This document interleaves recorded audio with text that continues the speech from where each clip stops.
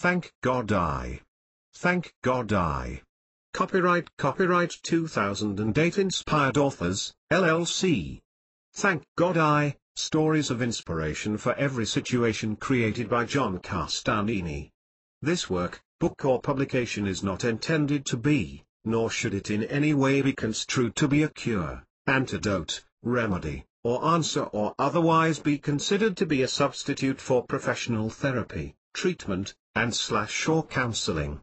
Some of the contact information for the Thank God I authors may change in perpetuity. Introduction. Important. Please do not skip this section. Why this book? What makes it so different?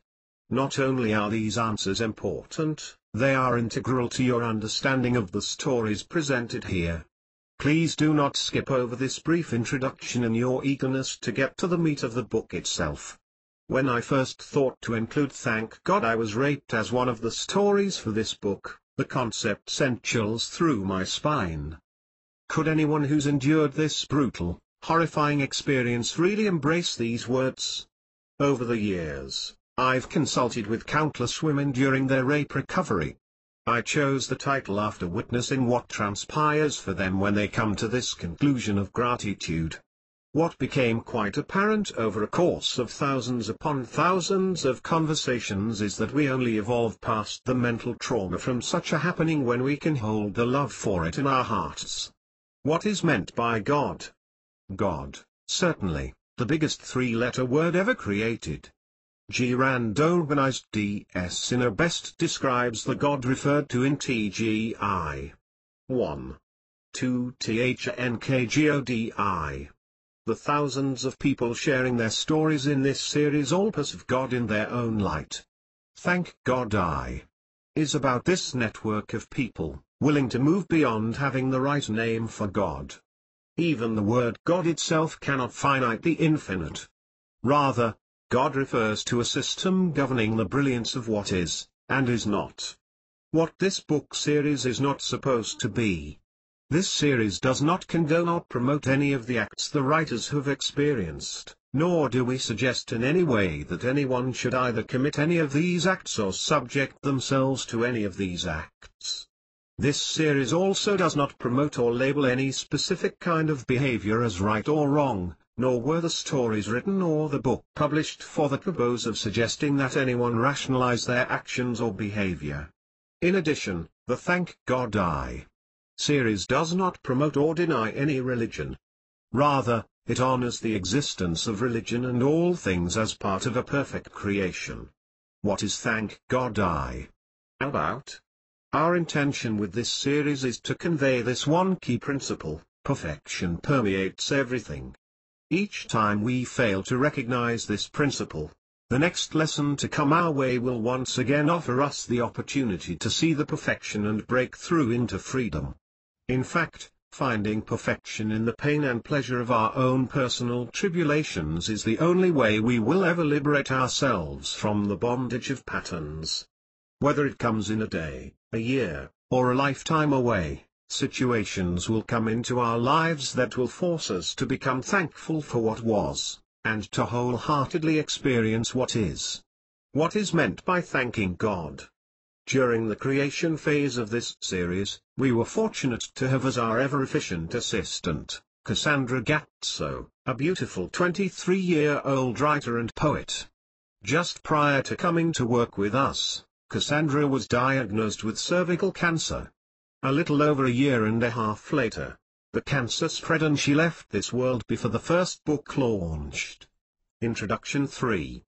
After Cassandra passed, my heart was struck by the words she put to the page as she endured this experience.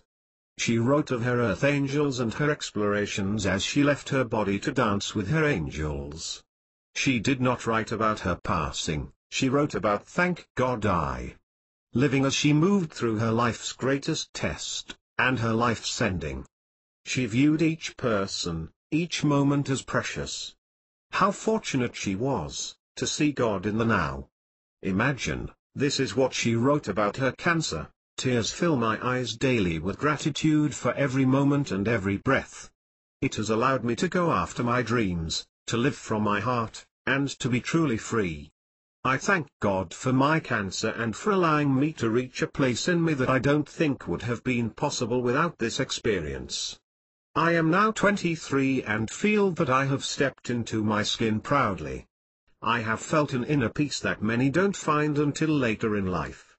I am truly grateful for all my earth angels and want to thank them for sharing with me this wonderful journey. Cassandra. There are 4 million tasks to accomplish in order to bring the Thank God I network to the standard of our vision. Thank you, Cassandra, for reminding me why Thank God I was conceived in the first place. Thanking God is about the above. Not just what is above this senator tense, it is about what is above, guiding us at every moment. Beyond the pain, chaos, and confusion of our circumstance exists true perfection. Thanking God is about finding this perfection. This place of thanking God might seem nearly impossible to find, but it is the only place we will find ourselves. Thank God I is true gratitude. Sure, we all hear about the good things that people are grateful for in their lives. But, is this gratitude? Thank God I. Gratitude is about 4THNKGODI. A state of being. It is about a state of inspiration, non-judgment, and presence. Thank God I. Gratitude is beyond the illusion of positive or negative. It is beyond the lies of good and evil. Thank God I. Gratitude is about finding God in every word, thought, and deed. In spirit, we are beyond the illusion of pain or pleasure and we are present with spirit. Thank God I. Gratitude is about equal love for all that is, as it is, was, or ever shall become. Gratitude is loving what we don't like as much as loving what we do like. The diversity of authors and experiences. The intention of this series is to reach all of humanity, every single unique creation. We did not base the selection of contributions to this series upon any faith or religious orientation. Each selected author took a former challenge into their heart. The diversity of authors spans religions, countries, professions, age, race, nationality, and definitely experiences. They range from strippers to doctors, from politicians to stay-at-home moms, and whoever they are, gratitude rules. From alcoholism to molestation or rape, the law of gratitude prevails with each of our authors. Thankfulness for whatever is, or is not, ultimately rules every one of our kingdoms. The vision of Thank God I. Little did I imagine how lightning fast Thank God I would circle the world. This network includes thousands of contributors, reaching millions of people, sharing not only their stories, but also their answers. Beyond the books, and the online community, we offer worldwide conference calls, workshops, and seminars. The vision of this series will provide everyone within specific communities information in order to evolve past the emotions that are holding them back. The people and the project are revolutionary. All things in nature proceed from certain necessity and with the utmost perfection. Baruch Spinoza. Gratitude, thanking God. The key to experiencing love and fulfillment in all 7 areas of life. Dr. John DeMartini. What does it take to live happily ever after? Ask 100 different people and you'll get 100 different answers. While some claim happiness is simply being in a happy relationship, others believe winning a pile of money would allow them to live happily ever after. But, what if I told you that the hope for happily ever after is one of the greatest psychological and social delusions of our time? Winning a pile of money or having a great relationship won't keep you happy indefinitely, and half the time it might actually do the opposite. This might come as quite a shock. If you set yourself up with the expectation that you are magically only going to live happily ever after, you may find yourself checking into a lifetime residence at the Heartbreak Hotel. Happiness ever after is a fantasy. It's a fairy tale, and from this illusion are birthed some of the most prevalent social concerns including stress, suicide, heartache, hopelessness, anger, resentment, and depression. 5. 60HNKGODI. Everlasting happiness goes against altruist nature.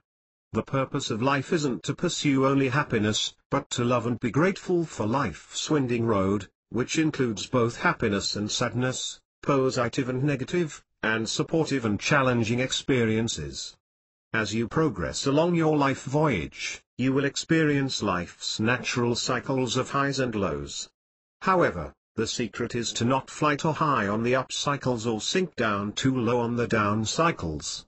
Instead, your purpose is to appreciate all of life's experiences, happy and sad, and grow from them by recognizing their inherent balance. In my signature seminar program titled The Breakthrough Experience Registered, people learn the secret of how to embrace the complete balance of life, no matter what form of high or low it takes. And through the use of the DeMartini method registered, people uncover and find this secret. This profound methodology provides a simple means to help you instantly find the blessings in every curse and teaches you how to be grateful with whatever confronts you in life. So while you may not be able to live happily ever after, you can become deeply grateful in all areas of your life, no matter what happens. Let me tell you how to accomplish this attitude of gratitude in the 7 areas of life. Be grateful for why our spiritual state. With gratitude, you can open your heart to love. If you desire to love yourself, others, and your magnificent experience called life, then being grateful is one of the most important steps you can take. Gratitude helps you live the life of your dreams. It doesn't matter if you are more conventional in your spiritual or religious beliefs or more orthodox, you can become grateful for the unseen energy flow of life that surrounds and fills you. The energy that some call the soul, others term the Holy Spirit, while others refer to as the life force. Do not underestimate the power and depth that gratitude has. Gratitude, the key to experiencing love and fulfillment. 7. In connecting you to your own inner vital forces which you can bring into your everyday life. Action steps. Put aside a little time every day to connect with your inner spiritual force. It is amazing how inspired you can become when you allow yourself to open your heart and mind to this inspiring inner world. Gratitude is the key that opens up the gateway of your heart and mind.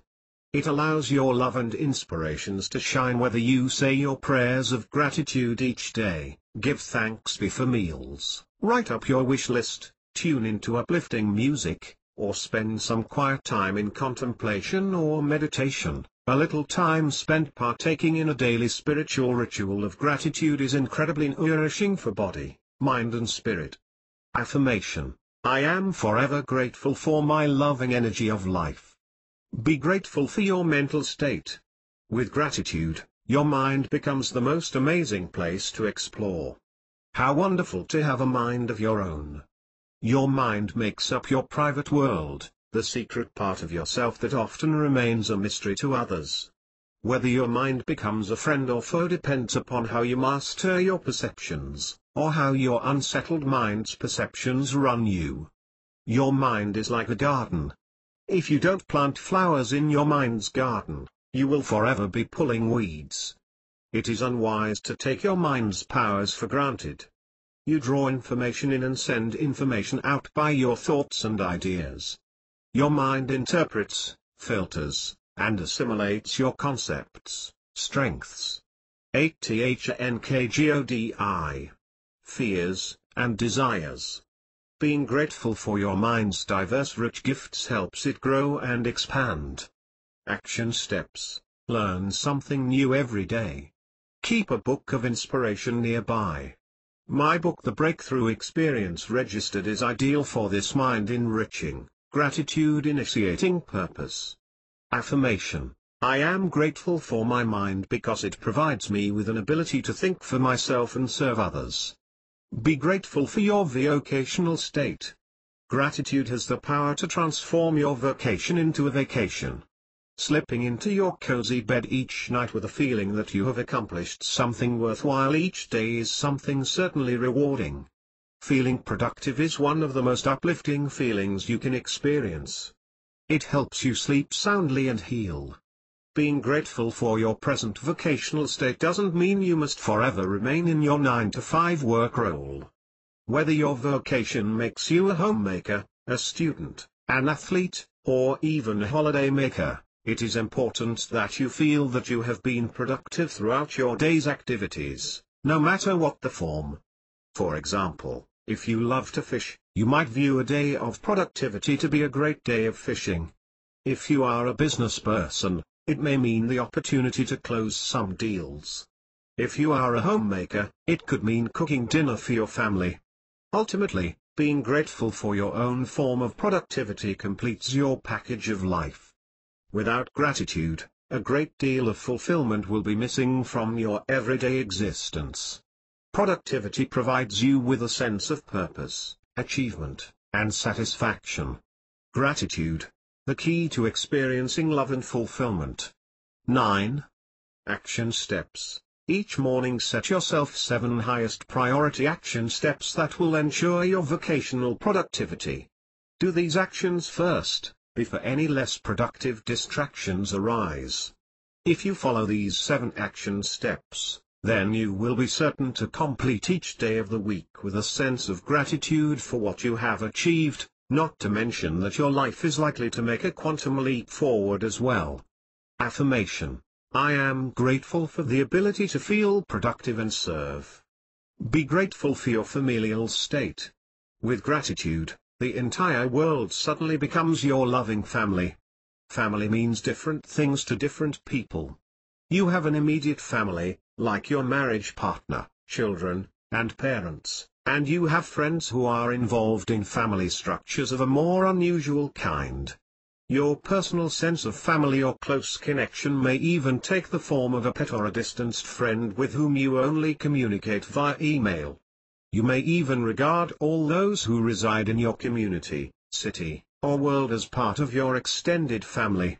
But even if you consider yourself a loner, you still will have closer or more distant connections to certain individuals, groups, or other structures, even if only in your fantasies. These connections can be intimate or less personal and may even consist of groups of people rather than individuals. Ultimately, you have a family. Action steps. Sometimes you may forget the role that others play, and have played, in making your life complete. So spend some time each day thinking 10thnkgodi of those whom you love, such as immediate family members or old friends. Recall what their presence on this planet, or past presence, if they have already left this planet, meant and still means to you, and how it has contributed to your fulfillment. Thinking grateful and loving thoughts about others will open up your heart and enrich your life. Affirmation: I am grateful for those whom I love and those who love me in return. Be grateful for your financial state. With gratitude, you may materialize more money than you even need. Being grateful for your financial state can be a tricky attitude of gratitude to master because you may be constantly in the habit of affirming to yourself that you don't have enough money.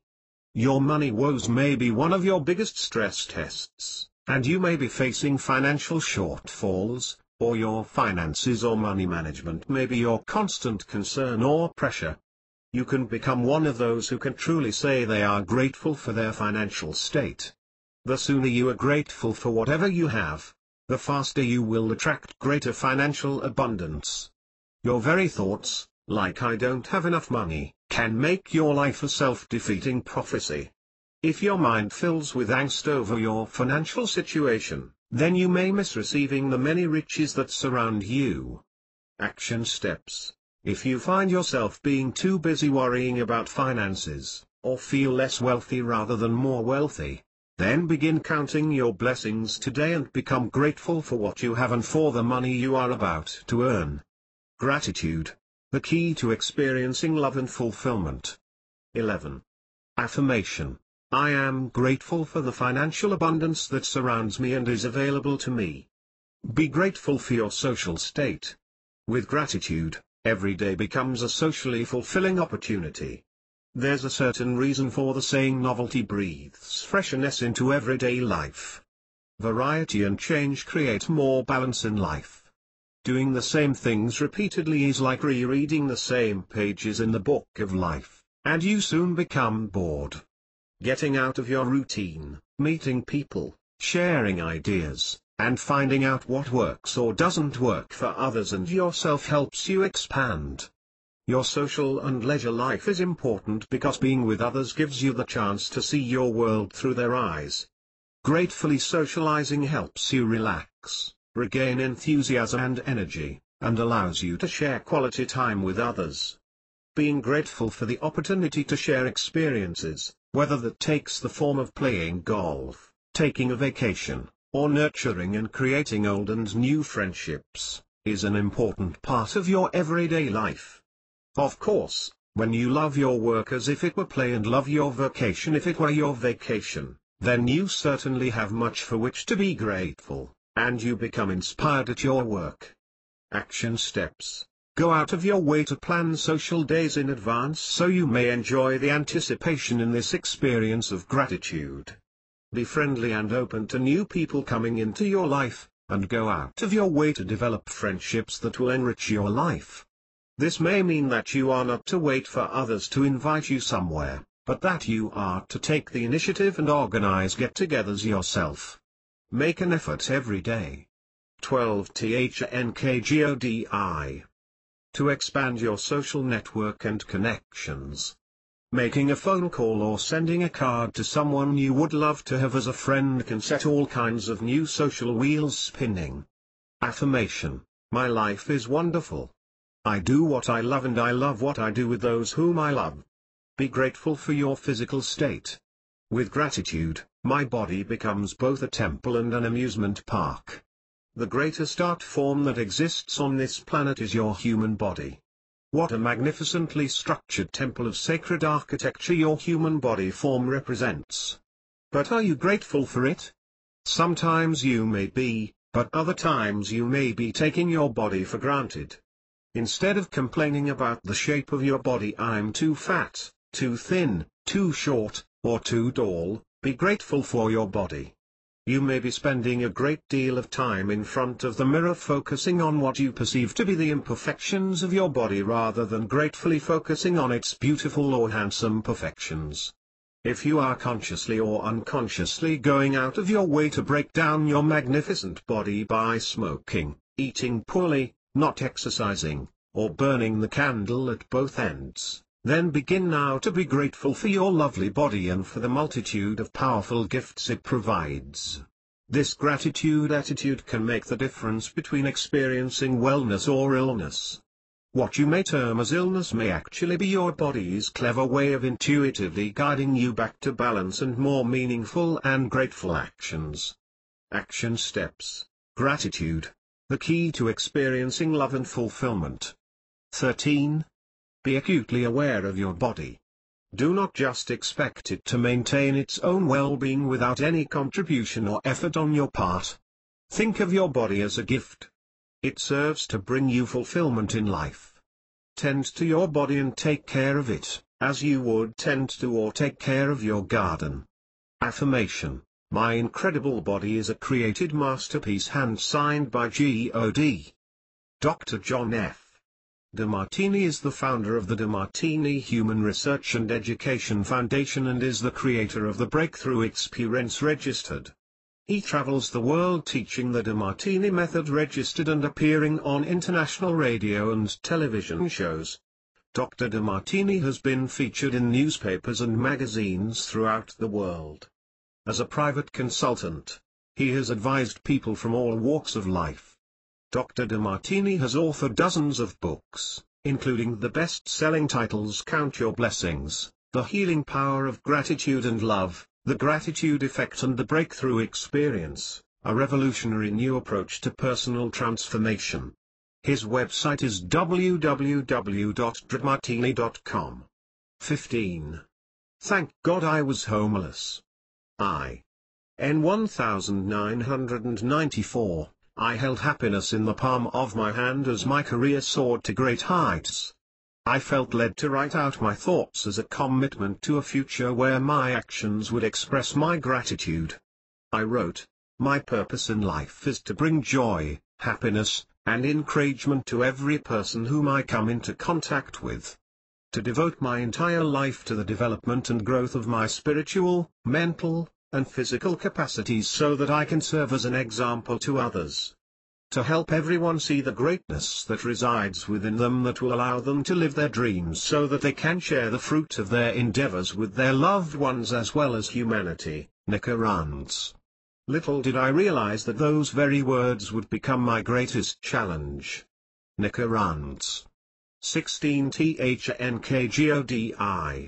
In 1997, I left my stage career and moved to California to pursue a spiritual path. I remember feeding homeless people on Saturdays as a way of giving back. I found other activities to help out the hungry and homeless. I financially supported myself with income from inherited properties in my native island of Puerto Rico. Then the wheels turned on me. I discovered that one of the properties incurred tax debts dating from 1960. I sold everything and still owed over $45,000 in credit card debt. To my shock, I found myself out on the streets, hungry, and with no money of my own. I was forced into bankruptcy. I worked at odd jobs in order to buy food. I temporarily turned to friends and family as I made plans to go back on the road as a comedian in order to secure a steady income. Performing as a stage comedian no longer fulfilled me, but it was the only career I knew. I lived out of my car or slept on floors whenever I found someone generous enough to put a roof over my head. Then the anger set in. I questioned my spirituality, and my purpose in the universe. I switched between anger at God and doubting His existence altogether. I had always taken pride in taking care of my physical health. Imagine how I felt when I found myself budgeting to make sure I could have at least 3 sandwiches a day. I walked into a store to purchase a gallon of milk and a $1 box of cereal so I'd have something to fill my stomach.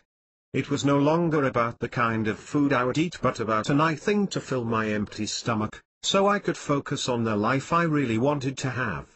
A life I knew I deserved. I just didn't know how to create it. Then mysteriously something happened. Each time I was about to give up, a strange synchronicity showed up in my life, allowing me to go on. I didn't know why these things kept happening, nor did I realize that one of the most powerful laws in the universe revealed itself: the law of surrender. In other words, as I let go and trusted my life's process, I drew into my space more and more hidden blessings that allowed me to continue on my journey. I always received just enough shelter, food, and opportunities, my basic needs met, but not my wants, and I still could not afford a place to live. I was homeless 17.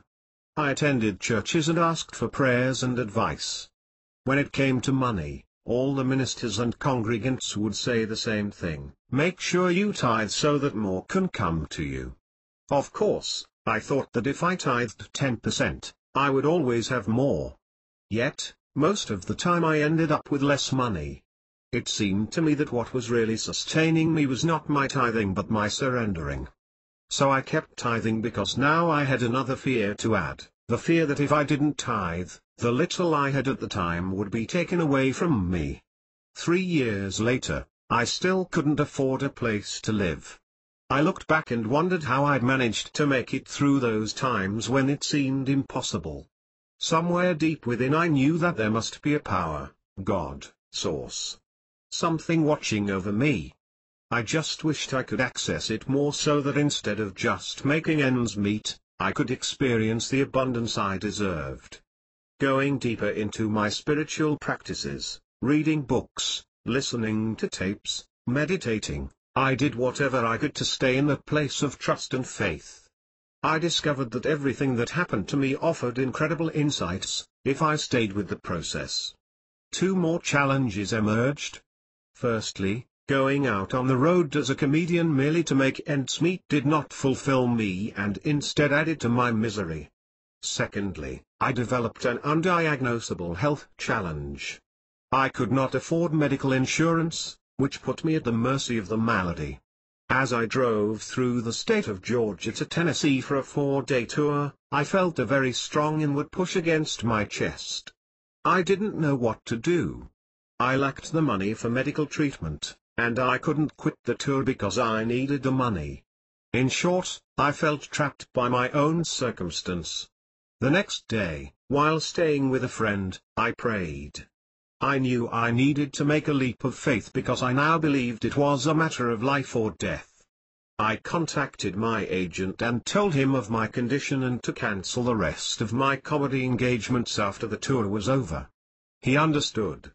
I had no place to call home, no income coming in, and an unknown physical challenge. I sought out a doctor who discovered a tumor in my thyroid. He wanted to remove the thyroid, but something deep within, 18THNKGODI, told me no. I walked out of that office, never to be seen by a medical doctor again. In Florida, I stayed with a friend and attended a church party at someone's house where I met a man who owned a home-based sign company. It turned out that he had seen me performing a few months earlier at a comedy club in Florida. He needed a graphic artist. I had experience as one, and so he hired me. Soon I found an apartment, and my life improved. I left the road because of my health, which led me to the new opportunity. This taught me another very powerful secret: I am always taken care of. But the opportunity presented itself only after I took the first step. Other opportunities arose in my life, mostly from trusting and taking leaps of faith. I had a place to live, my health was improving, and I had money coming in. Although only enough to make ends meet. A dear friend in California called to invite me to be her guest at a 3-day intensive seminar she planned to attend. The trainer, a multimillionaire, taught about money and emotions. I knew I needed to hear this topic, not knowing at the time that I was about to discover another universal principle. The lecturer elaborated on the subject of tithing. He basically stated that tithing has nothing to do with percentages. We are to tithe from the heart without expecting anything in return. He even shared that he gives only 5%, and he's still rich. Then he made a statement that triggered something within me that forever changed the direction of my life. He said, "You hear a lot that it is better to give than to receive, right? Well, in order to have a giver, there has to be a receiver. And in order to have a receiver, there also has to be a giver. In other words, that is a 50/50 exchange. Therefore, one cannot be better than the other one. And those who preach that it is better to give than to receive are always on the receiving end." Something deep within me resonated with this, as if God had said to me, "See, Nick, you knew about this truth all along but would not. I was homeless 19. Listen to me. Well, now you've met someone extremely well off financially, sharing the truth about tithing. So now you don't have to feel guilty anymore." In just a few short hours after that realization, I wrote my first book, The Truth About Tithing. The endorsements I received were mind-blowing. All of a sudden, I felt as if I was onto something. Right after that, my experiences led to the creation of The Truth About Karma, followed by The Truth About Western Medicine as a result of my health challenge, and The Truth About Selling, as well as audio programs, articles, music CDs, and so much more. Once I had the experience, or as some may say, once I had learned the lessons I needed to learn, everything necessary, resources and opportunities, to bring my dreams into fruition came easily and effortlessly. Something greater than myself supported me in everything I wanted to create. This reminds me of Richard Bach's words in his amazing book Illusions: "Every problem has a gift inside. We seek problems because we want their gifts." You may ask, why did I have to go through all of that? Remember what I wrote at the beginning of this story regarding my desire for my life's purpose. to devote my entire life to the development and growth of my spiritual, mental, and physical capacities so that I can serve as an example to others. So that I can serve as an example. A minister once said to me, "You do not want to teach people how to do it. You want to share with them how you did it." My journey taught me about surrendering and about the power of trust, faith, and the ability to create and attract into my life whatever I want. I can now assist others who are facing major challenges, because my experience now allows me to relate to them at a deeper and more compassionate level. When I coach someone facing any kind of challenge, I can truthfully say, "I know how you feel, I've been there." And, I can share from personal experience how to get from where you are to 20THNKGODI. Where you want to go. As opposed to, "This is my degree, and according to studies, this is what you need to do." Not nearly as effective. As I continued on this path, my finances grew, and they continue to do so. I continue to attract blessings into my life, which led me to create FulfillYourDreams.com, considered to be one of the most powerful video classes taught over the internet on manifesting miracles. I am literally transforming lives all around the world. My dream came true and continues to evolve, all because of what I went through. To bring joy, happiness, and encouragement to every person whom I come into contact with. To this day, I no longer fear risks because I know my source and supply. Some may call my life experience positive, others may choose to call it negative. Regardless of the label, however, all I can say is, thank God I was homeless. Nick Arantz, homeless, broke, and with a thyroid tumor, discovered a miraculous way of achieving perfect health without any medical intervention. He also achieved financial success. These accomplishments led him to the creation of his Manifesting Miracles online coaching course at www.fulfillyourdreams.com. His books, including All Your Dreams Are Meant to Be Fulfilled, of which Louise L. Hay says, "You certainly paint some memorable images. You were born to manifest miracles, the truth about tithing, the truth about karma, the truth about Western medicine, and the truth about selling is available through www.theradicalkid.com. Nick is producer of Dare to Make the Turn and Manifest Your Dreams. An empowering trainer and speaker, Nick is a frequent guest on radio and TV.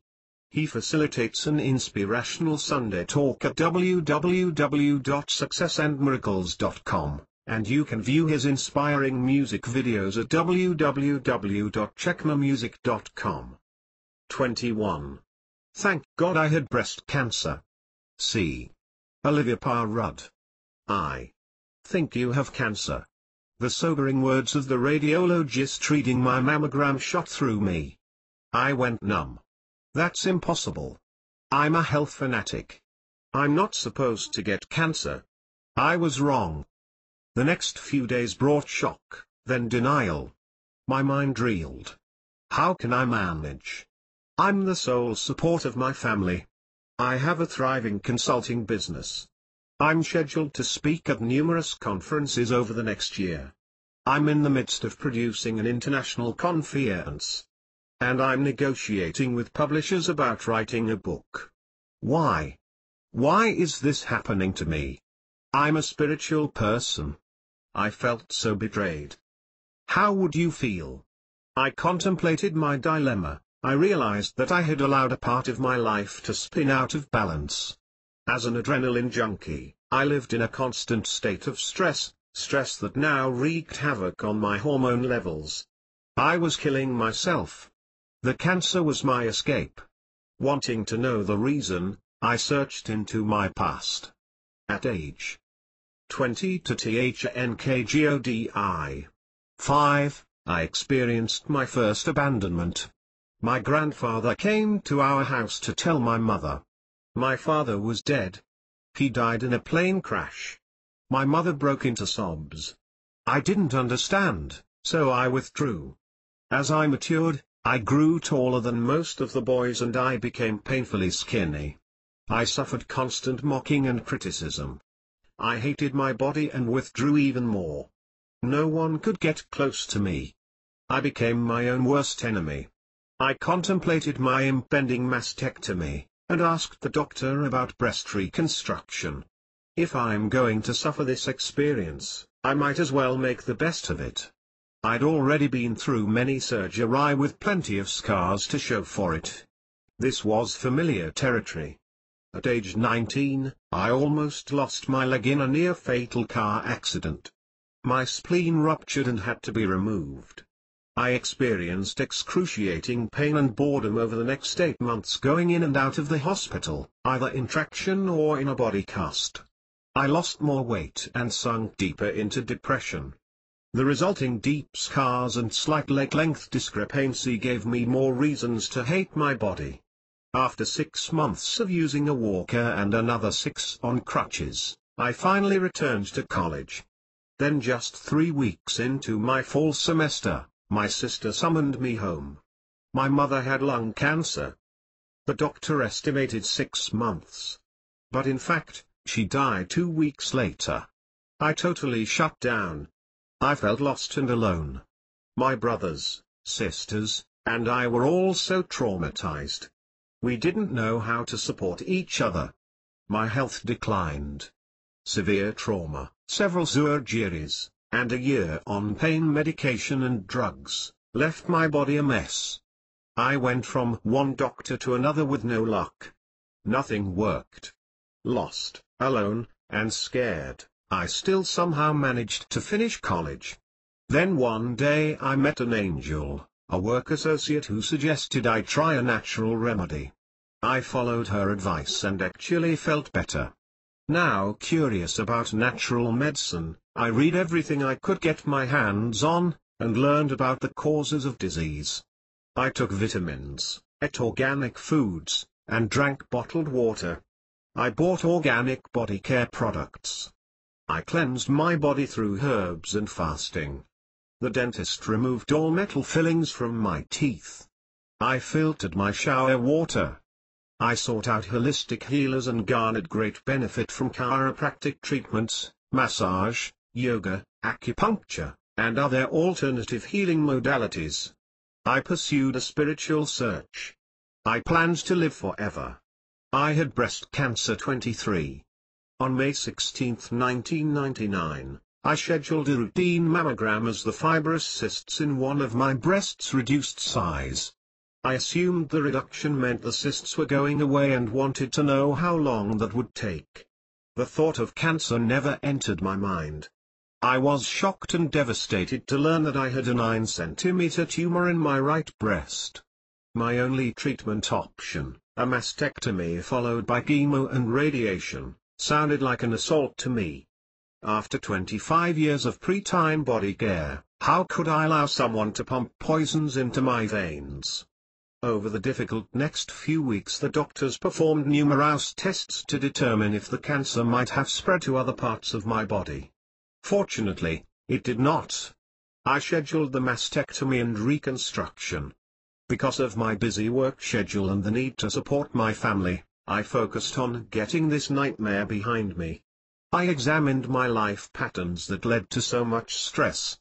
As the main breadwinner, I always put my family first and pushed myself to the point that my life was completely out of balance.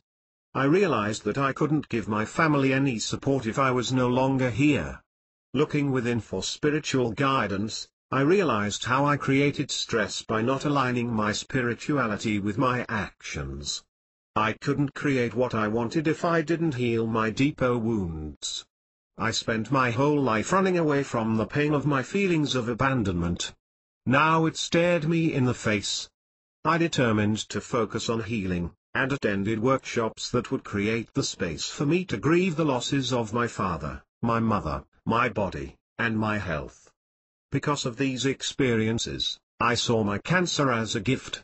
I needed to slow down and examine my life patterns. I recalled that someone at my mother's funeral fondly said, "Betty lived a full life.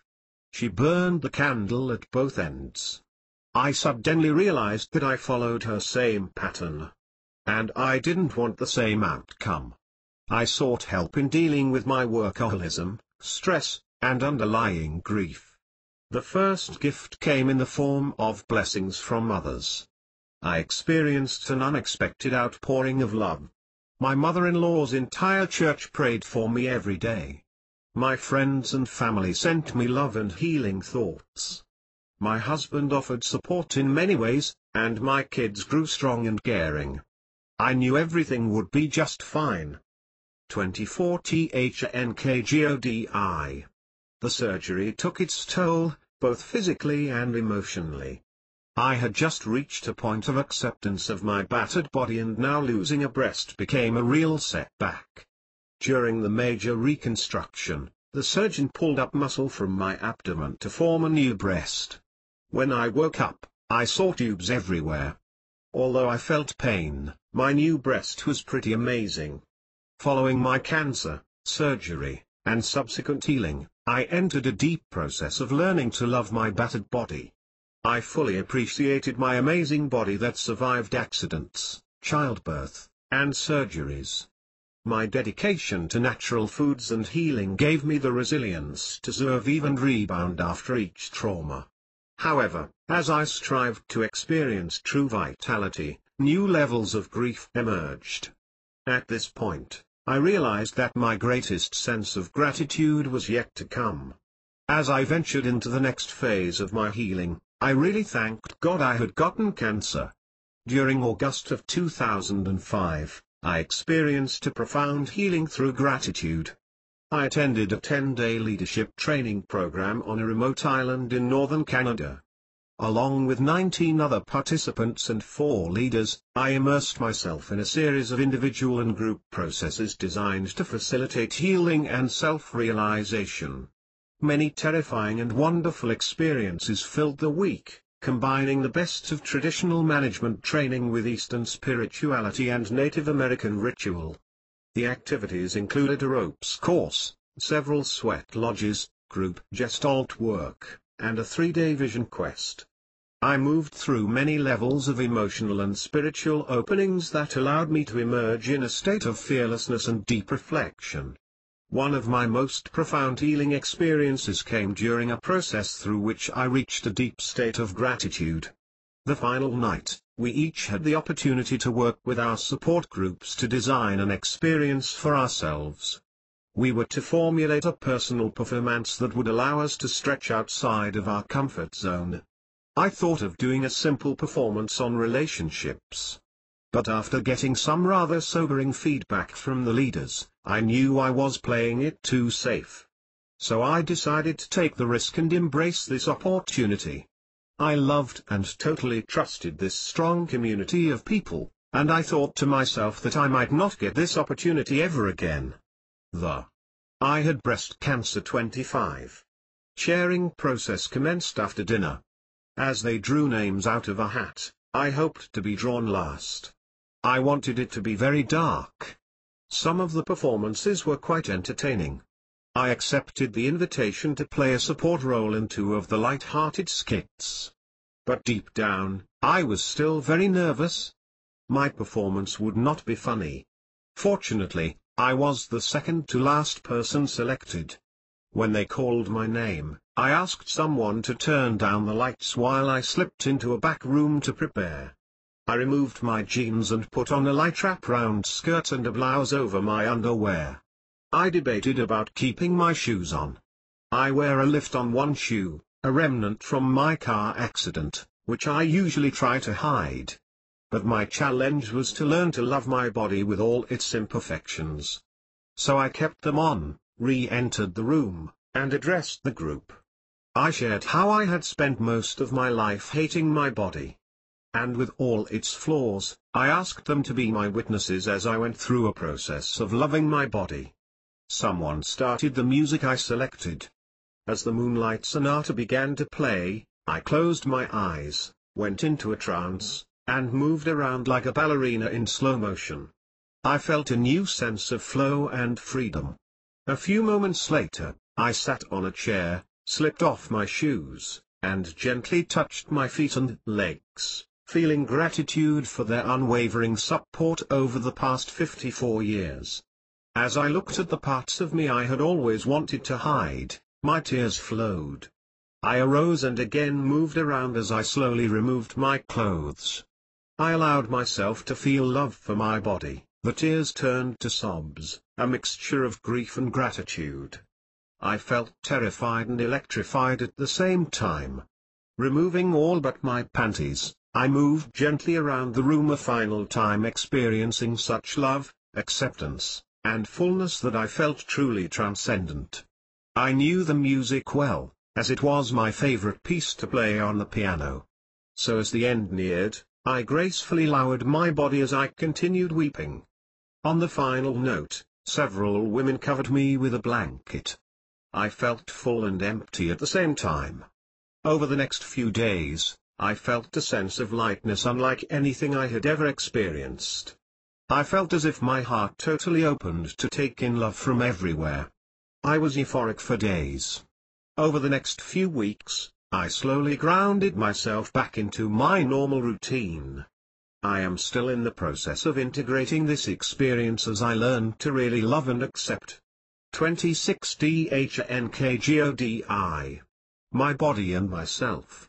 And beyond that, I am learning to listen to my body for introspection and guidance.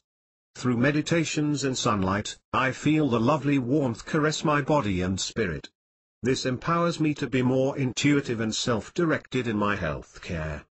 Last year, I developed precancerous calcifications in my other breast. One doctor advised a partial mastectomy, which would basically destroy the breast. Another wanted me to take hormone-suppressing drugs that had the potential to ruin my skin, my moods, and my sleep. I viewed it all as another wake-up call to determine where my life might be out of balance.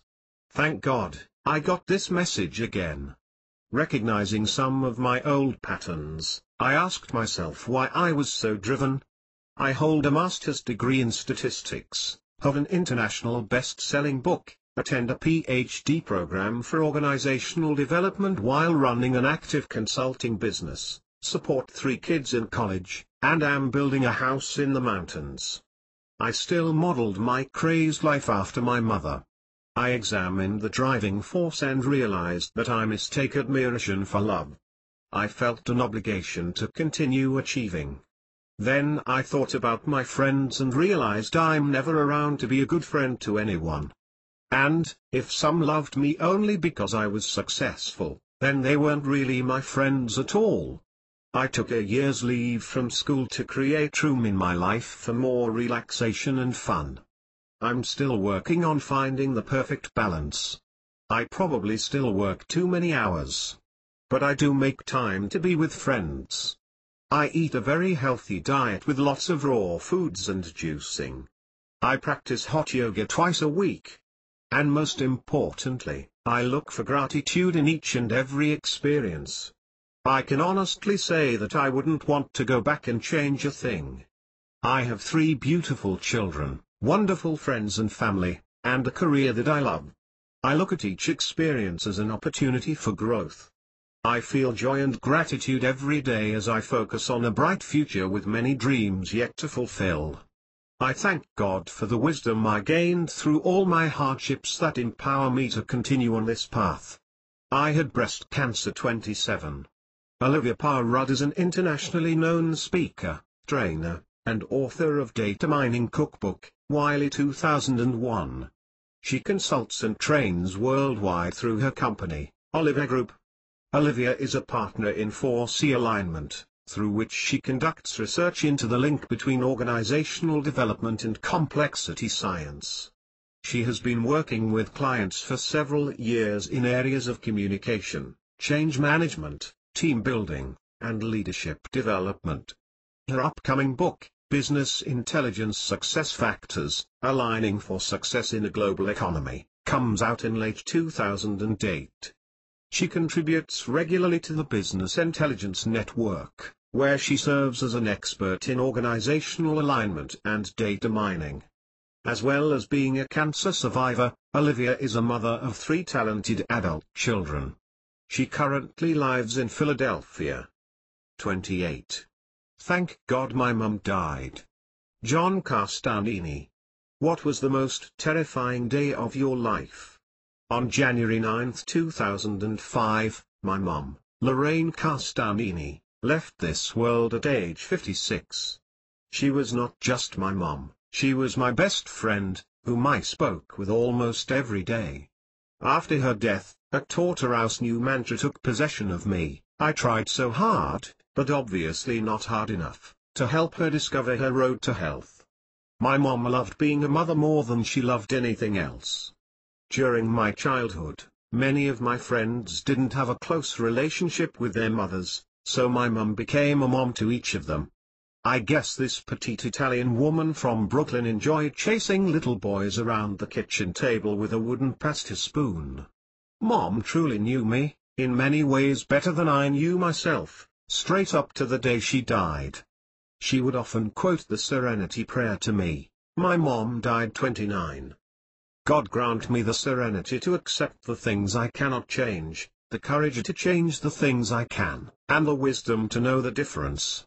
For the final 5 months that my mom was on this earth, we were at extreme odds. We warred over a time of great confusion to me, and of my separation from my childhood sweetheart. The evening before Mum died, I didn't even see her as my mom anymore. I saw a woman whom the doctors turned into a legalized drug addict. The day of her death, mortified and gasping between gushing rivers of tears, I bellowed, "That's it. She's gone. It's over." I allowed the doctors to kill her with those pills, and I hadn't done enough to stop them. It was murder, and her blood was on my hands. I had tuned out her cries for help. I should have saved her. It was all my fault. I didn't take the time to hear her screaming, begging to be heard and loved. Instead, I fought furiously every day to learn, to achieve, to compete and create. As a result, I missed cherishing and treasuring this most valuable gift the universe shared with me. Now it haunted my mind. I should have. Over and over. Please cut off my head. I can't stop hearing it. I staggered under the grief, as if I had control of the death card. Oh, the ignorance. Consumed, confused, obsessed, and alone, this little boy wanted his mommy. Nothing and no one would stop me. I was going to find her. I recall the first sign of sun a month later, under Florida skies. I met a fiery woman named Lorraine. Lorraine. It was not the most popular name. She was 56. 56. Like Mom. She was from New York City, like Mom, and was another chain smoker, too. Mom loved those damn cigarettes. I stared through this woman and knew, with absolute certainty, that her birthday was January 9th, the same day my mom had passed. I was right. Now, what the hell are the chances of that? Here stood living, breathing confirmation that Mum was still around here somewhere. The mind's manifestation powers are truly amazing. Eventually I stopped looking outside and delved deeper within.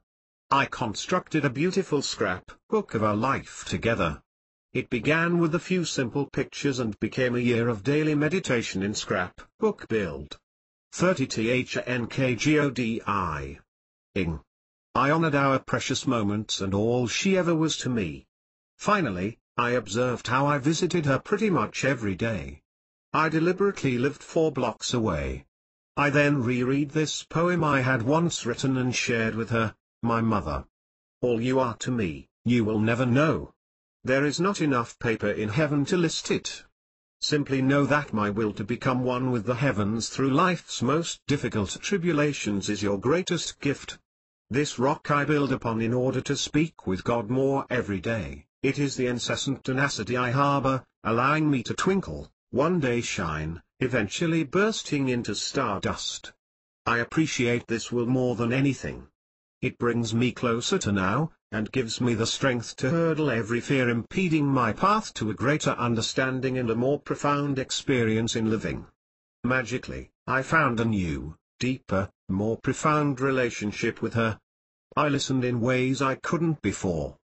I heard her, and we both discovered and knew one another, closer and deeper in our communication. Before, there was my mum, now, there is my mum and a free soul guiding my spirit. I understood, this beautiful woman came to this planet to be a mother. She wanted to die a mother. Her boys were turning into men, and dying was her only way of letting go. She couldn't let go and stay here with us. She had to leave for us to really think for ourselves. My mom died 31. This woman who birthed me gave me a second life in her dying. She knew in order for me to grow I would have to do it on my own. Since her death, I tried to listen more closely and open my heart wider to others, and myself, just the way she lived. Thank you, Mom, for this empathy and dedication to listening beyond just what I want to hear. Mom, I understand it was your time to leave. I understand and honor your freedom to change. I realize that no matter how hard I would have tried to shift our roles a bit, and tell you what I think you should do, you wanted to live and die the mother. Thank you for this gift of serenity for what I could not change. God knows, no one was going to change you. By my facing this great challenge, your leaving so young and so suddenly, you instilled in me the courage to discover and change the only thing I ever really can, my own mind. Thank you for the courage to share our story, my work, with humanity. I will cherish this courage you bestowed upon me in every breath, until my very last. Thank you for leading me further toward this path to wisdom. Letting go and changing can be oh, so difficult. I pray with you for your constant guidance, for the wisdom to know the difference. Thank you, God, for my mum's life and all our precious moments. Thank you, God, for my mum's death. It has brought to me this priceless wisdom. Yes, Mom, I finally understand the serenity prayer. Thank you, Mom. Your dying helped me reach a place to create this book series, where thousands of people are sharing their stories of gratitude and love. 30 to THNKGODI. Your lessons to me are helping to open millions of hearts, through their greatest trials and tribulations. You're one powerful little woman in your life, and even more in your death. I thank God, for in His taking you away from me, you are eternally closer. Yes, Mom, when you left I was lost, but thanks to you, I now am found. I was blind, but now I see. Having studied spiritually for almost 2 decades, and inspired by the great minds of history, John Castanini conceived of the Thank God I series in 2006. He states, "There is nothing I love more than to conceive an inspired idea, bathed in God's great laws, and to shower its manifestation." John attended chiropractic school, holds a degree in biology, studied various martial arts forms, and worked with Dr. Wayne Dyer and Dr. John DeMartini. He has authored over a dozen books, written over 2,000 poems, and is finishing his second music CD as singer/pianist under the title 150 Moons. My mission is to share bits of wisdom in this gift of life and hopefully create a masterpiece along the way. My dream is to unite great networks that help unify and empower the soul of humanity to assist one another in becoming the true identity of love. My father went to prison. Close to my dad once again. Lisa K. W. When I was a little girl, my dad and I were close. I always felt safe around him. At 63, and 215 pounds, my dad, a former pro heavyweight boxer, seemed to me to be invincible. Dad was very liberal in what he would allow us kids, my older sister, my younger brother, and me, to do. We grew up on a dairy farm, and he let us do things other parents wouldn't allow their kids to try for fear of their getting hurt. Dad drove big, heavy farm equipment, often with a big wagon pulled behind. He'd let us kids hang on to the wagon and run on the road behind it. We climbed on the rafters of the barn, then jumped into a pile of hay. Or into his arms. We climbed onto the barn roof and slid down.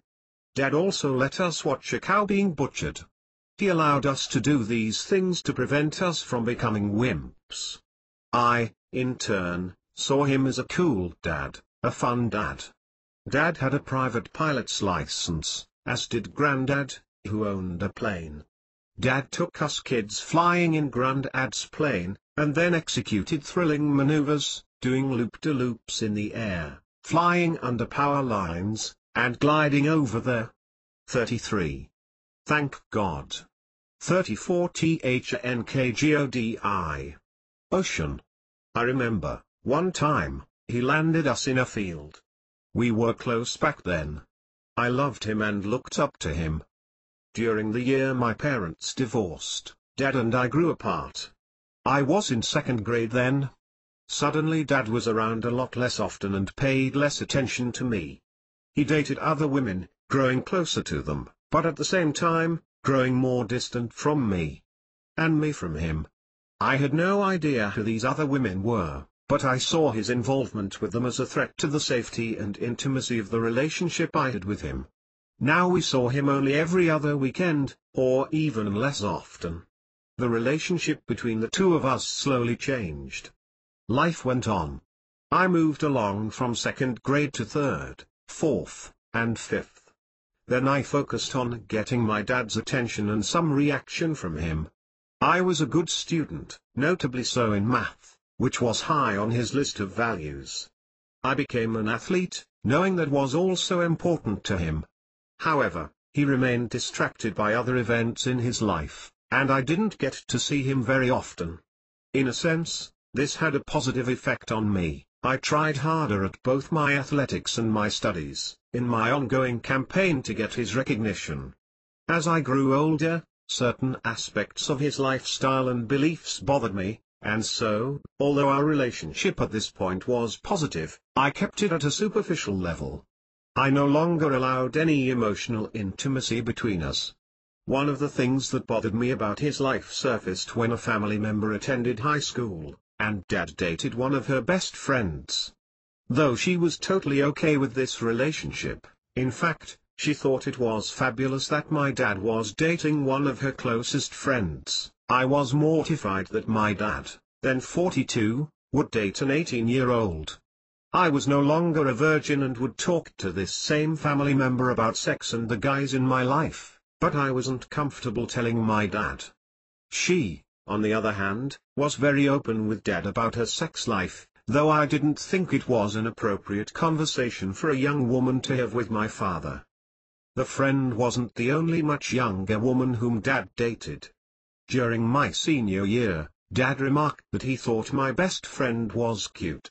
Attracted to older men, she followed through on the compliment without my knowledge, and the two of them wound up sleeping together. Neither of them told. My father went to prison 35. Me at the time, I found out only later on. Then when I entered college, Dad asked one of the girls on my basketball team out. She told me about it and said that she thought he was a great guy, but she had no interest in dating him. I approached Dad and told him that his asking her out was unacceptable to both her and to me. I told Dad I didn't want him coming out and being supportive of the team anymore because his behavior embarrassed me. The incident leading to the chain of events that sent Dad to prison took place in August of '98. Dad dated a woman I'll call Renee, who had a 6-year-old daughter. Renee left the child with Dad while she went out somewhere. Things were fine as they played together until they decided to play a kissing game. The little girl would say, "Kiss my foot," and Dad would comply. "Kiss my arm," and he did. "Kiss my cheek," and Dad kissed her cheek. The child, delighted, laughed and laughed. Then she directed Dad, "Kiss my vagina." And he did that, too. Renee came home, and soon it was bath time for her daughter. During the bath, the little girl happily told Renee about the game she played with Dad. Renee confronted Dad, who readily acknowledged kissing the little girl's vagina, but he added, "It was a game. We were just playing." Dad and Renee discussed not only what had happened but also the possible consequences.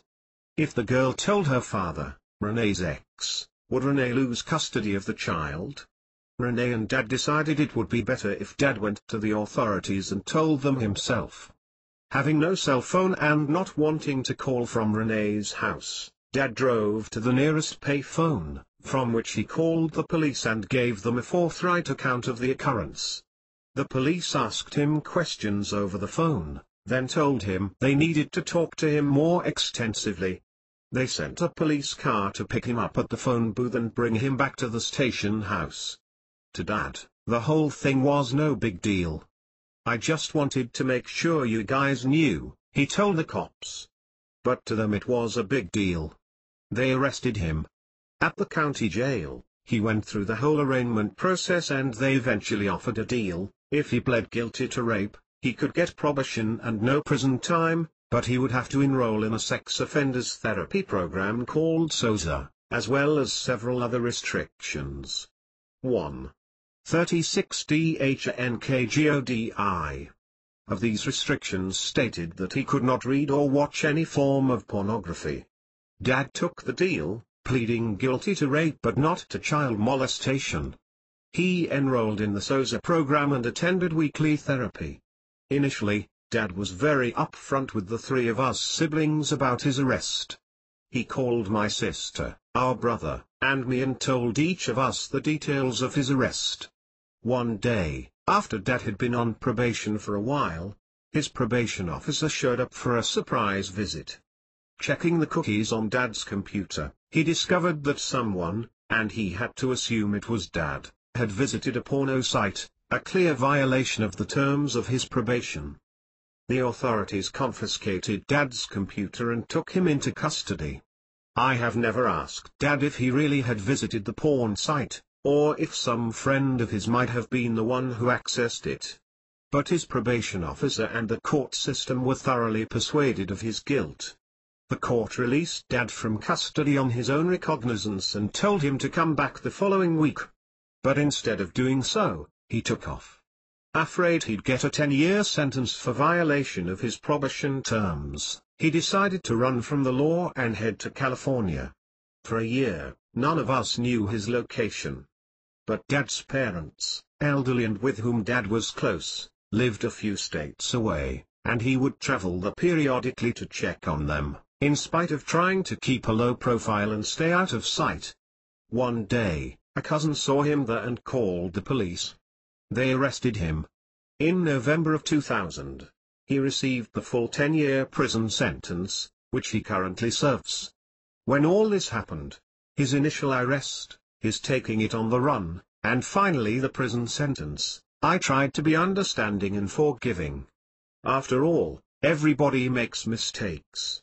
Nonetheless, despite my attempt to forgive him, his actions were unacceptable and wrong to my way of thinking. During the year Dad hid from the police, he struggled financially, and he urged me to help him monetarily. I didn't want to get in trouble legally for helping a fugitive, nor did I agree with his actions, so I refused to help him. Initially his conviction shocked, disappointed, and embarrassed me. I didn't tell anyone that my dad was in prison, or why. I was mortified and humiliated to have anyone think my father was a child. My father went to prison 37. Molester. And it was not just for the sake of his reputation. I was also concerned with what people would think of me. A family member, on the other hand, told people freely, which made me furious at her. I felt strongly that having my father in prison for child molestation was something nobody should know about. After Dad shipped off to prison, he'd write to me periodically. But I didn't care for writing and didn't do much of it. Which meant I rarely wrote back to him. However, he did have access to the prison payphone. All calls had to be collected, but I didn't mind paying, so I accepted the charges, and we'd talk. We communicated in this way. Though we had still not regained the closeness of my early childhood. In 1997, I had my first child, another in 1999, and the third in 2001.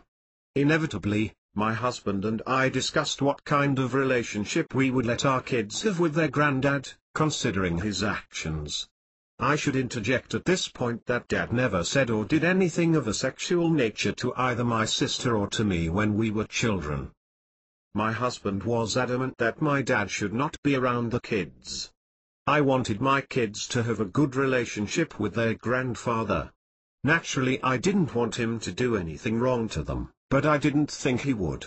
The point I particularly want to make here, though, is that Dad's incarceration proved to be a turning point in our relationship. We grew closer once again. There was something about his being in prison that made me feel safer, made me feel that I could have a better, more open relationship with him. I let my guard down with him. I knew he couldn't do anything that might embarrass me now. That was part of the equation, and for whatever other reasons, I found it easier to talk to him. My marriage hit some serious snags, and in 2001, my husband and I started marriage counseling. I'd talked to my dad about the conversations with the counselor and the problems in the marriage that had led us into counseling in the first place. Dad became my confidant, someone with whom I could talk freely. Because he was in prison and talked to few people on the phone, I opened up to him more easily, and our conversations were more authentic. 38 THNKGODI. In September of 2004, my husband and I discussed divorce, and I started an affair. My dad was one of the few people to whom I felt comfortable divulging either of these facts. I told hardly anyone other than my closest friend, but I felt I could tell my dad because he wasn't judgmental. He was open-minded about so many things that I knew he wouldn't try to talk me out of doing what I was doing, nor would he judge me, even though, in the eyes of society, I knew my actions would be judged as bad and wrong. I told Dad all the details, knowing he was a male whom I could talk to about my husband and the divorce process. Knowing Dad was in prison made it safer to have these very private conversations with him. My life became so dramatic that Dad would call me regularly once or twice a week to learn the latest events. This gave me an outlet, someone to talk to, and so he became one of my best friends. I could talk to Dad about anything. In January of '06, I started working with Dr. John DeMartini. I attended different conferences, and learned more about the DeMartini method, registered, applying it more, and doing more of the collapses that he teaches. My dad still called me weekly, and when he did, I would tell him everything I was learning. He would ask me questions about it, so I shared more and more of what I was doing. At the time, my kids were 5, 7, and 9. The two youngest were girls, and they became more intent on finding out what Grandpa had done that had resulted in his going to prison. My dodge at first was to answer, because he broke the law. Then later, when that wasn't enough for them, he did something that wasn't very nice to someone. But they grew more insistent about learning the specifics. Finally, in the spring of '06 I had done enough work with John to know that I wanted to tell them. But I didn't know how to tell them in a way where they wouldn't think what he had done was wrong or bad. I wasn't negatively defining what he had done. My position with the kids was simply that their granddad broke the law and had to be punished for it. I asked for a one-on-one consult with John. I wanted to make sure I had no reactions of my own left, in viewing what Dad had done as bad, wrong, or negative. If I worked through it with John, I would be sure I had no emotional charges around it, then I could tell my kids. My father went to prison 39. And be sure they had no emotional charges around it either. I had been very open about the reproductive organs and the genitalia with my kids from the start. They were very familiar with words like vagina and penis, knew where babies came from, and knew all about sex. They were educated enough to deal with the conversation as long as I was able to tell them. John and I talked about what Dad had done. 100 years ago, it would not have been against the law, and another 100 years from now it might once again be legal. In other cultures right now, it's acceptable, including cultures where the father has sex with a daughter before she gets married. I sat down to answer the kids' long-asked question as to what their granddad had done. As I took a seat, the phone rang. It was Dad. I put him on speaker as I prepared to explain, and I told the kids what he had done and explained how it had occurred in the context of a game. I added the explanation that it is against our state law to touch a minor sexually if you're over 18. I added that if they're both either over 18 or both under 18, it's not a crime. So, under the circumstances as they had occurred, my father broke the law, and that's why Grandpa is in prison. The kids were mostly blasé in their reactions. Is that all? They asked. And then they got up and ran off to play. The DeMartini method registered helped. If you do the DeMartini method registered and collapse the negative perceptions you have around what happened, you can come to see that the little girl whose genie he kissed wasn't actually harmed.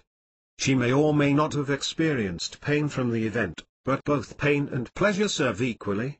Everything serves, and it is our choice to discover how even our most challenging events serve us. In this case, society might try to make the girl feel harmed, but that is just a matter of perception. It was an event that played out between them, like shaking a hand or rubbing a back. There are as many benefits as challenges that came out of the situation, and it is up to her to choose to find them. It may appear difficult to find these benefits, but they are there if you take the time to look. When this girl discovers that there were as many benefits as there were drawbacks to the event, she will no longer be a victim. At that point, she will experience the truth of the event and become thankful for it. As an example of a benefit, consider that many 40 THNKGODI girls and women don't understand the power and control their femininity has with men. However, if they become involved with a brother, uncle, or dad at a young age, they can learn about that power through these events. This was a lesson I didn't learn until I was 38 years old, when I did the DeMartini method registered on child molestation and worked directly with other women who had experienced it. I would not have achieved this understanding without the DeMartini method registered. In 2 years, Dad will be released from prison. I can't be sure what the dynamics of our relationship will be like then, but I know that as of now our relationship is vastly improved as a direct result of him being sent to prison. If not for that, I would surely not have regained my former closeness with my father or been able to confide in him as I've done for some time now. He's not a bad man, and he is a good dad. I love him, and I am grateful that we are once again close and able to talk to each other freely. I don't think we'll lose that when he is freed. I believe that, thanks to his being sent to prison, I have found my way back to my dad again. Lisa Kay is a dynamic woman, who loves work, family, and friends. Her high-powered lifestyle includes travel, study, and extraordinary experiences. Lisa is a successful financial planner, a mother of 3 amazing kids, and a student of the mysteries of life. Today Lisa Kay lives in beautiful downtown Seattle, ready to create her next adventure. 41. Thank God my husband died. Luan Mitchell. God has called me heavenward. Philippians 3:14. The news was out. The headline of the cover story read, "Every day is special when life is a gift." That was the headline of an article written about the ordeal experienced by my late husband, Fred Mitchell. It went on to say that Fred had a new way of thinking after receiving a heart and double lung transplant. A reporter by the name of Margomani wrote this lovely, sensitive article. I remember that when she interviewed my husband and me, we were concerned that a cold, hard-fact reporter might not understand that we were grateful for everything and that we would remain open to be grateful for absolutely everything that God had in store for us. Some said we lived in La La Land, that we could not possibly have all our faculties. Just look at the guy, they would mock.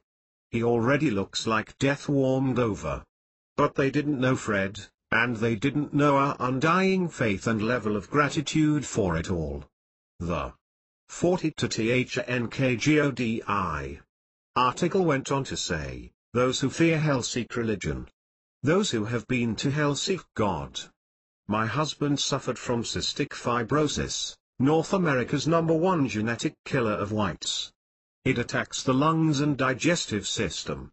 Few sufferers, it is said, live past the age of 26. My husband was 39 years of age when he was diagnosed. This was shortly before our marriage. The prognosis was chilling. Fred could expect to live only 4, maybe 5 more years without a miracle intervention. It was February 25, 1990, when he underwent the grueling 6-hour heart and double lung transplant at the Stanford Medical Center near San Francisco, California. He recovered completely after several bumps in the road. We attended regular cardio rehab sessions, and he was also taken back into the operating room for more corrective surgeries. But 2 more children later, we already had a toddler son. Fred served to be a great teacher of personal growth and keeping the faith, no matter what. I have heard that more tears are shed for answered prayers than for unanswered ones. I must say this quote of Truman Capote's rings true. When I find myself wallowing and questioning, I remember when my husband would say, "Don't feel sorry for me. I give thanks for it all, honey. I am just the co-pilot. God is the pilot." Meanwhile, while being around a grateful guy like this, I would catch myself complaining about a simple thing like a hangnail and feel so embarrassed and ashamed. Fred reminded us of the truth of this life, that we are here to learn and to grow. With his thankful attitude, he was a great teacher to many. Fred would watch us all scramble for words and facial expressions as we observed the anti-rejection drugs he was on wreak havoc on his body, but they never quenched his spirit. With a sly grin, he would offer many tidbits of wisdom to soothe our souls. This one comes to mind: people complain about stuff. I can remember lying on the operating room table, wondering if I would wake up or not. Then he would add, with his usual happy tone, "I think it is so important to live each day as if it is our only day, not our first or our last, but as if it is our only day." During his life, he attributed his new energy and priority list to some great medicine and to the Lord. Fred liked to be recorded even. My husband died 43. When he was not at his physical best. His voice rings on in video recordings, which I watch with our family even now, in amazement, as this strong-willed, grateful for it all guy reminds us when he speaks his truth. I really appreciate having a second chance. Despite the fact that I am back working hard again, this time I feel I have God with me. I really have a very strong belief in God. I thank Him for my life. It is a miracle. I didn't do it, I let Him do it. He continues to hit home with me when his voice, still in print and recorded on tape, shares his advanced wisdom. He tells us, "I feel I have been through hell, yet my spiritual connection, my belief in God, in forgiveness, in love, in being non-judgmental, is growing." The sick guy then gently lowers the big blow. At least, that is how it feels for me as his widow, when he says from beyond the grave, "Every moment is special to me. It is just a joy to be alive, to be able to hug my wife again, my kids, my family." Talk about a reality check. I'd had a bad day. How dare he say it is all good? Oh gee, I wanted to be more like him. I wanted to see the good in everything too. I really did. I decided others needed to learn from him also. I brought in a big screen to my husband's funeral wake. Everyone thought I was nuts, and then I surprised them all and played some of the footage. Wow! The people were stunned. They spun their heads around in disbelief when a dead man shared his gratitude for it all. Not for this part and that part, but gratitude for it all. At his own funeral, Fred said to the assembled crowd from the large screen, "People say they feel sorry for me, what I've gone through. I say, don't. I wouldn't trade what I've been through for anything. It's a whole new start. It's such a wonder." His death sparked new life. Some of us are like the living dead, but that day, none of us was. Today, my late husband would be proud to see the children today, and how they have grown. But even more than that, he would love my living husband, the man I found, the man I would have never been with if my first husband would have stayed on earth and denied his. 44 THNKGODI. Calling. They now have an earth daddy, and an angel daddy. Reese is a great father to these blessed children, his only children. I feel so blessed. Reese is their new living hero, and he has respect and admiration for the courageous and faithful man named Fred, the man we have both sat and learned from in this life, whom we have watched together in recordings and read about in print, and seen still present on this earth in the lives that remain better because he lived, because he shared, and just because. Fred Mitchell speaks to us this day. He says to us all, faith in God, that has been my salvation. So I say now in this moment, yes, I too thank God. I thank God that my husband died, for it has renewed my faith in God, because Fred taught us all when he kept his faith, when all others were losing theirs. And so, the way I see it, we need to share his wisdom with the living. Then there is real hope for the whole world. Fred encouraged laughter, so in his honor I will close with this quote on death and dying: I'm not afraid to die. I just don't want to be there when it happens. Woody Allen. From America to Australia and Madrid to Mexico, inspired audiences are leaping to their feet after hearing Lou Ann Mitchell's message of genuine hope, unwavering faith, and personal commitment to action. Lou Ann is a woman who has overcome adversity on every front, and she can show you to do the same. Her life is a story of tragedy and triumph, emerging every time to reach the pinnacle of business, family, and personal success. 45. Thank God I was a racist. Bruce Music. I pulled up to my new home and felt terror in the pit of my stomach. But, I knew I had to go through with this. I saw the same fear in Dad's eyes. Are you sure you really want to do this? He asked. I nodded and got out of the car. Next door, two people sat on empty beer crates, drinking beer, on the otherwise deserted street. I wanted to move into my new home quietly, with time to adjust to my new surroundings. But it was too late. The beer drinkers came over to find out why Dad and I were unloading boxes from my truck. Another local arrived to watch, and within minutes, 25 staring people surrounded us, faces as black as night. One of them, a woman, came forward. Umlung white man, in the Xhosa tongue, what you doing? I'm moving in, I told her warily as I pointed toward the dilapidated shantytown house that was my home for the next 30 days. I sensed her confusion as she turned to the others and translated what I'd said into Xhosa, their native language.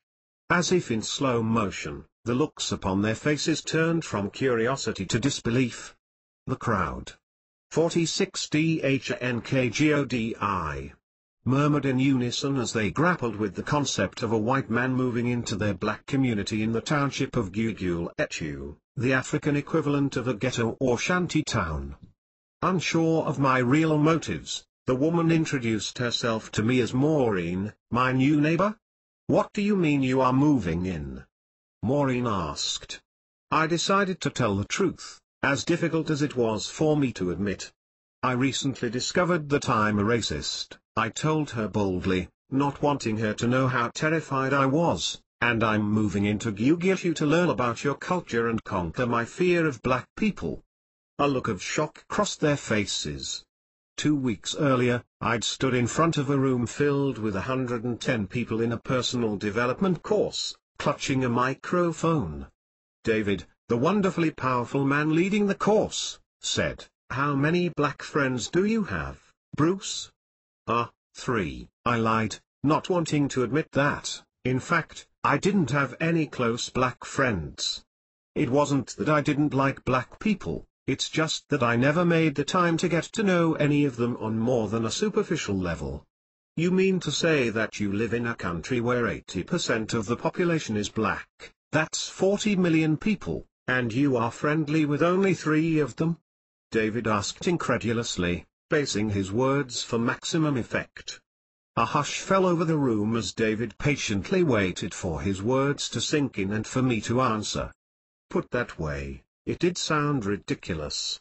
I laughed nervously as the reality of David's question revealed my hypocrisy.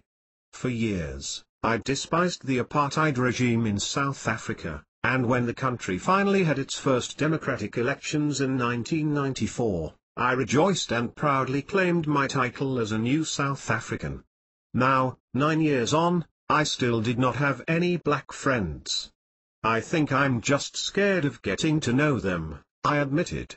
The apartheid government of the old South Africa conditioned us to believe that black people were third-class citizens, while white people were first-class citizens.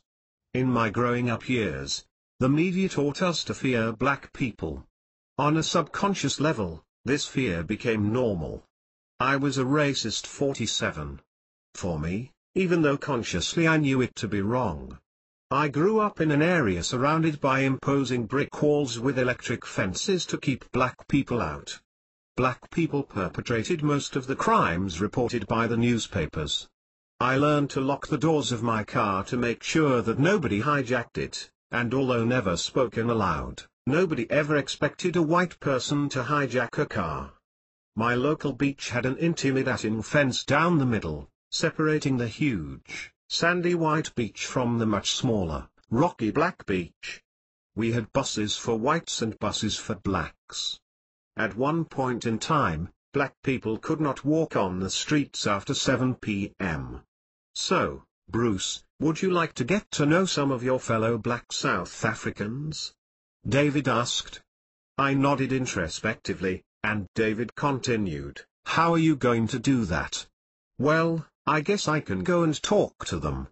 I can chat with the car guards outside my office, and I'll even sponsor some of them to do this course if they want to, I replied, excited at the prospect of completing this uncomfortable conversation and getting back to the anonymity of my seat in the audience. Well, that'll make you feel good for a few days, but it certainly won't change your life or your attitude to black people, will it? I knew David was right, but I felt awkward and put on the spot. Ah. Where was he going with this? What's the best way to get to know someone? David asked. Live with them? I answered tentatively. That might do it. Why not go and live with some black people and get over your fear of them? This suggestion was too much for me. Was he insane? How could a white guy go and live in an African township? How ridiculous.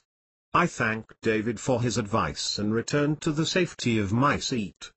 The rest of that day was hell for me. He challenged me to go and live with black people, and I chickened out. I was a coward, and I knew it. I hated the feeling. That night I slept restlessly and awoke early to return to the course. At breakfast, my landlady, whose luxury 3-story mansion I was house-sitting at the time, informed me that she'd be traveling for 6 months and planned to lock up the house.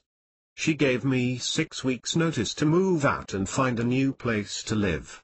This was 48 THNKGODI. Just too synchronous to be coincidence. Yesterday I'm challenged to live with black people, and today I am asked to move. Slowly it dawned on me that perhaps the powers that be wanted me to take David up on his challenge and move to an African township.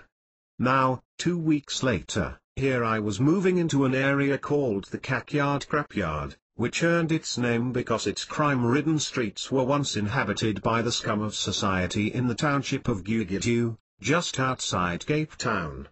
As far as I know, I was the only white man for miles among tens of thousands of black people. Maureen looked visibly shocked to hear my admission of being a racist. She translated to the now baffled and suspicious locals who, after a few seconds of silence, proceeded to laugh as if this was the funniest joke they had ever heard.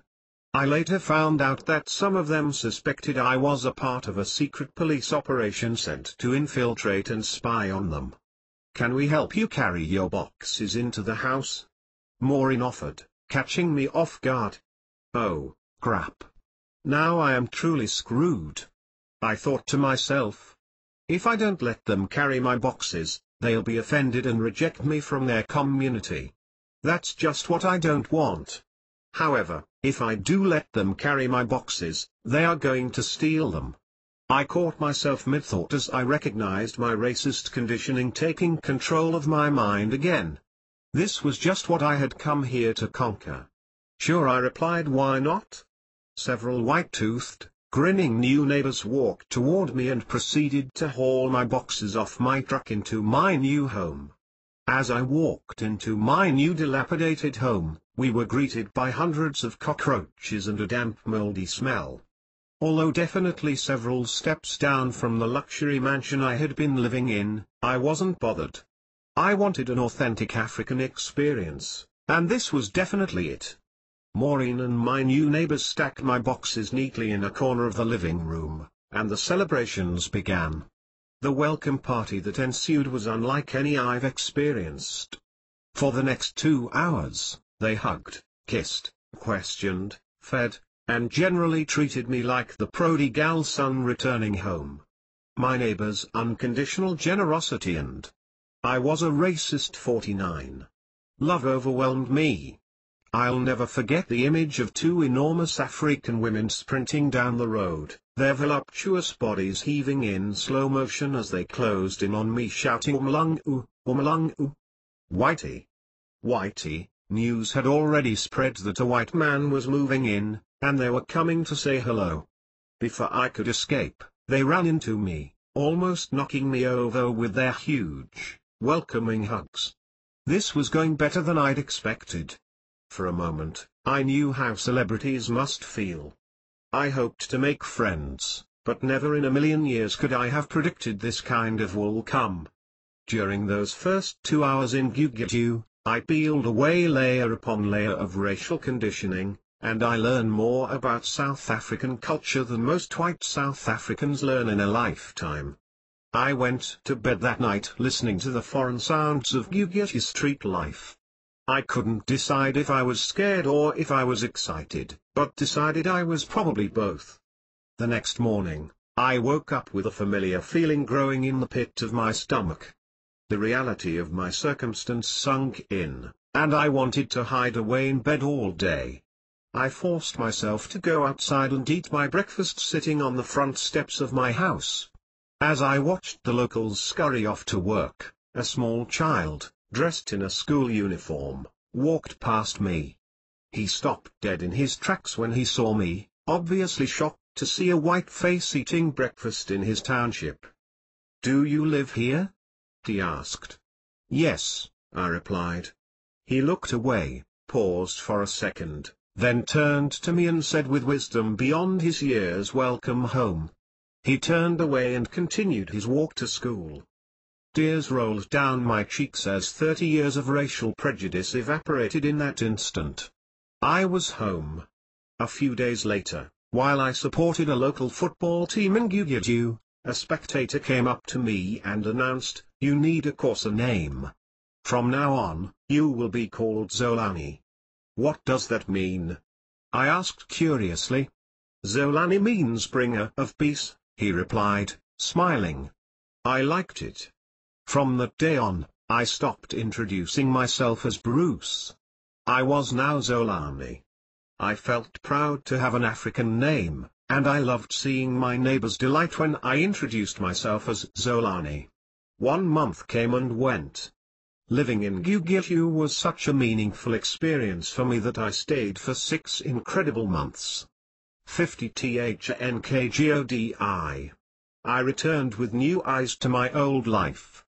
During those 6 months, my community and I both learned that despite the difference in our culture and skin color, we are all the same.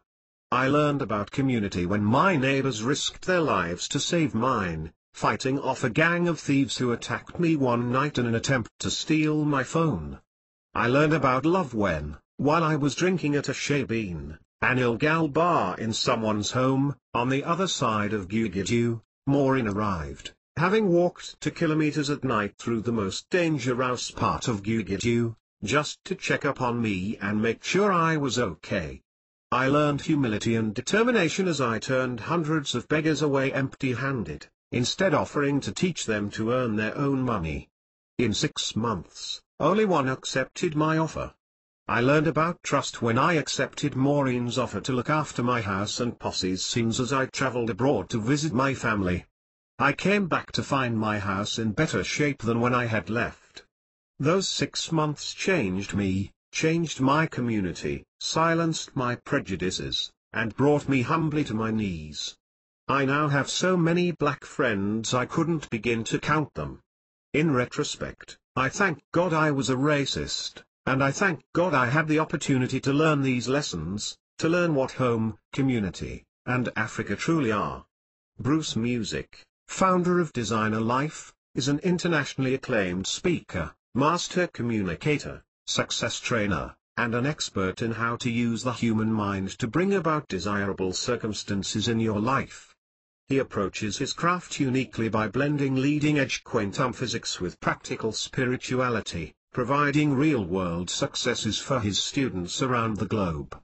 Bruce has owned and run a successful recording studio business, written a #1 hit song, and trained with some of the greatest minds in the personal development world, including Mark Victor Hansen, Dr. Tony Quinn, Robert Allen, T.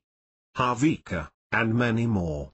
You can visit his website at www.designerlife.com. 51. Thank God I'm bald. Laura Duxter. Round the age of 8 or 9, I clearly remember learning 2 lessons in Sunday school that would direct the course of my life. Firstly, Jesus taught that we are all brothers and sisters, and secondly, because of that we should love each other. Though I credit and thank my Catholic catechism classes for these nuggets of wisdom, it was clear to me, even at this young age, that these lessons were preached but not necessarily practiced. I knew that I was meant to one day travel the world, meet my brothers and sisters, and spread the message of love. As my beloved mentor, John DeMartini, says, life is a lot like a slingshot. I found the truth of this, and know that a mission of this magnitude will create a lot of tension. The further you are pulled back in life, the greater your ability to propel. Unfortunately, in life, as with a slingshot, sometimes you're pulled way back and you drop out instead of soaring. Who knew that in order to successfully fulfill this mission, I would go through the experience of losing my hair to a condition called alopecia areata. Alopecia areata is stress-triggered, and I was blessed with some very 52 THNKGODI. Stressful situations from verbal, emotional, physical, and even sexual abuse, coupled with a traumatic move in the 4th grade that took me away from my oceanside home to the country. At the age of 11, I lost all of my long brown, wavy hair. It began with a small, nickel-sized patch on the back right corner of my scalp. Though I now had this odd, very smooth patch, it was easy enough to conceal, and I just hoped that it would go away. It didn't, though. In fact, over the next 6 months my hair fell out to the point that I became an 11-year-old girl with a really bad comb-over. The situation was anything but funny. I didn't know what to do. I was scared, embarrassed, confused. Friends and family didn't know what to say, or how to help. And for the most part, neither did the doctors. Once I finally received the diagnosis of alopecia areata, the advice from a Boston Children's Hospital doctor was, there is really nothing we can do. Get her a wig, and no one needs to know. These words still ring in my mother's ears. She knew this was terrible advice and that things like this should be talked about. She tried to force us into family therapy, but faced incredible resistance from me and from my father, who at that time was a raging alcoholic. Finally, she settled for the doctor's advice. I got a wig, skipped a couple of days of school, and went back pretending nothing ever happened. I thought I was acting the same, and didn't realize at the time that I was becoming introverted, miserable, and distrustful of life. I believed this to be the worst thing that could ever happen. I felt there was something wrong with me and that no one would want to be my friend. I believed I would never have a boyfriend or be able to do all the things I dreamed of doing. I loved to sing and perform, but I stopped. I quit gymnastics, swimming, and going on roller coasters, situations that might cause my wig to move on my head or fall off. I became someone who watched life rather than participate in it. I withdrew deeper and deeper into an undiagnosed depression. I completely shut down. Now, I want you to know that I wasn't having a pity party. Early on, I realized that there were worse things that could have happened to me. I wasn't sick, hadn't lost a limb or the use of one of my senses. There were much worse fates than going bald, and I knew it. I'm bald 53. Teens, my sense of compassion and understanding for others expanded. I could, to some degree, put myself in the shoes of others experiencing challenges in their own lives. My ability to love expanded. People often say that you cannot love others until you learn to love yourself. Well, I guess there are exceptions to most every rule. I championed so many other causes and people before I could even begin to think about loving myself. In high school I became an activist against racism. I did not understand how people could discriminate against others just because of the color of their skin. This continued in college, where I earned a minor in African American Studies, and became an advocate for women's rights. My degree in sociology allowed me to explore the patterns of society and human behavior, which I found fascinating. Did I mention I was introverted, withdrawn, and ashamed of my own existence? I was now in college, and I had never seen myself bald. Yes, in 10 years of wearing a wig, from age 11 until age 21, I never looked at myself in a mirror without the wig on. I dated a guy for almost 2 years in high school, and we never spoke about it. Talk about denial. It wasn't until my 4th year of college that I looked at myself wigless in the mirror. I dated a guy who asked if he could see me without my wig on, and I agreed. I cried for what seemed like hours in his arms, and only then did I move over and look at myself in a mirror. I'll never forget that moment. I remember saying to myself, crap. It's not so bad. Now what am I supposed to do? I'm not sure what kind of scary monster I was expecting to see. Still, I put my wig back on and went back to hiding out. I became a little more comfortable talking about my baldness during my college years with my friends, but I still hesitated to raise my hand in class, not wanting to draw attention to myself. I often dodged questions like, how do you keep your hair so straight? By answering just a lot of hairspray. It was a miserable time of lying and denial. From a young age, I drank heavily, trying to avoid the stares and the feelings of inadequacy I felt.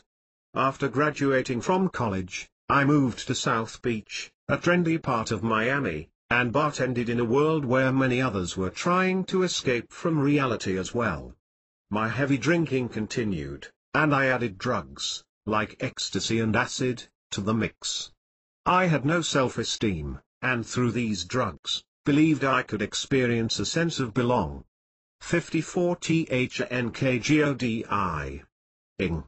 Since everything serves some purpose, and yes, the drugs were certainly detrimental to my health and safety with the potential to get me into a lot of trouble, I also experienced a sense of love and acceptance for myself and others that I didn't know existed. After a while, by the grace of God, I realized that I could get to this place without the use of these unhealthy and artificial helpers. I could create this love and oneness through other means. This brought a new chapter to my spiritual path. Actually, my path veered one night when I found myself praying for my sister. She was a very young mother, now pregnant with her second child and having problems with her husband. As I prayed, something clearly answered me and said, "Your sister is fine. Pray for your nephew." I acknowledged that this was strange, but as I did, the whole idea for a children's book about love flooded my mind. It became one of those ideas that I just knew I had to make happen. I bartended for 6 years and had no idea how to transition into being an author. Several months after the prayer, I was on the cusp of turning 30.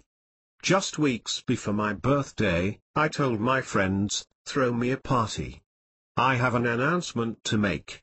We chose a nightclub called Life in New York City, and in July of 1998, I had what has now become known as my coming out party as the Bald Chick. Wow! I had no idea that the prayer and the idea for "I love you more" were the catalyst for this unexpected unveiling of my head. Now, looking back, I can see how consumed my life had become with the fact that I wore a wig. Were people wondering? When and how should I tell someone? Was it going to fall off if someone put their arm around me unexpectedly? Yikes! Though it took much adjustment for my new life as the Bald Chick, I also experienced an incredible sense of freedom. A weight had literally been lifted off my shoulders. I came upon Wayne Dyer speaking on TV, which led me to the teachings of Emerson, Troward, Thoreau, Science of Mind, Unity, Landmark, and ultimately to Dr. John Demartini. I reconnected with my childhood desire to travel the world, meet my brothers and sisters, and spread the message of love. I realized that I could do this through writing and publishing my first book, I Love You More. It's amazing to look back on my life now and know that I'm bald 55. Everything that happened, all the abuse, trauma, and neglect, both from others and self-imposed, was a catalyst for me to learn to love others more fully. For me, the biggest lesson was learning to love myself and allowing others to love me. I now know that our biggest challenges become our biggest blessings when we are willing to embrace the gifts they present to us. I would never trade having my hair for this life experience. Not only did it teach me lessons of love, understanding, and compassion for humanity, but it now allows me the opportunity to go into schools and share with the young people one of the most simple yet powerful lessons. Just be yourself. It's one of those very simple though not necessarily easy lessons, one that I think we often spend our whole life learning to embrace. Also, I'll let you in on a little secret, as an author, being bald makes me both memorable and marketable. Talk about coming completely full circle. But seriously, when I share with people the true power and freedom that comes from learning to love oneself, these are not just empty words. I am a living expression of this truth. I have a program now that I bring into schools titled Self-Esteem Through Love, Empowering Our Children to Shine. I am able to share with the young people and adults universal truths that I have reawakened to and implemented along this journey of self-discovery. Coming from a powerful, bold woman standing in front of them, they hear the lessons at a deeper level than they might if coming from a teacher, parent, or guidance counselor. One of my favorite verses from John Keats's poem Ode on Egratian Urn says, "Beauty is truth, truth beauty, that is all ye know on earth, and all ye need to know." When I read these words shortly after choosing to shed my wigs and become the Bald Chick, they resonated throughout my soul. What I didn't know was that, by embracing my truth, bald head and all, my beauty would shine through. The world agrees because I cannot count the times I am told, over and over again, often by total strangers, how beautiful I am. I know this is the outcome of learning to not only be myself but to love myself as well. My light and beauty now beam from within. It also doesn't hurt to have named my company I Shine, Incorporated. I tell people that when I answer my phone all day, "Hello, I Shine, this is Laura. How can I help you?" I can't help but glow. 56 DHNKGODI. I now get to fulfill my mission of generating the conversation of love around the world and am committed to doing so with my company, I Shine, Incorporated through books, music, speaking, TV, film, and the web. Thank you, God, for allowing me the opportunity to play such a big game this time around. I am a living example that when people realize that they are loved, anything is possible. Thank God I am bald. I can't imagine my life without this experience and the blessed opportunity to spread, live, and embody the messages of love, beauty, truth, gratitude, and courage. Laura Duxter is president of iShine, Incorporated and best-selling author of I Love You More, Books and Winter Pick for 2007 to 2008, endorsed by Wayne Dyer, John DeMartini, Jack Canfield, Mark Victor Hansen, and Alan Cohen. She has been featured in numerous media publications including USA Today, NBC6, The Sun Sentinel, Miami Herald and Boca Magazine. A sought-after speaker, she's presented her programs to thousands of students, parents, educators, authors, charitable organizations, and entrepreneurs nationwide, including to Gilda's Club, the Juvenile Diabetes Foundation, New School Network Marketing, Zango, as well as dozens of schools and community groups. She has committed her life to making the world a brighter place by empowering people to shine. You can contact Laura at laura@lauraduxter.com or visit www.myspace.com/iloveumrbooktour. Her book I Love You More is available from Sourcebooks/Jabberwocky, at Amazon, and at all other major and independent bookstores and gift galleries across the country. 57. Thank God I was abused. Karen Hoyos. M. Any times we look back in life and remember those difficult times, the ones we couldn't understand because there was no reason they should have been happening, painful situations with no solutions, no way out. From these circumstances, people tend to form into two groups.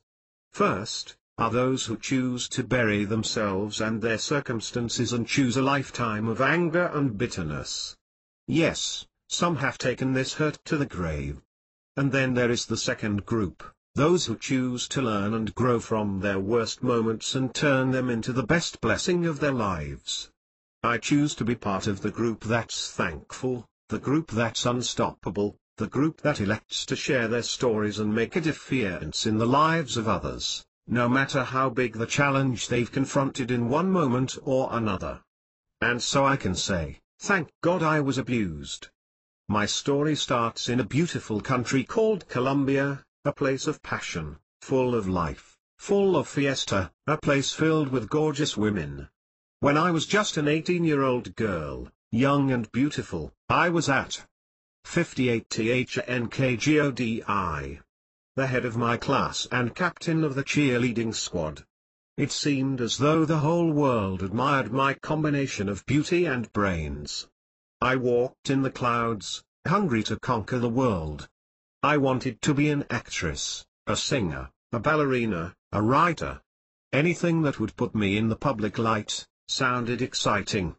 As the oldest sister, naturally I was the protector of my younger siblings. This lasted until my mother immigrated to America with my stepfather, who entered my life when I was 5.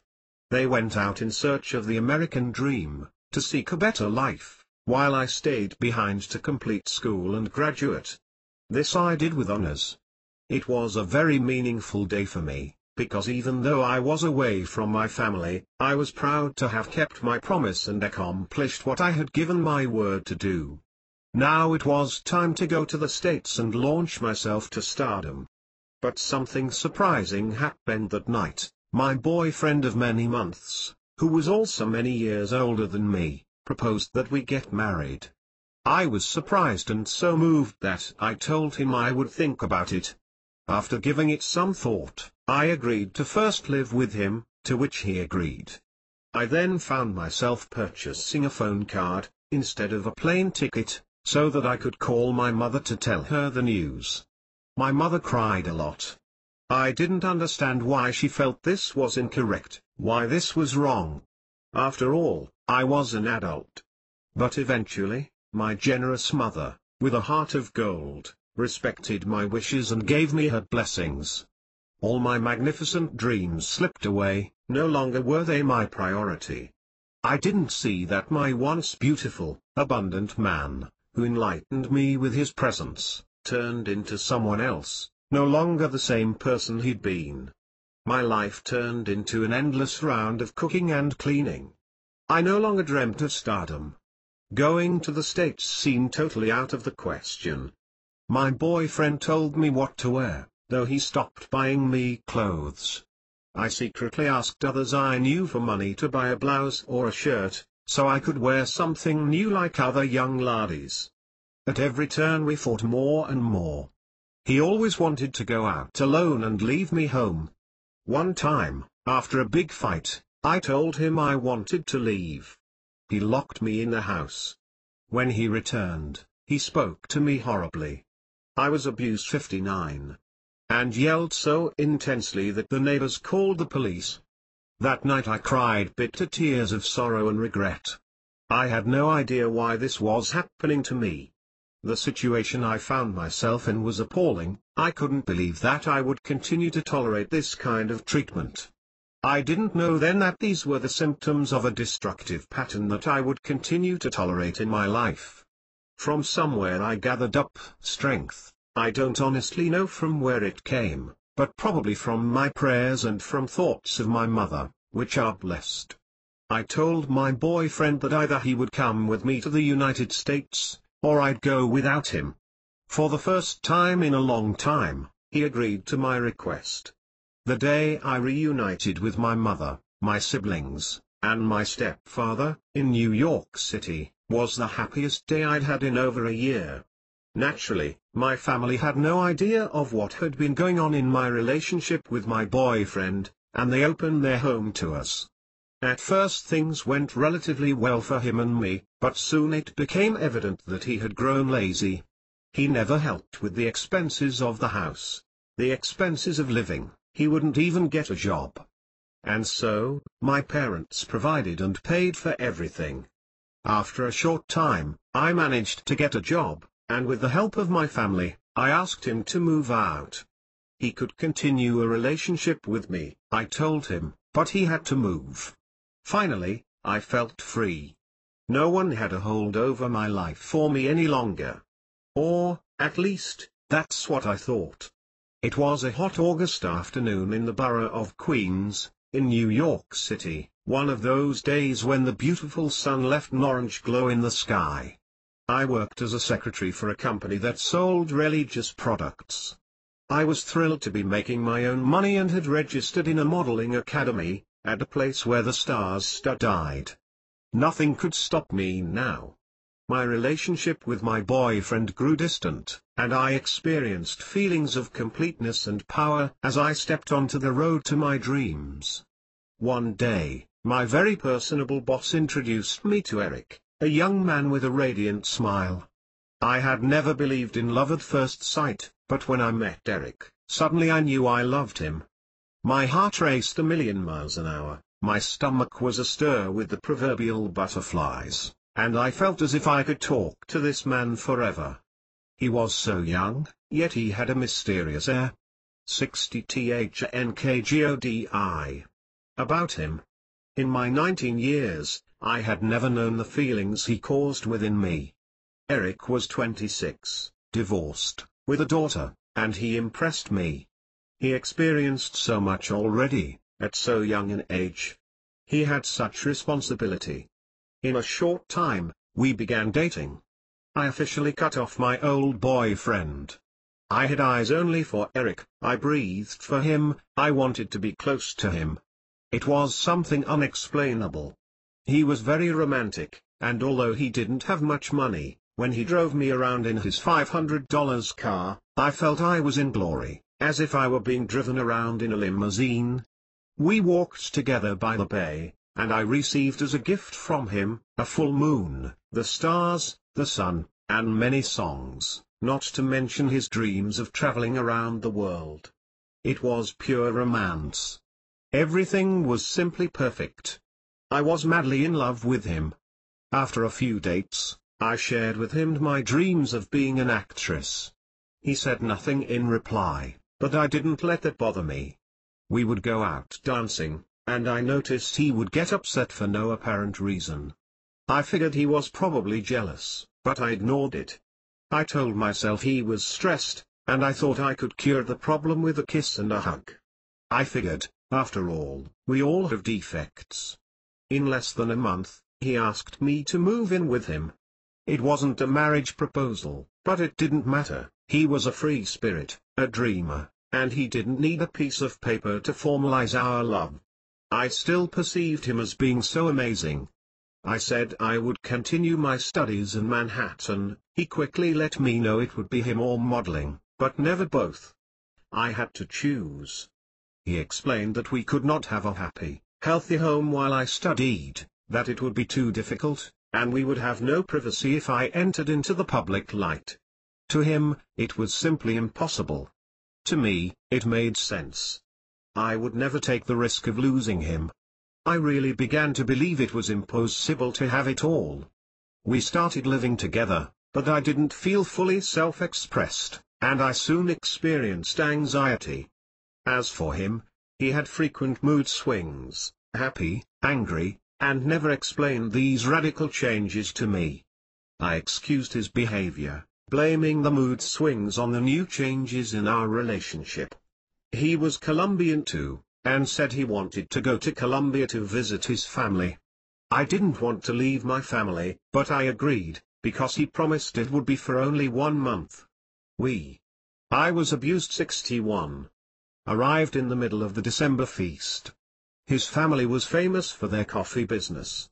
They received us very affectionately with a big party. Everyone danced, ate, and drank, and Eric introduced me as his wife, although we had never actually married. Soon, everyone accepted me and welcomed me with open arms. I noticed that Eric had begun to carry a gun. A gun, I thought. Why, my love, why do you have a gun? When I asked him, he said, only to protect you. We are in a tough region. I want to take care of you. Although I was not comfortable with it, I trusted him and took his vow to protect me seriously. The new year was coming, midnight was approaching, and everyone was getting drunk, including Eric. I felt left out and alone, and I missed my family dearly. Excusing myself, I went to the bedroom and cried tears of loneliness. One of Eric's younger cousins came into the room to look for something among his luggage. He left about 3 minutes later. Shortly after that, the young cousin returned to get something else, then quickly left again.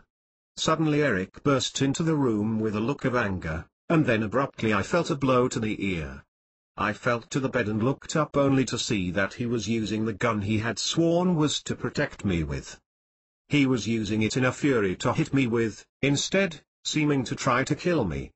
He yelled obscenities at me, calling me a bitch. You're a whore. You're a hussy. He said he wanted to kill me. You're going to die. He screamed, ranting insanely. I cried, begging him, stop. Please stop. But no one could hear me. It was a nightmare. He said I had been sleeping with his cousin, and for this, he would kill me. I prayed to God to calm him and wake him from his drunken stupor, so that I could return to my family and my dreams. God heard my anguished prayers, and finally Eric put down the gun.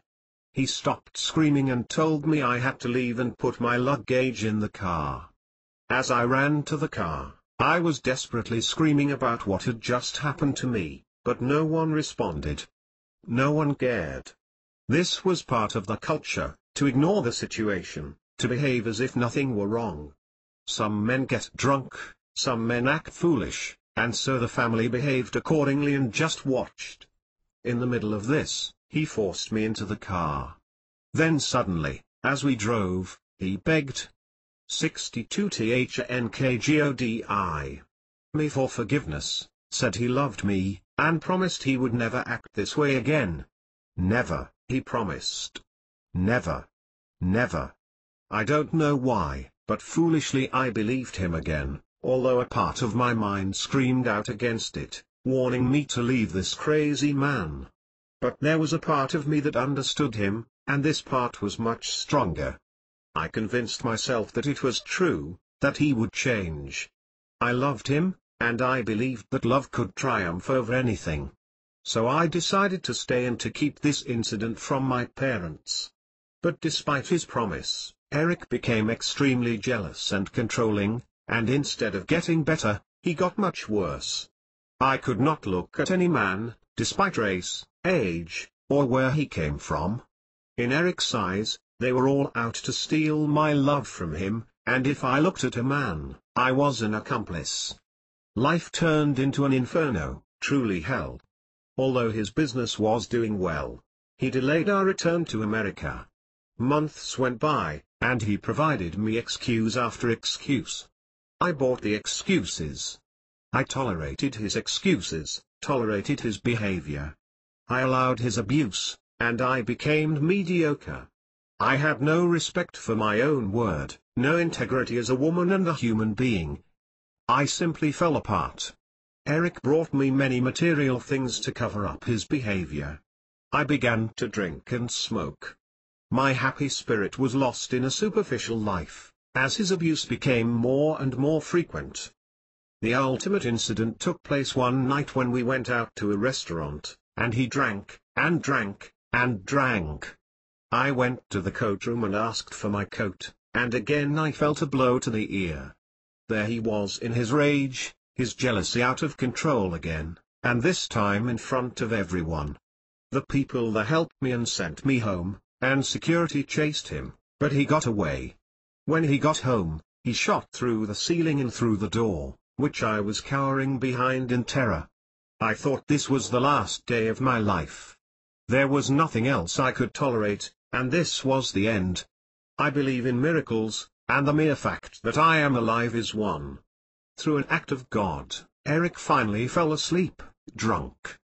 My guardian angel had again rescued me, and I knew I had to make a decision. In each moment of decision, our life changes for good or bad, and we create our own destiny. I knew that God had saved me for a great purpose, which I would soon discover. With the unconditional support of I was abused 63. My family, who finally found out the whole truth of my situation, I was at last able to leave Eric and come home. Although I was free, I was a prisoner of my own mind. With my heart empty and my self-esteem on the floor, I convinced myself that all men were the same. I felt a lot of anger and hate in my heart. I didn't believe in anyone or anything, much less myself. I had become a victim. Like a perfect gift from the universe, a friend invited me to an Anthony Robbins seminar. I had no idea what a seminar was, nor had I any clue that something existed such as personal development. I was looking for answers, for signals, for hope, so I said, "Okay, let's go." That day changed my life forever. This magnificent man believed in me, more than I believed in myself. During the 4 days, he helped me transform my life as I discovered my essence, my love for others, and I discovered forgiveness. I knew at that time that my life mission was to inspire humanity. I learned that no matter what has happened in your life, no matter what the circumstances, you could make your dreams come true. I decided to dedicate my life to transforming the world. This was my true life's dream. It was part of my soul, and my whole being. It filled me completely.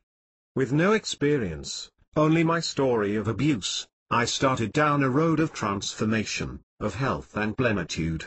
I left the role of victim and took responsibility for everything that had happened. I was generous with Eric and complete in my relationship with him, knowing that people can't give what they don't have. More importantly, I honored myself. This allowed me to create new, deep relationships with all those who had suffered because of my circumstances. I participated in all seminars that gave me power. I started to share, with my Latin community, my testimony of the transformation in my life. My heart was full of gratitude. I started to live and to follow my dreams. In actuality, My words started to touch and inspire millions of people through my seminars, and my products, through television, radio, magazines, and newspapers. I expressed my message across the globe and discovered that you could definitely have it all. Today, I do what I love the most, contribute. My life is extraordinary because one day I was abused. As a mother of twins, I am reminded each minute to be thankful for my existence and give profound gratitude to 64 THNKGODI. God, because I lived. I wouldn't change a thing because everything turned into a plan, a master plan, a universal plan, to inspire the world, and to make an infinite change in humanity. So now I invite you to let go of your past and be grateful to all who have done you wrong and harmed you in your past. Surrender to love and thankfulness. Gratitude is the perfect path to make your dreams a reality. Today and always, with my hand on my heart, I scream to the universe, thank you, God. Thank God I was abused. Karen Hoyos is one of the most recognized success coaches and speakers. Applying the principles she teaches, in only 10 months her message reached over 40 million people through her seminars, top television show appearances, published articles, and best-selling products. This Colombian native is the president of Karen Hoyos International, revenues from which help support her foundation for abused children in Latin America and Africa. Today, Karen Hoyos is frequently asked to refresh, awaken, and expand the minds of people around the world, changing their lives forever. 65. Thank God I was sexually molested. Michael A. Weist. I was 14 years old that winter of '76. In the twilight, snow gently fell a foot deep, perfect for going hitching, a game my friends and I played often. We hid in the bushes until a car stopped at the stop sign. Then we'd sneak out, grab onto the bumper, and enjoy the thrill of a sneaky ride. That night, 2 friends came over to go hitching. After a few rides, a sedan pulled up and a man stepped out of the car, pointed a gun at us, and told us to freeze. Frightened, we stopped. Then he told me to get in the car. The car looked like an unmarked police car. He made me sit for what seemed like hours while he pretended to call the police on the CB radio. CBs were just becoming available to the general public, and I had seen them only on big trucks and police cars. When the police didn't come, the man drove through town in the direction of the police station. As he drove, he started to talk to me. He told me we could make a deal. I could either go to the police station and get into trouble, or I could do something else. I asked, what else? But he didn't answer. However, he changed the direction in which he 66 DHNKGODI was traveling, and while I didn't know where we were headed, I knew it didn't have anything to do with the police. Something was terribly wrong. He drove about 15 minutes outside of town to a state park, closed for the winter. After parking the car, he ordered me to climb into the front seat. Fear gripped my whole body. After telling me to take off my pants, he proceeded to do things physically to me that I had never imagined. My mind stopped thinking of anything but pain and fear. When he finished, he told me to climb into the back seat. I put on my pants and crawled back as quickly as I could. Scared and embarrassed, I stared out the window as he drove out of the park. As we got closer to downtown, he began to talk, and I heard the anxiety in his voice. At a stop sign I contemplated jumping out of the car and running away, but I was afraid of what he might do. The closer he got to town, the more distressed he became. After telling me I couldn't tell anyone, he offered me a deal. If I didn't tell, then he would take me home. I agreed. He never did say what he would do if I told. Before crossing the main bridge, he suddenly turned onto a side road. My heart raced. I knew he didn't plan to take me home. He drove to a dark, secluded, and very private dirt road alongside the river. As he turned onto this road, he stopped talking. Fear gripped me. It was the kind of place you'd take someone to kill them and dispose of the body. I sat behind him, and so, hidden by the seat, I tried to get the nerve to jump out of the car. My mind raced. I have to do this, I have to do this. I was trying to talk myself into jumping out of the car that moved at about 25 to 35 miles per hour. Just then, I spotted the darkened lights on top of a police car as it drove past. Suddenly the lights flashed as the car spun around, heading back toward me. I felt as if someone had taken all the weight off, allowing me to breathe again. The police officer walked up, revolver pulled. My captor ordered me to say nothing or I would be hurt, but when the police officer shone his light into the back seat and asked if I was okay, I said, no. I later learned that our neighbor witnessed the man forcing me into the car and had reported it. Without her, who knows what would have. I was sexually molested. 67. Happened. She has my gratitude. He went to jail, I went to the hospital. They took samples of everything. It was uncomfortable and embarrassing. Everyone's expressions reflected uncomfortable sadness, from the hospital employees to my family. You could tell they didn't know how to respond. How could they? Even the police exhibited discomfort. They told me that in jail they would treat a man like him in subhuman ways.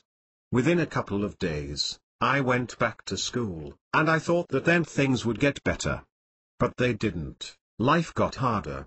The front page of our small-town newspaper blared that an abducted youth suffered sexual assault, and the perpetrator was in custody. When I read it, my heart jumped. In a small town, people talk. I felt like I was in jail. The school administrators and teachers knew of the incident, and so did many of the students. Somehow, the news got around at school, and though most people said nothing, some gave me strange looks. The second day, a student stopped me in the hall, smiling at me, and asked, "How could you let a man do that?" Embarrassed and ashamed, I didn't know how to respond. Though I just walked away, I wanted to hurt him. It was the first time I felt deep pain and hatred, and it scared me. I was taught to turn the other cheek, that I was better than that, but I really wanted to hurt him. I associated being in society and in school with pain. I hated being there, not caring about anything or anyone. On the outside, I faked my emotions, but on the inside, I withdrew more and more as the days passed. I turned to drugs and alcohol to bury the pain.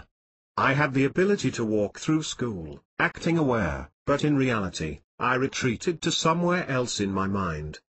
Communication with my parents became a challenge.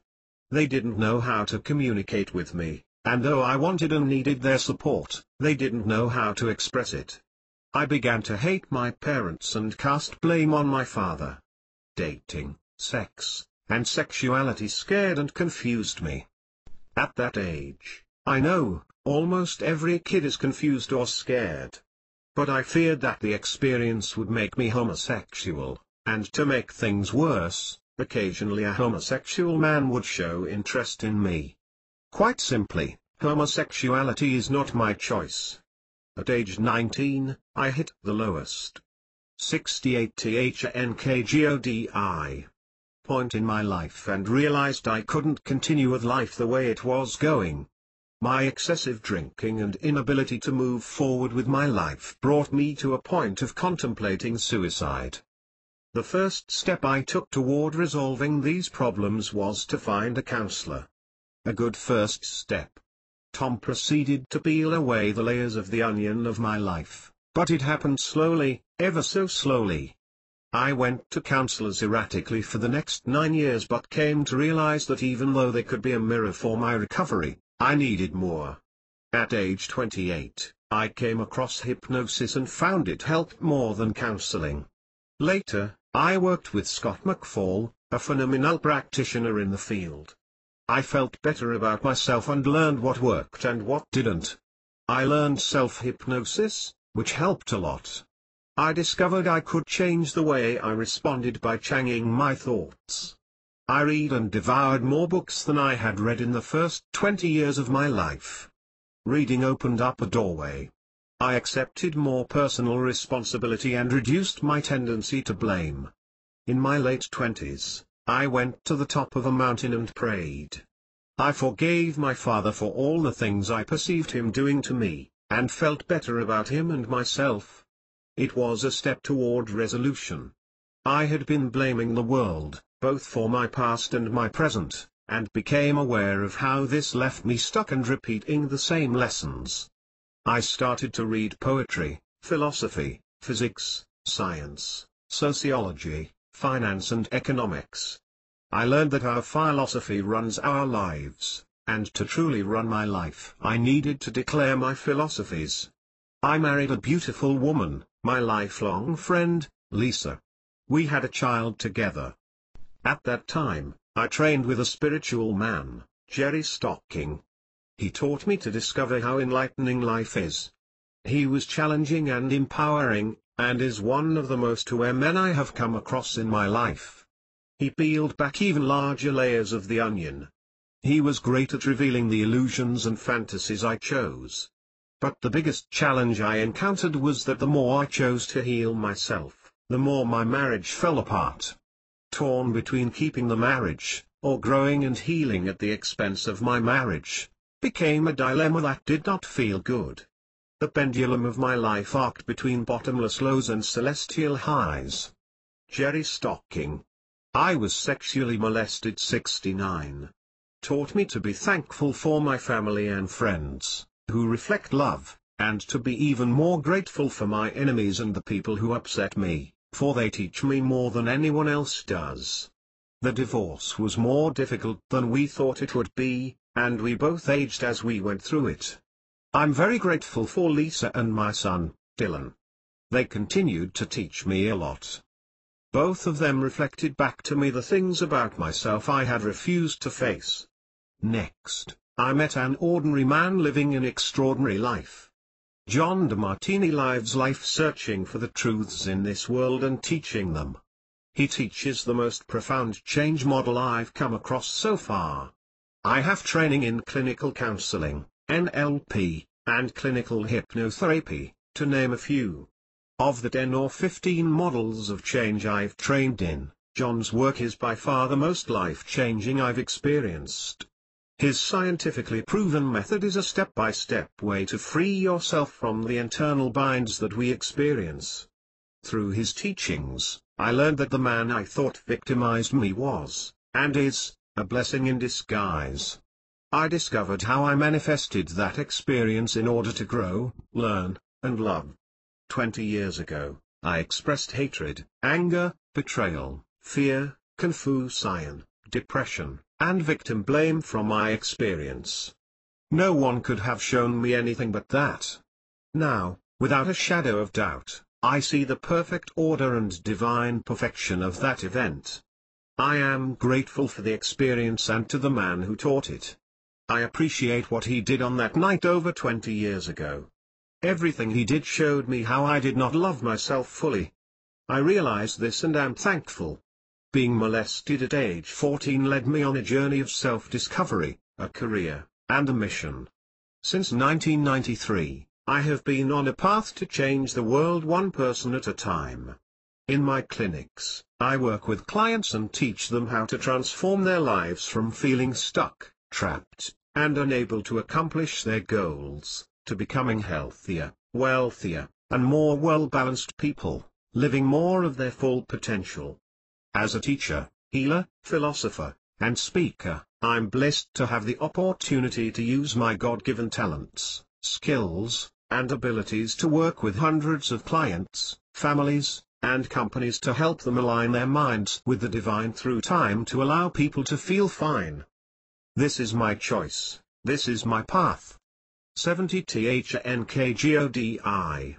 Michael A. Weist is the owner of Life Change Centers in Green Bay and Appleton, Wisconsin, and of the Wisconsin School of Hypnosis. He is a speaker, author, teacher, and healer. Michael helps transform people's lives using innovative technologies, life-changing systems, and time-proven philosophies. He is a practitioner of the DeMartini Breakthrough System Registered, NLP, and hypnosis. Visit his website at newhypnosolutions.com. 71. Thank God I got diabetes. John Kramer. I am a night person. I love working at night when the world settles down, all is quiet, and there are no interruptions. That strategy worked well for me for many years as a writer, but eventually it caught up with me. To keep going late at night, when the earth is so still and silent, I'd snack on junk food, often eating an entire box of cookies or bag of candy. As a result, I gained some 50 pounds over a 20-year period. It was so gradual a change, just a few pounds a year, that it didn't seem so bad. Of course, it was. I bore the brunt of the weight, walking was harder, muscles ached, getting out of bed got harder and harder. But I loved working at night so much and I couldn't stop the snacking. Truth be told, I was addicted. I tried diets and would lose a few pounds here and there, but I always gave up on any program within a week or two. Dieting simply wasn't for me. Too many rules. Then one May, a number of things began going wrong with my body. The key was my eyesight. I began having trouble reading the 70 to THNKGODI words on the computer screen as I wrote. It started with me having to wear my glasses on the tip of my nose so I could read the words clearly. That worked for a while, but within a week or two, I couldn't push my glasses any further down my nose in order to read. I discovered another solution for a time. Silly as it seems, I found that I could read the screen if I wore my glasses upside down. That odd strategy worked for another few weeks, but then even that stopped working. I feared it was old age, that I was losing my ability to see, that my eyes were deteriorating right in front of me. I went to the optometrist and got a new prescription. Again, I could see, but 3 weeks later, the same problem crept into my routine. I knew I was going to have to see the optometrist again. That was scary. My eyesight was literally degrading minute by minute, hour by hour. Before I could see the optometrist again, other parts of my body began breaking down. Over the same period of time, I had been getting major calluses on my feet. I thought it was from walking around barefoot so much, which I did when it was hot, and it had been a very hot May and June. One particular dried and cracked callus didn't seem to want to heal at all, no matter how much lotion I slathered on it. This also worried me, but again, I was too busy to do much more than put lotion on my feet several times a day. I placed the blame on getting older.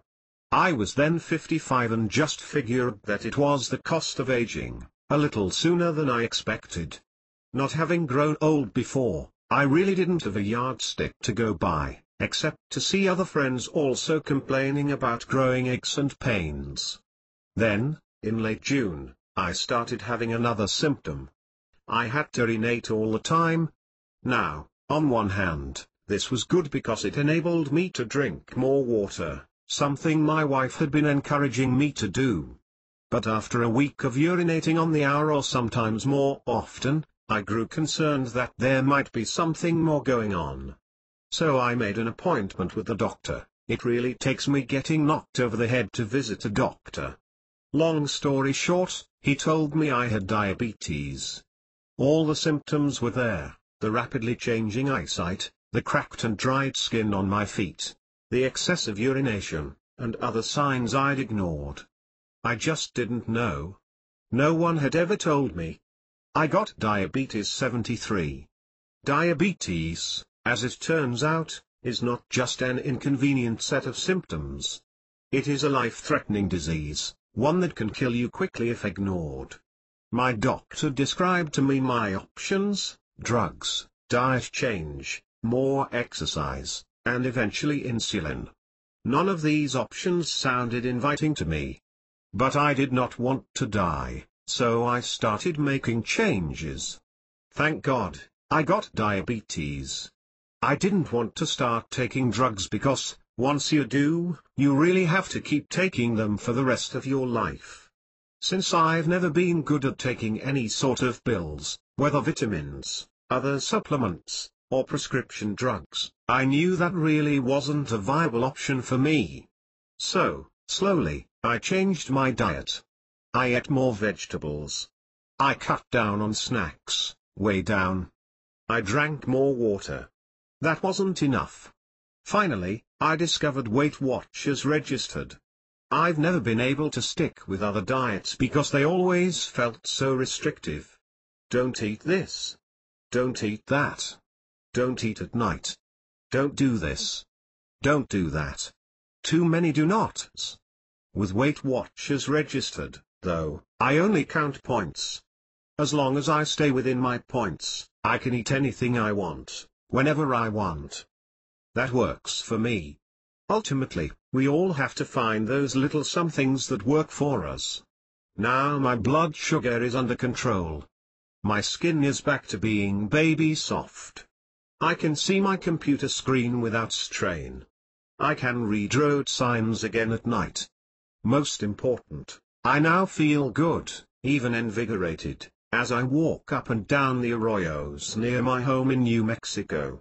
They are steep, but I'm a kid again. My body still complains some, but I am able to move again, get out of bed without that old morning stiffness, and, joy of joys, keep up with my dogs as we walk and sometimes run the arroyos. I thought I was getting old. I thought I was slowly dying. I thought I had little hope but to go out with a whimper and a sigh. Thank God I got diabetes. It changed my life. My energy is back. My depression is less. And, I've lost 25 pounds, so I'm halfway there to losing those 50 pounds I had gained over so many years. I still work at night. I can't seem to get away from the deep silence I love so much. But I don't snack anymore. I can't. I want to live. And, thanks to my diabetes, I am 74 THNKGODI. John Kramer is an acknowledged expert on book publishing and marketing. Besides being the owner of his own publishing company Open Horizons in Taos, New Mexico, he is also the author of a number of books on publishing and marketing, including 1001 Ways to Market Your Books, for Authors and Publishers, 6th edition, The Complete Direct Marketing Sourcebook, High Impact Marketing on a Low Impact Budget, and Celebrate Today. He is the webmaster of bookmarket.com, quotablebooks.com, and touristtrains.us. 75. Thank God I left my kids. Mabel Katz. W. When I received the invitation to write this chapter, I first checked to see if spiritually it was the correct thing to do. And, of course, I wanted my kids' approval. This is a delicate subject, and I wanted to be sensitive to their feelings. As it turned out, my oldest son, Jonathan, now 24 years old, responded, "Mom, if this will help create more opportunities to share your message with people, go ahead. I'm okay with it." Lionel, who is 19 years old, said, "Mom, it's sad. But go ahead. I'm okay. So I'm taking this opportunity to share with you how some things that we may consider wrong, incorrect, or bad can be right for us and our loved ones, even if we don't know it until after the fact. When I separated from my husband, back in 1998, he wanted to be the one to stay in the house with the kids. I'd never heard of any woman who had done such a thing. The mother and children are supposed to stay in the house and the husband is the one to leave. I was outraged and extremely upset. How could he propose such a thing? I'd been good to him, supported him so that he could do and be whatever he 76 DHNKGODI chose, and since I make a good income as accountant, I always helped him financially. Fear-filled, I left my marriage of more than 20 years, leaving behind my husband and my children. I started a new career and signed a lease, taking on a huge financial responsibility without backup funds. Fortunately, my faith and confidence in myself allowed me to act in spite of my fear. An inner voice told me that I could do it, but this security did not come spontaneously.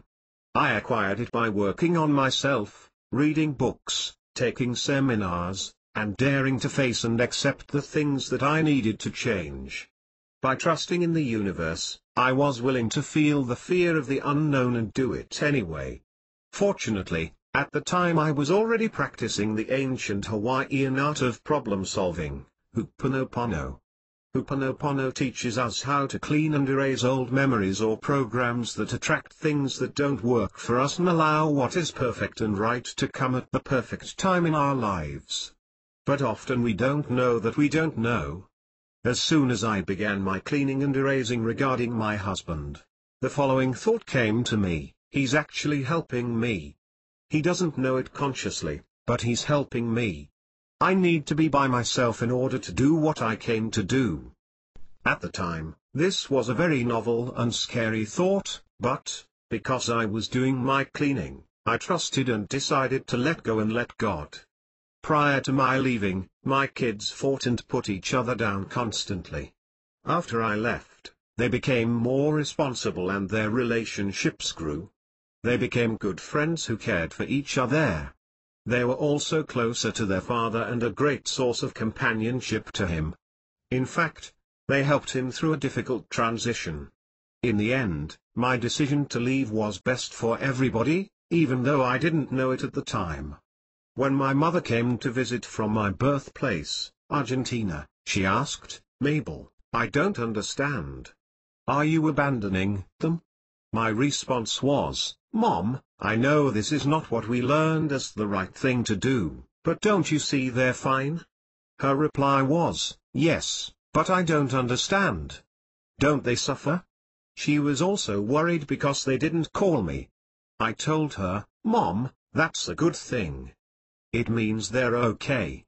I left my kids 77. I never set up visiting days or times with my sons. I gave them no guilt trips.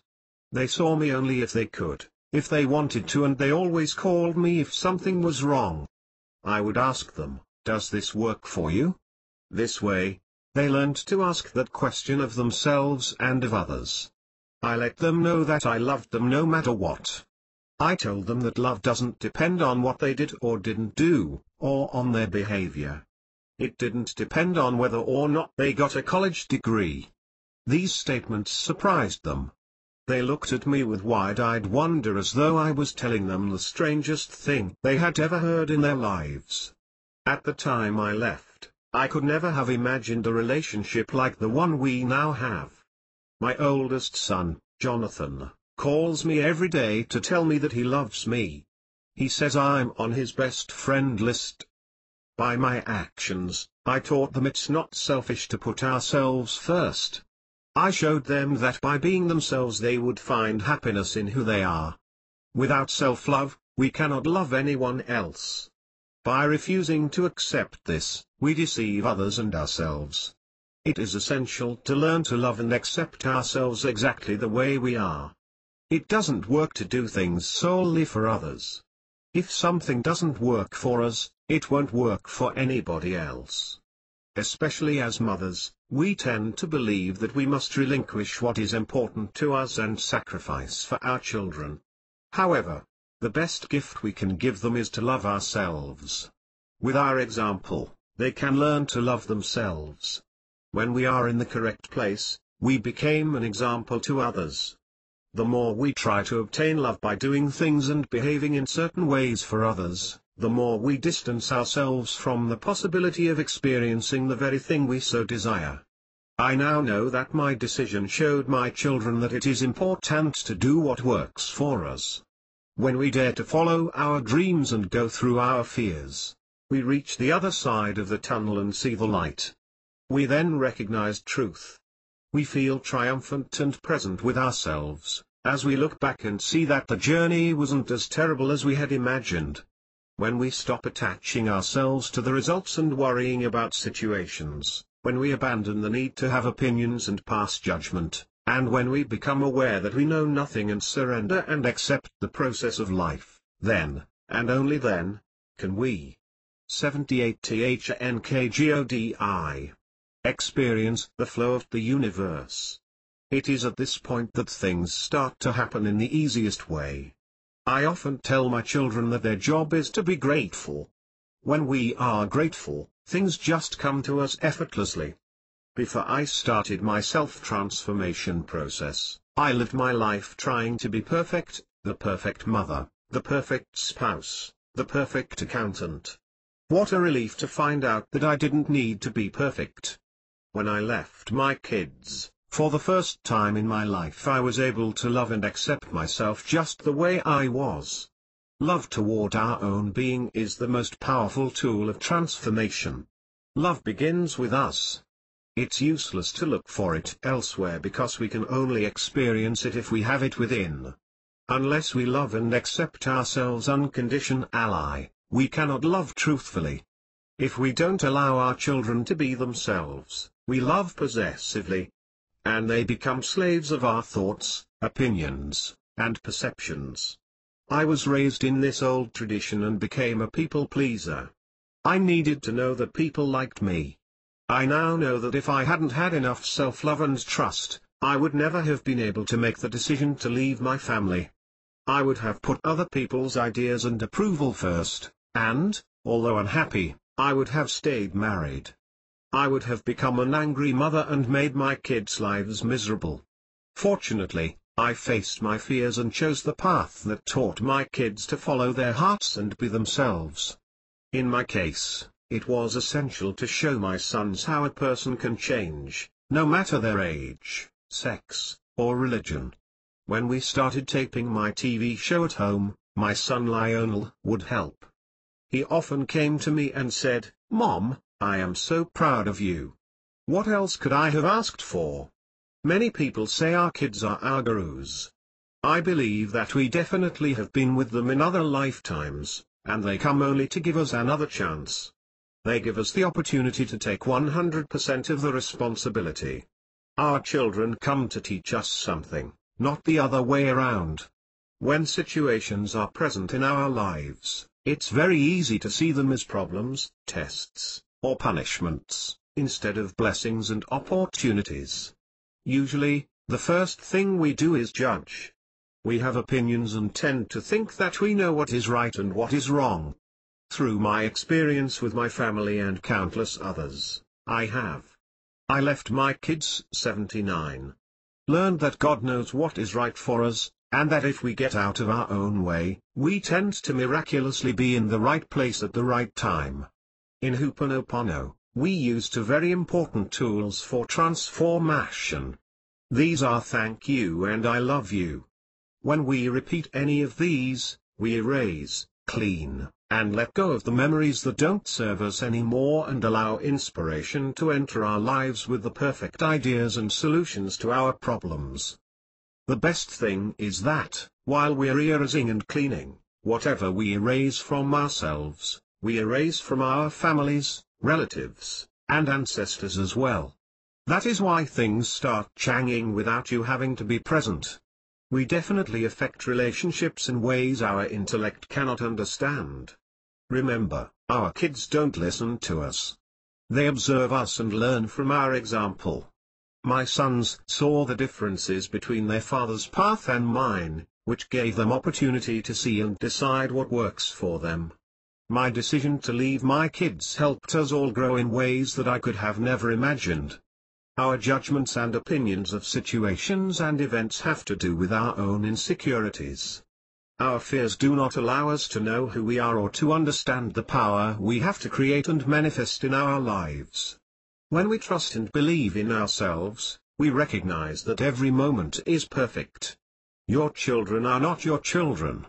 They are the sons and daughters of life's longing for itself. They come through you but not from you, and though they are with you, yet they belong not to you. You may give them your love but not your thoughts. For they have their own thoughts. You may house their bodies but not their souls, for their souls dwell in the house of tomorrow, which you cannot visit, not even in your dreams. You may strive to be like them, but seek not to make them like you. For life goes not backward nor tarries with yesterday. You are the bows from which your children as living arrows are sent forth. ATTHNKGODI. The archer sees the mark upon the path of the infinite, and he bends you with his might that his arrows may go swift and far. Let your bending in the archer's hand be for gladness, for even as he loves the arrow that flies, so he loves also the bow that is stable. Khalil Gibran. Mabel Katz is the author of The Easiest Way. Solve your problems and take the road to love, happiness, wealth, and the life of your dreams. Her passion is sharing the power people have inside themselves to change their lives. She hosts her own TV show, Desperate Awakening, and travels around the world awakening people's consciousness with her lectures and seminars. Mabel is president of Your Business Incorporated, where as a business consultant she helps others create successful businesses. For more information, please visit www.mabkatz.com or www.businessbu.com. I was raped. J. Grace. S. Several years back, if someone told me I would be making such a statement as "Thank GD I was raped," I would have considered them cruel and crazy. So, I'm aware of how disturbing this may be for some people to hear or understand. I didn't wake up one day and suddenly find myself thinking, "Hey, GD. Thanks for the rape." It was so not like that, my friends. It was quite the opposite. I could not understand why GD would let this happen to me. I went through unspeakable pain and anguish, and I saw my family's hearts break for me. Yet here I am writing about my rape, and I really am earnestly thankful to GD for it. How did that happen? I'll tell you a bit about myself before the rape in hope that you'll see how life so cleverly prepares us for our personal tragedies. It took me some hard, painful years to figure this out. So here is a brief history of my background. For the first 13 years of my life, I suffered from a chronic illness. Going through the hardship made me want to help those who were in need. I worked as a crisis counselor, advocate, and support. 81. Thank GD. 80 to THNKGODI. Group facilitator for survivors of violent crimes. For 10 years I worked directly with victims of sexual assault, rape, incest, elder and child abuse. Working with such heavy situations is draining, and I felt the signs of burnout. Taking a leap of faith, I resigned from my job, and co-founded a consulting business in New York City, where I'd always lived. But after several years I felt I owed it to myself to get out of my comfort zone and go to live on the other side of the country. The several times I'd visited San Francisco, I enjoyed the aesthetics and the laid-back attitude of the people there. My family and friends were apprehensive about my moving to a place where I had no friends or established means of income. I understood their concerns, but I was determined to make a life for myself in California, and I went ahead with the relocation. This was during the dot-com explosion, and most people were willing to pay a disturbing amount of money in cash to get an apartment, something I obviously was not able to do. So after I had found a full-time consultant job, I still needed a part-time job to make ends meet. I applied for evening and weekend bartending jobs and got a Sunday interview appointment at a high-end restaurant. It was not far from my place. This made me happy because commuting would be easy and the tips would be good. Being new to the city and wanting to take precautions, I am a New Yorker, after all. I asked a new friend to go with me and wait while I interviewed. My counseling experience made me think about safety issues. The restaurant was both lovely and busy, and the hostess directed me to the manager. After I gave him my resume, he told me to sit at one of the tables while he tended to customers. Finally he got back to me and proceeded with a friendly and informal interview. I had already learned that in San Francisco even employers were super casual and laid back. The manager even introduced me to his wife, who was dining with some of their friends. He finally offered me the job and insisted that my companion and I stay and try some of the cuisine so I could become familiar with the food. I thought, how generous, and was happy to get the job. After some time, the restaurant manager asked me to go to his office to fill out some forms. I told my friend I would be right back. The manager went over to his wife's table and said something to her, then I was raped 83. Motioned for me to follow him to his office. He was walking quite a bit ahead of me, and I had to take large steps to try to catch up with him. Losing track of where he had gone, I asked an employee, who pointed to the manager's door. When I knocked, he called to me to open the door and come in. This is when my true journey began. I opened the door but didn't see him. Suddenly, I felt a hand around my face, covering my mouth. He pulled me down to the cold, hard floor. I could not believe it. What was happening? I screamed, but no one heard me. The office was far from the noisy dining room, and no one heard my pleas for help. He held me down and took off my clothes. I struggled, he was too strong. So strong that the bruise of his handprint on my right arm remained for a couple of weeks. He raped and sodomized me, and I immediately knew that he had done this before because he was so methodical and quite confident that he would not be caught. Time stood still, and I began to experience what many survivors of trauma describe as an out-of-body experience. As he raped me, I felt like I was watching a movie of someone being raped. But that someone was not an actor. It was me, and it was real. I am not sure how much time passed, but when he was done with me, he calmly got himself together while I lay there bleeding, shocked, and in disbelief. Slowly and painfully, I got up to put on my clothes. He turned to me, kissed and thanked me, and walked away. Yes, he did. I could not believe it myself, and it happened to me. I was no longer the person I was before I opened those doors. The person before would have thought the same thing that some of you are thinking now, which is, why didn't you run after him and try to kick his ass? I tried to fight him off during the rape, but at some point I disconnected. I was in shock and felt broken. Then denial set in. I just could not accept what had happened to me. After all, I did everything I thought I could to do to be safe. I had someone go with me to the place of the interview, and I told her that I was going to the office and would be right back. The place was crowded, and an employee sent me to the manager's office, so this person knew I was in there with the manager. Much later, I found out he was his lookout. 84 THNKGODI. Why didn't the red flags come up? How could I let this happen? The whole thing was like a nightmare. I don't remember going back into the restaurant's dining room. I finally found my friend, who was waiting for me. She was upset and began to yell at me because I'd taken so long that she thought I'd just forgotten about her. Then suddenly I blurted out, I was raped. Naturally she freaked out, she was very upset. We left the restaurant, and she wanted to call the police. But I said no, and we got a cab home. Once home, we talked about it, and I decided to call the police. I knew that in rape cases the victim is basically the evidence, so I didn't shower or change my clothes, although every cell in my body wanted to scrub the rapist off me. I could smell him on me, and it made me want to throw up and peel off my skin. The police came, took my report, and drove me to the hospital. They were insensitive and dismissive. I spent about 7 hours waiting for a rape crisis nurse to do my rape kit.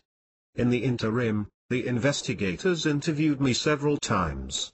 I was in pain and exhausted. When the nurse finally checked me, she said that in all her time doing this type of work, mine was the most terrible physical trauma she'd encountered, adding that she would be more than willing to testify to that in court. She was very kind and compassionate. I took emergency contraception, an HIV cocktail as a precaution against possible exposure, and an STD test. For weeks I was weak from the side effects of the HIV cocktail. I was relieved and grateful that my test results were all fine, but can you imagine how awful I felt during those weeks, not knowing if I was okay? I tried to get counseling, but the referrals I got were not helpful, and I couldn't afford to pay for therapy on my own. I told no one but my sister. I simply worked like a robot, just existing. I didn't know what to do. I didn't eat and couldn't sleep, I just worked, until about a bit over a month after my rape, when I ended up in the emergency room with a severe asthma attack, during which I was pronounced clinically dead for about 4 minutes. Actually, that was the only time I had felt any peace since the rape. Then I was brought back to my so-called life, and I was not happy to be back. Why? Why would GD be so cruel as to have me go through the agony of physically dying? Why did I experience what I call a cosmic? I was raped 85 T's. I felt the deliciousness of being on the other side. I had peace, absolute love, and joy when I was dead, and then bam! I got the cosmic boot, which I wrote about in detail in my soon-to-be published book, Death Didn't Want Me Getting the Cosmic Boot. I returned home to finish my recovery and wanted to know about my case, but the investigator was dismissive and unresponsive. I tried many times to find out what was going on, but couldn't get any answers. It took me many months, with the assistance of an advocate, to find out the status of my case. It was closed. The investigator in charge said that I never showed interest in pursuing the case, a completely false statement on his part.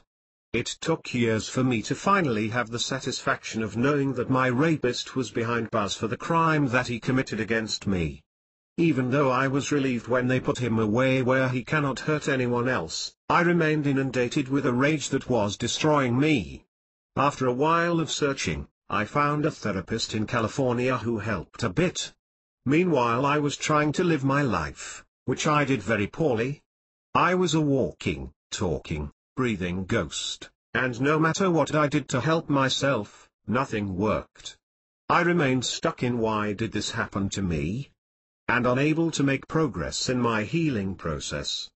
I went through all the stages common to someone who's had a traumatic incident: denial, shame, self-blame, anger, and so on. Clinically, I knew why I felt and behaved in those ways. But that didn't help me from feeling it. I had worked with rape survivors for many years, and I had taken a self-defense class. I felt that somehow I should have known better, that I should have been able to stop it.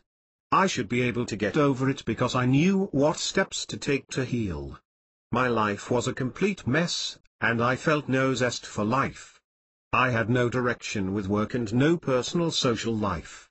After several years in San Francisco, I moved back to New York City and my family found out about the rape. I was no longer functional.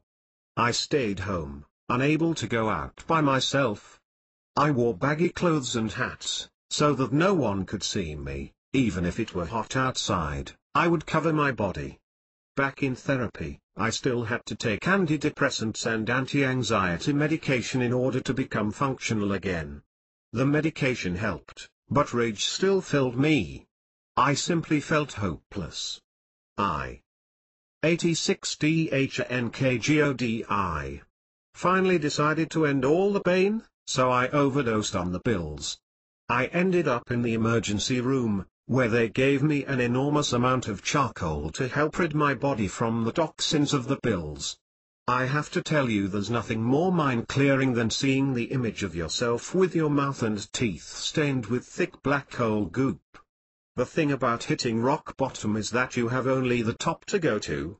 It took me some time to ask myself why I was still in such pain and despair. I knew I was stuck, but how do I give myself the nudge to begin healing? I thought about when I worked with my clients, and what they shared with me. I remembered the feedback that they gave about me, how compassionate and non-judgmental I was with them. I seriously began to meditate on why I was able to show compassion for others but not for myself. On one of my many sleepless nights, I opened a big box of my old journals and started to read both the pre- and post-rape ones, and I sobbed uncontrollably. I finally allowed myself to grieve for the person I had been before the rape. I decided to bury most of my journals symbolically, which allowed me to say goodbye to that part of me that I felt was gone. But after a while, I realized that part of me was not gone. What the rapist had done had changed me forever. That was a fact. But now it was up to me to decide how it had changed me. Was I going to be a lost soul? Someone scared of her own shadow? Someone who did not trust her judgments anymore? Was I going to continue to see only the ugliness of life and marinate in bitterness? I reread the journals from after the rape and tried to objectively see the things that I was going through.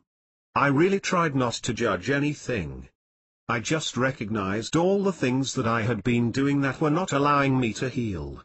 I finally did for myself what I was able to do for the clients I worked with. I showed compassion and worked on not being judgmental. By doing so, I ended up forgiving myself. Through doing these things, I became less angry, and started the process of letting go of the rage I felt toward my rapist. He overpowered me that night. But I realized that I could have the power back by not letting what he did prevent me from having a happy, fulfilling life. So I simply began to forgive him. This does not mean I wanted to hang out with. I was raped 87. Him and send him holiday cards. But holding on to the rage was not hurting him, it was hurting me. I know it sounds cheesy, but just because it's cheesy doesn't mean it's not true. I wondered if my working with victims of violent crimes years ago had been a way for GD to help me prepare for my own personal tragedy. I know it might sound strange, but I do believe this to be true. Once I took those huge steps of self-compassion, forgiveness, letting go, and reclaiming my life, I reached out to others more and talked openly about my rape. In time, I could again go out by myself and I started literally taking off the layers that I carried. An artist friend of mine knew about my rape and told me about a radio show called the Rape Declaration Forum in New York on radio station Y, which his girlfriend hosted and produced. He suggested that perhaps I would want to go on and talk about what had happened to me. It's a live call-in show, where people can share their story on the air. I decided to do it, and Rebecca Miles, the show's host, invited me to be in the studio while she played my pre-recorded interview. I went to the studio. It was my first time doing any radio, and I was nervous. After Rebecca played the tape of my story, people called in to share their own stories, saying that in my telling my story I had inspired and helped them. It truly was powerful. That's when I really began to thank GD that I had been raped. The pain and anger that I had for myself, my rapist, and GD had transformed to inner peace and purpose. I was able to see the person I am now, a woman who has survived a personal tragedy and has found her power. I have the power to claim my life. It is me and not my rape that defines it. I know that compassion and forgiveness starts with me. I know that being in a state of gratitude allows me more things to be thankful for in my life. I have the courage now to be true to myself. I now embrace the writer and artist in me by way of my poems and books. I am an activist and public speaker, spreading the message of self-empowerment and inspiration. The biggest blessing for me is that I found my purpose, to do radio broadcasting. I was graciously asked to co-host the Rape Declaration Forum at Y with Rebecca Miles. I also produce and host my own radio show, the J. Grace Radio Variety Show, on TribeCarRadio.net. 88THNKGODI. It is a place of gratitude that allows me to see and understand the great opportunities that can come from my struggles. It has taken me a long time to understand that. I really did not believe that I would find joy in my life again. So for anyone who is lost in despair, I would suggest that you feel what you are feeling. But please also be patient and compassionate with yourself. And I thank GD for allowing me the honor of having you read my story. Julian J. Grace was a crisis counselor, advocate, and group facilitator for crime victims for 10 years before she decided to go in a different career direction, in which she has been an entrepreneur and artist. She is now the creator/producer and host of the J. Grace variety show for TribeCarRadio.net. Julian also is the co-host of the Rape Declaration Forum on New York's By 99.5 FM. She serves on the board of directors for NPOS and is an activist for victims and animal rights. 89. Thank God I had cancer. Marilyn Joyce. In most ways, it was a day like any other back in 1985. I awoke at 5 a.m. Did my concentrated hour of yoga and meditation, and hurriedly showered as I began, in my already over-full brain, to organize my busy day ahead. With two teenage kids to rouse from their usual deep sleep, breakfasts were always a challenge as I continually yelled those all too common words, "Get up now, or you'll be late for school." However, for me, this morning was different. As I stood in front of the bathroom mirror after my delicious, steamy shower, deep in contemplation, I noticed that the little blue spot under my eye, from an extremely hard baseball that hit my eye when I was 11, was not the same. Today it was shiny, hard, and kind of a mixture of black and purple, depending on how the light. It definitely would have been beautiful as the fabric of a dress for me, since those are my best colors.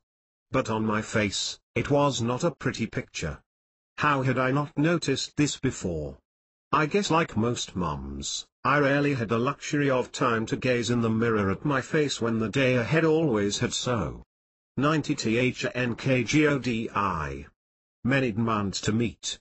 A quick makeup job, and then I was off and running. That particular morning I'd awoke feeling on top of the world. I had arrived. My own professional association invited me to be a keynote presenter at our annual conference. As I showered, anticipation and a sense of incredible possibilities filled my thoughts. I planned my speech and visualized the room packed with more than 1,000 of my peers. The thrill of this picture left me almost breathless. Until I looked in the mirror. Would you want to stand up there on a stage with that ugly thing on your face? No question about it. This had to be removed pronto. That began a journey that I shall always remember.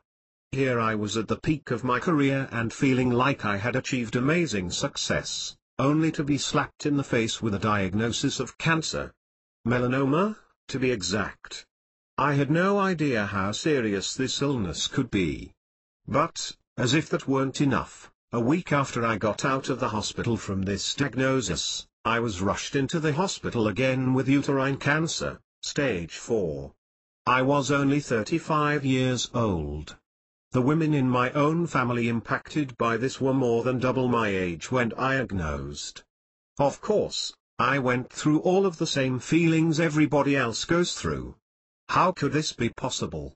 I was vegan, practiced yoga, meditated daily, used the most environmentally friendly products I could find, worked hard, and had the respect of my peers and busyness associates for always doing more than what was asked of me. I appeared to have more energy than most people I knew, and on the surface looked very healthy. In other words, I went into complete denial, followed by immense, almost seething anger, and eventually felt like a completely hopeless victim. My frequent lament was, you guessed it, why me? 4 years later, I found myself at the lowest point in my life, and health, imaginable. My finances were low, well let's just say nil, and I had not been able to eat solid foods for months. I could only suck on ice chips in order to stay hydrated. My body wasted away simply from lack of nourishment. And, just as most of my seriously ill patients have done, I tried everything anyone suggested, from anywhere and everywhere in the world, in search of that magic bullet. I had cancer 91. By 1989, I weighed 88 pounds and was in a wheelchair. They said I wouldn't live more than another week or so. That's when the miracles began. In an effort to get me out of the house, my family and friends dragged me off, or rather wheeled me off, to a local home show. There, a rather handsome young man with a Vitamix machine, which I now fondly refer to as a 2-horsepower lawnmower for food, introduced me to cantaloupe ice, with seeds and all included. After 2 months of this concoction, I had obviously outlived my prognosis by 6 weeks. Help swept through my entire being. I was on my journey back to health. I included other fruits as tolerated, then vegetables, and eventually tofu, soy, and whole grains, in other words, whole foods in a whole food form, back to basics, real food nutrition. There's much more, though.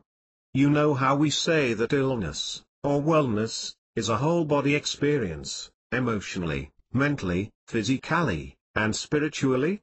Well, that same weekend, a close friend took me to a Bernie Siegel event, a full-day seminar. Phew. Absolutely one of the least comfortable days of my life that I can remember. Not only on a physical level, but on every level imaginable. I faced so many things about myself and my life that I had avoided, ignored, buried, or denied, and otherwise never addressed. Cancer personality? Living every day with endless shoulds, coulds, and woulds. People pleaser be damned. I had things that had to get done. Taking time out for myself? There weren't enough hours in the day for anything other than family and work responsibilities. Love my life and have fun? Life is an uphill battle, with no rest until you die.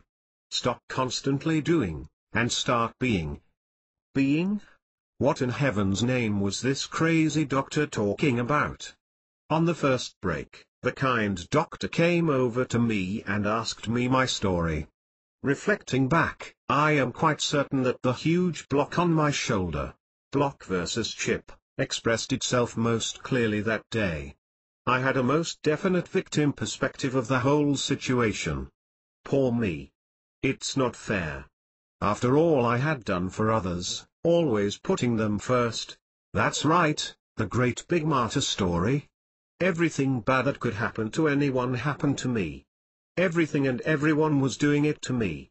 I had no control and was at the mercy of all of the 90 to THNKGODI. Odds against me.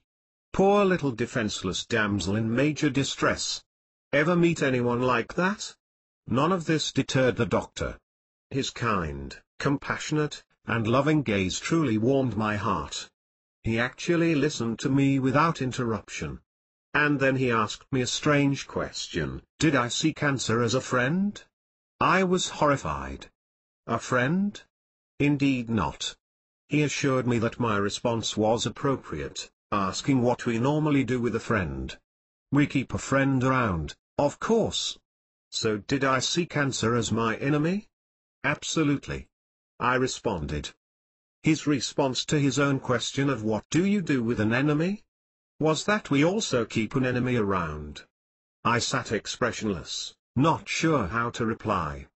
He continued saying that we do this from a negative stance, always looking for ways to get even with them, to get revenge for one thing or another, or just by constant feelings of anger, hate, resentment, or frustration toward them. I had never thought of it from that perspective before. And, without question, I had spent most of my life with complete anger and resentment toward my mother, whose mental illness and excessive violent outbursts resulted in massive turmoil throughout my entire life. The last, and most provocative, question was, are you ready for this one? Can you see cancer as your teacher? I'm sorry, I thought. That was just stretching this whole experience way too far for me at that moment. Well, he asked, what do you do with a teacher when you have learned all that you can from that teacher? Oh my goodness. I got it. You release that teacher and move on to the next teacher. You let go of that teacher, filled with all of the learnings and growth that you have gained, so that you can then be open for the next level of learning and growth in your life. So then, the big question for me became, what is this cancer journey trying to teach me? As Dr. Siegel was wrapping up our precious moments together that wonderful and fateful day, he tried to hug me. He truly is a great hugger. I completely contracted and flinched. Smiling, he said, imagine if a hug a day could keep the doctor away, what might 10 hugs a day do? Quite frankly, hugs were never something I felt comfortable giving, or receiving. Well, at least not until that incredible day. After the seminar completed, we left that hustling, bustling room, abuzz with an unprecedented level of enthusiasm, anticipation, and joy. I had cancer 93. My heart raced with excitement, and my mind swam with all of the conceptual frameworks introduced by this amazing doctor. And the question kept racing through my already full mind, what is cancer trying to teach me? That evening I attempted to journal again, something I had done often over the years, in an effort to find the answer to this challenging question. I started a new type of journaling book, my Book of Gratitudes. What you focus on expands in your life. So, if you focus on what you are grateful for, you will attract into and create in your life a lot more to be grateful for. Without a doubt, this was a most difficult process I attempted that evening. I did not fare well at all.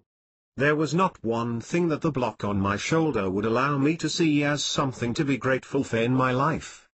I gave up and went to bed, completely fatigued from such an intense day of inner work, yet filled with calm anticipation for the potential healing of my body and soul. Very early the following morning I awoke with answers to my question. That's right. Answers with an S. Life had become so full of commitments, perceived obligations, constant busyness, and a mile-long list of things that I was tolerating, constantly showed on myself, that I experienced absolutely no joy or love for, or in, my life. And I was definitely not having any fun. I was very clear that all of this had to change. How was another story? The morning was extremely overcast and depressing. When I pulled out my gratitude journal to once again try to come up with 5 things I was thankful for, my mind drew a complete blank. Then I remembered the good doctor saying that if I could think of only one thing to be grateful for, just write that down 5 times. At that very moment, the sun forced its beautiful bright smile out from behind those dense dark clouds, just for a very brief few seconds. Wow, what a sight! Overwhelmed with gratitude for that exquisite moment of brilliance, I immediately wrote it down, not once, but 5 times. Thank God for the brilliant sun shining upon me and helping me to heal my resilient body. A month later, I was writing at least 100 different gratitudes in my journal, each and every day. A year later, I recovered. And to prove that I was on the mend, I ran a mile, in 30 minutes. Slow, yes, but a huge step forward from where I was. It's been over 1794 THNKGODI years now, and my life is brimful of wonderful new adventures and tremendously loving friends and associates. I love my life, and I have lots of fun. Every day, I awaken filled with gratitude for the opportunity to just be here, to live my purpose, and to experience purpose for life in general. Some important laws I've learned, through my journey with cancer, for creating a healthy, abundant, and meaningful life, include: 1. Surround yourself with loving people who express gratitude daily for their own lives. 2. Take 5 minutes, throughout the day to just be still and experience the stillness deep within, emotionally, mentally, physically, and spiritually. 3. Live in the moment. The past is like a cancelled check, the future like a promissory note, and you cannot do anything about either one. Today is cash in hand. Spend it wisely. It is the present you have been given, to unwrap and thoroughly embrace and enjoy, moment to moment. So, you see, you can change your life in an instant. 4. Live every day filled with gratitude. Write at least 5 things, large or small, that you are grateful for each day in your own gratitude journal. Focusing on the good in your life creates more of the same. 5. Gratefully take responsibility for your own life, and learn to discern. Ask questions. Go to the source. Awareness and knowledge, balanced with some wisdom and a generous dose of discipline, are the cornerstones of a healthy life. 6. Stop shouting on yourself. You have choices. Make them based on your own, no one else's, dreams, desires, goals, and personality. 7. Celebrate to accelerate, as my close friend Tim says. Gratefully honor yourself for your successes and a job well done. What you focus on expands. 8. Use balanced affirmation statements and visualization, along with effalization, to achieve success in anything you do. Feeling. I had cancer 95. Your success as you visualize it, before you have actualized it, opens you up to receiving/creating your desired results. 9. Write a long list of all the people you want to meet, and another long list of all of the things you want to do and places you want to go, before you die. People who do this generally live long, healthy lives. They have too much to do before they go. 10. See the sunny side of life. Laugh a lot, especially at yourself. Read Anatomy of an Illness by Norman Cousins. And watch a lot of funny movies. 11. Do what you love, and love what you do. Be in integrity with who you really are, not who you think you should be to please others. Discover your mission and live it with purpose. This is your birthright. 12. Gratefully be of service to others with love and generosity. Recognize the privilege it is to be alive and to be able to co-create, with others, a world filled with love, compassion, and gratitude for everything this life has to offer. What I discovered during that often frightening, and most definitely challenging, journey of self-discovery, is that when I live according to my purpose, with sincere gratitude for everything that occurs every day, my life is filled with more love, joy, and abundance than one could ever imagine.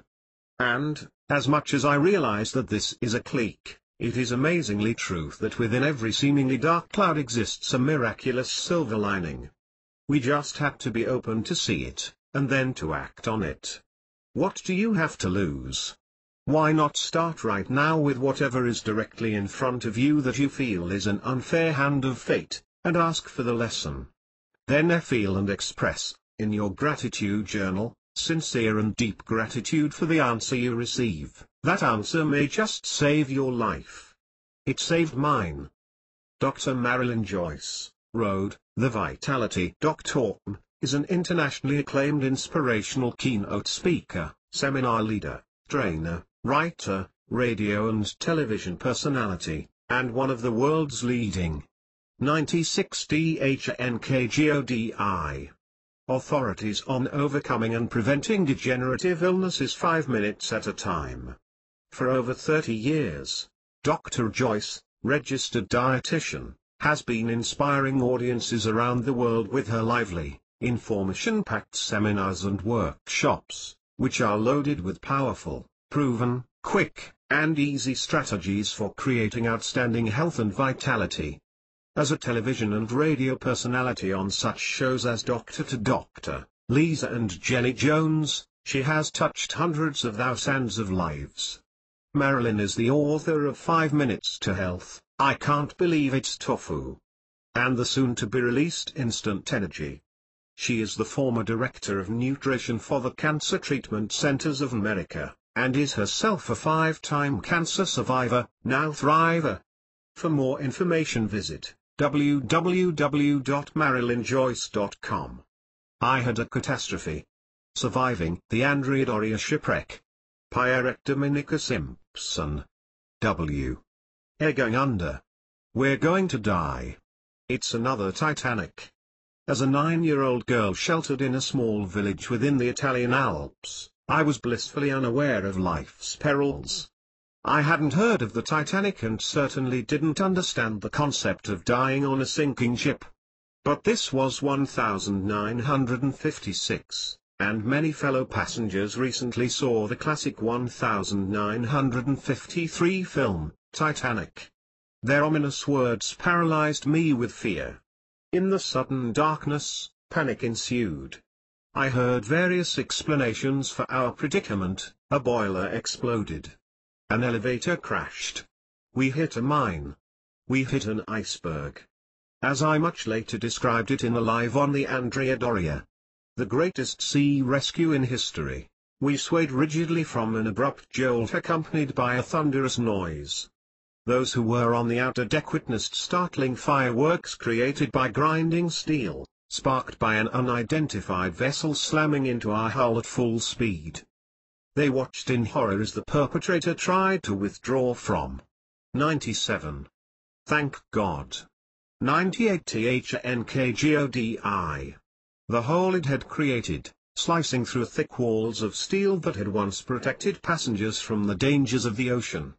In the social hall, these gruesome theatrics were magnified by the crashing of hundreds of bottles that landed on the bar floor, as if thrown there by the devil's rage. Every fiber in our spines reacted to the scraping, screeching, and crunching noises from an indefinable source. The entire floating city began to lean dramatically toward the starboard side. When the lights finally flickered and stayed on, they revealed passengers lying on the floor, screaming from shock or injury. Poor immigrants and wealthy passengers were struggling to survive the most calamitous collision in history between two passenger liners, the Swedish liner Stockholm and the luxury liner Andrea Doria. My grandparents and I gripped each other with each episode of loud, creaking noises that plunged us to a lower depth, along with our dream of immigrating to the New World. To make things even worse, hideous fumes blurred our senses. My grandmother muttered something about surviving the war just to die on the beautiful ship carrying our life's possessions. I focused on the thought that New York was only one sleep away and that my mother had waited 8 years to see me again. Fortunately, the Andrea Doria stayed afloat. We sat straddled on the sharply inclined floor for a few seemingly endless hours. Then our somber prayers were interrupted by sharp, hopeful voices. "Look, the rescue ships. We're not going to die." I wondered how we would reach the French liner Île-de-France, which reminded me of a bobbing amusement park with its lights twinkling in the distance. As our ship seemed to be capsizing, we hurriedly lowered ourselves on ropes and nets thrown over the railing by the crew. Abandoning ship, 1,663 people embarked on overloaded lifeboats, leaving behind 43 passengers crushed in their cabins or washed out to sea. Finally, we reached the Île-de-France, who welcomed us aboard with a Jacob's ladder dangling several stories down the side of its hull. I didn't think I could make this death-defying climb, and I had a catastrophe 99. Cried unmercifully. But there was no alternative. I made the ascent with a man climbing behind me, feeling the dreadful experience of being suspended a mile above the sea. How would my grandparents make the climb, I worried. The next morning, my family watched the interment of everything dear to us as it became engulfed by a giant whirlpool. I cried over losing my first communion dress. Thus did I emigrate to the land of promise. We survived a great ordeal, now everything would be all right, I thought. After all, with my grandparents alive, my lifeline was still intact. We finally arrived in Detroit on July 27, 1956. When I met my mother, of whom I had no memory, since she had left Italy during my infancy, I heartily embraced her. After many tears of joy and gratitude for having survived the seemingly unsurvivable, we went to live in a home a fraction of the size of our old farmhouse. It took all of one day before the blending of two families resulted in one troubled unit. The surfacing of old wounds, adapting to a new culture, all exacerbated by the Andrea Doria trauma, created an unhappy existence.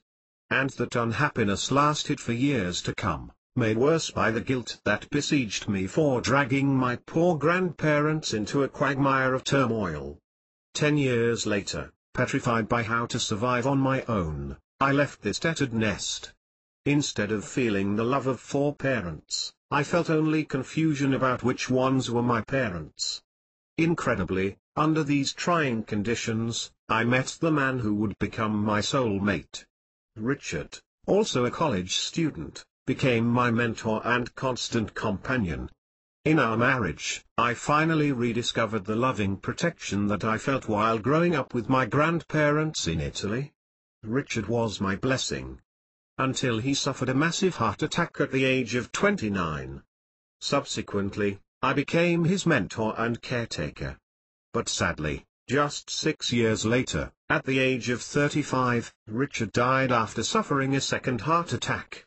Now widowed and only 33 years old, I had already experienced the loss of everything that had been dear to me, separation from 100 THNKGODI. My homeland, my grandparents, my new American family, and now my best friend. How could I survive another abandonment? As I pondered that question, hoping for an answer, the silence was resounding. This depleted me of all hope and desire to live. With grief counseling, I again arose from the ruins of my life and tried to create a new life for myself. 10 years later, I even remarried. But once again, it seemed that fate was bent on testing my endurance. After 7 difficult years of marriage, my husband and I divorced. Although it was the right decision, I resented a universe that seemed to be determined to bar me from my happiness. But fortunately, not everything in my life was tears and sadness. During this difficult period I met my natural father, who lived in Italy. He accepted me fully as a daughter. Finally I had a father. I welcomed this strange phenomenon of a real father's love. He guided me with his wisdom and introduced me to my new extended family, who offered me the sense of belonging that I so desperately yearned for.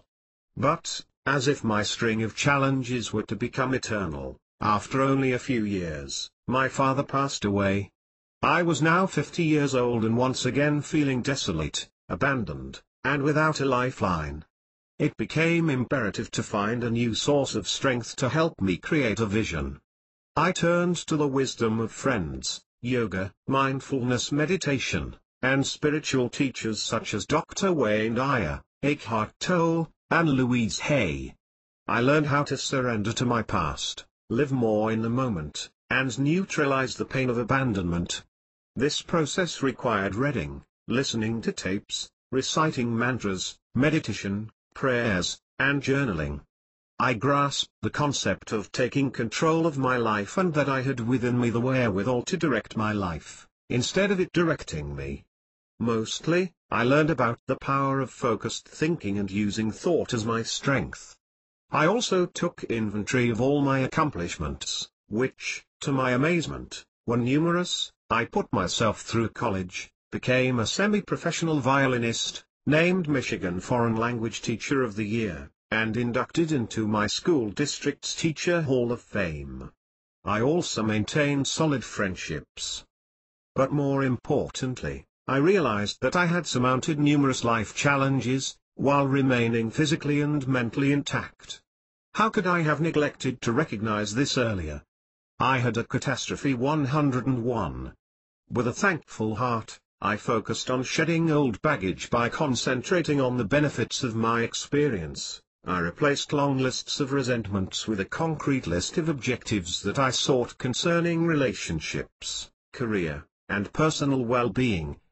I was very specific, and I still refer to my list regularly, realizing that I am crafting a new life for myself based on my wishes. Nevertheless, this self-development process did not include facing the guilt I felt over having uprooted my grandparents, just to have them hand me over to a new family. Along with this subconscious denial was the denial of the Andrea Doria as a major event in my life. During nearly 50 years, The tragedy surfaced only in casual conversation. In 2004, however, I astonished myself when I chose to write my first book, a work of historical non-fiction titled Alive on the Andrea Doria, the greatest sea rescue in history. I plunged feet first into this project in order to have the book published by the 50th anniversary of the tragedy, July 25, 2006.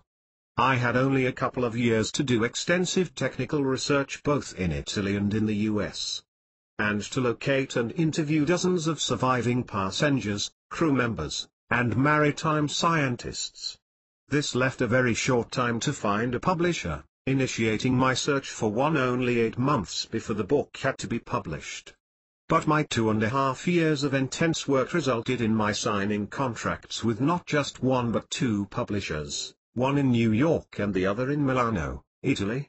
Even though writing a book required immense sacrifice, the process taught me some invaluable lessons. The first is that, in spite of all my former challenges, I have the courage to be a risk-taker. Second, I am blessed with the indomitable immigrant spirit, the ethics that made this country great. Hard work with trunks full of perseverance lead to realized dreams. Finally, and along the lines of self-growth, I learned that I could rewrite my life script and see it through any perspective I wish.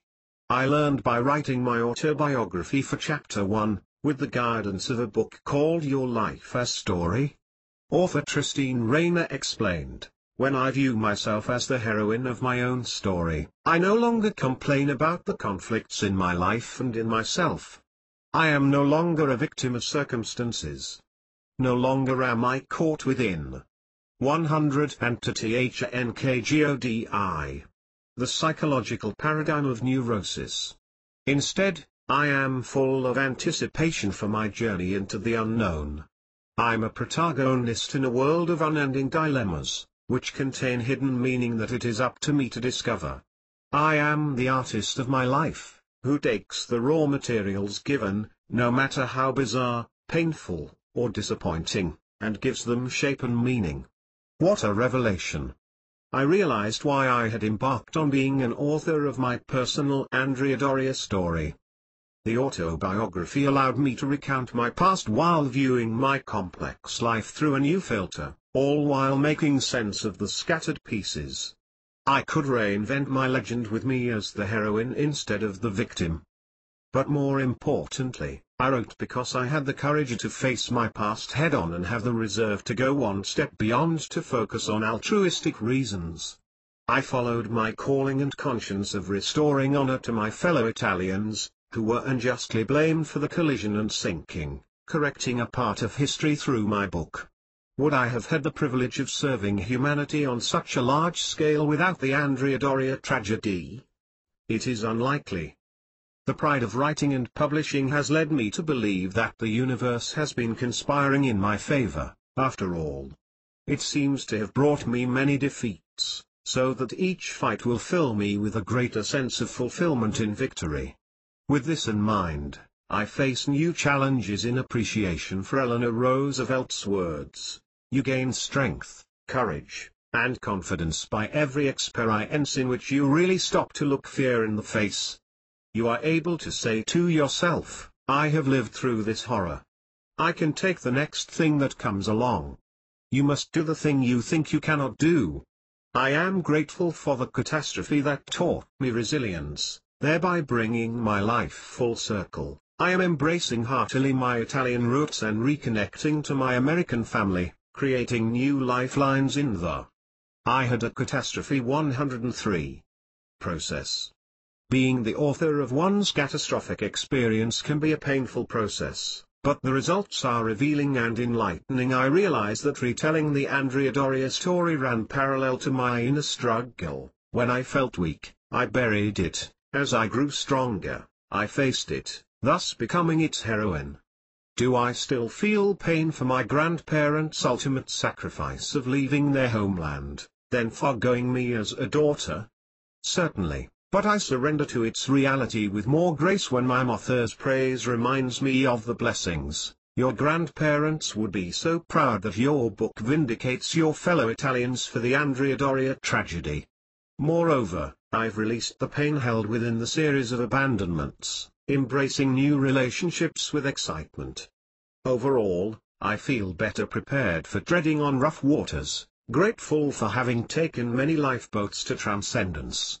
I'm confident that with future challenges, I will steadily climb another rope like the one that dangled along the side of the Ile de France, accepting another good fight in the miracle of life. Knowing that the Andrea Doria was my training ground for courage, I will gratefully say, thank God that traveling on the ill-fated liner steered me toward a life journey that I claim as my legend. Pierrette Simpson is the author of Alive on the Andrea Doria, the greatest sea rescue in history, and L'ultima notte dell'Andrea Doria. A survivor of the sea disaster, Simpson is an authority on this shipwreck and researches others. She speaks internationally on the topic. Being multilingual, Simpson enjoys foreign travel and is a supporter of the arts. For more information and to contact the author, www.pierrettesimpson.com and www.andreadoriabook.com. My husband was an alcoholic. The Power of Gratitude, a senior citizen's story. Catherine Skura. T. His story begins with the end of my marriage. It was the summer of 1989, a long way from my wedding day in 1957. As I walked off steam around the neighborhood, contemplating a separation from my husband, I thought about my dreams of being married forever and living happily ever after. Those were my dreams, all right, but now I reached my boiling point about my husband's refusal to work. He was willing to let our sons do the work while he sat in the bar, and on top of that, he criticized and demeaned them. How dare he? We owned our home, raised 4 children, and owned a successful business. My daughter was 19, my 3 sons were married with children of their own, which made me a grandmother. But now finally it was clear to me that I couldn't tolerate his behavior anymore, and I couldn't make my marriage work. How unfair that I had to start over again at my age. I was almost a senior citizen, for Pete's sake. For years I did everything I could to hold my marriage together. I took care of the house, handled our finances, ran our business, and sold new construction. I still cared about the marriage and struggled. 104. Thank God. My husband was an alcoholic. 105. To keep everything under control. I was exhausted, close to a nervous breakdown, and desperate. Things were getting more difficult when they should be getting easier. Why couldn't my husband realize that his drinking was out of control? I had heard about Al-Anon. It was a place where family members of problem drinkers could go for support. I decided to try it. Soon after attending my first meeting, I met with a counselor and learned that I was married to an alcoholic for 32 years without even knowing it. I didn't know that alcoholism is a disease. And like so many others, I thought a person had to be lying in a gutter to be considered an alcoholic. In the early years, my husband always went to work, drinking mostly on the weekends. In fact, I often joined him in a drink. We bowled in a couples league, had friends at the bar, and they considered us as fun people. It seemed pretty normal at the time. It was just social drinking. Sure, he had outbursts that were pretty scary when he drank too much. But when I got upset enough about them, he cleaned up his act, and for a long time after that things would seem okay again, until the next time. Now, he wasn't willing to clean up his act anymore. And I wasn't willing to live with his drinking anymore. By the end of the summer, I saved enough money to cover 3 months' rent. I took very little with me: the bedroom set, wicker furniture for my living room, an old kitchen table and chairs, dishes and utensils for 4, a bowl or 2, and a few pots and pans. And of course, my 5 boxes of books and tapes. I was an avid reader for over 20 years, and these authors were my friends. I had given up my personal friendships many years ago to avoid the shame and embarrassment I felt about his drinking. In 1990, When my divorce became final, I was 50 years old. My now ex stayed in the house, and I moved out, giving up many of my meaningful treasures. I worked full-time, walking construction sites, hiring and firing employees, and doing everything I could to save a business that wasn't my dream. My resentment continued to fuel my anger. I was too old to be doing this stuff. I should be thinking about retirement soon. I should have someone to love me and take care of me. I should have more money. I should. On the outside I may have appeared strong, able, competent, and put together. On the 160 HNKGODI. Inside, I was scared about being on my own and about the future.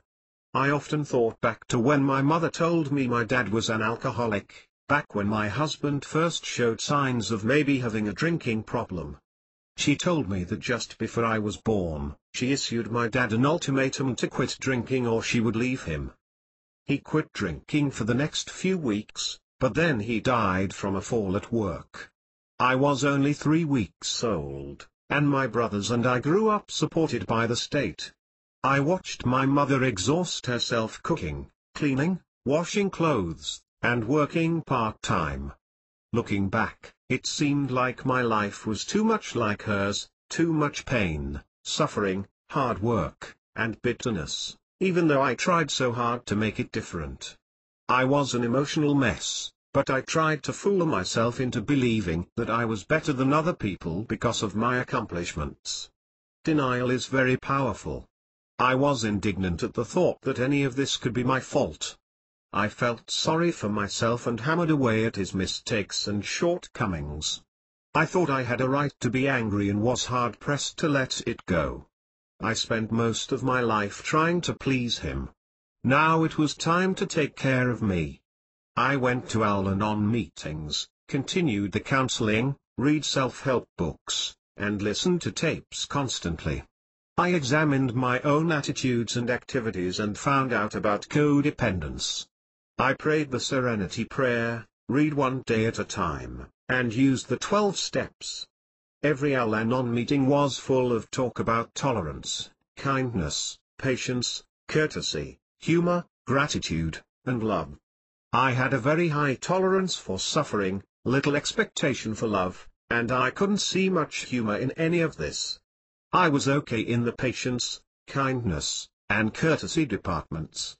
I was thankful for many things, but unlike some of the people at Al-Anon, I couldn't find one single thing to be grateful for in being married to an alcoholic for 32 years. Their years of blaming, accusing, and attacking had done me in. I made a few friends. They were younger than I, but we all had the same story. We were just trying to survive. We accepted each other without judgment, and that felt good. I learned that I didn't cause this disease of alcoholism, I couldn't control it, and I couldn't cure it. That was a relief. I learned that I suppressed deep feelings of anger. My husband was an alcoholic 107. And resentment from feeling second to alcohol for so many years.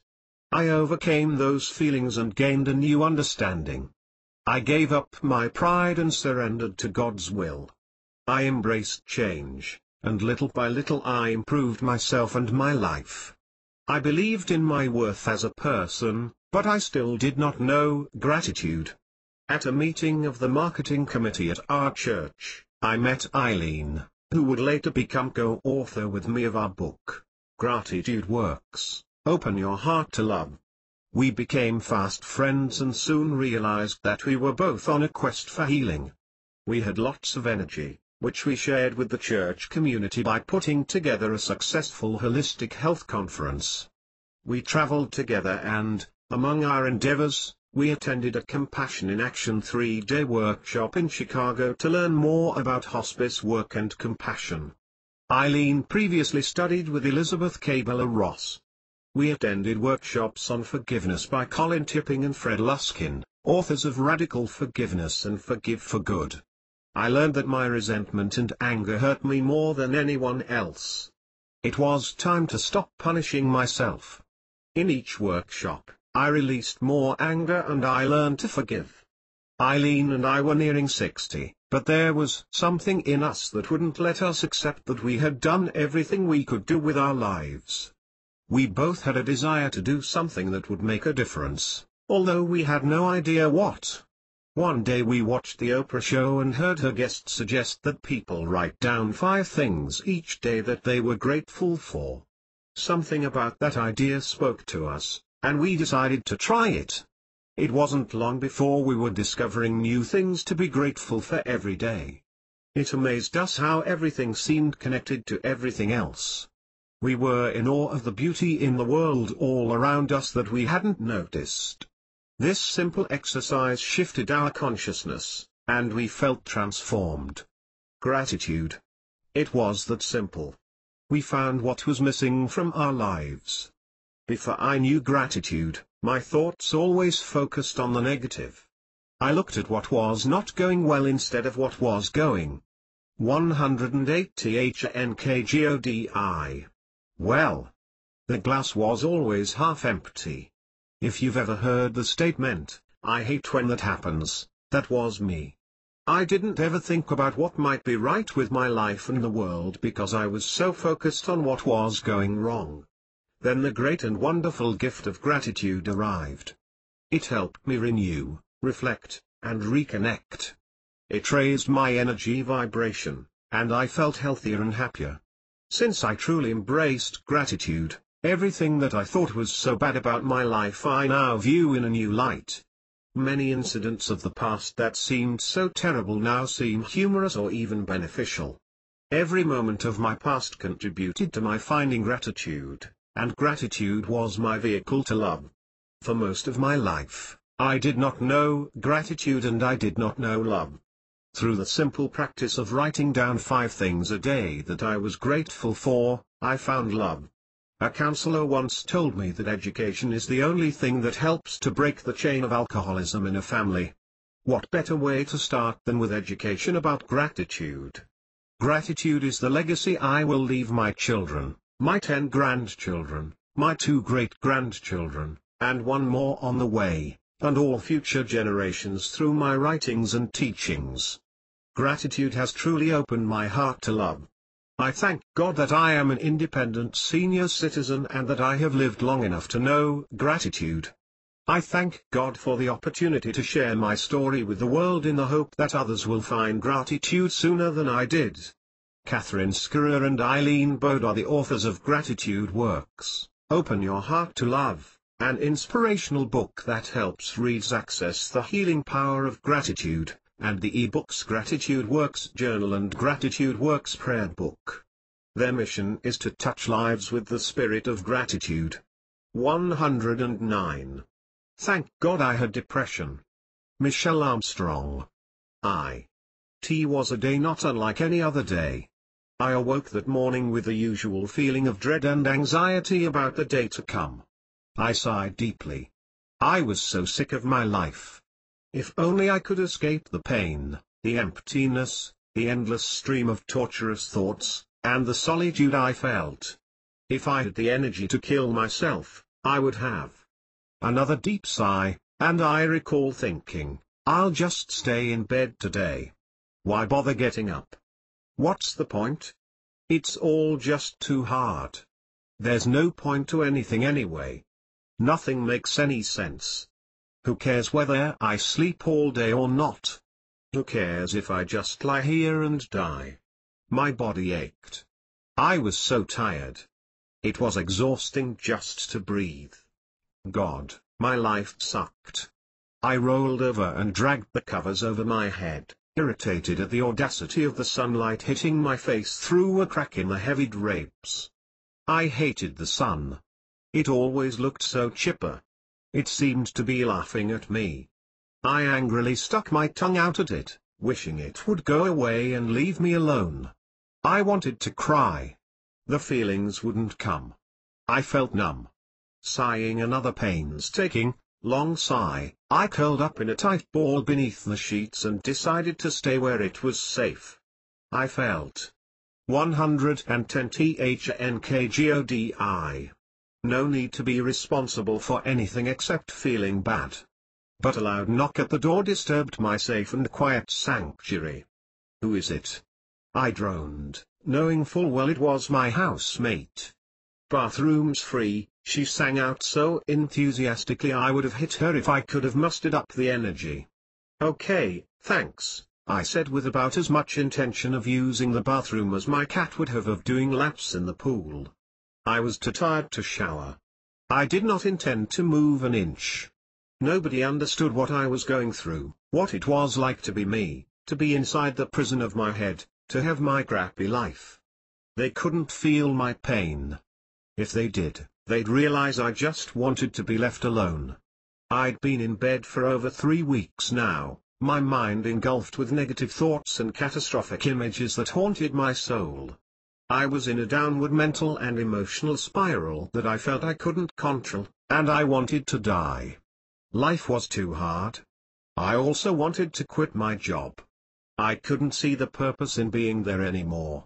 Oh sure, it paid the bills, but it wasn't fulfilling, and I couldn't find the motivation to deal with the deadlines, the responsibilities, having to get dressed every day, put on makeup, talk to people. It was all too much hard work. What was the point? None of it made sense. Why is the world punishing me? Why can't I just be like everyone else? What's wrong with me? I sighed another deep sigh. Why am I even here? I decided to quit my job. Besides, I was certain everyone at work knew I hadn't really been sick for the last 3 weeks. I convinced myself that they all considered me a horrible liar and loser and, let's face it, they were right. I could imagine them talking about me in the cafeteria, discussing how shocking it was that I hadn't shown up for work, chatting about how horrible I was. I shuddered with feelings of guilt. I felt guilty a lot lately. Guilty for being alive. Guilty for being on this planet. It felt overwhelming. I wanted to vomit. God, I was pathetic. I hate myself. I hate being awake. Why can't I go back to sleep? I continued thinking about work. I couldn't bear the thought of how everyone would look at me if I went back.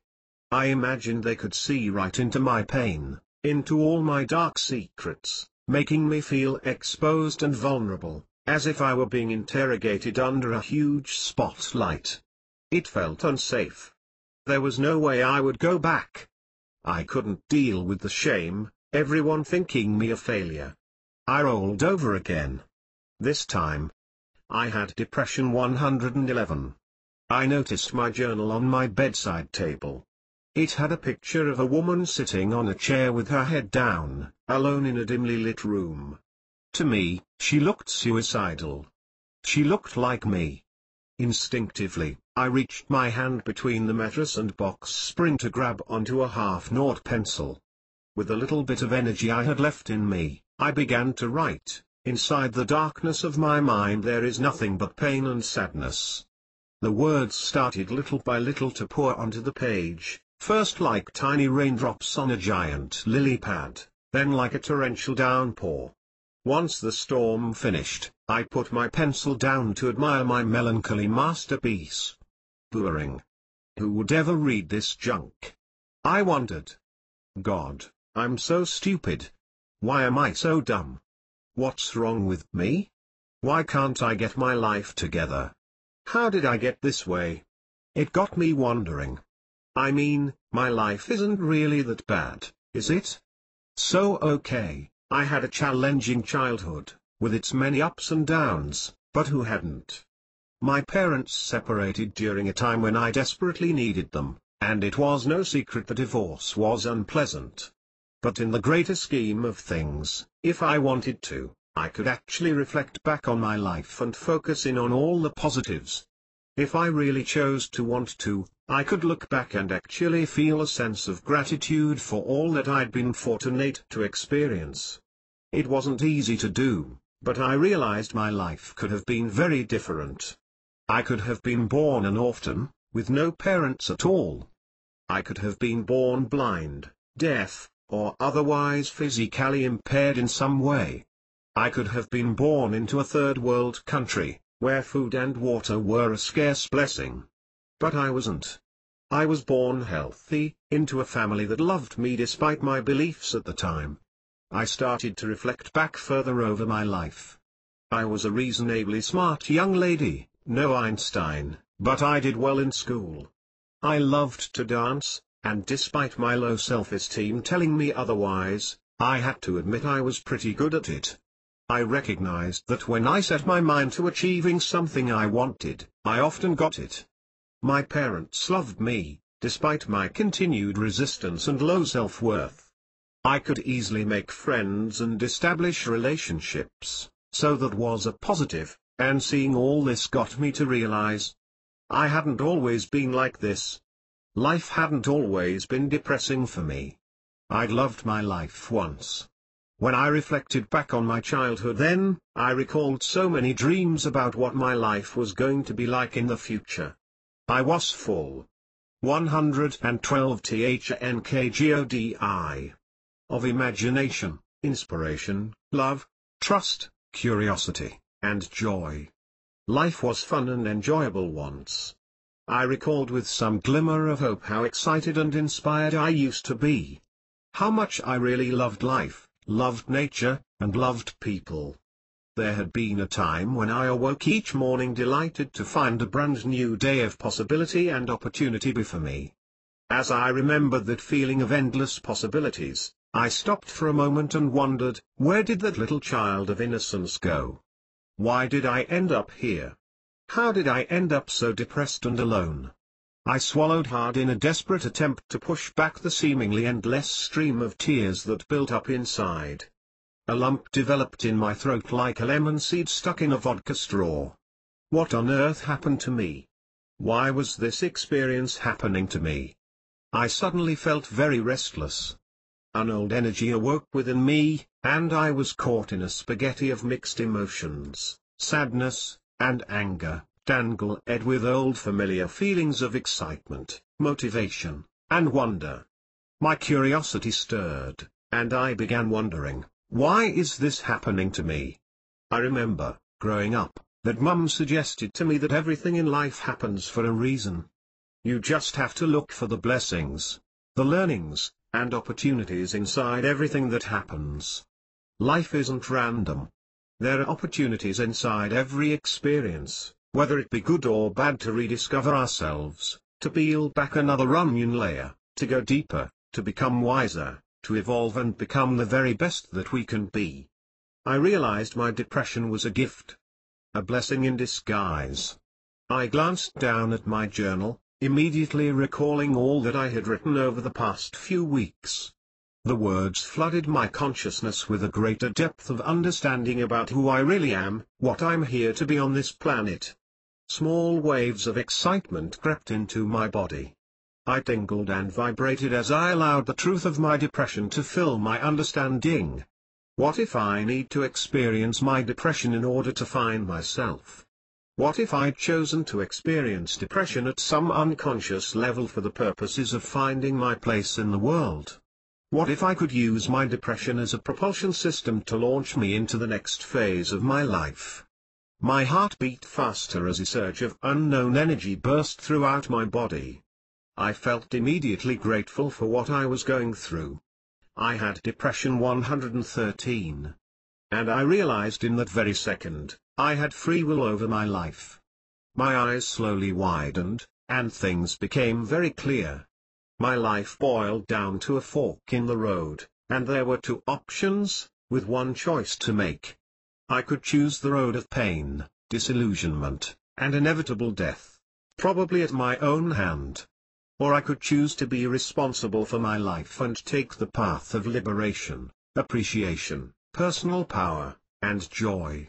I leapt out of bed like a 5-year-old who knows that Santa has just delivered that present she's been waiting an entire year for, and I stood tall in the center of my room, feeling incredibly alive.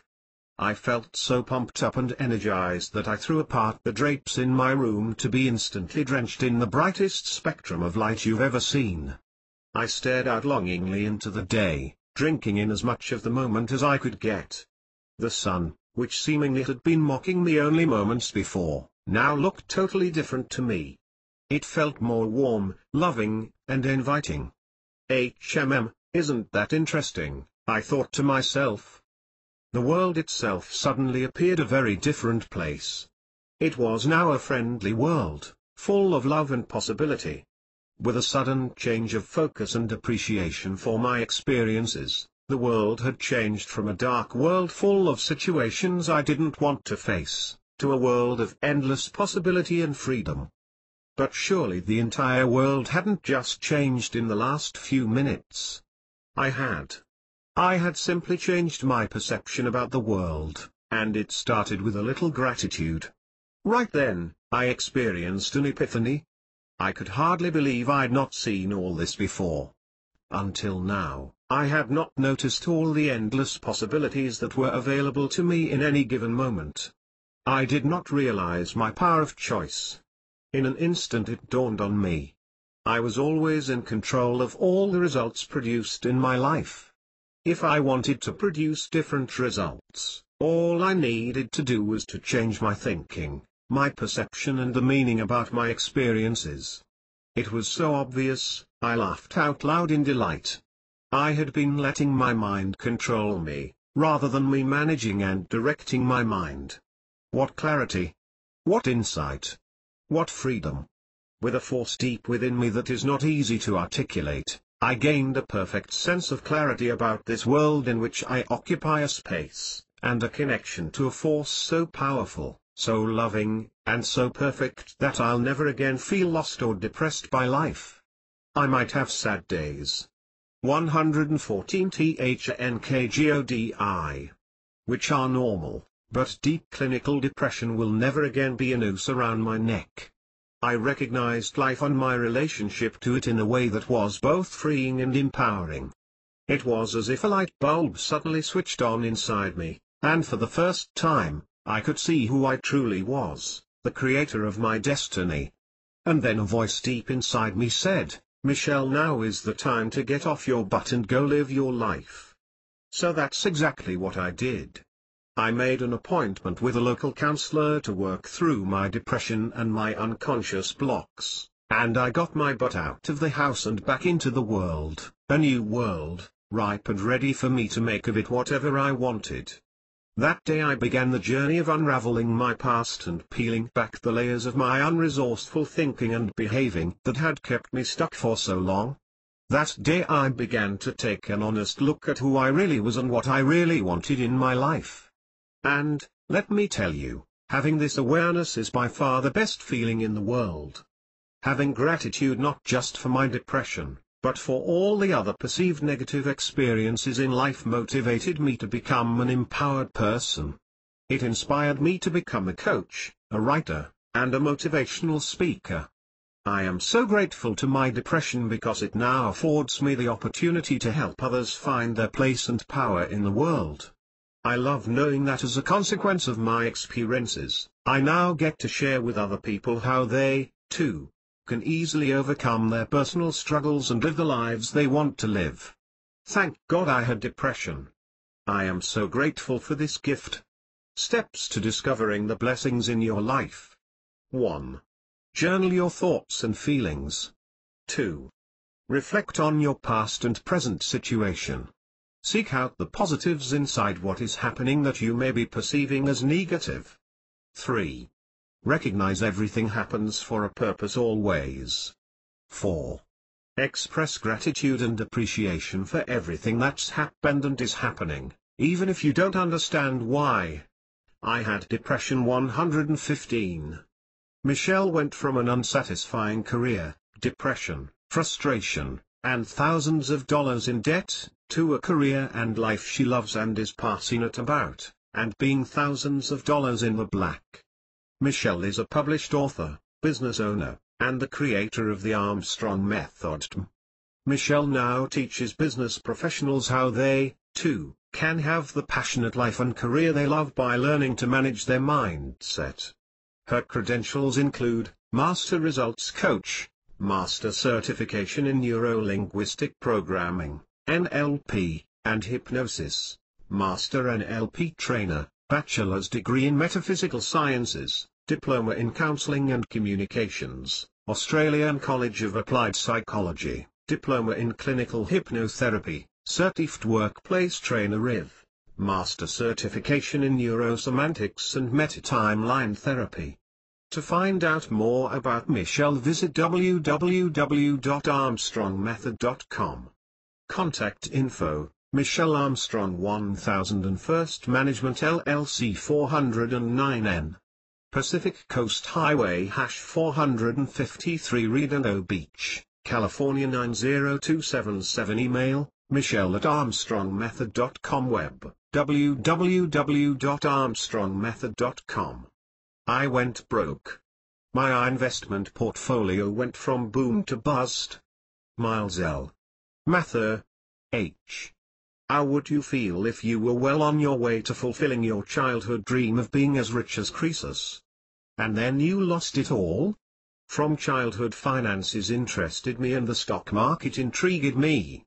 I watched the evening news with my father, believing the nightly broadcasters covered the financial markets because that is where investors won or lost their fortunes.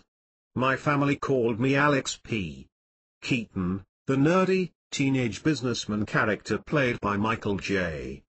Fox, in the 80s comedy television show Family Ties. Fast forward about 10 years. I graduated from a college in upstate New York with a major in computer science and a minor in finance, after which a Fortune 500 company hired me. I wet my investment whistle by opening a 401k deferred retirement account with my new employer and investing in my company's stock. As time went on, I purchased my first home and used some of my savings to open my first online brokerage account for stock option trading upon the advice of a friend.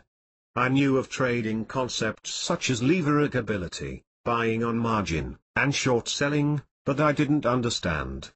116. Thank God. I went broke. 117. Them. For you non-investors, these mechanisms are ways to purchase investments with money you don't have in hopes of increasing your potential investment returns. And oh, by the way, these same vehicles also increase your investment risks as well. In September of 1996, I purchased call options against a stock that allowed me to control 3,000 shares of the stock at a cost of $6,750, less commissions and fees. During this time the internet was erupting, the dot-com era was in full force, and most technical stocks were setting new highs each year. Well, 6 short months later, I sold those stock options for over a 1,000% profit, which skyrocketed my liquid investment portfolio to over $75,000. I then proceeded to triple the size of my portfolio to nearly $250,000 in just 18 months. Sounds good, doesn't it? But wait. There's a very bumpy road before the happy ending. I must tell you, going to a job that you don't really love while you're making $30,000 a month in the stock market really takes the stress out of your day. When combining my retirement account with my investment account, I had nearly $500,000 in investments, and on my way to reaching my personal goal of becoming a millionaire by the time I was 35. I mistakenly believed I was becoming wealthy in life. However, it wasn't until I faced true trials and tribulations before I fully understood the real meaning of wealth. Just a mere 7 months later, I lost my entire non-retirement investment portfolio. Deeply depressed, I cried in the shower most mornings.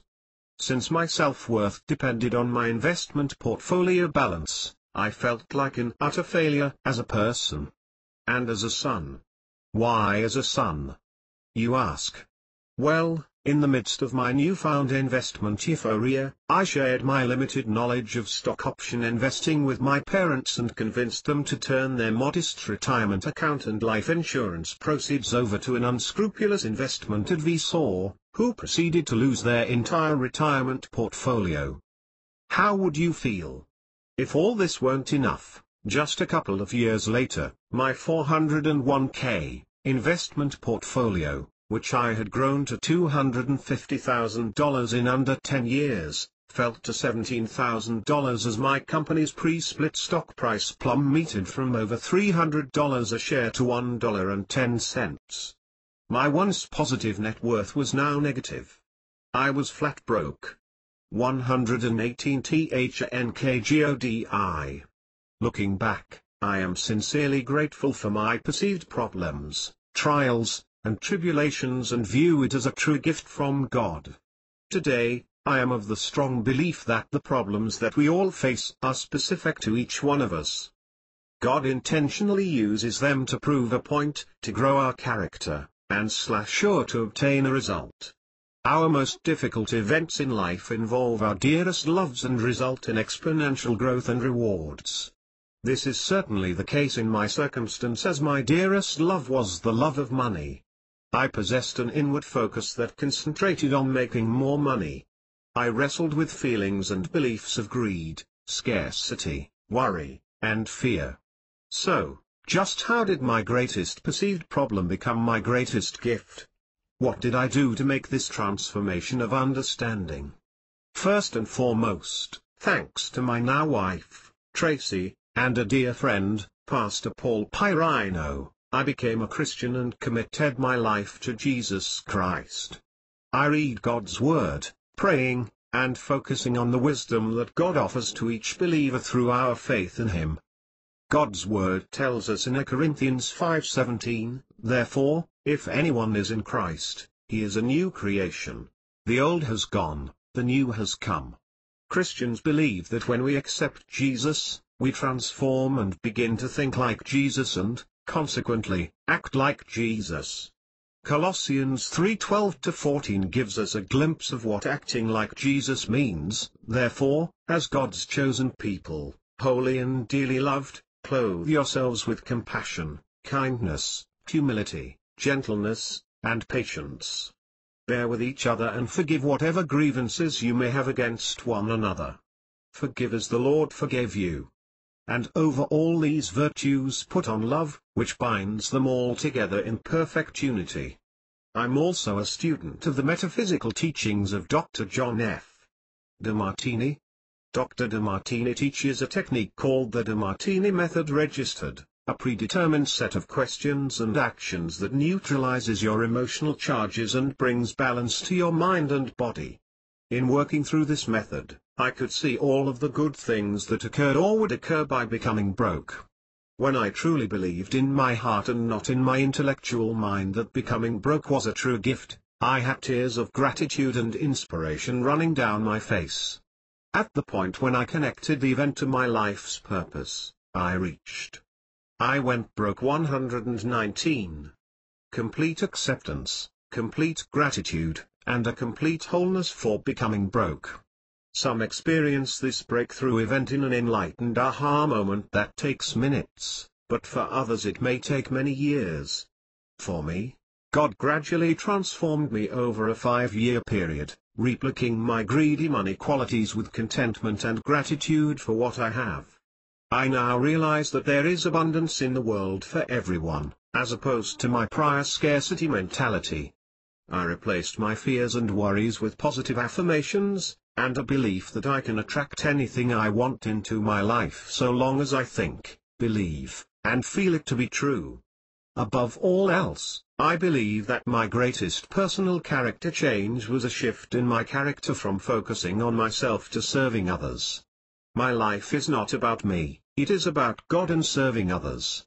Focusing on doing what I love to do and serving others, I've been able to create a compassionate purpose for my life. When I'm working on my life purpose, I feel the most fulfilled, content, and open to receive God's blessings.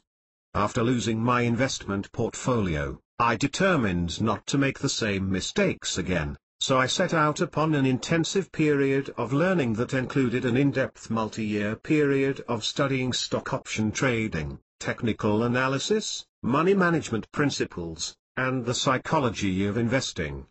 Additionally, I formulated a personal prosperity plan for myself that charted a step-by-step process to get out of debt, restore my investment portfolio, and build a new business.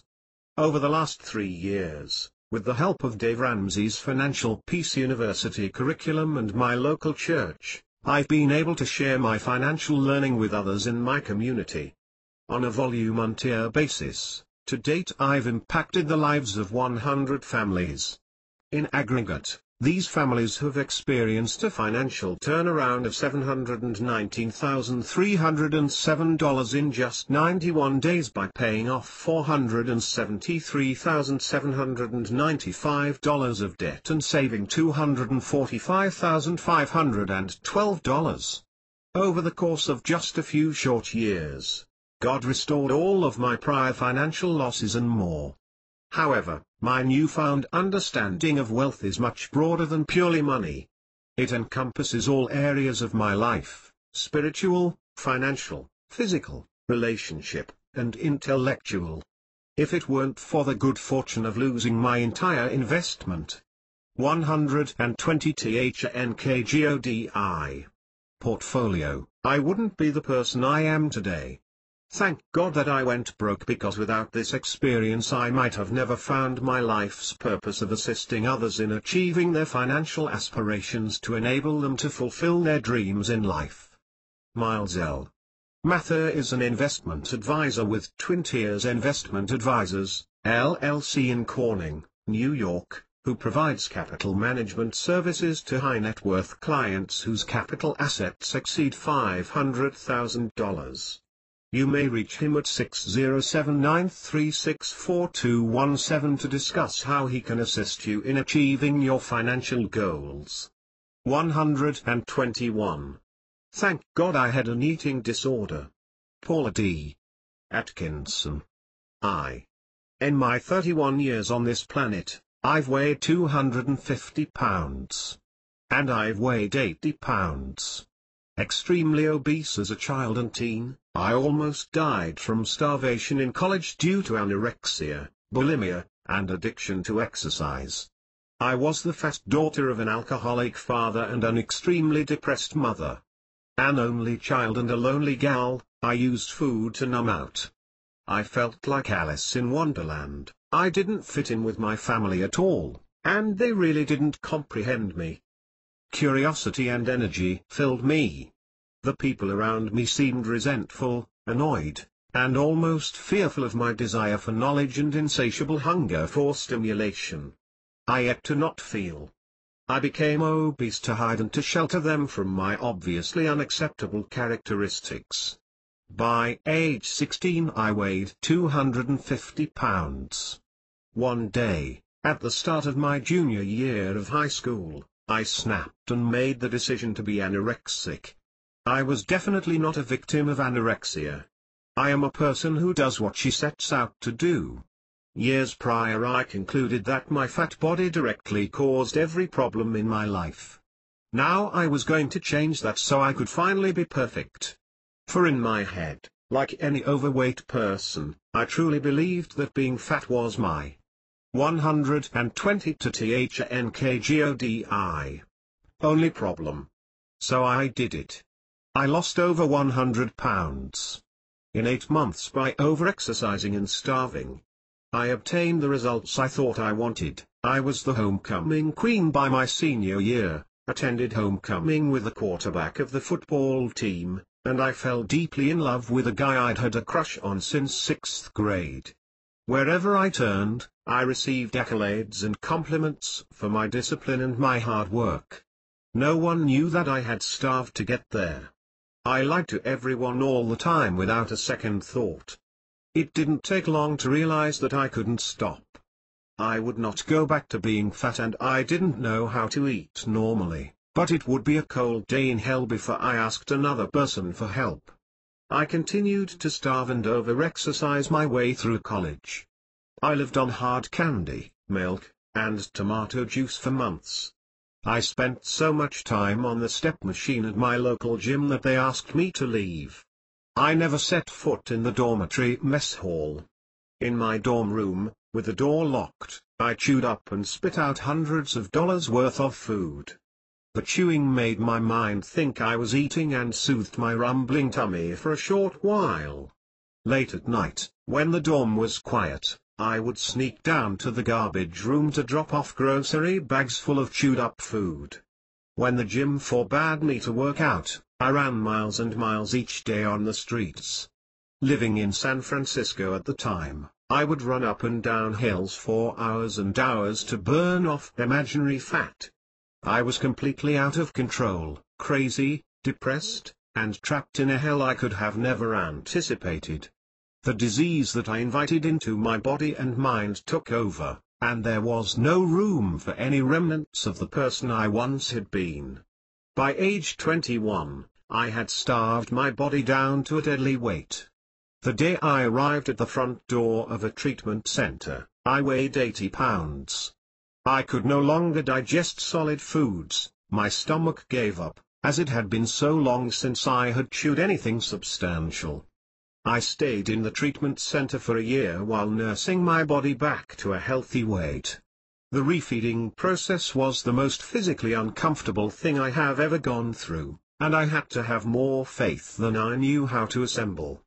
Every day the pendulum swung between great despair and even greater trust. The most valuable lesson throughout was this new concept for me, the idea of gratitude. I had never before. I had an eating disorder 123. Been grateful, not once.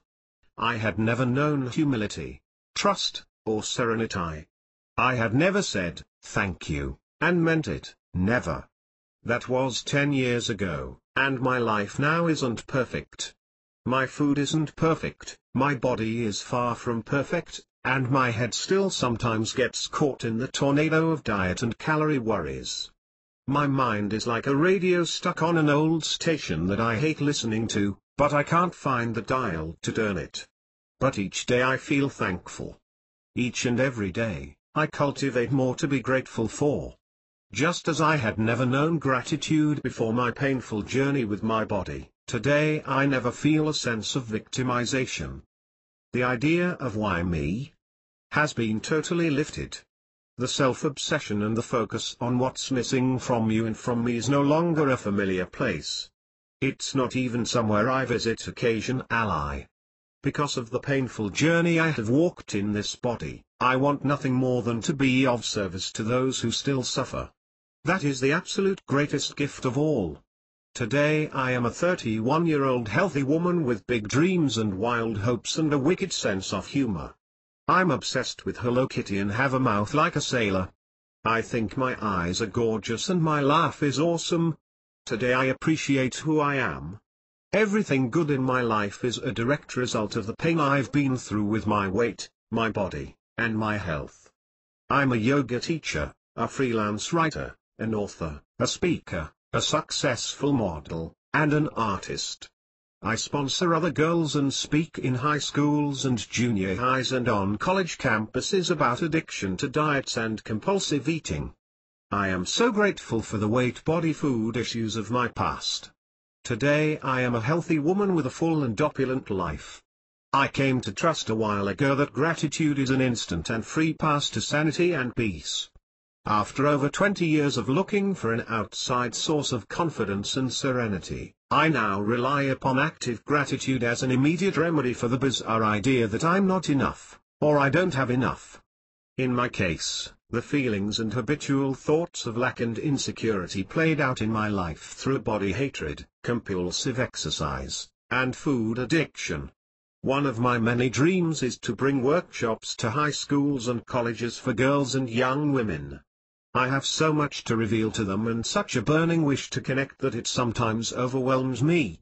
I 124 THNKGODI want them to love themselves, as I did not.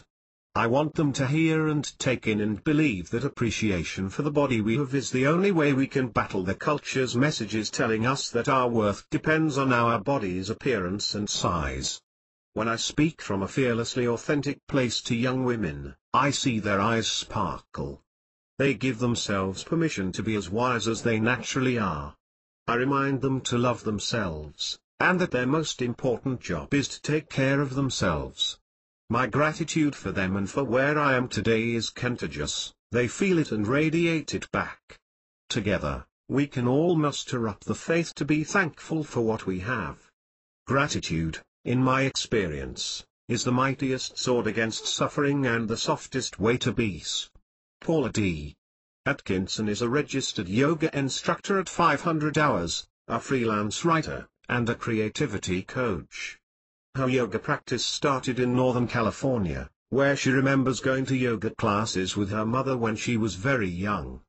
Then she gave it up for a decade as she grappled with obesity and anorexia, compulsive exercise, and deep depression.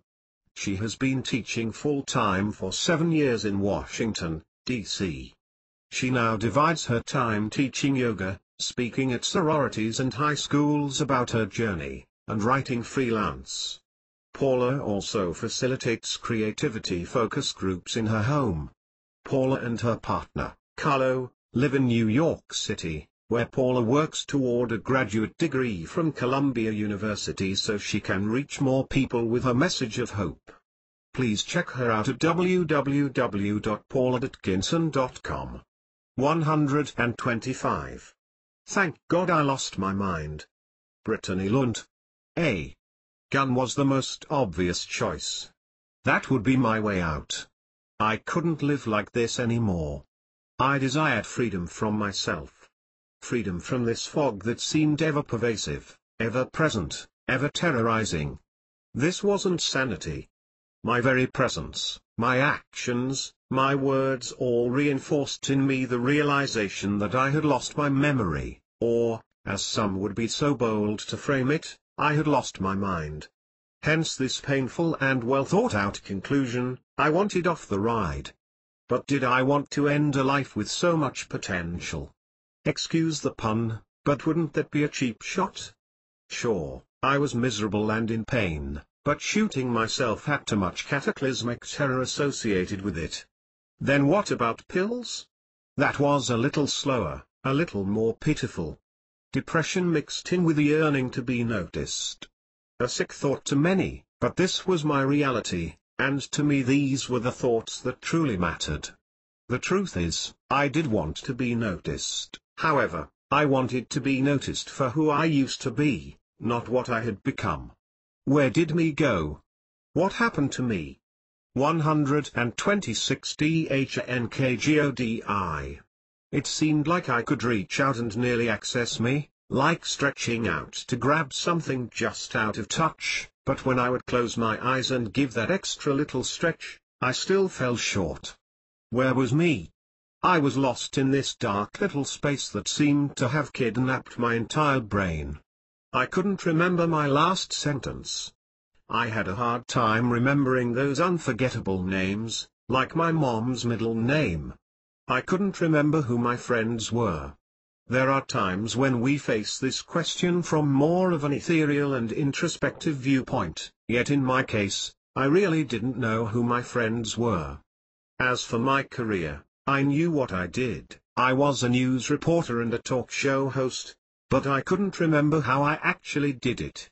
The walls were closing in all around me. Black walls, beyond which lay a grey hue that faded into oblivion. There in the depth of the black was the story of my perfectly planned fairy tale life, the life I knew I must have lived, the person I knew I was, and the story I knew I had been living. Yet it had all changed now because I lived in another story. It felt like someone else's story. The date was October 11, 2003, I think. To be perfectly honest, I don't remember the day that changed my life. I thought I would never forget that date, but forgetting things is all part of my journey. I know it was a Saturday. I returned a few days earlier from LA, where I had met with several agents. My career as a TV host showed signs of taking off. I planned to work through the holidays and then head westward to begin my lifelong dream of living in LA and working in front of the camera. I could not have been more excited. I could smell the heady aroma of true possibility. I believed in me and knew my life was on the brink of changing drastically. I could feel it. I left work in the late afternoon and headed home to prepare for a blind date set up by friends who felt it was a shame for me to be single. They said he was in that rarefied, hard-to-find category that all us girls supposedly yearn for. The weather forecasted rain, and indeed a torrential Florida downpour preceded my date. The doorbell rang promptly at 8 p.m. I remember the rain being heavy and warm, immediately soaking. We were in the car on our way to dine on Cuban food, a personal favorite. I remember. I lost my mind 127. The rain bouncing off the windshield with great force as I buckled my seatbelt. The last thing I remember was hanging up the phone and looking at the speedometer.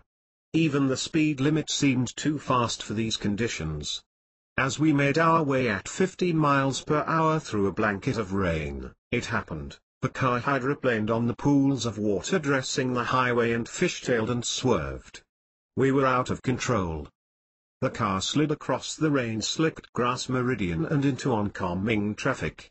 The first few cars reacted as best they could, some swerved off the road, and others narrowly avoided hitting us. But, the driver of a huge pickup truck, unable to avoid us, slammed head-on into my side of the car.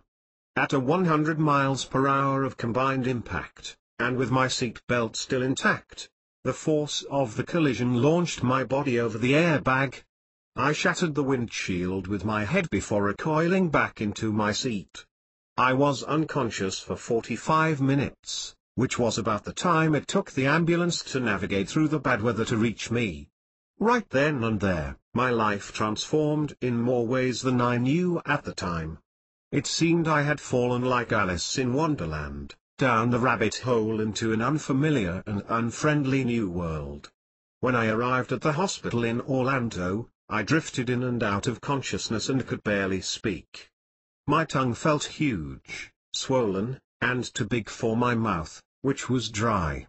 Yet there were few other noticeable physical effects. As they observed me, in a sign of things to come, it took the doctor 5 minutes to extract my mom's phone number from me. The doctor told my parents that it was a miracle I had survived, and miraculous that I was in such relatively good external physical condition. However, I would require constant supervision in the short term. And there my important journey began. Far from any fairy tale I had imagined.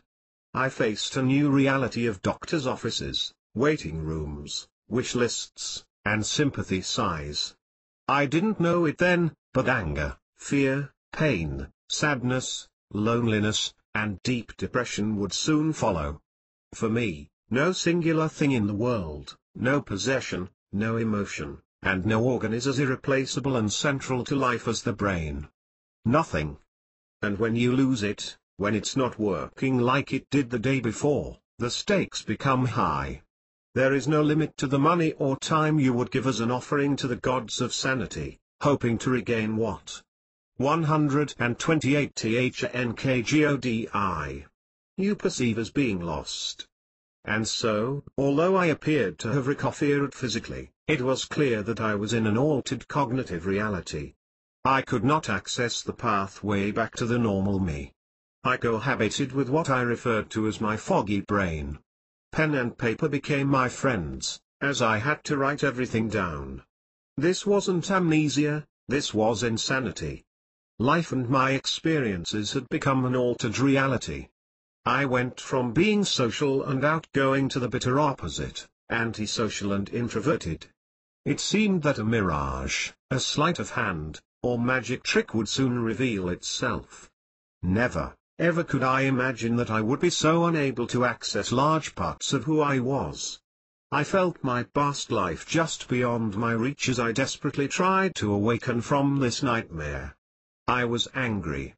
Angry because at 28 years of age, I had to quit my job and move back in with my parents. For the first 3 weeks at home, I required constant supervision because the doctors feared seizures. My life and this glorious climb of accomplishment all seemed for naught. My life had taken a drastic turn, and my TV career was no longer possible. Much of what I did on camera was spontaneous and unscripted dialogue, at which I excelled. Now, with my post-concussive trauma and short-term, and possibly even long-term memory loss, my brain responded to the slightest amount of stress or pressure by going blank. So the idea of having to go live in 3-2-1 in front of the camera was out of the question. My dream was gone. Depression was another side effect. However, I can now appreciate how the anger merely facilitated my pity and despair. Anger and frustration toward my situation fed my depression. I felt like I was trying to climb up and out of the steep, slippery slope of a dark cavern. I was on unstable footing and unable to see my way out. When I would forget the name of the person I was talking to, or, worse yet, forget what we were talking about, I would often repeat to myself a little sing-song jingle I had created: I am losing my mind, losing my mind, I am totally losing my mind, which I realize now was a self-fulfilling prophecy. I share all of this and still I say, what makes me special? What makes me someone to feel sorry for? I had no broken bones, or scars across my face from the broken glass. Nothing visible to elicit sympathy. You might say, so, big deal. You were in a car accident, and you. I lost my mind. 129. Lost your memory. Many people wish they could forget parts of growing up. Get over it. Then it hit me, like a new life at the end of a real-life gestation period, a grand epiphany occurred to me 9 months later. Ironically, while I was driving my car, sitting at a traffic light, I felt I was observing myself as a distant third person. I could see all these negative thoughts corroding my body like acid coursing through my arteries and veins. After spending so much time wallowing in my own cesspool of loss, depression, and anger, I fully received that I am the miracle. My life is a miracle because I survived. That's when I got it. I damaged my brain, and through that I truly have lost my mind. To me, every time I choose to stand separate from my true greatness, my mindful self, I am choosing separation and loss over abundance and truth. A Course in Miracles says, healing is always certain. Yet what if the patient chooses sickness as a way of life, believing healing is the way to death? I stood in loss, lack, separation, and truly unconnected to my source. Call it whatever works for you. For me, it is God. To be contemplating suicide, to be miserable, frustrated, angry, sad, and to be standing in a place of lack was truly destroying me. I conducted my own Kevorkian death wish by the thoughts I was thinking. I did damage my brain, and through that pain, I was operating outside of myself, without my presence of mind. Although it would take another 2 years before I would start to feel like myself again, my journey to healing began at that moment when I realized how much my own brain and my negative thoughts contributed to my state of despair. Was I in a car accident where I suffered serious cognitive distortion and memory loss? Yes. Did doctors tell me that if I regained my cognitive ability I could anticipate being average at best? Yes. Did this car accident send me on a journey of pain and despair? Yes. Yet I came out the other side enhanced by love, understanding, and my now unshakable powerful outlook. I own the thoughts I think and the words I use to paint my reality. Am I able to use all of these supposedly negative events to enhance my life and make the world a better place? Absolutely. Although my life did not change overnight, I now had a foundation from which to recover and reconfigure my personality and my passions. 130 THNKGODI. From a place of abundance. I decided to release myself from the negative associations I felt surrounding me, such as people seeing my life and me as a pitiful story of despair resulting from the tragic car accident. This time, I decided that getting off the ride meant reconnecting with myself, and that was my gift to myself. I wanted to experience my outgoing personality and my sense of humor again. I wanted to feel those butterflies in my stomach from the joy I experienced in being so fulfilled in life. I decided to create success experiences for myself in pursuit of regaining my confidence. Googling educational travel experiences, I found a picture of a man rowing an outrigger canoe through a mangrove forest.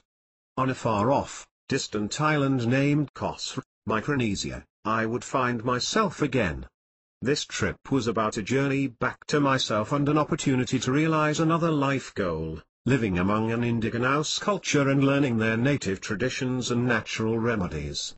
Because I believe in balanced giving, I offered my TV skills and volunteered my time, resources, and expertise to help a non-government organization, NGO, create a video about island conservation to obtain grant funds. Khosr changed my life. I fell in love with my life and myself again. I returned to writing and, for the first time in almost a year, I felt like my personality was returning. My awareness and inner spirit set me on this path, and the people of Khosr, this remote island of the sleeping lady in the Pacific, embraced me so warmly that I awakened to my true self.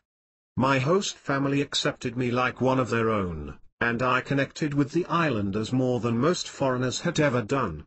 My one American friend was shocked to see that my host family held a going-away party for me. He told me he had never seen such a turnout for a departing American. Micronesia was just the beginning. I moved from the small island to the Big Apple. My first job proved to be too much of a step.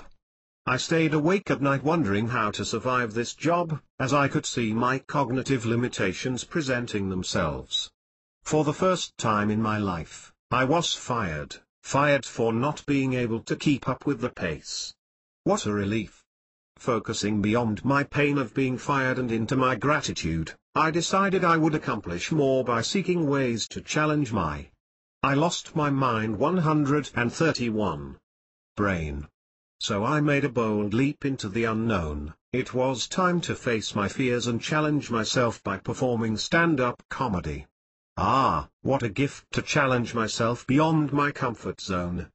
Doing comedy forced me to see the world through different eyes. I saw everything in the form of a joke and a punchline. When I finally made it to the stage, I was terrified I might forget my jokes. But I made a conscious choice to own who I am and to see the humor in forgetting. It was there, amidst my opportunity to be fearful, that I found myself on stage. I found my stride again, and the audience was my confirmation that I once again was comfortable in front of people. I was ready to live my dream again. Later that year, I took a job at a production company. After dipping my toe in production and hosting once again, I knew I was living my passion. That experience motivated me to create my own company, Mindful Media Works, in the spring of 2007. Immediately I found possibility and opportunity dancing around me. Although I still encounter some trying moments, my mind continues to improve and impress me. I feel my brain and my mind, like a broken bone, have grown stronger because of the car accident. The bottom line? I wake up every morning knowing I live a life that powerfully impacts not only me but also those around me. For this I am infinitely blessed. From my first-hand experience, I truly believe we all deplete and compromise our minds when we stand in a place of lack and loss. I believe our mind is that part of our essential being that connects us to the soul of who we are, to our true selves. Our access to the magician and alchemist resides in every one of us and enables us to get out there and choose to live a masterful life. To live this awareness I say, thank God I lost my mind. Brittany Lund is a licensed and certified Sakat Strategic Attraction Life Coach. In addition to coaching and conducting empowerment workshops for women, the law of attraction has been Brittany J. Lund's personal mantra for the past 16 years. She's achieved private audiences with numerous luminaries including Mother Teresa, the Dalai 130 to THNKGODI Lama, and Desmond Tutu. She has worked for Marianne Williamson and is currently working with The Secret's Lisa Nichols and her Motivating the Teen Spirit program. She's had the privilege of interviewing such notable figures as Norman Lear, John Glenn, and numerous best-selling authors. In addition, Brittany interviewed a number of featured contributors to The Secret, Reverend Michael Beckwith, James Ray, Marcy Shimoff, and Jack Canfield. Miss Lunn's company, Mindful Media Works, develops empowering media projects. She is also a published author and talk show host, with additional experience behind the camera. For more information, please contact Brittany at brittanyLund.com. 133. Thank God I had breast cancer. Annabelle Bonder. W. With all my heart, I loved my father. His wife, my stepmother, however, was the bane of my existence. Not until I found a lump in my breast and experienced the terror resulting from cancer did I finally find inner peace about my family of origin's dynamics. I also found my vocational calling. So you see, my story, while it is a cancer journey, really is more about healing my entire life. My story probably begins the night my uncle took me to my dying mother's hospital room. I was only 7 years old. I remember giving her a kiss on the cheek and saying a final tearful goodbye.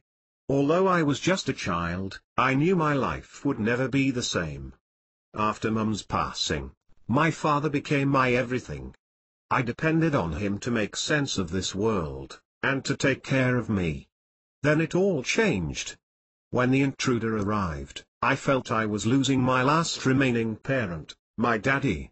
I never much liked my stepmother, and we argued often. I resented my father telling me to be the bigger person. Why? 134 THNKGODI. Did my father always take her side over mine? Why was she more special than me? Why did I have to be the tough, emotionless one? Fast forward to the present. Owing to my distrust of hospitals and doctors, I put off seeing the doctor for 5 years, but I couldn't put it off any longer. I found a lump. I grew increasingly frustrated and scared as I waited for answers. I lived a healthy lifestyle, worked out regularly and ate well. My children were my highest priority, and I considered myself a good mother. Why was this happening to me? I enjoyed my life, provided for my family, and lived as I thought my father would approve. When those bearers of bad news finally confirmed my diagnosis, I went into shock on many levels. I didn't want to burden my family, yet I didn't really have anyone to talk to. I worried, and worried, and worried some more. Would they be able to save my breast? Would I be able to enjoy a full life again? Would I get to see my children grow and prosper? Even after the surgery, even after they assured me they removed all the cancer, the chaos only seemed to grow more intense. I became a castaway, completely isolated. I wasn't looking to cope, I was looking to unplug. I was angry at life and especially those who were trying to force healing upon me. For almost 2 full years, I did very little except care for my children. My cancer, surgery, and life became so emotionally unbearable that something just had to change. And thank God it did. They say it's always darkest before the dawn. This was definitely true for me. I remember the time as if it were yesterday. The first major shift occurred as I watched the other patients. I found my perspective while looking at others who were going through similar or even worse ordeals. I felt sorry for and yet turned off by all these sick people. I knew my situation could be much worse, yet I also knew I needed to seek alternative solutions to the surrounding misery. One of the biggest realizations I learned through my cancer was to listen to my intuition. Find the aha moments and honor them. My cancer seemed to be a magnet for aha moments. I even found my lump by intuitively checking myself. One particular intuitive insight came while reading a small ad for a holistic cancer treatment center. With all the time I spent in hospitals, I normally would have I had breast cancer 135. Avoided another doctor with great fervor, but this ad really called to me, powerful aha moment, and I made the appointment that changed the rest of my life. Dr. Hoffman's Center for Integrative Medicine was different from anything I'd seen or experienced before. He focused on the healing journey, the complete healing of body, mind, and soul. Physically, I went through chelation therapy, mercury testing, previous root canal, and many other treatments not offered elsewhere. This clinic appealed to my integrated sensibility.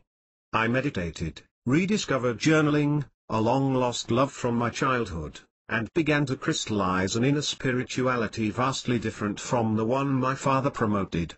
I found teachers and mentors who understood what I was going through. The real healing process began through deep introspection. I drowned in emotion after my original diagnosis. Over time I found strength in this person birthed through apparent tragedy. I began to appreciate my life. And eventually myself. Dealing with the emotional work, not the physical, became my biggest challenge. So much anger boiled to the surface. But strangely it wasn't toward my dreaded stepmother, but aimed at my beloved father. How could this be? I adored my father. But my wicked. Luckily, this confusion and torment dissipated when I began working with Dr. John DeMartini. Dr. DeMartini's work and teachings focused on finding the balance, service, and appreciation in all things, including cancer and a seemingly evil stepmother. What I learned will inspire me until the day I pass from this earth. I came to truly understand two key principles that unlocked my family dynamic growing up. The first principle required me to find and own every trait I perceived in others. I had to own every trait I idolized in my father, strength, generosity, and every trait I despised in my stepmother, emotional basket case. I really struggled to own the weakness and selfishness I saw in my stepmother, yet I also began to see my tormentor and my past quite differently. Scarier yet, was discovering the pit and pedestal principle, because it forced me to face my relationship with my father. You see, whomever you put on a pedestal you will eventually resent. If you have someone on a pedestal, by definition you must have someone. 136 DHNKGODI. Else, stepmother, in my case, and yourself in the pit relative to them. Although I consciously adored my father, I unconsciously resented him for choosing his wife over me. Yet incredible healing sprang from truly understanding my family dynamic. I discovered that my strength, independence, not needing daddy's approval, and tenaciousness, all traits I appreciate in myself, came directly from my stressful home dynamic. I saw how my family perfectly crafted my identity and my path, as well as the cancer that has become such a tremendous gift. An interesting side note, Dr. DeMartini taught me that breast cancer in the right breast meant issues with male dominance, another major aha moment. I repressed standing up to the man on the pedestal in countless family disputes. Cancer was an expression of this repression. If the lump had been on the left side, according to Dr. DeMartini, it would have indicated a similar issue with female dominance. I now value time and cherish every moment. I immerse myself in gratitude daily and truly honor my closest relationships. I've met so many wonderful people who really care about helping others, even those doctors I dreaded for so long. I forced myself to integrate all areas of my life and I've found abundance in every one of them. Through my cancer, I learned to value my inner voice and inner spirituality. Although I lost a small piece of my breast, I now appreciate my body. I now understand and love my family in a way that would have been unthinkable otherwise. Thank God I had breast cancer. Through intense study, journaling, physical therapy, and emotional work, a new woman emerged from my cancer cocoon. Through my healing journey, I unexpectedly found myself assisting other uncertain and unsure cancer patients. I knew the fear and turmoil they experienced. I also amassed a tremendous wealth of knowledge about cancer and healing as a whole. More than anything, I received the gift of service through my breast cancer. I was so moved by my experiences that I published Messages from the Heart, Learning to Love Cancer in 2005. I also began my non-profit organization It's Me Annabelle, Incorporated, dedicated to raising awareness of complementary cancer treatment and optimum wellness. Through product sales, fundraising, It's Me Annabelle, Incorporated community events, and speaking engagements, I assist people throughout Canada and I had breast cancer 137. America, with their biggest challenges in life. Not in my wildest dreams would I have pictured such a valuable life for myself. I am now wonderfully cancer-free, but more importantly, I replaced the tremendous gift of cancer with even greater gifts of gratitude and service. I am truly inspired every day to help people find the beauty in healing and the blessings of illness. I am blessed to help folks find the hope that sometimes seems impossible to find in traditional medicine. Most importantly, I connect with people and let them know how special they are. If you or someone you love is dealing with the incredible challenge and gift of cancer, take the time to stop and listen to what life seems to be telling you. Pay attention to that intuitive voice. If you love yourself, commit to gratitude, and live life to the fullest. Wonderful things will happen. Annabelle Bonder was born and raised in Calgary and now spends her time sharing her personal journey through lectures based on her book. Annabelle is the director of It's Me Annabelle, Incorporated, a not-for-profit organization dedicated to raising awareness of complementary cancer care and hosting It's Me communities, which offer support and education to those with life-altering conditions. 138. Thank God I am a single, motherless mom. Alana Pratt. A decrepit, rotting witch, crazy grey hair astray, pointed her bony finger at me. You weak waste of life. Desperate, I pleaded my case. But I have an infant. I can't sleep. My mom just died. I'm not working. I'm supporting my unemployed husband on her inheritance. And you want me to leave? Hunched over, she turned away, chuckling, your son knows you're a wimp. A loser. Infuriated, I felt a dormant power deep within me rise up, and I screamed, fine. I'll jump off the cliff. Not another day will pass letting my son see his mother void of power and grace. The witch turned, cunningly smiled, and transformed before my eyes into Xena, warrior princess. I was worried you'd never come around, sister. We've got work to do. No, I am a part of you. Kick him out. Now. Talk about a powerful meditation. I barely slept that night, rigid and boiling, beside the man to whom I'd given away all my power. The next morning I fed my son, stormed downstairs, blared Gypsy Kings, and screamed at the top of my lungs, you're going down. Get out now. No more believing his accusations that I was crazy. No. I'm a single, motherless mom 139. More paying his way. No more putting up with his manipulations, threats, pushing me, then calling the cops to say I attacked him. No more insanity. No more hiding my power. No more buying into this victim story that drained my energy, withholding joy, grace, and radiance from my son. Why had I stayed so long? Why did I feel so powerless? My inner warrior had only just begun to awaken when Mum died. I don't know how close you've been to someone dying of cancer. They stop eating, don't pee, don't talk, and they have bed sores and dry skin. By the end they don't even have a nib, just a sponge to wet their lips, and bags upon bags of morphine alongside morphine boosters for nightmarish pain attacks. I seemed to win the prize of always being there alone when crisis struck.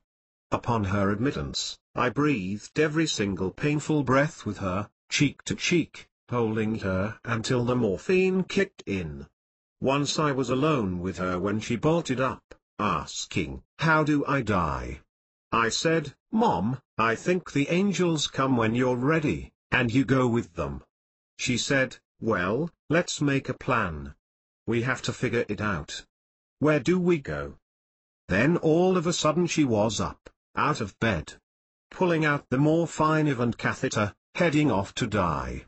When I tried to hold her back, she screamed at me with this high-pitched, possessed voice, and then bit my hand, immediately piercing through the skin, messing with bones, veins, arteries. Deep, and she wasn't letting go. I was screaming, she was screaming, nurses came running and calmed her down. Now I was evil. I was a spy sent to take her money and keep her from dying. Holy crap. And no one was sympathetic. Don't be upset. She didn't mean it. No shit, Sherlock, but it was a wee bit terrifying, and I could use a little empathy here. I went down to the ER for a tetanus shot. Yes, my dying mother bit me. How humiliating. How hysterically funny in hindsight. 140 THNKGODI. How dearly I coveted my wound. How sad I was when the scabs fell away. Alone in the room with her, I told her I no longer resisted her leaving, that I was sorry it took me a little while to accept it, that I loved her forever. I put in earplugs because her strained breath would stop for up to a minute at a time and start up again. Then at 5 a.m. on a beautiful, clear blue Sunday morning, the nurse gently woke me. Irritated and deaf, I barked, "What?" taking out my earplugs. Shit, she was gone. I had missed it. The big moment. Did she reach out, say something, smile? Did the light float up? I had missed it. Now on autopilot, I called my sister and aunt at home. She's gone. I was afraid to touch her at first. Then I breathed, smoothed her hair, touched her. She was already cool. I looked at her beautiful hands, her soft skin. My mum. Lying there. Dead. Clearly she wasn't there, really, just her body, but it was the body that gave birth to me, that held me. And that bit me. Family arrived, and the nurse reappeared. Checkout is at 9. Will she be donating her organs? Whispering, we collected our things. Why are we whispering? She's dead. Then we were done. Everyone was fidgeting. I boldly gathered everyone at the end of her bed for a prayer. Then we left. We just left my mum's body there. Relief. Grief. Numbness.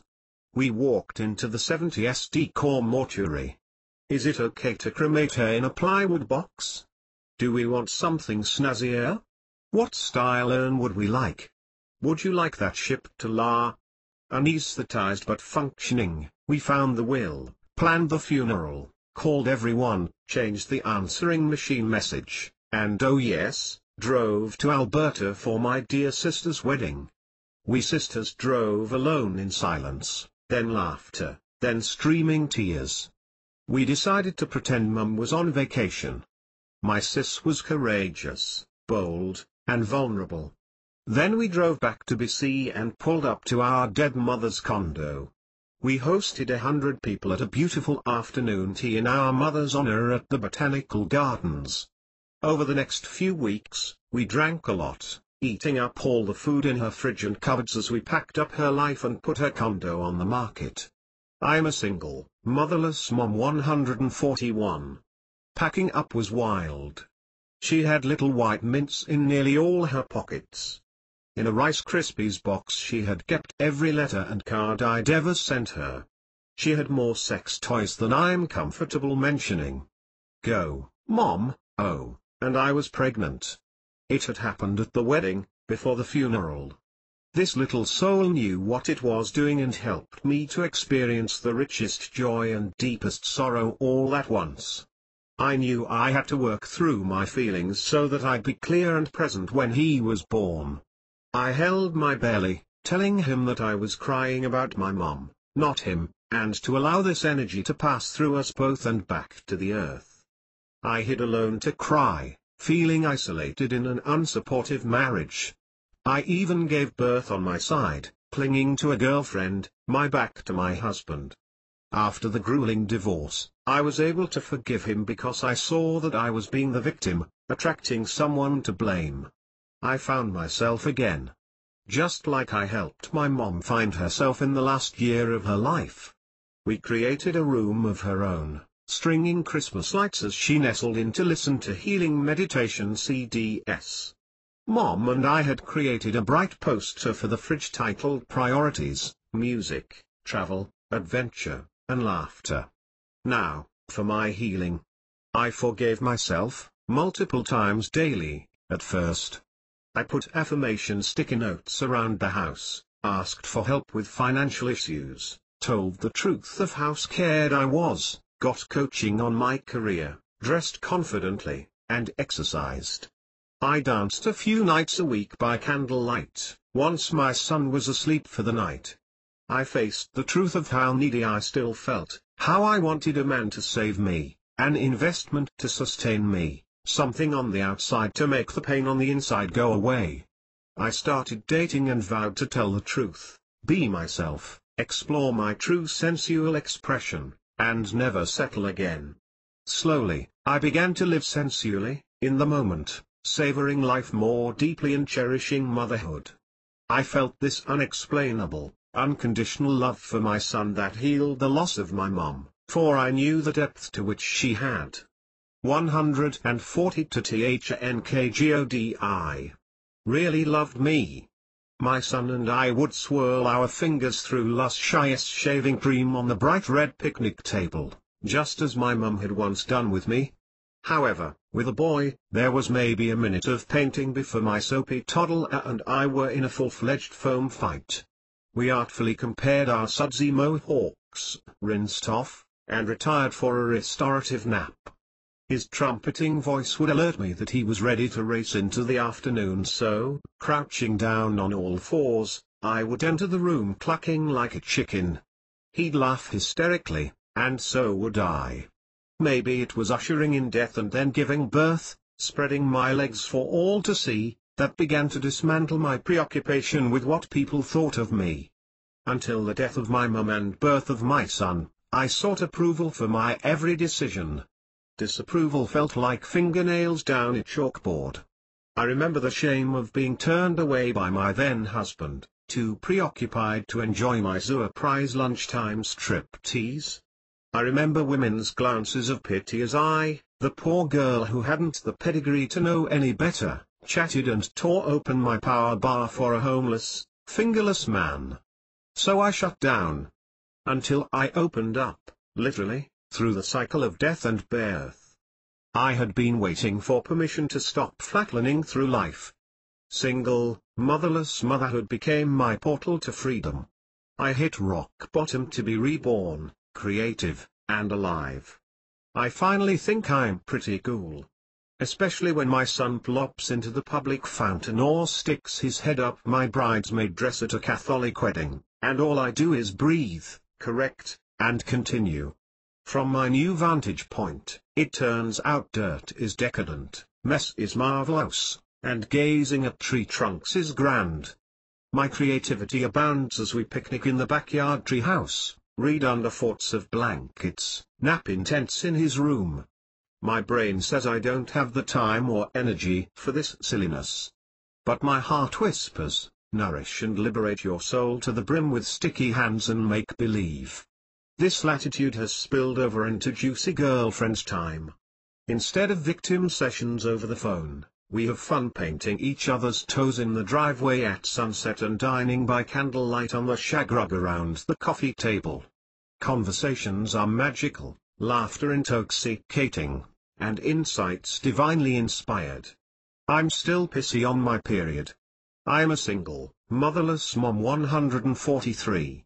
Embarrassed when my kid clobbers another kid, mad when drivers cut me off, lonely as I still miss my mom, and aching when I yearn for my soulmate. Yet these moods pass more easily now because I see perception is my choice, my responsibility, and my birthright. I love living sensually. I love feeling deeply. I love inhaling each moment knowing I can handle anything, And I love exhaling my full self-expression into an experience. I love being able to compassionately chuckle at myself, and I also love a really good cry. Bless single, motherless motherhood for being the catalyst to pour forth my wellspring of inspiration and teach me that I am a limitless vessel of love sourced from within. Let's just hope my son forgets that I clucked like a chicken. Act 2 Ally, let's hope not. Master interviewer Alana Pratt knows that taking care of ourselves isn't a luxury, it's a necessity. Host of the #1 rated radio show Sensual Living, found at alanapratt.com, and author of soon-to-be-released Redefining Sensuality, Every Woman's Guide to a Soulful, Succulent and Savored Life, Pratt is internationally featured on Lee's Live, Hollywood Confidential, and TLC's That Yin Yang Thing. People magazine reported Pratt was the first person Lisa Gibbons called for guidance when she signed on with Dancing with the Stars. As an interviewer and writer, Pratt helps thousands of overwhelmed women find the key to juicy relationships and the access to the deeper, wiser, intuitive part of themselves. Filling up your tank first is not one more thing on your to-do list, it's about coming home, so sign up for 6 free weeks of support from Alana today. 144. Thank God I was sent to prison. Keith McEachern. T. O'Day. I am the marketing executive of a wonderful organization called Free Life. Not that long ago, though, I was a convicted felon. My story is absolute proof that all obstacles are only temporary. Even having a prison record. In my early years, following graduation from college, I knew that my goal was to work for myself, specifically in something that would have a residual benefit. Like many young college grads, I tried a number of things, and eventually I built up a successful burglar alarm business. The monitoring fees afforded me the residual income I desired, but ultimately, and for many reasons, we sold the business. I ended up with more money in my pockets than I knew what to do with. Then I made some bad decisions. I don't just mean kind of bad. I mean really bad. Some of you may be able to relate to this in small ways. Have you ever done something wrong and hoped no one would find out? Is there something in your past that would cause you extreme embarrassment if announced right now, perhaps in this book or in the newspaper? If I was sent to prison 145. The answer to any of those questions is yes, then you'll have some understanding of what I am about to tell you. In 1983 I became involved with a group of people who smuggled marijuana into the United States. I didn't get into it for the drugs or even for the money. But like all great wrongs, I did it one small step at a time, for all the wrong reasons. For nearly 3 years, I participated in that illegal activity. Like the biblical story of the prodigal son, I abandoned my lifelong principles, threw away my mother's hopes for me, and turned my back on God. In the story of the prodigal son, he awakened one day and came to himself. I'm not sure exactly what that means, but for me it meant coming back to my true self. It meant coming home. It meant trying to find meaning and purpose in life. It meant another chance. It meant asking God to somehow, some way, forgive me. But it also meant burying that record of wrongdoing and wrong living, and stuffing it into a closet like the proverbial skeleton, locking it tight, and hoping it would never surface again. I can't prove that prayer changes God's mind, but I'm sure it changes the hearts of humans. It did mine. I donated my time and my ill-gotten gains to a worthy charity. I couldn't get rid of my money fast enough. Slowly my life filled with light again. In 1989 I married my lovely wife, Pam, and I discovered the world of network marketing. I tried at least 8 different companies, hoping to find one that would last long enough to create the residual income. I will be honest with you, I wanted to make lots of money, but this time I wanted to do it with my head held high. In each company, I rose to the top only to watch the company disappear. When a company goes away, or breaks its promises, it doesn't just disappear. it takes with it your hopes and dreams. However, I just kept on believing something good would happen. I worked hard, and the closet door still locked tight on my sordid past. One day I enrolled Ray Faltinsky, a young college student, into one of the companies. We never did much in that company, but he impressed me, and I guess he felt kind of good about me, too. The company failed to prosper, but a real friendship grew between Ray and me. Then it happened.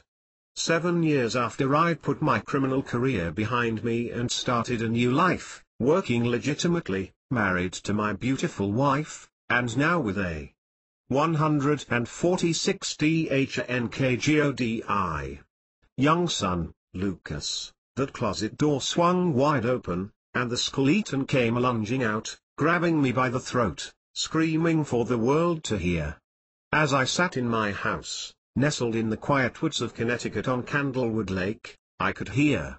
No, I think I could feel the vibration of my quiet neighborhood being violated by the onrush of a caravan of strangers' cars. Strangers who meant me no good. I knew exactly what it was, the long arm of the law. I knew this was my day of reckoning. They intended to arrest me for my illegal activities dating back to 1983. All kinds of emotions filled me. Can you imagine, if you were in my shoes, the shame, fear, and disbelief that after all these years you were going to be held accountable? But here's an emotion you might not imagine: relief. I felt relieved that now everyone knew. No more deception. No more lying. No more cover-ups. I hired a lawyer, who bailed me out of jail and kept me out for as long as possible. I continued to try to hide the skeleton in my closet from some people. Shortly after that, I received another surprise, this time a good one. I got a phone call from my old friend Ray. He wanted to meet with me. He said he had finished law school, and he and his partner, Kevin Fournier, wanted a meeting. They were going to start their own company. I'll never forget the name of the Danbury, Connecticut restaurant where we met, Rosie Tomorrows. In the arrest process, the federal government stripped us of every asset except our home. I never in my life wanted and needed anything more than a Rosie tomorrow. As we met together, Ray and Kevin told me they hoped I would help them start the company. Over the next several weeks, we agreed that I would be the company's first distributor. What we didn't discuss, what Ray and Kevin knew nothing about, was my criminal past and forthcoming trial. But I planned to plead guilty, and I knew I had to come clean with Kevin and Ray. We met in another restaurant, and it sure didn't feel like any kind of Rosie tomorrow. I related the nature of my crimes, told them of the high likelihood that I would be imprisoned, and that my greatest fear was the heartbreak of leaving my wife and my precious son behind. We talked about how this would impact the launch of the company, Free Life, and its network. I was sent to prison 147. Assumed I'd get walking papers. I assumed they would drop me like a hot potato. The only thing I remember of that meal was the courage, the love, and the acceptance served up so abundantly by Kevin and Ray. Kevin, who was also blessed with a toddler son, embraced me and wept with me. He understood so clearly what separation from what you love most would mean. Kevin felt my heart, my pain. Both of them agreed that, though it might be a rough road, they made their choice and they would stand by me. I would continue to be their choice for their first distributor. These two young, inexperienced businessmen had everything at risk on the business table, but they stood their ground shoulder to shoulder with undeserving me. Ray went so far as to say that he wanted to come with me to face my sentencing. He said that, having observed me during my better-behaved years, he wanted to make a case before the judge that, in his opinion, my life should be given another chance and not destroyed. He wanted to let the judge know of the good I did in the past, and that, if I were free, I could and would do a lot more. The hardest thing I ever had to do was to sit down with my family and share the likelihood of our family being torn apart. We sat down in a little circle Indian style on the floor, legs crossed, and I told my son the error of my ways. I explained to him exactly what I'd done, that I knew that I made a bad decision to break the law. I told him I must face the judge and confess my guilt, and that I was going to pay the price by being put in a cage for a very long time. I let him know he would be a young man before I could be free to enjoy time together with him again, that he would grow up without a father. Tears streamed down all of our faces. But my son drew himself to me, nose to nose. We're crying, Dad, not because we're afraid, right? But because we're going to miss each other, and I said, yeah, that's right. At the end, I took him up to bed to say his prayers. But this night he said, let me say my prayers, Dad. He started, Jesus, I pray to you every night and tell you I love you and I believe in your magic. I want you to make them let my daddy go, please let my dad come home soon. I came out of that room a man stooped and bent over with the weight of my earlier actions on my mind. If I'd known in my earlier life. 148 THNKGODI. That God would so richly grace me in my later life with this son, I would never have been so self-absorbed and reckless. The next morning I caught an early plane to go face a man who had a reputation as a hanging judge. Friends bolstered my courage in court.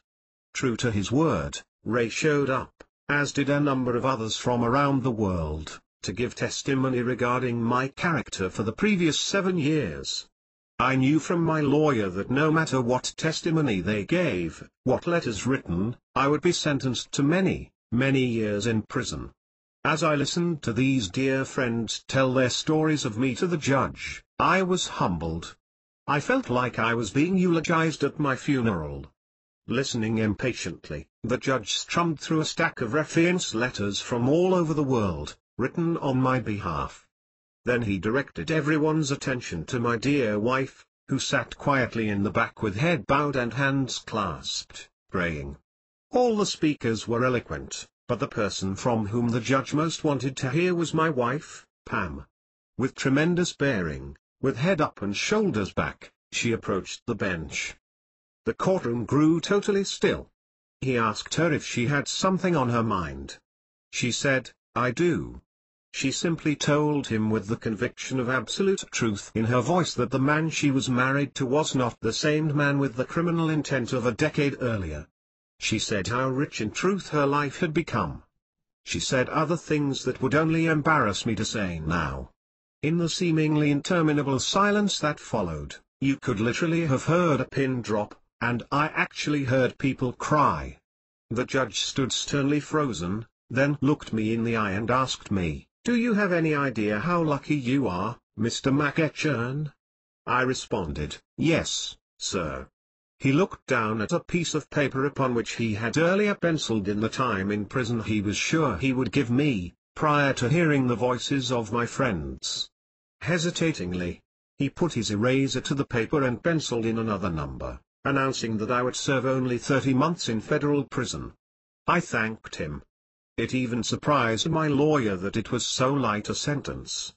He'd never seen anything like that in the judge's courtroom. Further, the judge granted me 24 days to go home and put my affairs in order. I was sent to prison 149. On the plane with Ray, I told him I knew my other MLM income would not hold up. I told him that with only 24 days of freedom, I needed to start recruiting for free life. Ray said, we're not ready, we have no products, we have no applications, we have no literature, our computers aren't hooked up, and none of this will happen for at least 45 days, so I guess we'll have to call it a pre-launch. Ray was so gracious in assuring me that he wanted me to prosper. I told Pam, look, we can cry all month over ourselves, but I have 24 days to build a business. I'm going to spend every hour of every day on the phone until I fall over in my chair. I took my list of names and a collection of business cards from all over the United States. I garnered names from all kinds of sources, everything you can think of, Anybody who might listen to a business opportunity. I talked to people, asking for referrals, gathering even more names, and I made presentations to their best people for them. If they expressed a real interest, I felt morally obligated to tell them that I had been busted, what I had been busted for, and that I was going away to prison and wouldn't be able to help them under any circumstances. Recruiting can be challenging under the best of circumstances, but try doing it that way. Life in prison was everything it was advertised to be. But I had time to exercise, to pray, to reflect, to read, and to talk with God. Early on, I prayed fervently that God would help me through those 30 months. At night until about 9 p.m. we had the freedom to walk around a track surrounded by a hillside that created a natural amphitheater. There was a tall post with lights for surveillance at the opening to the grounds. As I walked around, I took great comfort in watching my shadow cast on the hill by the light on the post behind me. It helped me feel less alone. I prayed that, undeserving as I was, God would give me a sign that He was in this place with me. I came around again to the area of the light while making this plea, and instantly 2 shadows were cast on the hill. I cried. Composing myself, I walked and watched as the 2 shadows disappeared into the darkness. I came around again to my shadow of 150 THNKGODI. 1 and made my request to see it 2 again. This time, my doubting Thomas self-surfaced, trying to assess exactly what was happening. Looking around, I figured it out. There were 2 light bulbs on the post, 1 good one and 1 bad one, and each time I made my request, the intermittent bad connection was made good, and 2 light bulbs instead of just 1 would cast 2 shadows walking on the hill. At first I said, aha, it was nothing, just electricity. Then I remembered that I had only asked for a sign. I had gotten one. Suddenly I felt a whole lot better about how my life was about to change. I was eager to call my wife the next day and tell her how good her life was going to be. She said, "You've lost your mind already. Have you forgotten where you are? We're about to lose our house." I said, "Just make up a list of everything you've ever wanted." The warden had his own ideas of what made a good prison, and I got a handle on what those ideas were. If the floors were clean and polished, he saw himself as running a good prison. I suggested to him that, with his support, I could make even the huge telephone room, which was a mess and an eyesore due to inmate abuse, a polished beauty to behold. I told him that if he could rope it off for a few hours a day, making it off bounds to other inmates, I'd make sure in effect that his job as the greatest warden could be assured. I knew I desperately needed to use the phone. By promising to get on my hands and knees and shine the warden's phone room, as well as the shoes of some very connected prisoners, I captured the right to be in the phone room alone. Every day I scrubbed and polished on my hands and knees.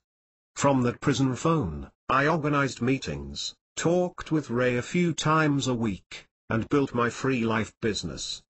They released me after only 20 months and I returned home to Pam and Lucas in Connecticut, to start my life again. I quickly moved up in the free life plan ladder. Pam and I received the last spots on the 8-person President's Team trip to Europe. On stage at the event, Ray began his presentation of what he called the company's highest award, and Pam and I wondered who would be the lucky distributor. As we looked around the stage at the assembly of incredible talent, thinking it must be one of them, we heard Ray say, "One thing for sure, this year's winners will never forget where they've come from." At that, I was sent to prison 151. Frozen moment, Pam and I could feel the eyes of everyone corporate, many with tears in their eyes, looking at us. You can't imagine how we felt as Ray called our names. We both broke into tears. We had gone from the bowels of hell to the pinnacle of success in the shortest time imaginable, thanks to God. Pam took the microphone and praised Ray and Kevin, then expressed her love for me. And then it was my turn. After thanking Ray, Kevin, And Pam, I told people that I'd come from a dark hole of my own creation. I recounted how I had a road to Damascus type experience in my little hell, and just like Street Paul commanded on that road, I was moved to forget all that is past and chose to press on. You can be born again every day, you can reinvent yourself. Free Life came out with a new video that year, entitled Flight to Freedom. Well, no one ever had a greater flight to freedom than I did.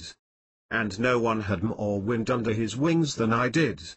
I said, it feels so good to be home. If you've ever doubted, don't. If you've either given or accepted excuses, don't. Cherish your freedom. Make it count. Treasure your time. Don't squander it. If you've gone wrong, stand now with men and women who stand for what's right. Know the value of keeping commitments. There is no hurdle so great that you can't overcome it. Make faith a part of your life. If you have any kind of black hole in your life, any skeleton in your closet, work through it, and start over today. If you realize you are not doing all you can to be all you can, if you know you haven't maximized your potential, if you are not truly fulfilling your destiny, start over today. If you have a dream of what can be, let nothing get in your way. If you have that dream, thank God for it. And then go out and fulfill it. As I have. Many of us live in prison all our lives. The prison of unfulfilled potential. Don't wall yourself in. Break free. Do it now. Except for one errant run down a misdirected path, all of Keith McEachern's professional life has been dedicated to both serving others and developing businesses with a model of strong residual income. Early. 152 THNKGODI. On, he was a primary participant in creating a cutting-edge electronics and security company, protecting people's lives and property. A subsequent residual income was generated through the over 6,000 home alarm subscribers paying monthly monitoring fees. During the next phase of his career, Keith became the top earner and trainer in Free Life International, a network marketing nutritional company. Beyond his own personal titles and achievements, he is most proud of having helped over 35,000 people earn monthly walk-away income, with several becoming millionaires. His email address is keithmceachern@aol.com. 153.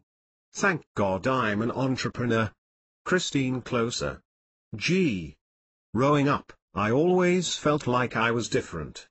I didn't quite belong. Even though I excelled in competitive figure skating and was an accomplished dancer, I had an underlying feeling of not fitting into the mold of a typical New Englander. I rebelled against conformity and had an innate sense that there must be a different way of living than that which I saw in my suburban Connecticut town. Perhaps that explains why I felt sick to my stomach when, as a senior in Colonel Ledge, I dressed in a grey suit and black pumps to go on job interviews. Nothing about the suit, the pumps, the interview, or the box felt right. For me, the thought of a regular job and 9 to 5 hours was an unappealing proposition. I had no idea what I wanted to do, but I knew a job was not it. I hadn't heard of entrepreneurship as a career option, so I was completely unaware of the world, and experiences, that were possible for me. Thanks to college senioritis, I decided to enroll a few good friends in a plan to move to sunny Southern California after we graduated. Nobody believed we would actually do it. After all, nobody from a conservative. 154 THNKGODI. Private Catholic college would think of packing up the car and moving 3,000 miles away with no job, no connections, no place to live, and just enough money to survive for a month or two.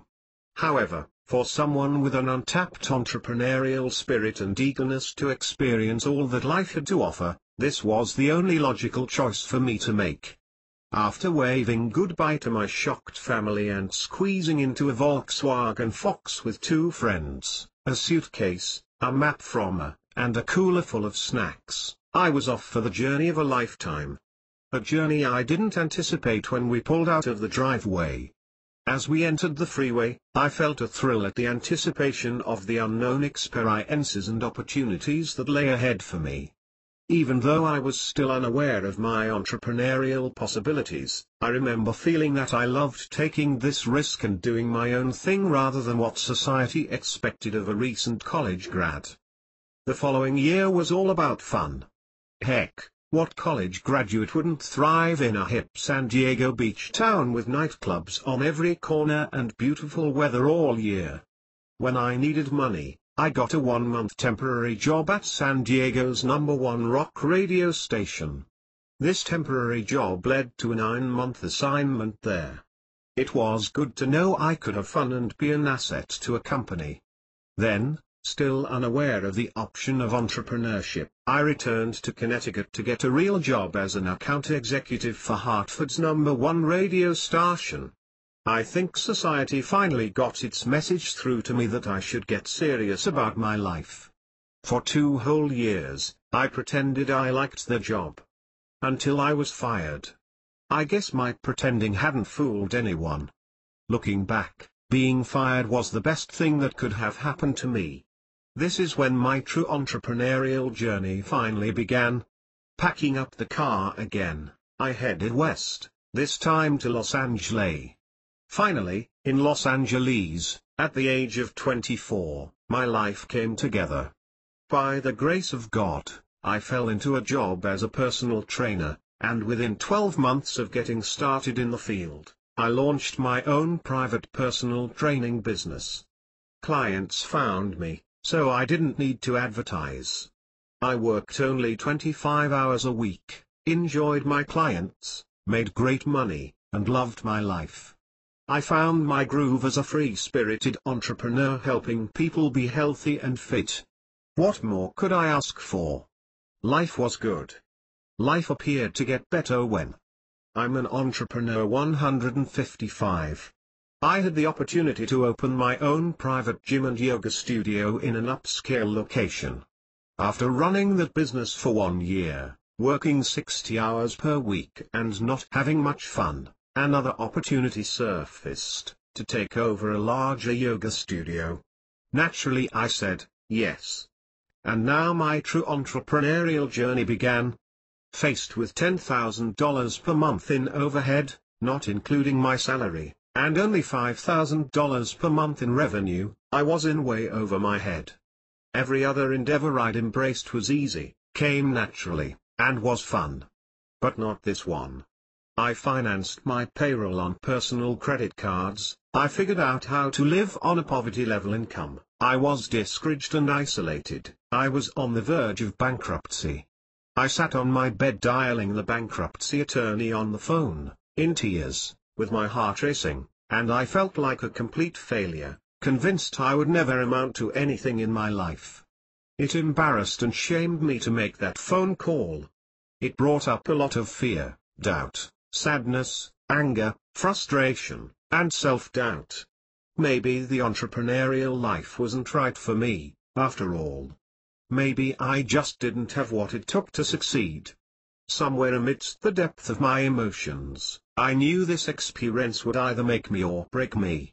At the time I had this realization, I did not yet know about the multitudes of mega-successful entrepreneurs who also experienced failure. It was before I understood the divine perfection of my journey, and it was before I embraced challenges as opportunities for success. Thankfully, a few years earlier, I started a women's networking group to connect with other like-minded entrepreneurs in Los Angeles. In this time of darkness and despair about my business and finances, I drew upon the energy of the women in this group. In their faces I could see I wasn't a failure and could access the gratitude I felt for every moment of my experience through this challenge. Through their mirror, something changed in me, and gave me the courage to not file for bankruptcy and make a conscious choice to have this experience make me rather than break me. Two of the most profound blessings of being an entrepreneur are the power of choice and the freedom to create work you love. The journey I've experienced since making the choice to succeed has been a continual source of fuel for me to discover and be more of who I am, for me to experience freedom. During the 7-year journey of owning 156 DHNKGODI and operating my women's networking group, New Entrepreneurs, Incorporated, I was stretched, challenged, and I grew in ways I never imagined possible. I launched a successful seminar company, helped more than 200 entrepreneurs become published authors through my publishing company, facilitated retreats, and hosted summits in which I interviewed experts like Michael Gerber, author of The A-Myth, Neil Donald Walsch, author of Conversations with God, Seth Godin, America's greatest marketer, and Dr. Joe Vitale from The Secret. The deeper I engrossed myself in the entrepreneurial journey, and discovered how to succeed as a conscious business owner, the more I embraced my true gift as an entrepreneur. My gift was to coach other entrepreneurs in embracing their journey, turning failures into success, engaging the law of attraction, and manifesting their goals and dreams. People often tell me that my experience with the yoga studio as an owner and instructor helped me develop the unique gift of blending intangible/universal principles with tangible business strategies. Now I coach my clients in creating business strategies, operations, marketing plans, and product/service development, and provide them with guided meditations and grounding exercises to tap into the universal energy that abundantly supports them in manifesting their goals and dreams. When I set forth on my first cross-country journey, I had no idea where I would be today. It's difficult to imagine what my life would be like if I weren't an entrepreneur. Being an entrepreneur identifies me nearly as much as my role as wife and mother. Entrepreneurship is at the core of who I am and my desire to be fully expressed as myself in the world. I am who I am today because of every challenge, obstacle, success, failure, dream and goal I've experienced along my exciting journey. Thank God I'm an entrepreneur. Let Your Business Lead You by Christine Closer. Let your business lead you. Let it guide you to those places in your heart you have yet to discover.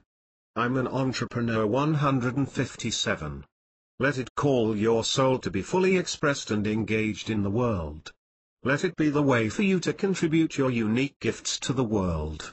Let it be your tool for making the planet a better place.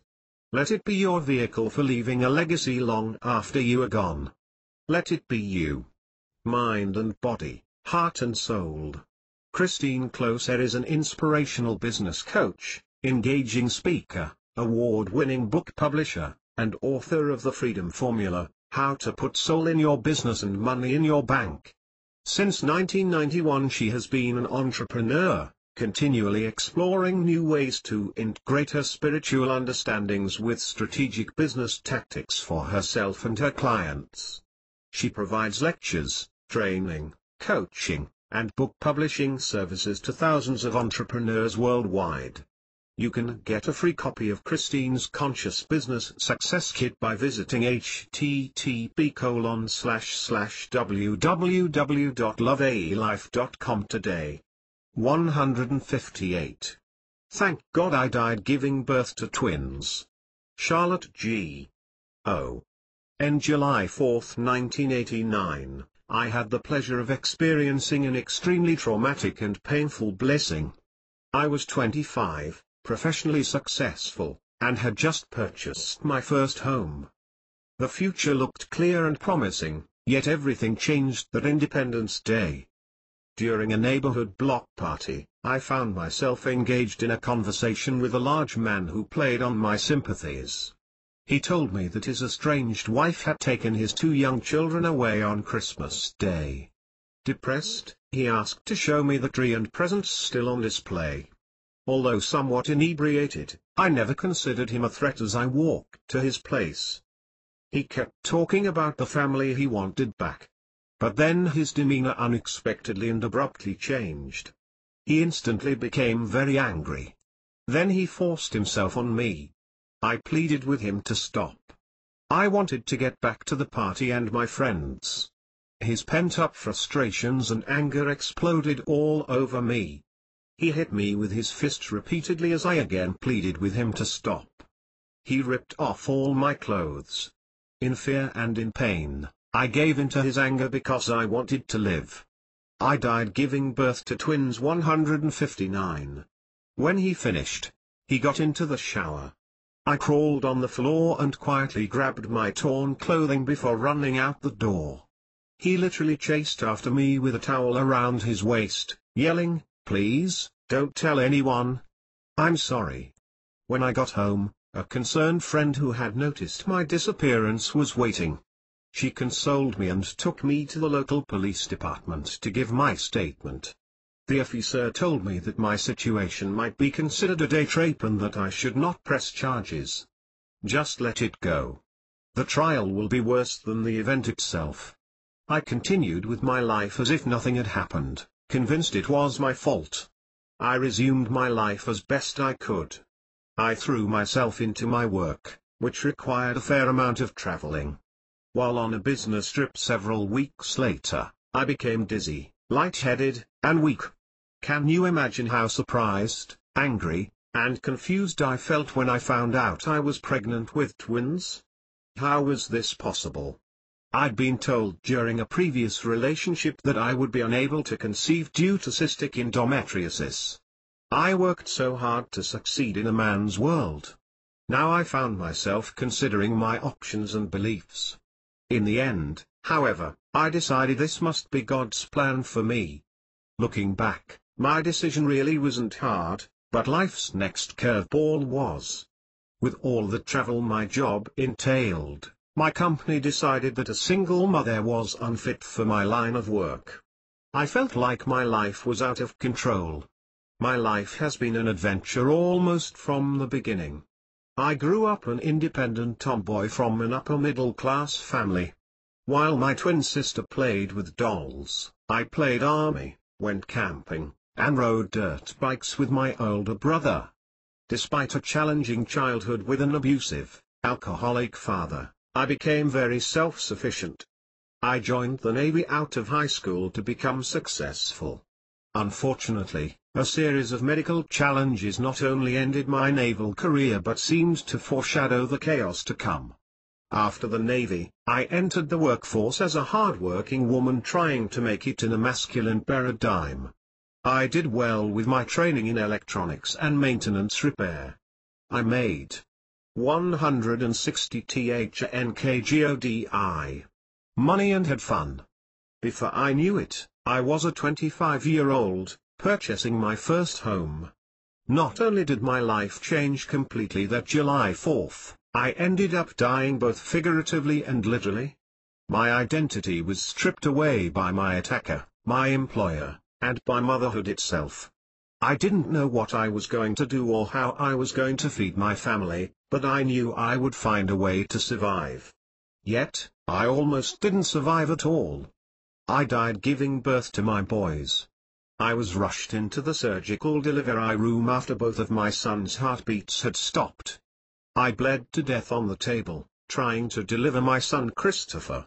As I rose out of my body above the surgical lights, I saw and heard everything, including my mother screaming, "Somebody do something. She's blue. She's my baby, please do something." I watched from above as the doctor said, "We have to go C-section. We have no time to prep, we'll lose him." I remember the horror on my mother's face as they pushed her out of the room while I was clinically deceased. I remember praying to God, "Whatever you do, please save my son." Suddenly, I was jolted back into my body. I sat up as the doctor started to cut me. I felt the knife. I looked at the doctor and said, "Please save my son." Before passing out, I woke up in the recovery room and was told not to move or talk too much as I had lost over half my blood supply. I received blood transfusions, but all I wanted to know was if my boys were okay. They eventually wheeled me into the nursery, where I saw Christopher, 5 pounds, 8 ounces, and Michael, 6 pounds, 4 ounces. For the first time. 10 fingers, 10 toes. They were perfect. Over the years, I've learned the benefit of taking a step back. To fully understand the impact of my attack, I needed time and perspective to see the big picture. What would have happened if I decided to skip that party? When I think back on that fateful night, I can honestly say I would not trade it for the world. Through that potentially traumatizing experience, I received my reason for living. In many ways, I died giving birth to twins 161. My womanhood was never a clean subject. Although I liked boys, I always seemed to attract the losers. It would be fair to say I considered myself a broken woman before the attack. In that painful moment of necessary surrender, I received so much. I was validated as a woman. I was saved. My two boys, my gifts from heaven, have given my life meaning and depth. Christopher and Michael not only became my best friends, but being their mother brought out in me both strength and compassion. I began to know and understand myself like never before. Although I'll always cherish the times spent together traveling or just hanging out with my boys, I'll also fondly remember the struggle to put it all together. I have always prided myself on being a fighter, and being a single mother was a monumental challenge. Whether working 2 jobs or persevering through one of many health issues throughout the years, I always found a way to get it done. No one can ever take this accomplishment away from me. I can honestly say I am proud of myself. When I received the opportunity to share my story, I thought of family members, and other women especially, who get stuck by traumatic events. Looking back through all my experiences, I believe the key is to know that the blessings are there even if not apparent at the moment. I know they certainly were not clear initially for me. Many seemingly negative events occur that are meant to happen. These tragic events become the perfect catalysts for change and growth. My conclusion? Life can be a bitch sometimes, but you've just got to keep on trucking. I've experienced hell on earth and even death itself, but I found a loving God through my experiences. I know if, today, I came across the man who forced himself on me, I would actually thank him. I am so grateful for him. Charlotte G. left a job with 7 years vested in civil service in order to move to a new area, believing she would thus improve the quality of life for her sons. An on-the-job injury led to 2 surgeries that put her out of work for 7 months. Only her determination to be there. 162 THNKGODI. For her sons kept her hanging on. She believes she doesn't have much time left on earth but wants to leave her sons in the best possible position that she can. She says, "They have been my blessing. I love them with all that I am. They're my world, they are why I exist. They've made my life worth every bit of living. I love my sons. They've made my every downfall and disappointment in life my most rewarding because they were there." 163. Thank God I lost my babies. Denise Laurie of NITELI, LCSW. Why? Out pregnant. The words rang in my ears, filling me with excitement, disbelief, even panic. Just 3 months before, struggling with infertility, I underwent surgery to remedy reproductive abnormalities that my doctors could trace all the way back to when I was in my own mother's womb. The hormone drug Day, given to my mother by her doctor while she was pregnant with me, had a profound effect on my life. It was supposed to make me a stronger, healthier baby. The doctor gave my mother pills and injections to hold her pregnancy to full term. After 9 months, I was born on Christmas Eve, Mummy and Daddy's 5-pound miracle baby, Grandma and Grandpa's little princess. But the day treatments my mother underwent would pose terrible and long-lasting consequences that would follow me for the rest of my life, especially when it became my turn to become a mom. So here I was, 30 years old, having struggled with infertility and finally pregnant, the words of my doctor colliding with the disbelief that had long accompanied me through my attempts to have a 164 THNKGODI child. I just didn't think I would ever be able to conceive, never mind carry a baby to term, because of the extensive uterine anomalies I had developed from being day-exposed in my mother's uterus. Fears of miscarriage would never be far away. Nor would they be unfounded. To my horror and crushing heartbreak, at 25 weeks, through 41 hours of labor, my beautiful baby, my daughter, was born grey and congested with a fatal infection. With tears streaming down my face, I held her in my arms. I counted each of her tiny fingers and toes. I wondered what color her eyes would have been, what her laugh would sound like, how she would have looked when she noticed me. I knew I would never see her open her beautiful eyes, nor see her tiny lips curl into a smile, or hear her call me Mama. The phantom cries of my little girl, Alexandra Elizabeth, haunted me as I ached to hold her one last time before they took her away. Her dying left me sick, emotionally, physically, and spiritually, a lonely pain I could not salve. I wanted only to die. But in the depth of that pain, feeling very afraid and very alone, I touched bottom. I resolved to pick myself up, to carry on, move forward on a still rocky path, where the loss would echo and haunt me and shake me to my core. Late one night, just months after my daughter died at birth, I was preparing an application for graduate school. I thought I heard, swore I heard, the cries of a baby, through the music of Vivaldi coming from the stereo. I froze, then quickly turned, glancing around the room. My eyes fell upon the dog's bed, where my Doberman puppy, Dino, lay asleep in the very place my daughter's crib should have been. Dissolving into tears, I walked over and fell to the floor beside my puppy's bed. Taking the blue fawn Doberman in my arms, I rocked him as the tears drenched my cheeks. Such was my personal pain. For many days, months, even years, my hope and desire to give birth only grew. This longing led me to undergo multiple surgeries to make it happen. The many doctors I consulted all agreed that I could indeed become pregnant again. However, carrying a baby to term was always another question, a complication that would leave me feeling stripped of my biological right to motherhood. After a tremendous amount of soul-searching, emotional, physical, and spiritual healing, we came to the decision to build our family through. I lost my babies 165. Adoption. I was riddled with anxiety, fear, excitement, and joy at the thought of having our very own baby. By this time, my desperation for motherhood was more important to me than giving birth. I knew I had a tremendous amount of love to offer a child and that I would be a great mother. And yet, at that point, I did not quite fathom how adoption would help me to feel whole again. When my strawberry blonde, hazel-eyed baby boy was placed in my arms, I knew from that moment that he was my baby. As I held him up, looking deeply into his eyes, the words rang from my lips, "I am your mommy.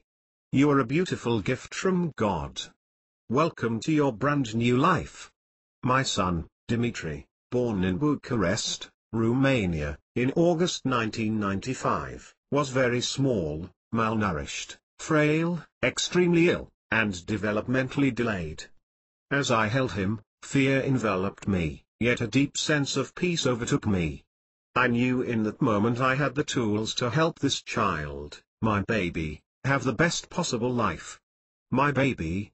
The words sang through my mind like the sweetest melody. I was so overjoyed. Over the next few years, I dedicated my time and attention to being a devoted mother, loving wife, and companion. I pledged to help others troubled by infertility. I completed a master's program in social work while working at an infertility/reproductive medicine clinic. Still I wrestled with my unfulfilled desire to give birth. We tried yet again. The infertility treatments, joy of conceiving, and heartache of miscarrying would visit us again. "You are pregnant." Those familiar words rang in my ears again. Only this time I was pregnant with triplets. On New Year's Day, after a rocky pregnancy, miscarrying one of the triplets and being on complete bed rest, my twin daughters were born. After 36 hours of labor, at 23 weeks gestation, another crushing blow, my twin daughters, Athena Leod and Jacqueline Gerard, would die shortly after their birth. With an ironic twist, the words Happy New Year blared through my head simultaneously as the nurses called for help. I was hemorrhaging, and my blood pressure was crashing. The crisis left me petrified that my son would again be motherless. All I could remember was screaming out, "Save me, my son needs me." Those were the last words I remembered as they rushed me to the operating room for emergency surgery to save my own life. I was so 166 DHNKGODI grateful to be alive. Tears of gratitude filled my eyes, knowing that my son would never again be left without a mother. For many months afterward, I sought to rebuild myself physically, emotionally, and spiritually. I knew my son needed me. Through multiple surgeries, difficulty walking, tremendous physical and emotional pain, and almost losing my eyesight, I concentrated on the joy my precious son had brought to me. His sweet and gentle smile, his cute laugh, and his adorable personality. Every day I focused on him, thankful that I have him in my life. Many people would say to me that he was a very lucky little boy to be adopted by us because we saved his life when we brought him from Romania. No, I would say, I'm the lucky one because he saved my life. Through my son, I've learned many things about myself, about him, about life, and about humanity. I found the greatest love, admiration, and respect, not only for his birth mother, but for all birth mothers separated from their children. I cannot think of a greater gift of love that someone can give another than the gift of life. After realizing that I had all that it took internally to create what I needed externally, the strength of my intellect and my creativity flowed. This has helped me tremendously to be the mom, the teacher, the healer, the humanitarian and visionary I am today.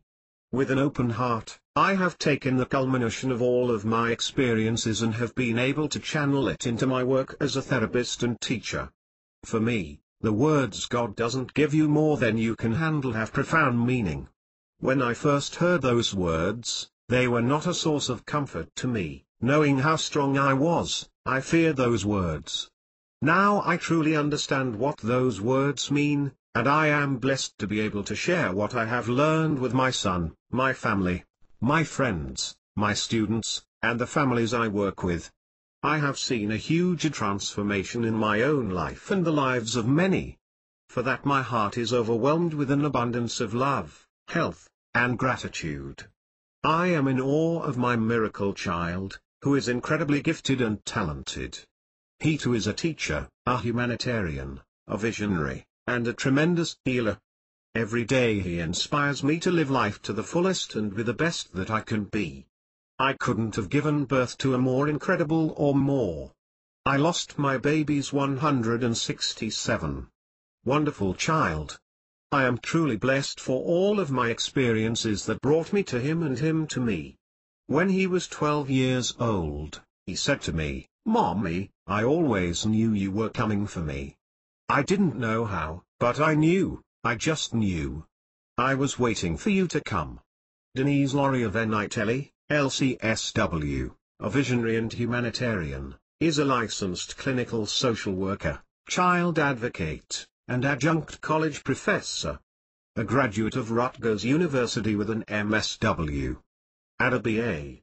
In early childhood education and psychology, Ms. Venitelli provides individual and family therapy, specializing in integrating a multidimensional approach utilizing different holistic modalities. Her professional career centers on work with children and families, specializing in adoption-related issues, early childhood trauma and abuse, issues pertaining to abandonment and attachment. She has experience working with children with learning differences, gifted with AD, those on the autistic spectrum, and those with sensory integration difficulties. Previously, Miss Venitelli facilitated groups and workshops for those facing the challenges of infertility and third-party reproduction and has extensive research experience in the field of reproductive endocrinology/infertility. She can be reached via email at dvnitelilks@aol.com. I had cancer. Your soul will guide if you are ready to listen. Cassandra Gatso. It was about 3 p.m.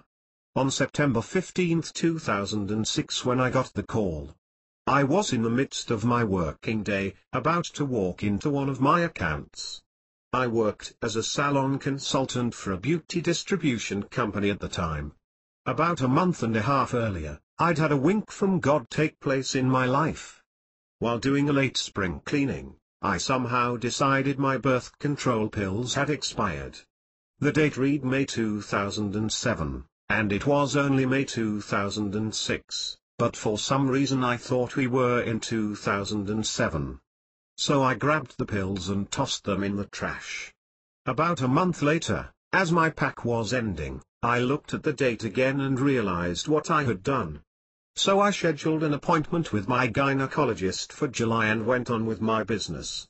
My gyn found some abnormal cells, which resulted in more tests, more appointments. This in turn led up to the phone call.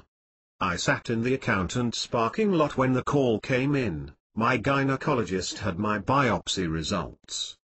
Being 22 at the time and never having been sick a day in my life, I could not even fathom what she said next. First asking if I was in a place to talk, she told me that I had full-blown 168. Thank God. I had cancer 169. Cancer developing in me. She said there was nothing more she could do, and I needed to contact a specialist. After giving me his name and number, she wished me good luck. I sat in my car and just about lost feeling in every inch of my body. That night and the days to follow were a blur. I had to tell my family and my friends. I had to notify my work and make an appointment to see this doctor. 3 days later, I sat in his office and awaited my future. He told me that I had cervical cancer, rather large, and that it had invaded both sides.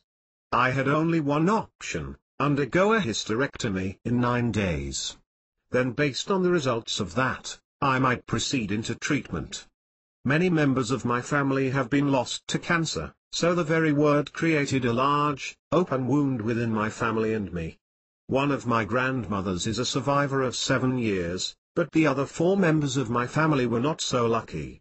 I remember being 12 and standing by my other grandmother's hospital bed just moments before she passed. She was in such horrible pain, and we could do nothing. I could feel the wound start to bleed in all of us as the process began. Those 9 days seemed to go by slowly, and my heart broke every time I had a moment with a loved one. The hardest conversation I had was with my 16-year-old brother. My heart split right open when tears filled his eyes and he asked me if I was going to die. I grabbed him and told him I was going to be just fine, we had to take it one day at a time. That is what I continued to tell myself as the days passed. It took me a week to tell the man I loved. The strong woman I once knew was scattered and scared to death. The day of my surgery was an interesting one. I had to be at the hospital at 9 a.m. for surgery at 11 a.m. My boyfriend, David, and I arrived at the hospital, with him as sick as can be. He was shacking and throwing up. I had no idea what was wrong with him. The whole thing going on with him did take my mind off me. It allowed me to go into caring mode. He was quickly sent to emergency and away from me. A few moments later, they wheeled me into the elevator on a gurney, toward the preparation room. While we were in the elevator, I told my mother not to worry. I would be just fine. She was overwhelmed with tears. I can't explain the peace that came over 170 THNKGODI me that morning, or the peace that has stayed with me since. It was as if angels' wings were holding me. I awoke from surgery to find a tube in my nose and several beeping machines surrounding me. I was freezing cold and couldn't stop shaking. Shortly after, they wheeled me up to my room, where my sweet mother and family waited for me. David was nowhere to be found. I got a phone call from him about an hour later, saying, "Honey, I was right beside you in the recovery room. I had my appendix removed." There he was, a floor under me, with the same tummy scars as me. I remained in the hospital for a week due to the intensity of the surgery. The healing process would be a long one, with more to it than I thought.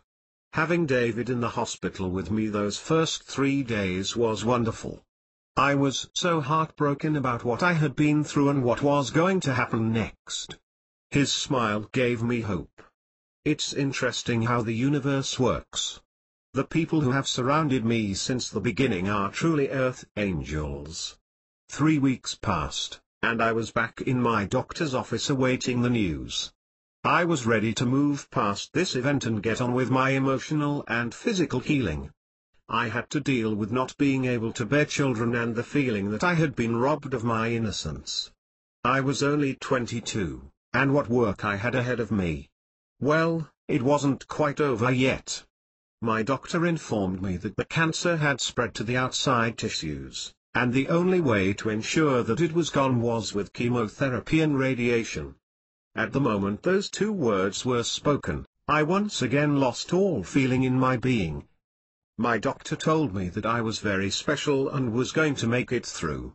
"Well, okay then," I said, "but I must go back to work so I can feel normal in some way." He referred me to a chemotherapy specialist and a radiation center. I returned to work, and about a week later I went in to see the specialist about starting treatment. They performed various scans and tests, and I was ready to get started in a week. In the process of waiting, I continued working while experiencing the most incredible pain in my side. When I returned to start treatment and informed them of this pain, I had no clue what was in store for me. I was soon told, "Your tumor has returned." In the 6 weeks since surgery, my tumor had returned and was hitting some nerves on my side. So what now? I had cancer 171. I started treatment and put on some heavy-duty pain pills that I could not tolerate. Once again I was not able to work and could barely even sleep. I looked in the mirror and had no idea who stood there. My soul burned through my eyes, and I knew it was not ready to go. I lasted 3 days on the pills and decided I would rather be in pain. I had chemo once a week for 6 weeks, while the radiation was daily. After my first treatment, I was hospitalized and told that I had 1 bad kidney. My ability to continue with the chemo depended on how my kidneys reacted to the treatments. Every treatment was closely monitored. There were times that I would lie on my bathroom floor and pray to leave my body. I've never felt such emotional and physical pain before. I couldn't sleep, I couldn't eat, and I couldn't care for myself. There were times that I was so weak I could barely brush my hair or shower. At the time I was living alone and my mother moved in to care for me. With her help, along with David, and my dear friend Laurie, I made it through all of my treatments. What I thought was the end of the treatments, I learned was only the middle. I had yet to undergo 2 internal implants and another 5-week course of external radiation. Back to the hospital daily, and 2 more times being put under for the implants. I cannot find the words to explain how out of control I felt. I had to hand over my body to a medical staff. I had to open up and allow others to care for me. Both are things I had never had to do before. The process of being treated for cancer is an emotional and physical challenge. There were pieces of it that led me to want to leave my body. It truly was as though my soul led me and my body was being dragged along throughout this process. One day as I walked on the beach outside my home, there was this energy and strength that rose out of the center of my being. It was as if I had awakened from a deep sleep. I realized how blessed I was to have this experience so young. My soul was speaking to me in a way that I could not understand until I was ready to listen. Throughout my treatments, I changed my thoughts and actions. I would dress up to go into my implant surgery and bake for the staff that cared for me the next couple of days. I decided to celebrate my 170 to THNKGODI life and become grateful for this experience. I would spend many days and nights alone, looking at my life, looking at who I was and who I wanted to be. I looked at who surrounded me and how beautiful the moments were that we spent together. My heart began to open, and I started to ask what I needed to learn. This event came into my life to change my direction. It came to teach me something, and all the elements of it were designed especially for me. It was then that my spirit started to sing. I started to nurture myself. During this process I lost 25 pounds. They flew right off me. I had also lost all my strength and confidence. It was that day on the beach that I decided to consciously pick up the pieces of Cassandra and put them back together again. In doing this, I was given the opportunity to look at them like I had never seen them before. Every day, my eyes filled with tears of gratitude for every moment and every breath. I started to walk more and laugh more. I started to work out with a group of cancer survivors and patients. I found the Thank God I project and began to live from my heart and step back to see what a beautiful life I had. I am writing my story because cancer has changed my life. It has allowed me to go after my dreams, to live from my heart, and to truly be free. I thank God for my cancer and for allowing me to reach a place in myself that I don't think would have been possible without this experience. I am now 23 and feel that I have stepped into my skin proudly. I have felt an inner peace that many don't find until later in life. I am truly grateful for all my earth angels and want to thank them for sharing with me this wonderful journey. It is in the moments of complete chaos that the most beautiful clarity comes to us. It is in becoming grateful for everything and loving every piece of it that you start to hear the truth.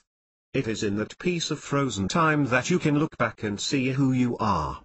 In the midst of this illness, which I was convinced would remove me from my physical body, I have come to embrace my body and feel comfort in it like never before.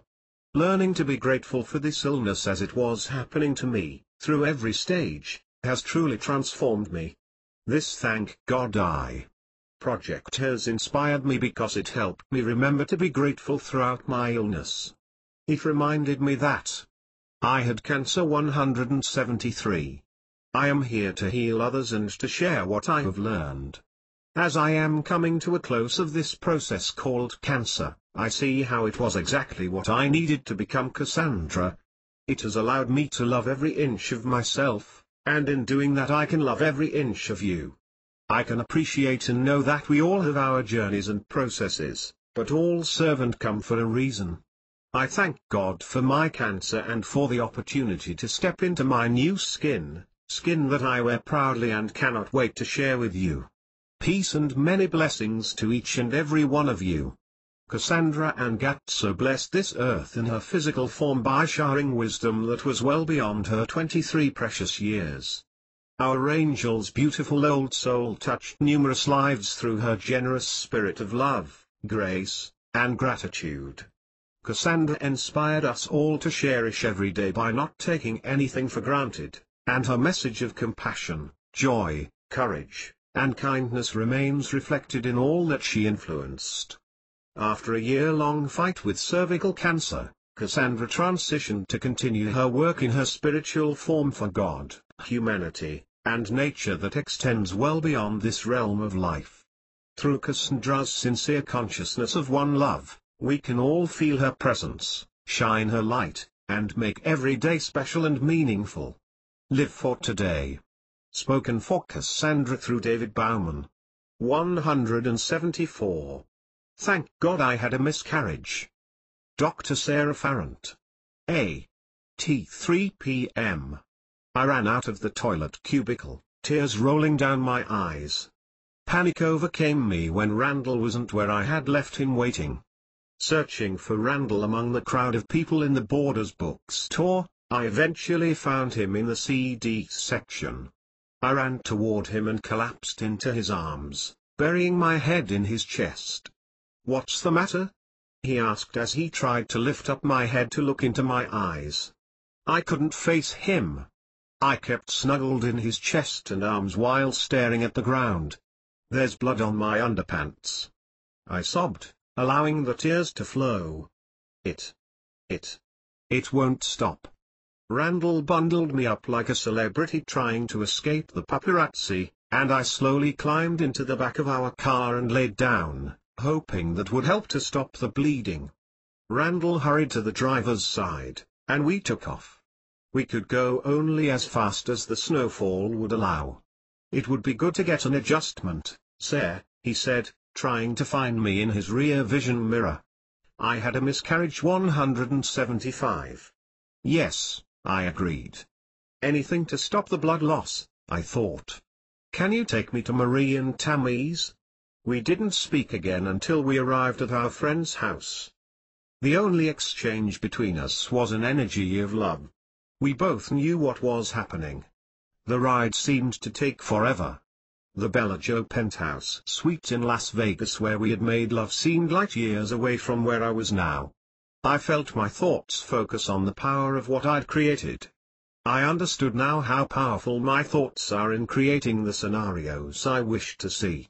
The snow fell, the windshield wipers ticked like metronomes. I shut my eyes and replayed the pregnancy from conception to present. I felt a blood clot leave my body. I couldn't help but think about my daily mantra, "It's okay to die." Guilt paralyzed my body as I lay in the back seat of the car, remembering the words I had chosen to speak to our baby. I pictured the breakfast table where I sat and spoke while Randall showered. I'd been concerned with the loss parenting would bring: sleep, movies, flying, cultural experiences, five-star restaurants, and freedom.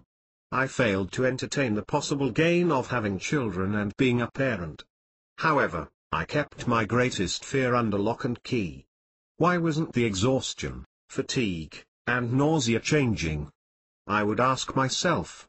I am almost 3 months, people say it changes about now. Perhaps this blood loss is the physiological dip where the placenta takes over the production of the hormones to give life to the conceptus, and the corpus luteum is no longer required. Yes, that's what it is. I felt more blood flow from my body. In the back seat of the car, my two greatest fears, birth and trust, confronted me. They were the two reasons why I avoided pregnancy for the 12 years of our relationship.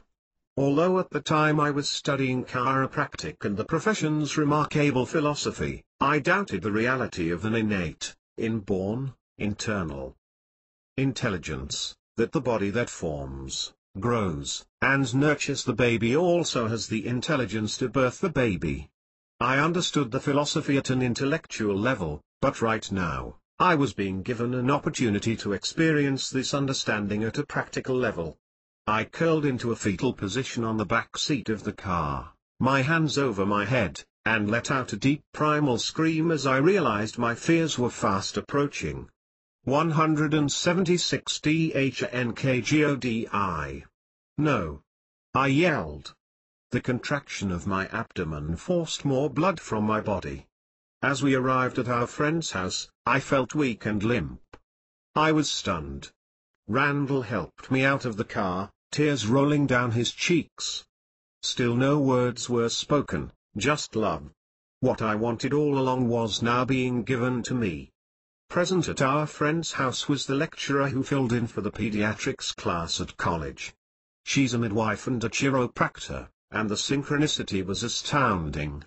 I shared with them the events thus far. They just listened, letting me talk.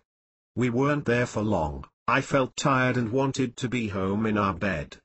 As we left they wished us luck. When I walked down the stairs of their apartment, I felt blood gush from my body. We arrived home, and I went straight to our bed. I slept for what seemed like an eternity. I awoke in a daze, wondering if I had been dreaming or if in fact this was real. I got up and went to the toilet. When I urinated, I didn't feel any blood lost from my vagina. I had a moment of reprieve. It was 8 p.m. and I had been bleeding well over 5 hours. This isn't spotting, I told myself. This is a miscarriage, birth and death. I curled again on our bed and let out a huge scream. Why? Why? Why? I yelled as a heavier flow of blood left my body. I knew why, I knew what I created. I knew I made this happen. A couple of hours later, the contractions began. No longer just blood flow, it was now time to focus, to breathe, a time to go further within and trust that my body knew what to do. I had to get out of my own way. The contractions intensified, and I felt the need to go to the toilet, to squat and to push. As I made my way to the bathroom, I felt my sensitivity increase. I didn't want to be touched. My heart rate quickened, and my skin dripped perspiration. I couldn't stop the diarrhea. I sat on the toilet and placed my left hand at the level of my uterus, an almost symbolic way of trying to touch our child, to nurture and to help it through its new journey. My right hand gripped on the rim of the bath. As the contractions intensified, I felt I wanted to escape my body. My breathing was fast and high-pitched, not deep like I had experienced with a friend who had recently given birth. What's wrong? I asked myself.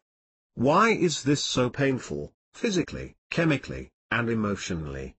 I had a miscarriage 177. The contractions came closer together, and I reached a crescendo. I vomited all over the bathroom floor and then felt the urge to push. After a few pushes I felt a conceptus pass, and then another one, my first indication that I was carrying twins, and finally the placenta. I buried my head in my hands, bowed my head to the floor, and felt so guilty and ashamed at the thought of killing our children. I shook uncontrollably. Randall wiped the vomit from my face, my hair, and my hands, and with loving tears in his eyes, he ever so gently picked me up off the toilet seat, and carried me back to the bedroom. As we came out of our tiny bathroom, I heard the flush of the toilet. No.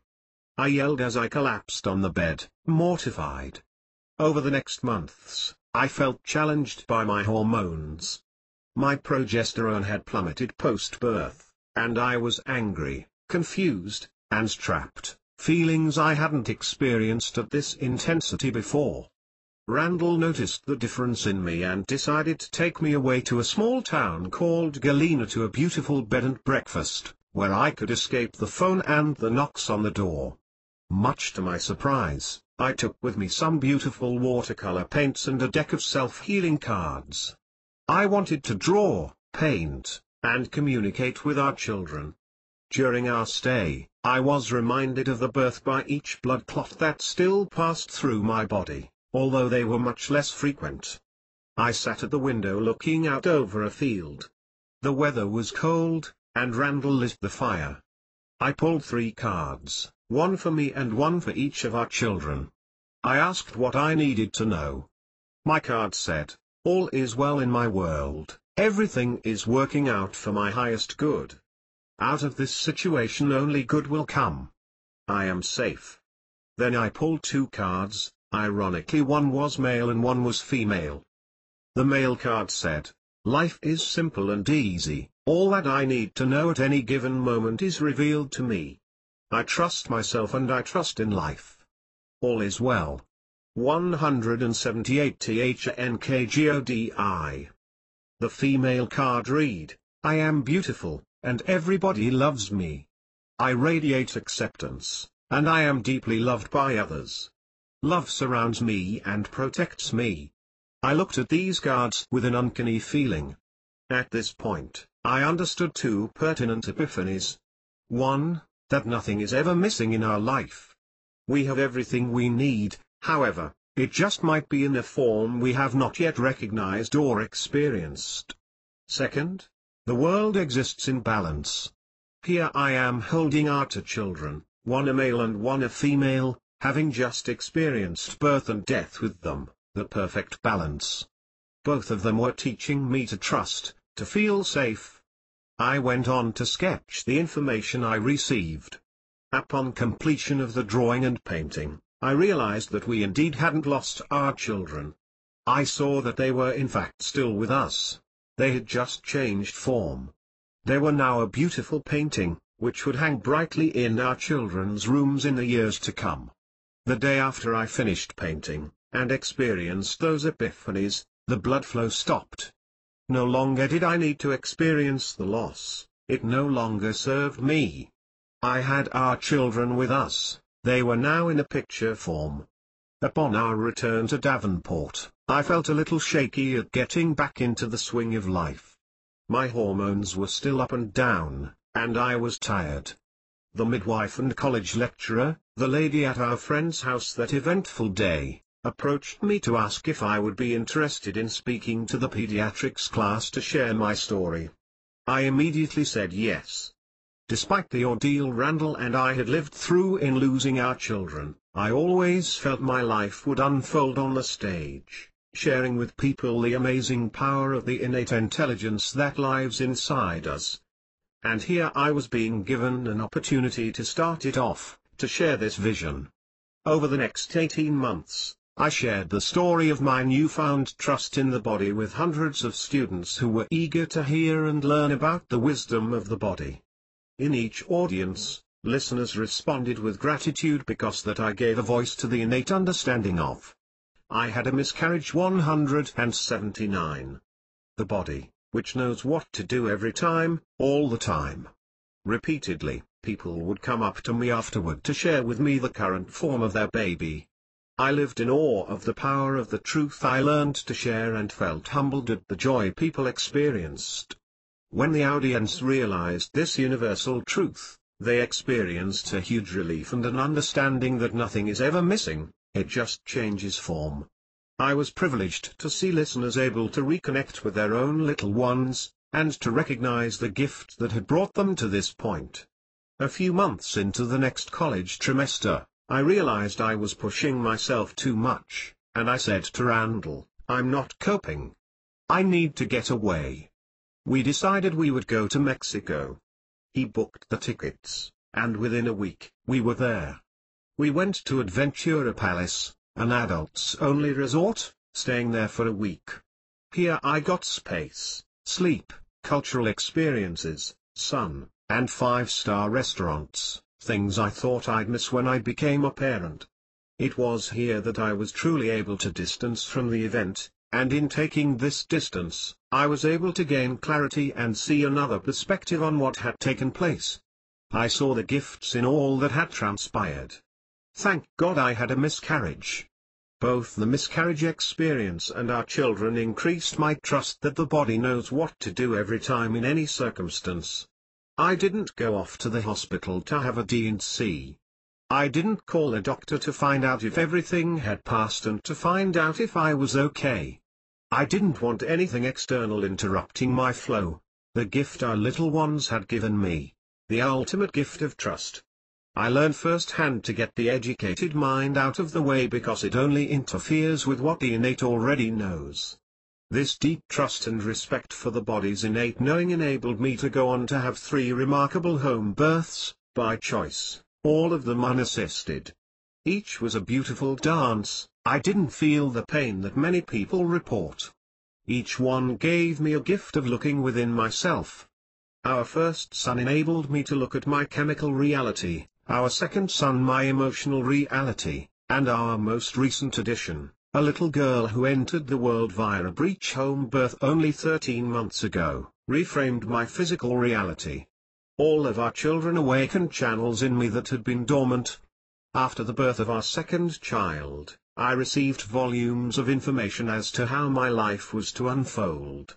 I asked the universe when I laid down to 180 THNKGODI. Rest one day, how can I continue to serve and adjust people chiropractically from home? I awoke with my mind overflowing with instructions. Within the information, I received my inspiration.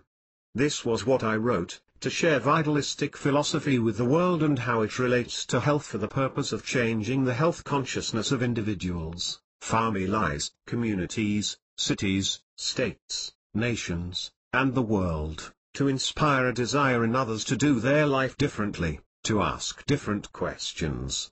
I then wrote the word book. Write a book. As a result of my experience with our twins and our subsequent home births, my first book explains the innate intelligence we live with on a daily basis. The book is titled The Vital Truth: Accessing the Possibilities of Unlimited Health. I understand from my Miss Carige experience that I'm here to share the understanding of vitalism and chiropractic, and how they relate to pregnancy, birth, and health. It's my inspiration to educate people on vitalism, the chiropractic philosophical understanding of how the body works, in relation to both itself and the universe. I am inspired to further educate people, from a vitalistic and chiropractic perspective, on the physical, chemical, and emotional changes that may occur as we bring forth new life. My vision is to open people's eyes to the power of innate intelligence. The Vital Truth: Accessing the Possibilities of Unlimited Health is making it possible for individuals to integrate into their life this unique understanding of health, the human body, and its expression. Lives are being changed. This in turn is changing the health consciousness of the communities, cities, states, nations and the world. The death and birth of our twins enabled me to awaken the trust inside, to be humbled by the sheer genius of the body we live in. Their death and birth enabled me to ask different questions and to be awakened to new answers. Their death and birth were pivotal in bringing me to where I am today. I have the beauty now of adjusting people mentally via my book rather than physically. Nothing's ever missing, it just changes form. I had a miscarriage 181. Dr. Sarah Farrant, chiropractor, mother, author, and international speaker, says, I understand from my miscarriage experience that I am here to share the understanding of vitalism and chiropractic and how they relate to health, pregnancy, birth, and post-birth. She's recently established the Global Pregnancy Center, which will be the largest educational online community where people learn about the power of their body from a vitalistic perspective. Her book, The Vital Truth: Accessing the Possibilities of Unlimited Health, explains in greater detail the nature of our innate, internal, inborn, intelligence as it relates to health. The book is helping individuals integrate this unique understanding of health, the human body, and its expression into their lives. This in turn is having profound effects on communities, cities, states, nations and the world. You can reach Dr. Farrant at info@sarahfarrant.com. Her websites are www.sarahfarrant.com and www.globalpregnancycenter.com. My friend was sexually abused by her grandfather. Elizabeth Pasquale, LMT, 100th. W. You were walking downtown together, toward the big grey cloud. The cloud's edges covered the entire financial district, and the toxins reached out over all of Manhattan, Brooklyn, and Queens. It was the cloud from the collapse of the World Trade Center towers, the day after the planes hit. We wanted to volunteer, to help in any way. We were both massage therapists, and we thought we could be helpful. For the purpose of this story, let's call my friend Alice. I'll admit that we were scared. Though we wanted to help, we joked about being turned away, not making it to the center of the nightmare. It took some guts to walk straight into that cloud. If we hadn't happened to meet as we both exited the subway at 14th Street, either one of us might have turned back. We gave each other courage. As it turned out, a group of rescuers in a van picked us up and gave us a ride right to Ground Zero. We worked side by side for about a week, working through the nights. We had massage tables set up in a dusty school building in the midst of the wreckage, and as the rescue workers collapsed from 182, thank God, My friend was sexually abused by her grandfather. 183. Fatigue and trauma. We fed them, massaged them, listened to their stories, dried their tears, and sent them to the showers and then back out again to dig. That was 2001. This is 2007. I hadn't seen her since, until last weekend. We both attended the DeMartini Breakthrough Experience registered in New York City. During and after the class, she told me her story. Like so many New Yorkers, and probably people all over the country, after 9/11, Alice was traumatized. What she didn't realize until later was that the 9/11 group trauma we went through stirred up personal traumas. After 9/11, those personal traumas exploded forth for those trying to keep them buried. Others sought the most expert of therapists, to carefully dismantle these traumas. When Alice began to remember things, she sought out one of those expert therapists, one who was also an energy healer. Alice saw things in her head, as people do when remembering. But these things were shocking to her. She asked herself, how can I remember things that never happened? Alice saw pictures in her head that were clear as any memory she'd ever had. She saw herself as an infant in a crib. She saw her grandfather come over to the crib and pick her up. Grandfather held her upside down against his chest. He unbuttoned his shirt. His chest was hairy. He unbuttoned his fly. He stroked her. He held her head against his penis and let her suck on him. She remembered grandmother coming in, and grandfather hurriedly putting her back in the crib. To make a bad situation worse, in his haste he didn't bother to right her.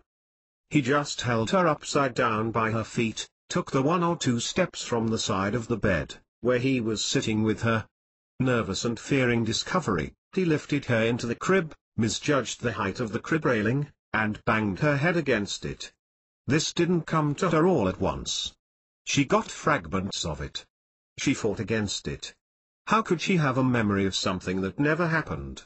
Her grandfather never abused her. The therapist disagreed. Alice had all the classic signs of child sexual abuse: unexplained depression, low self-esteem, an inability to love, feelings of not deserving of love, a kind of numbness when it came to love, and inability to enjoy sex. She had married twice, and both marriages failed. 184 THNKGODI. She was baffled. How could she know if it had really happened?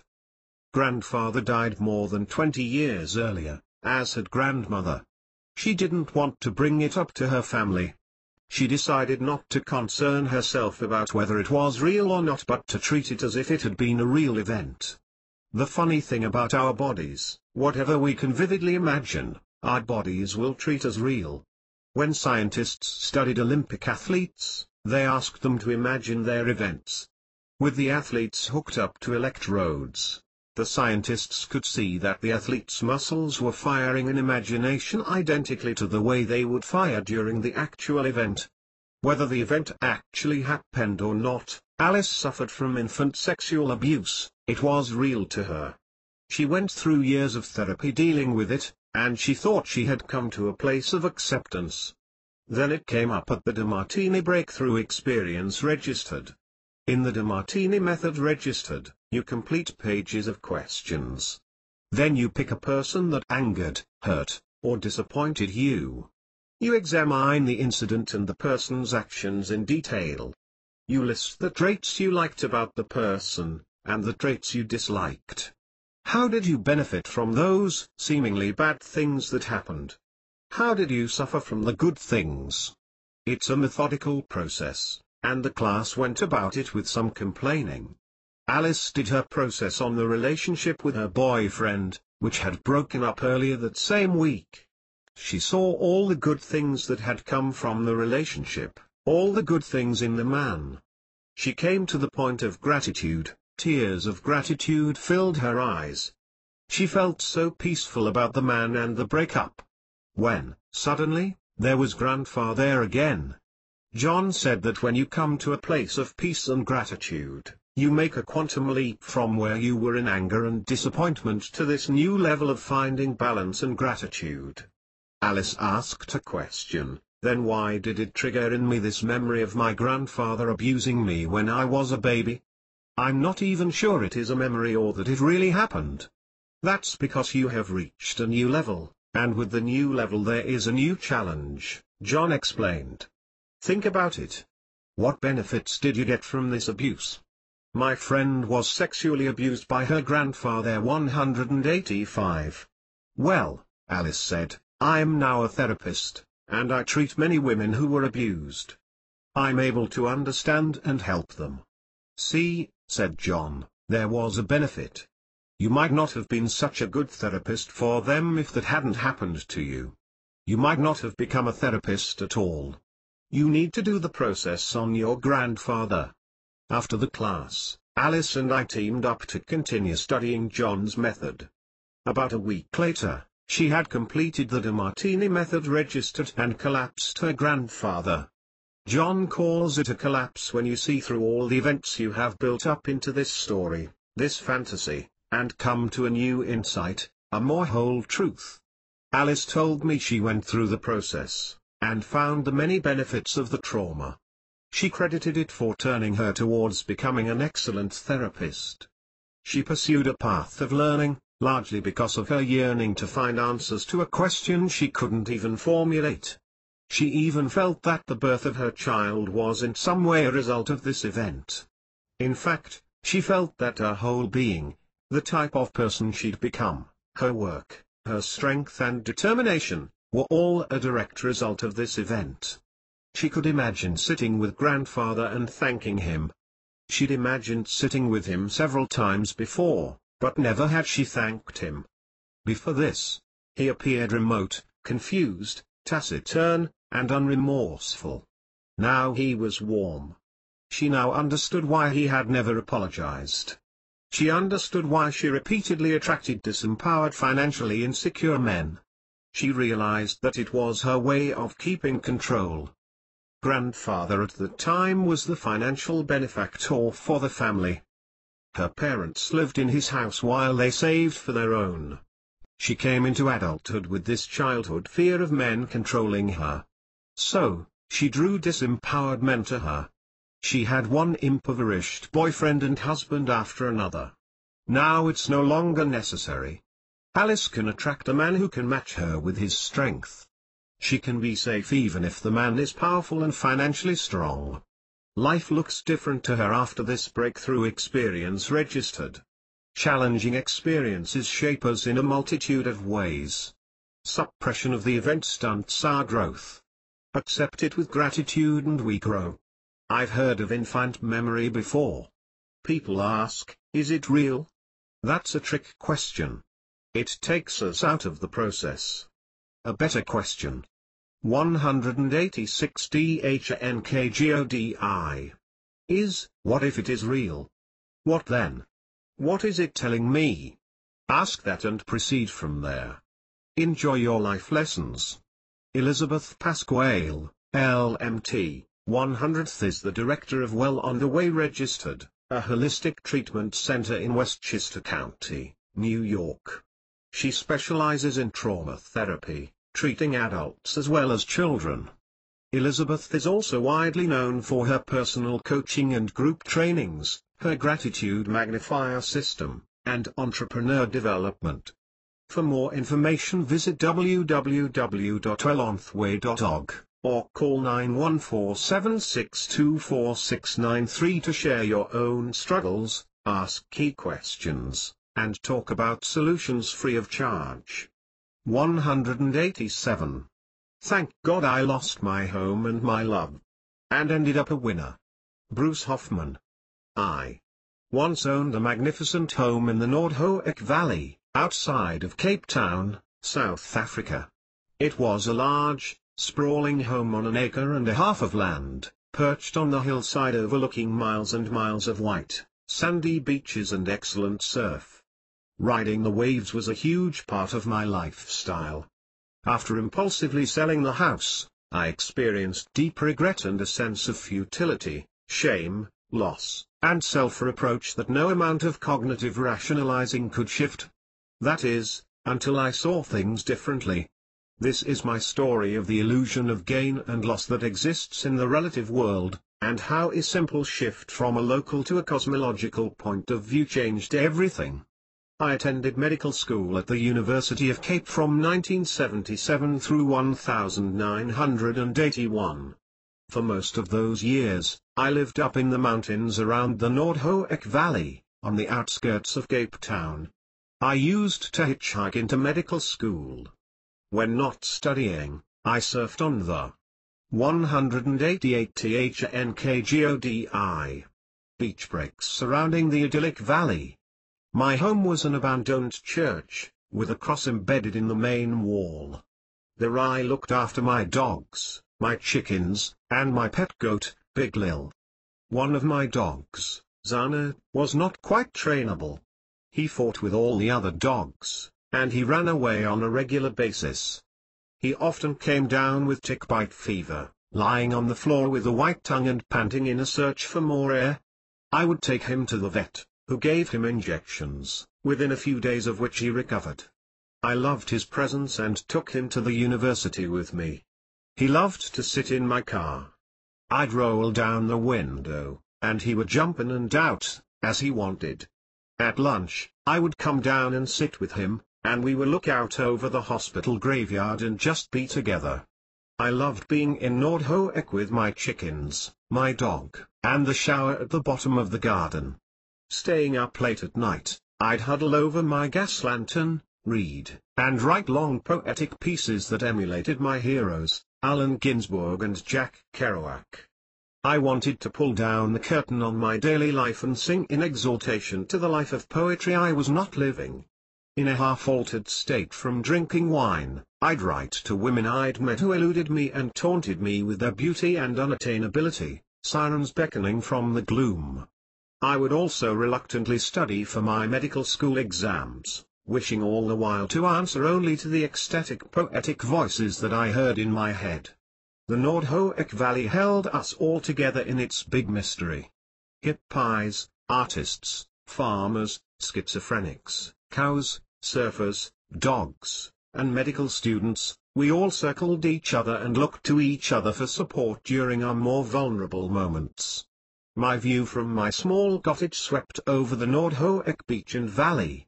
To the right and perched on the cliff above the surf, was a long, sprawling ranch-type home belonging to a reclusive gay misanthrope. As a student, I visited his home once. A friend of mine rented a room there. The house was spectacular, with its incredible view of a 7-mile beach and the Slankup Lighthouse in the distance. In the evening, the sun dropped past the horizon, and the whole valley lit up in smoky splendor. I could not imagine living in such a spectacular home, it was beyond my student dreams. After graduating from medical school, I left the Noordhoek Valley and moved to Canada. I adjusted to life on the Canadian prairies, I lost my home and my love. And ended up a winner 189. Their vast plains of wheat fields and their grain silos. I learned the art and craft of family medicine, taking it all quite seriously, and I accumulated a little money. Uneasily I adjusted to the father/husband archetypes. I dreamt of the sea every night and longed for the day I could move back to South Africa.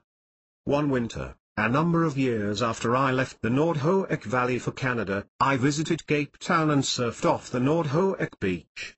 I passed the driveway to the ranch-type home and noticed a cardboard sign hammered onto a tree with one nail. It said auction tomorrow morning, 9 a.m. I had nothing to lose and thought it worthwhile to show up. The auction took about 3 minutes. I found myself bidding at a ridiculously low figure of 80,000 rand. I expected the price to reach our 300,000. Another person bid our 90,000 and I went to our 100,000. I heard the auctioneer announce, "The home is sold to the surfer gentleman over there."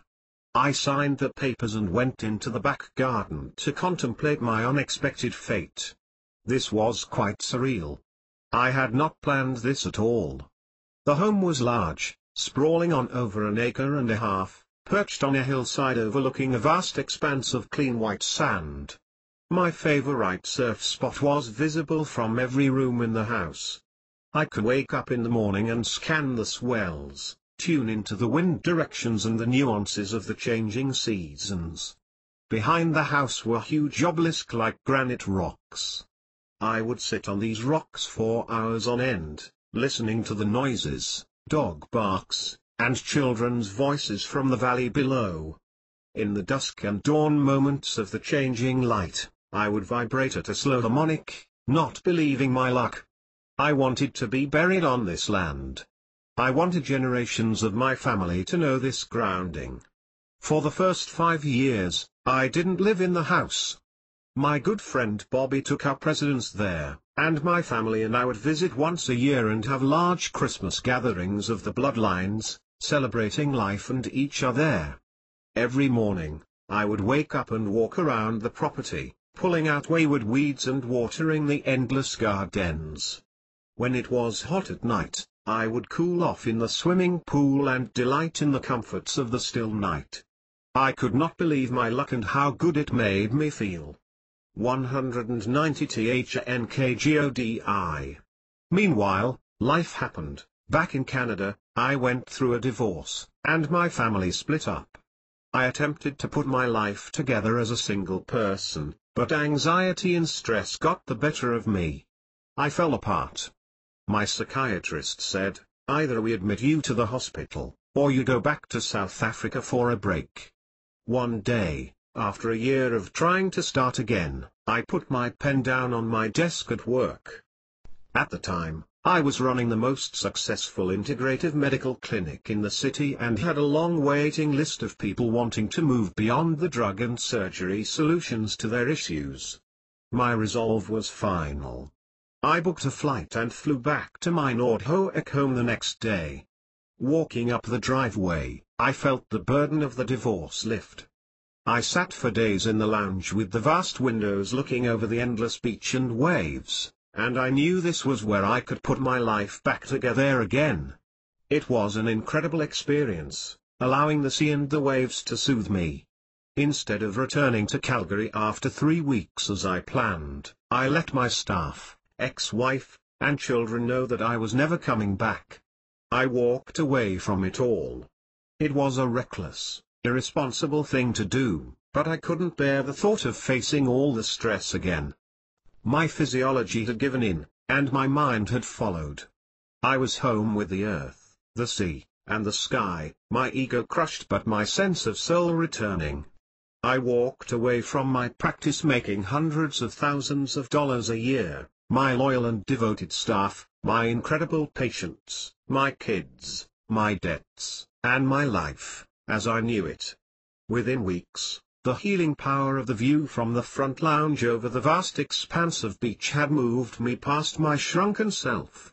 Pablo Neruda. Absence and presence. I need the sea because it teaches me. I don't know if I learn music or awareness, if it's a single wave or its vast existence, or only its harsh voice or its shining one, a suggestion of fishes and ships. The fact is that until I fall asleep, in some magnetic way I move in the university of the waves. I lost my home and my love. And ended up a winner 191.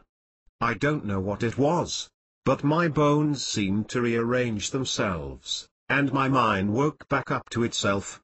I sensed a self returning. Within weeks, I recovered sufficiently to be open to a new love. She walked up the same driveway to interview for a house-sitting job, and I was smitten. It was love at first sight. But she was 20 years younger than I was, and I felt out of my depth. Nonetheless, we became engaged and lived out our destiny with color within the walls of the house. We spoke of past loves, talked over wine, shared pasta in garlic sauce, and planned our fate. At times, friends would visit. We would stand on the porch and hold each other lightly, not quite sure of how best to reckon with the fragile night air. Always with the sea wind on our faces and the moon on the roof. After 2 years, at her insistence, we moved back to Canada. I wanted to sort out the mess I had left behind and see my children. She wanted to travel and see the world. After 2 years surrounded by this magnificent home and my being in love with this mystery being, we packed up and left the home, securing renters for the time being. Back in Canada, she became homesick and longed for her youthful lifestyle. I struggled to meet her needs, but it was no use. After 1 year, I drove her to the airport, and we said our goodbyes. I had never felt so inconsolable. But it was done, and we slipped away from each other for good. There is no greater despondent feeling than knowing you are revisiting old behaviors and old circumstances, just in a recycled form. I struggled to find a way to be in the world again. By then I was having trouble with the renters, who never paid their bills. The garden was overrun with weeds, the wood rotted on the window frames, and the rental agency was unreliable. I could not find anyone to help me get through this tough patch. Trying to manage the problems from Canada without an intermediary proved insurmountable. It was at this time that a shaman trickster came to live in my basement. I met him at a country fair, sitting surrounded by his tarot cards. He convinced me of his ability to help me heal my broken heart. It was decided one night that I could not realize my destiny if I held on to the past, and I needed to release my attachments to South Africa and the home. That meant selling. It seemed like a good idea, especially with the stress from managing the affairs from long distance. The house. 190 to THNKGODI. Went on sale and sold for R1.4 million, a profit of more than 10 times what I paid for it. I took their money and, in the year 2000, rode the tech boom. For 2 weeks. I bought Intel, Microsoft, Cisco. The entire disastrous package. Within 6 months, my home and the money I had received for it disappeared. My fiancée and I split, my home sold, and my money lost. I had no idea what to do with my life. I just knew that I did not feel very well. I revisited that dark place that was becoming familiar. There seemed no way I could reinvent myself and recreate some of the joy and meaning that the home and the relationship had given me. I was deeply depressed and feeling hopeless. Neruda absence and presence. There is no space wider than that of grief. There is no universe like that which bleeds. I plunged into therapy, visited as many healers as I could, went on a trip to Mexico with Deepak Chopra and his group, and visited gurus in India. I sat in Ramana Maharishi's cave on Mount Arunachala, and felt the aloneness and silence. I consulted with psychics and clairvoyants, and sat quietly in the suburbs collapsed in on myself. With no sense of recovery. I could not contemplate a life without love. I rationalized that by associating with the famous and visiting with saints who knew, I would see past the folly of the emotional self and glimpse the unseeing seer beyond. It was not to be. I remained distraught and empty. One day, I came across a seminar flyer on my desk. I attended and was exposed to the work of John DeMartini. I went to Houston, met him, and studied further. His work follows one central principle from which many other insights arise. There is a divine, hidden order, and everything that occurs in your life serves a purpose. This is a Platonic concept, discussed and written about by Emerson and Nis, and recently resurrected by James Hillman and others. Your biography is dictated by your demon, your soul, so to speak, and you are called from above, by your demon, to live the life you were destined to fulfill. Every event in your biography serves that intent, if you train your mind to investigate the law. The other insight was that nothing is missing from your life. I lost my home and my love. And ended up a winner 193. Whatever you think you have lost is present in a new form, which you just have not seen or appreciated. The significance of DeMartini's work is that his is the only cognitively applicable system that integrates the shadow without going through a long analysis. It's also the most direct method of seeing the Buddha mind, your original face. De Martini himself had systematically set out to examine many different branches of knowledge and, in so doing, discover some of the universal laws underlying the commonality of them all. I studied psychology, biology, astronomy, finances, health, and healing under him and received a vast education in many different branches of knowledge. In so doing, I relaxed my attachment to my fiancée and my ex-wife and moved on with my life. I placed myself with the impermanence of a changing universe, contemplated my insignificance against the drama of black holes and supernovas, and discovered the evidence for the insignificance of my ego self, against the backdrop of the infinite. It was somewhat overwhelming. But what a relief!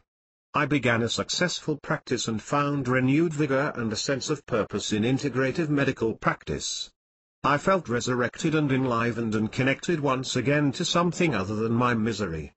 I finally came to live in the world, without shame or despair. And my loves were present in so many new forms: companions, patients, cats, and the waitress at the bistro on the corner. I was missing nothing. Except one issue kept nagging at me. I could not see the benefits of selling my home. I still regretted the decision and longed to return and undo what appeared to be a most foolish and rash decision. No matter how hard I tried, I kept coming up with the same recurring thought: what a ridiculous, impulsive decision I had made. The issue weighed heavily on me. And I carried that weight around with me, wherever I went. My heart had rested in the indigenous gardens. The bedrooms where I had lain haunted me with their views of the beaches and sea. Now there was only the empty house with the winter northeastern winds. Needing to resolve my longing, I attended a seminar and worked on the issue. In the seminar, they asked, "What is it about the home that you miss so much?" I thought about it for some time, and then proceeded to describe the view from the living room, the lighthouse in the distance, the waves, the solitariness, and fragrance of the wide 194 THNKGODI open, oceanic spaces. This prompted another question: what is the form of your new view? I thought for a moment and then fell into a deep, transcendent expanse of awareness. I knew I had replaced a geographical view with a cosmological one. I needed to leave behind the physical place in order to be exposed to the cosmology that had become my life's work. The entire melding of my medical training, my Eastern religious and Ayurvedic exposure, my exposure to integrative medicine and psychological principles, my immersion in depth psychology, and discovering some of the basic laws of the universe would not have been possible if I had stayed in my home, looking out over the pristine Nordhoek beaches. In that moment of realization, my yearning stopped and my mind fell apart. This moment can be described as a satori, or non-locality, or Buddha mind. In that moment, all clinging, all sense of loss, all doubt about my actions entirely disappeared, replaced with the deepest sense of ecstatic awareness at the perfect unfolding of my life's journey.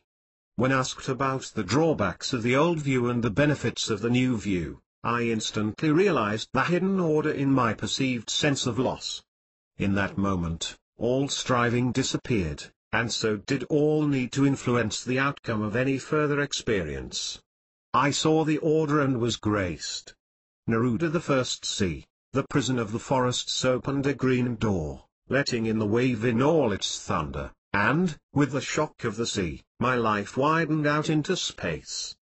As one of North America's leading integrative doctors, Dr. Bruce Hoffman has studied most of the major disciplines in the broad scope of integrative medicine. In addition to his clinical training, Dr. Hoffman has studied with many of the leading mind-body. I lost my home and my love, and ended up a winner 195. And spiritual healers, including Deepak Chopra, Paul Lowe, Osho, and Ramesh Balskar. He was founder of the Center for Preventative Medicine, Calgary, 1994, and is currently medical director of the Hoffman Center for Integrative Medicine. His groundbreaking 7 Steps to Health and Transformation and Model for Healing offers an inspiring vision of health, healing, and self-actualization. 196. Thank God my son died. Chris Adams.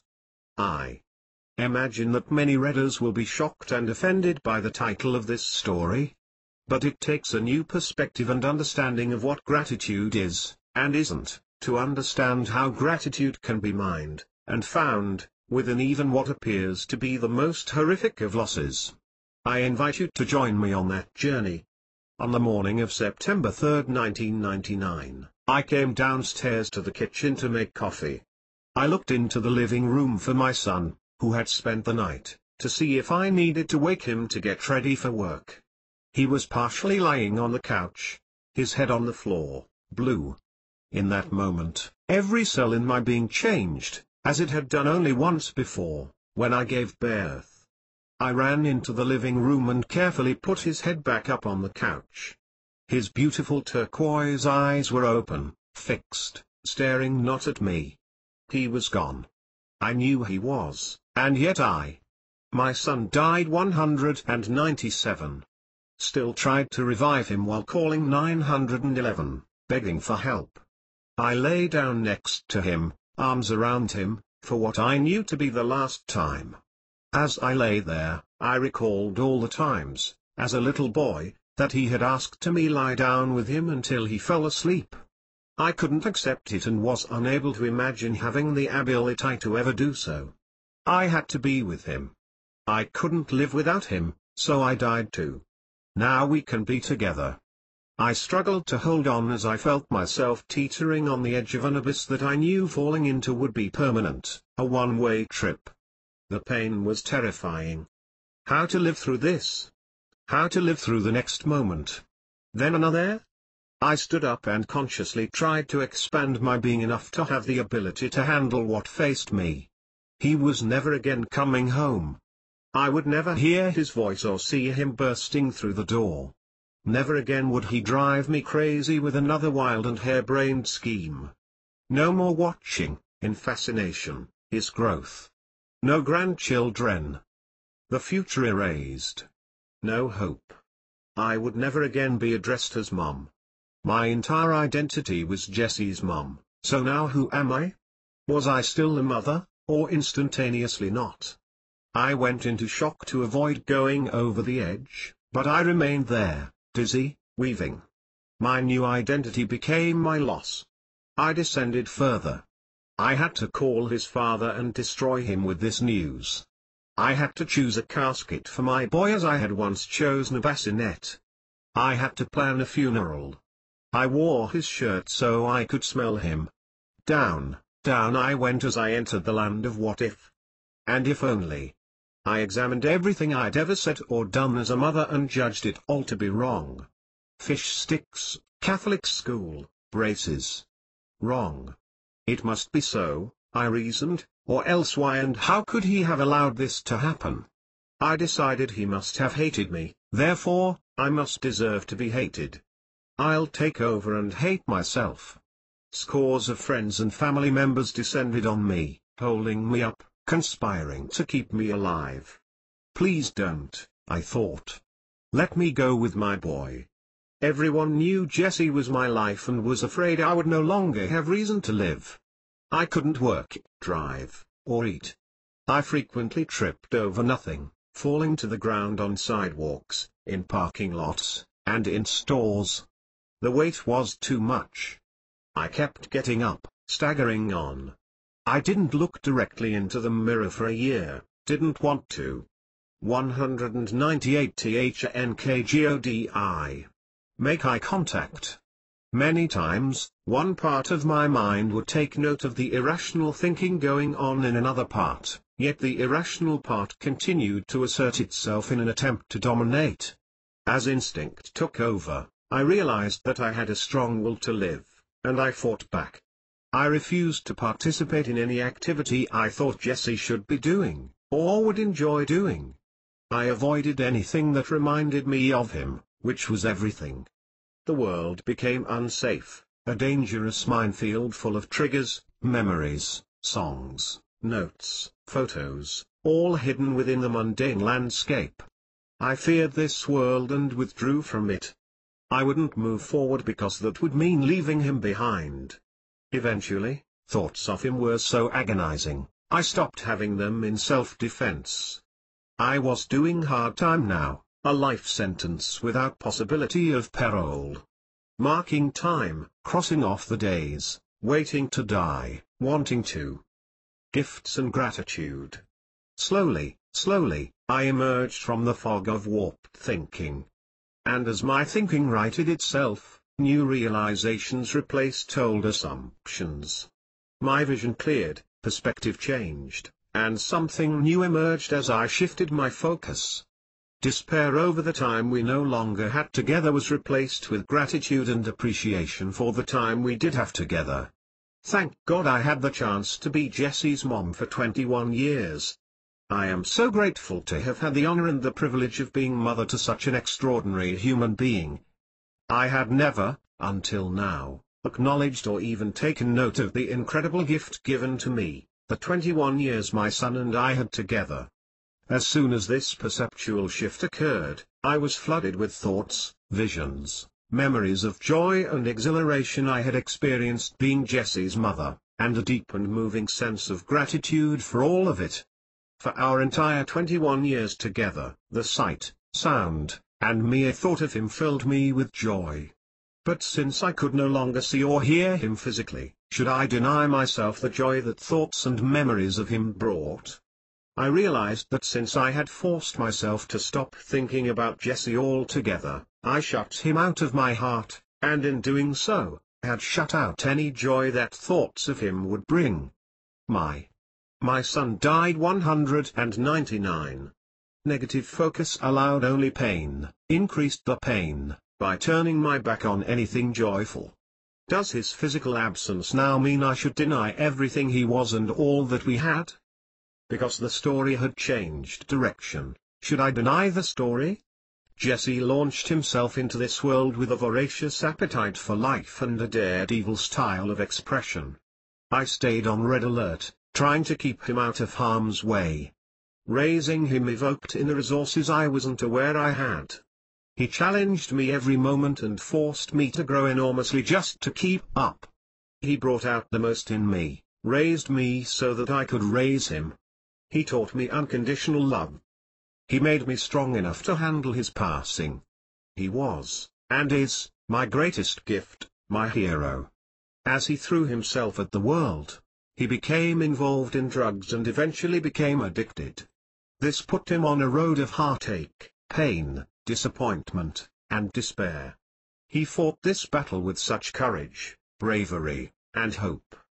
His heart, and mine, broke, as it became clear that he was not able to shake this monster.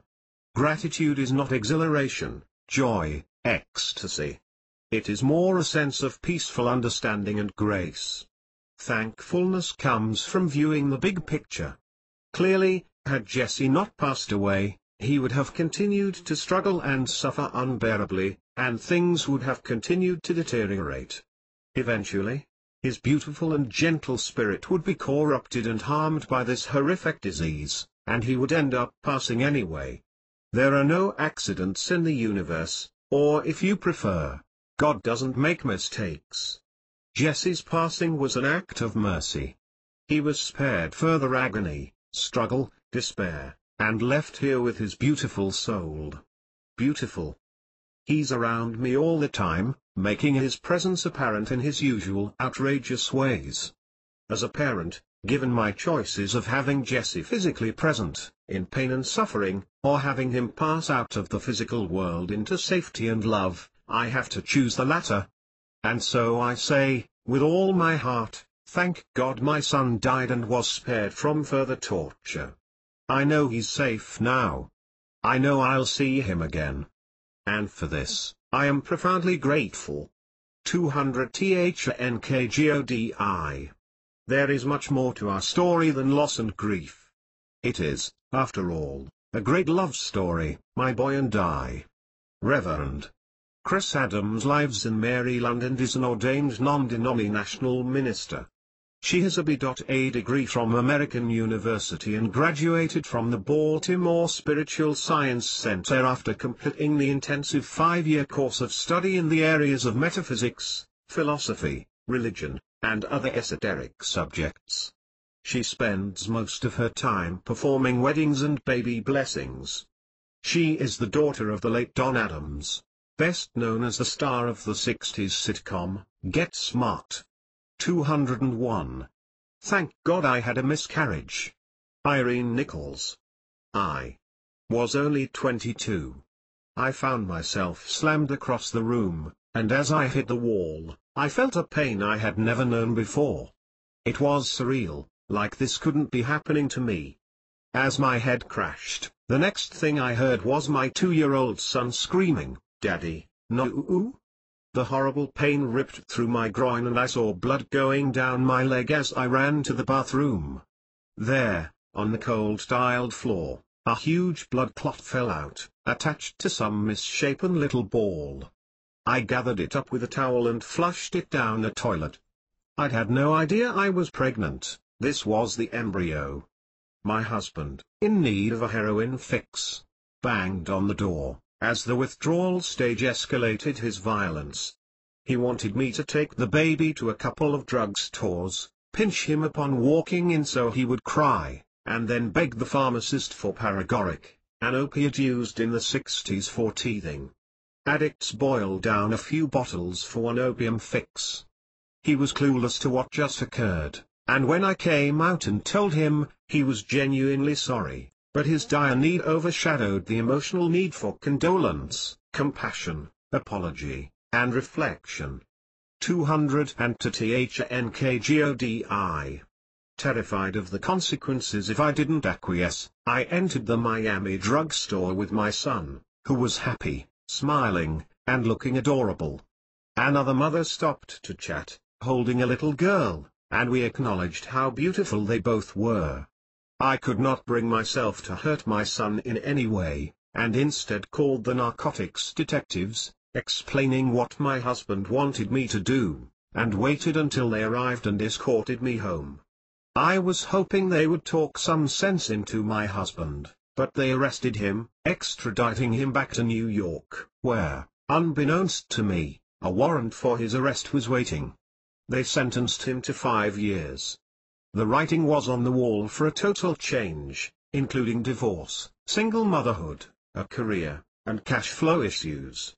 While most girls my age were planning a holiday cruise, I was arranging babysitting schedules. Thank God for family, as I had my mother, siblings, nieces, and nephews nearby. I needed to know what to feed this child so he would not continue to get sick and consequently cause me to lose work and pay. That need led me to meet 2 famous holistic pioneers of the natural hygiene movement, who guided me into becoming a holistic nutritionist. Later, I opened a diet center, helping thousands of clients lose weight and eat healthy, organic food.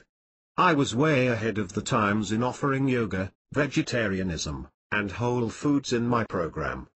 After a client spent a year diligently losing 100 pounds, only to have the inner saboteur allow them to gain back 30 of those pounds, I knew something was missing in my education and expertise.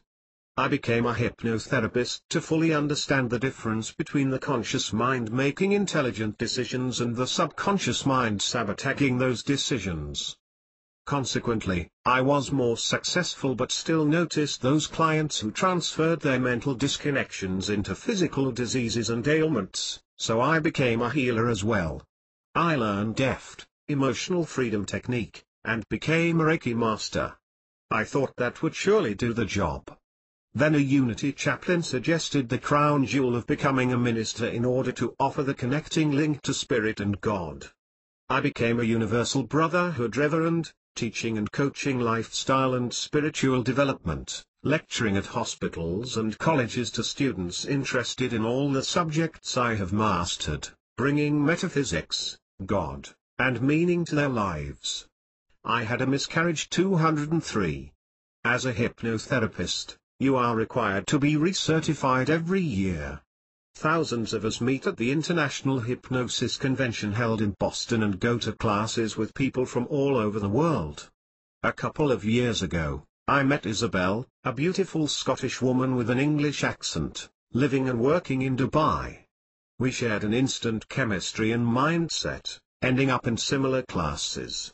We became part of a group that included 2 psychics, and both of us had readings, apart from one another.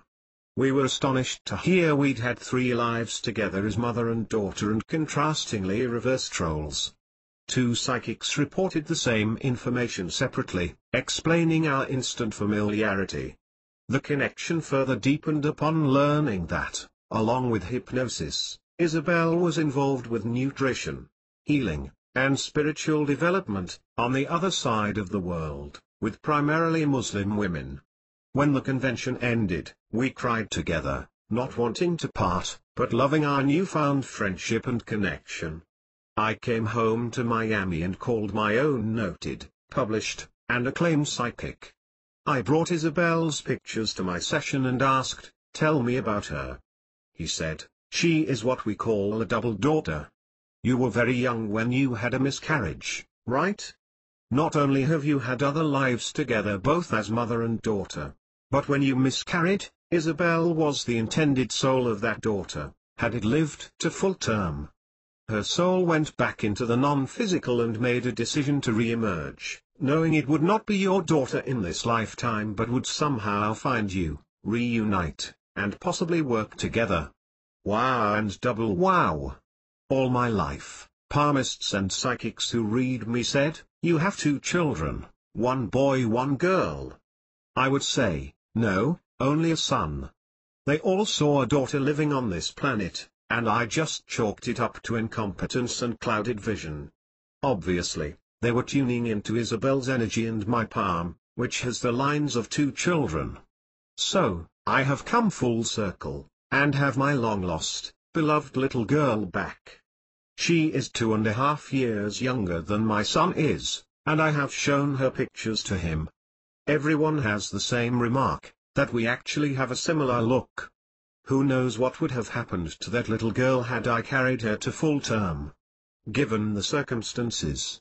240 HNKGODI. I might have had to give her up. I am amazed at how the universe arranged the people, place, and things for Isabel to come from the other side of the globe in order to reunite with me and have the deliciousness of her soul back in my life again. I teach the law of attraction and universal laws, but I am still in awe of the magic, and now I am planning to go to Dubai and give my workshop on deliberately creating your destiny to Isabel's clients and spend time with my daughter.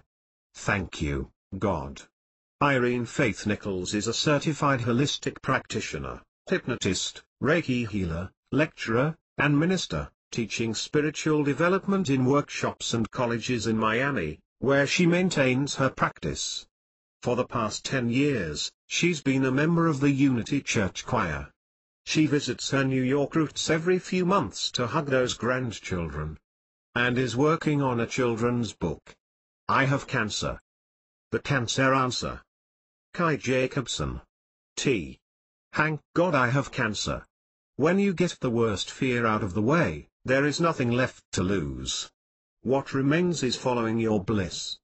I've often heard it said, the greatest fear is the fear of death itself.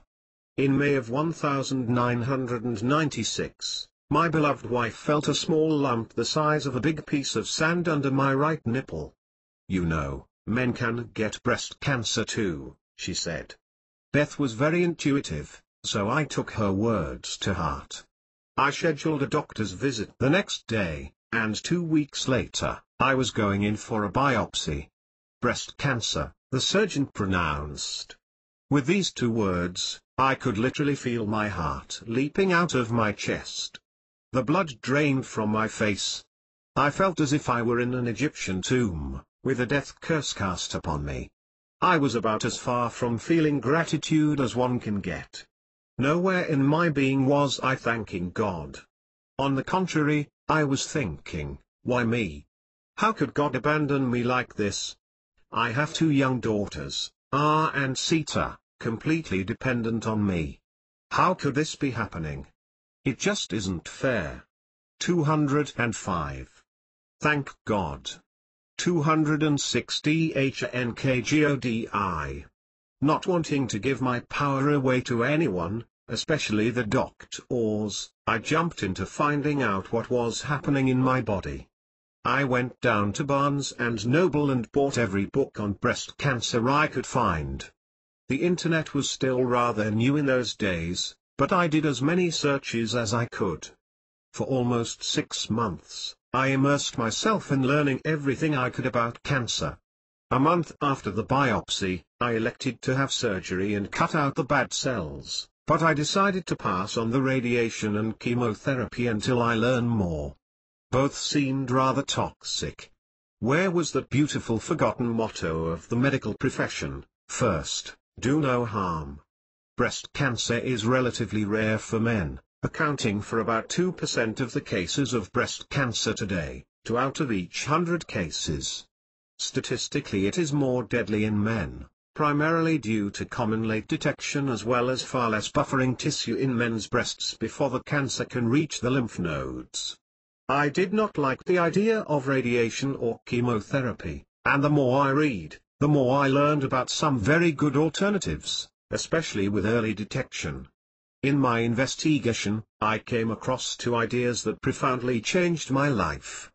In a book called A Turning Point, by Dr. Larry Leshan, I learned that the attitude of the cancer patient has a profound effect on the patient's chance of survival. Those who tend to feel like a victim and to blame the world, God, or a particular person for their situation, tend to have much lower survival rates. Patients who ask the question, how did I create my cancer? Don't blame others, and take charge of their own healing, have much higher rates of survival statistically. Patients who embrace an attitude of gratitude and ask not only the question, how did I create my cancer? But also feel grateful and embrace cancer as a teacher, looking for what they can learn rather than blaming, have the highest survival rate of all. This revolutionary way of thinking did not come easily for me, and I had to fake it until I made it, but over time, it truly became my attitude. Many people have seen the movie The Secret. It puts forth the powerful truth of the law of attraction. How and what we think becomes true in time. It's really that simple. Staying in a place of true and honest gratitude is the key. A wonderful story that Larry tells in A Turning Point is about a woman with terminal cancer, who had only I have cancer 207 few months to live.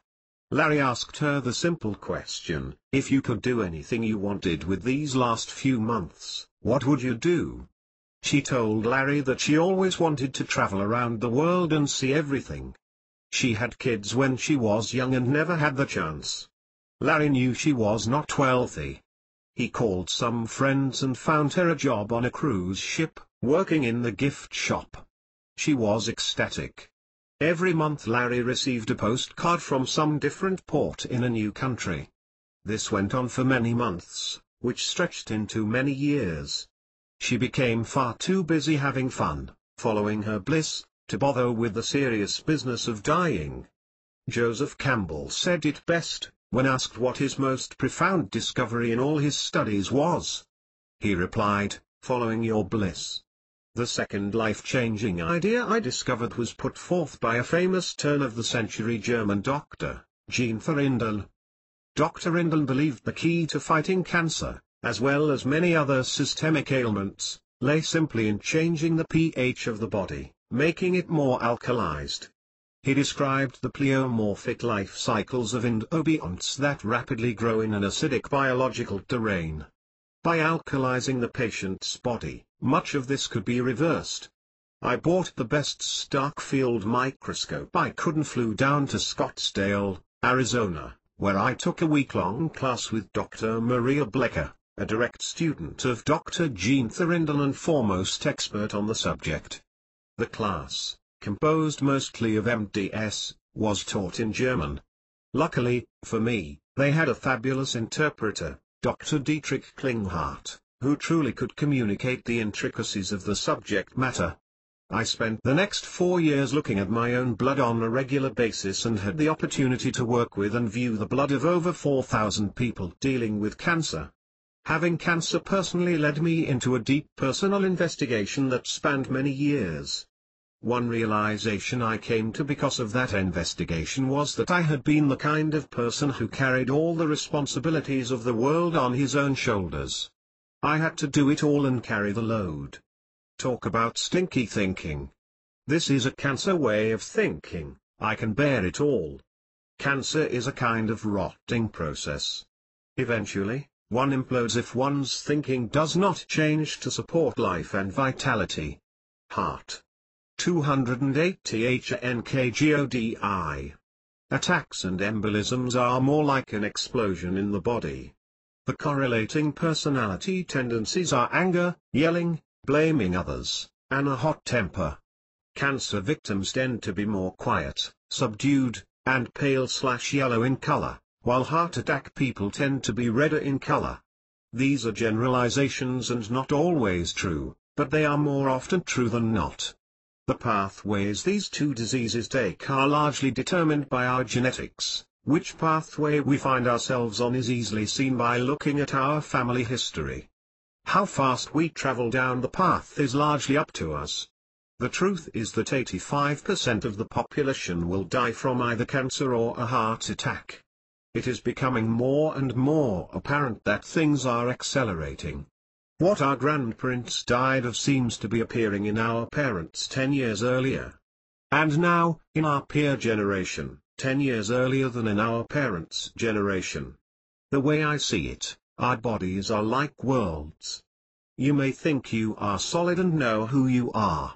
But, in reality you and I are both made up of billions of living microbes that symbiotically live in unison with us, such as yeast, bacteria, and molds, just to name a few. We are just like the Earth.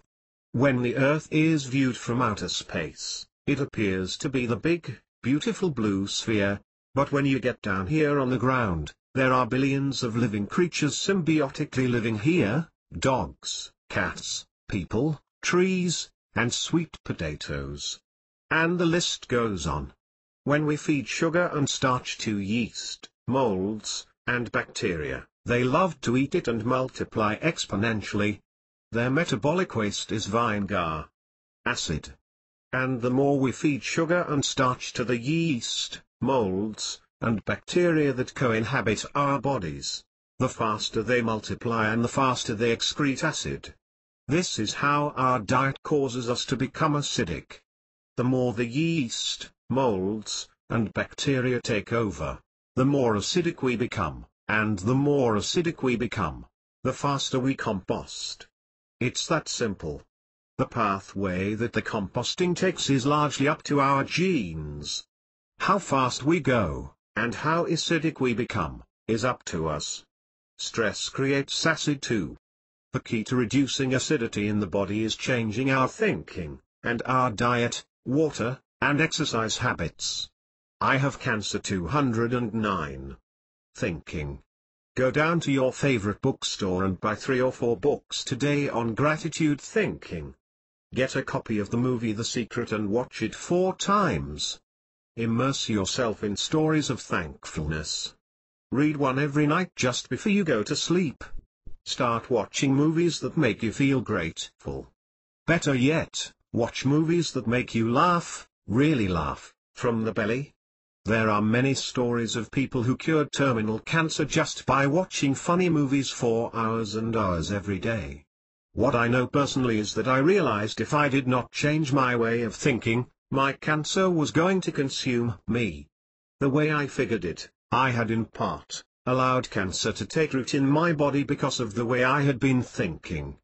I had to change that around 180 degrees, and fast. So, I got pen and paper and started making marks.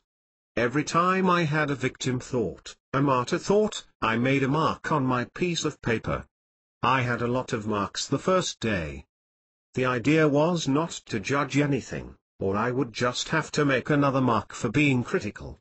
The idea was simply to bring awareness and witness to the way I was thinking, moment to moment. Over a week, the marks each day got fewer and fewer of their own accord. I did this long enough that I was now making very few marks on the paper each day. I even started to sing in the shower again. Thank God for singing and the great acoustics in shower stalls, but most of all for the loud sound of water falling and the joy of being free to let go. Diet. Eating foods that alkalize your body is essential.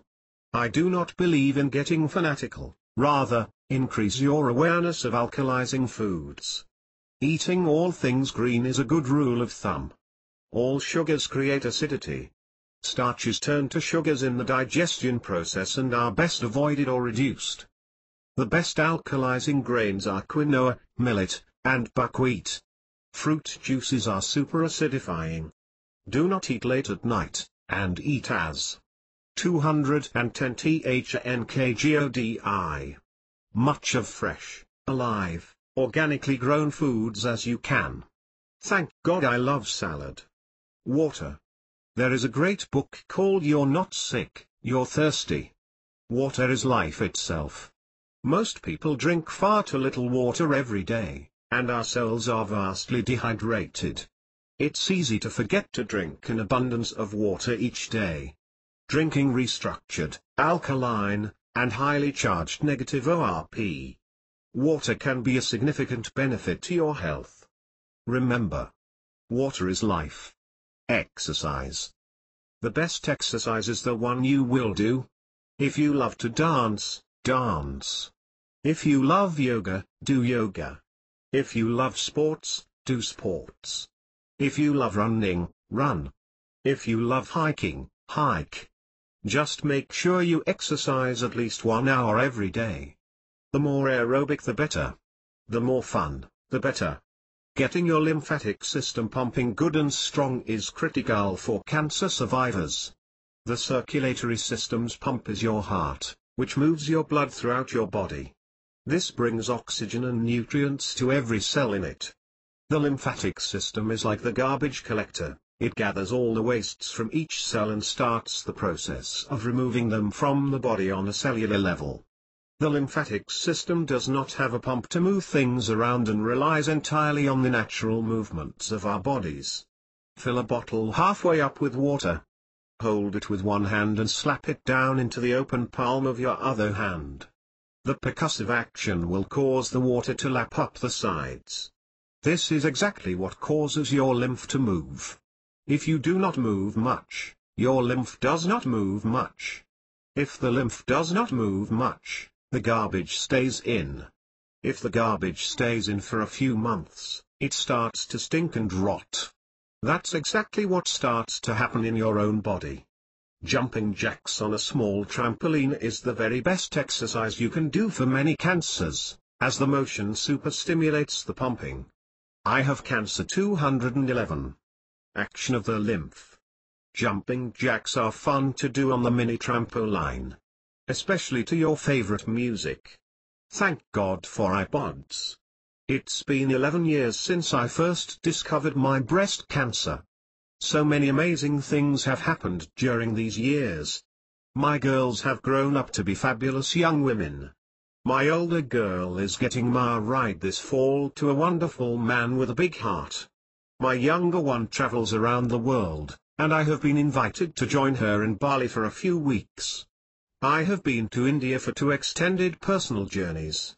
Made a lot of money, spent a lot of money. Shared a lot of money.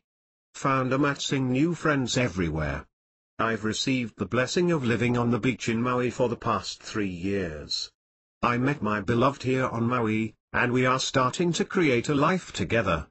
Cancer never really goes away. It's something we cancer survivors learn to live with. Just like a beautiful garden with some weeds, it takes a little tending. What a gift it is living with cancer and learning something new each day. Thank God for this living breath. Kai Jacobson, the father of 2 beautiful daughters, currently lives on the beautiful island of Maui in the small beach town of Baia. He has been an influential life and health coach for over 25 years. He is involved in importing high-quality alkalizing water systems from Asia. In 1998, he co-formulated a unique and potent blend of supergreens called Green Alchemy that is highly acclaimed by medical professionals around the world.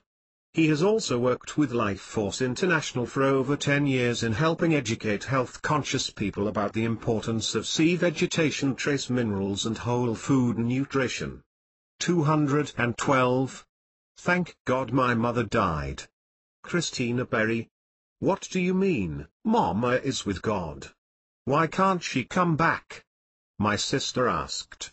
I can still see my father sitting on the sofa, leaning forward with his forearms resting on his knees and his hands clasped together as if the unfolding of his hands would create an unraveling stream of emotion. He delivered news to his 3 young children, ages 6, 5, and 2, that he never thought possible as tears coursed down his cheek. My mother, only 27, died of severe brain damage due to a freak car accident after falling asleep at the wheel and then running head-on into a tree. I had just turned 5 in early September, and on the morning of October 1, 1969, the course of my life changed forever. Why did she have to go away, and why did she leave me? I thought more times than you could imagine. Through the years, my father remarried several times, so for me there was always a fear of abandonment from the mothers who were in and out of my life. Since my mama died and left me, it only made sense that everyone else was going to do the same. Mama left me, my first stepmama left, the second one left, the third one. My mother died 213. Left. Who else was going to leave me? As soon as I began to love someone, they left. The following years, as a teenager and young adult, I made a series of unwise decisions based on my pain from abandonment. All I ever wanted was someone to love me for who I was, and I wanted to be good enough so no one would leave me. I did everything you could imagine to find love. Or what my idea of love was at the time. When I was 25, I met a man whom I fell deeply in love with, and we became engaged. I wanted to share all my life with him. I soon learned that sharing your past could be devastating. He left me standing at the altar, once again, abandoned. Well, after that, I decided that no one was going to leave me again. Within 5 months, I married. Although not to the guy who'd abandoned me. Instead, I married someone else, someone I thought would never do that to me. At age 28, I gave birth to my beautiful daughter, but within 3 years, I was divorced. For many reasons, my husband and I abandoned each other. Through the years, hardly a day goes by that I don't think of my mother and how I wish she were here with me. All I want to do is crawl in her lap and have her tell me everything will be okay. I was so angry with her for leaving me, I felt all alone. As the next few years passed, I continued in the same direction as always, trying to find someone to love me. I'm not speaking only of female and male relationships. I was searching for acceptance in friendships, working relationships, and family relationships. I always wanted to be a part of something. It's just that relationships with men seem to be the most haunting. Everything changed after an extremely volatile relationship. One I should have never been involved in, except that I wanted to feel loved. I feared not only for my life but also for the life of my daughter as well. Was all of this happening because my mother died? If she were still alive, would I be making decisions like this? Why couldn't I make the right decisions? I had to get away from this relationship. I had to get away from my own life. I had to figure out what to do. I needed help. I met with counselors, who helped me to understand a little more of this abandonment issue and why I didn't have to feel the way I did. But it wasn't until reading a variety of books that I truly felt helped. 214 THNKGODI. Have always known that God was here with me. Most of the time, I just ignored what he had to say. I read about the soul, energy, and quantum physics, along with an array of books by well-known philosophers. But it wasn't until I read One Last Time, written by John Edwards, that my life got ready to take another turn. John Edwards has the ability to connect with people who have passed on and helps those still here visit with those they have lost. After reading this wonderful book, I became aware that I might also have the ability to connect with people who have passed. This wasn't something I was ready to accept. Quite frankly, it scared me to death. I would have to sleep with the light on at night to feel safe. All I wanted to do was to connect with my mother. So I would look for signs. Anything that would give me hope that she was with me. Well, it finally happened. I dreamt one night that I was having a conversation with John Edwards. He was very clear to me. It was as though I were awake and talking with him. He sat at the edge of my bed. I could also see my mother standing behind him, although she was very faint. Still, despite the fact that she wasn't as clear as John was, I knew it was Mum. He proceeded to tell me that everything was going to be okay and that my mother had always been with me, watching over me. My mother was in the background, agreeing with John. "If this is true," I exclaimed, "then give me proof. I have to have proof." At that very moment, my alarm sounded, and I leaned over to turn it off when I noticed the time. It was 6:29. I began to cry. Thank you. Thank you. Thank you, God. To me, 6:29 represented my mother's birthday, June 29th. This was a definite sign to me that I wasn't dreaming. This was real. I realized from that moment that my mother had never left me. I couldn't see her, but she had always been there. The following days were almost like a rebirth. My outlook on life was somehow different. I realized my self-worth and the fact that I was deserving of all great things to come. I realized that if we are willing to be thankful for all that is involved in this incredible journey of life, we can be inspired within ourselves. I believe that if we truly learn from each encounter through this journey, our chances for true inspiration are much brighter. You have to be able to like what you see in the mirror. Love what is in your soul, and do not pretend to be something you are not. My mother died 215. Believe we have reached our journey's goal in life at any time, we will stop the continual path of growth. Without encouraging mental, emotional, and spiritual growth, we stop living. I also learned the difference between being alone and being lonely. I learned that being alone, not in a relationship, was perfectly fine. I learned that we are all lonely at times. It is the ones who can't be alone, the ones who have to have someone with them, who are the ones in relationships for the wrong reasons. I realized that I wanted to get the most out of life, and that life was too short to settle for mediocrity. Because I had been a single mother for 7.5 years, I realized through my experiences that children do not come into this world asking to be a child of divorce. I knew I wanted to find someone who had similar qualities to those I had. And I did just that. I married the man of my dreams in March of 2003. For the first time in my life, I made decisions regarding my relationships without the fear of abandonment being an issue.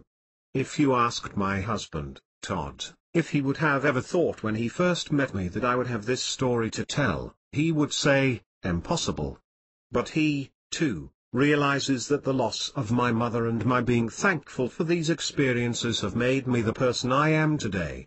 I am now the mother of 3 beautiful children, Alexandra, from my first marriage, Christopher, from Todd's first marriage, and Parker from our last marriage.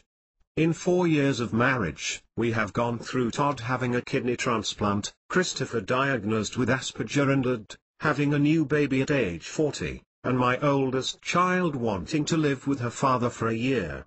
My husband and I become closer every day. Had my mother not died and left me, would I have made it through all this?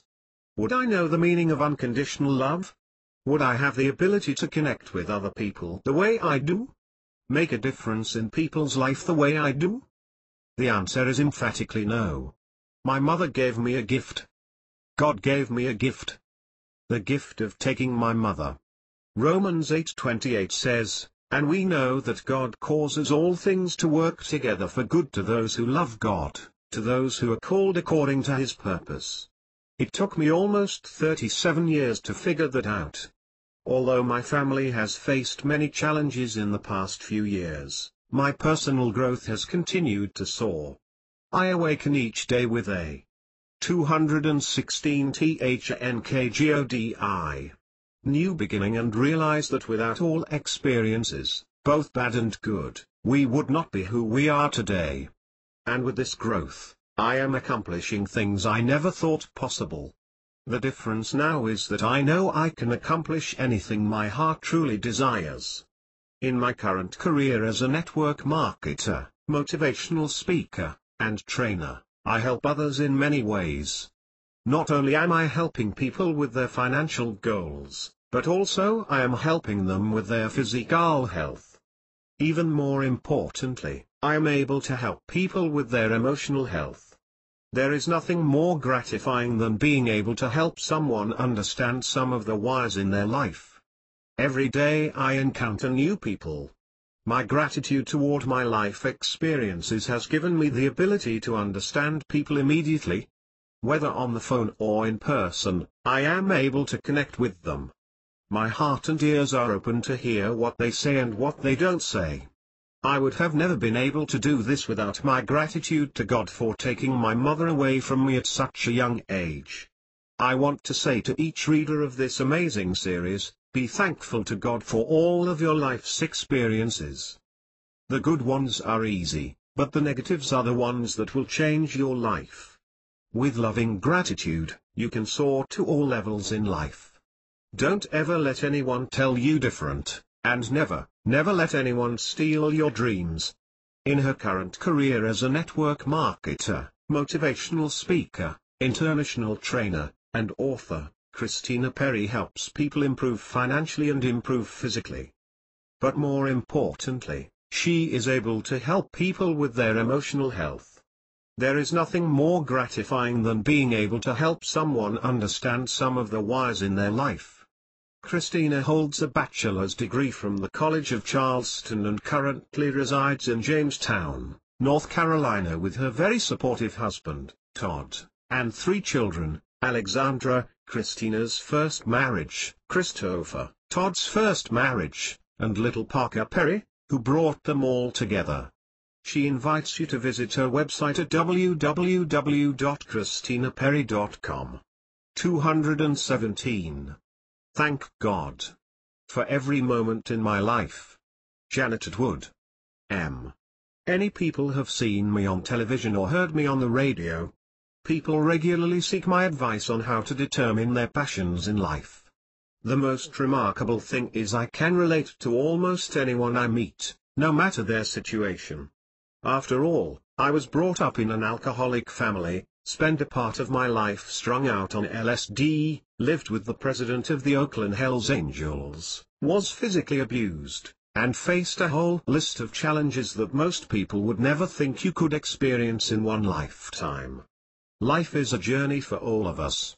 When I look back on all of my life experiences, the painful ones were the huge blessings.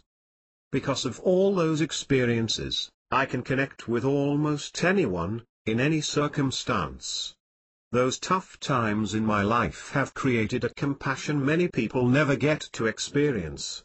Often in life, we don't change until our lives become so painful we have no choice. I remember living in a house filled with heroin addicts in Ashbury in San Francisco. In a moment of clarity, I glanced around the room at all of my so-called friends and recognized their 218 THNKGODI all-time low my life had fallen to. In total shock and desperation, I prayed that I wouldn't continue down the path that clearly was leading me to the same hell these perceived friends already occupied. This rock-bottom time in my life became one of my launching points, which eventually led me onto the path of discovering a spiritual perspective and a rainbow of hope that would change my life. Finally saying goodbye to drugs, I learned the Transcendental Meditation Registered technique and worked for 2 years as a meditation teacher in Palo Alto, California. Living at the local trademark center, I was happy teaching meditation, but unfortunately, the pay was not very good, and I ended up sleeping on the floor, hopping over a fence every morning to borrow the swimming pool shower in the apartments across the street.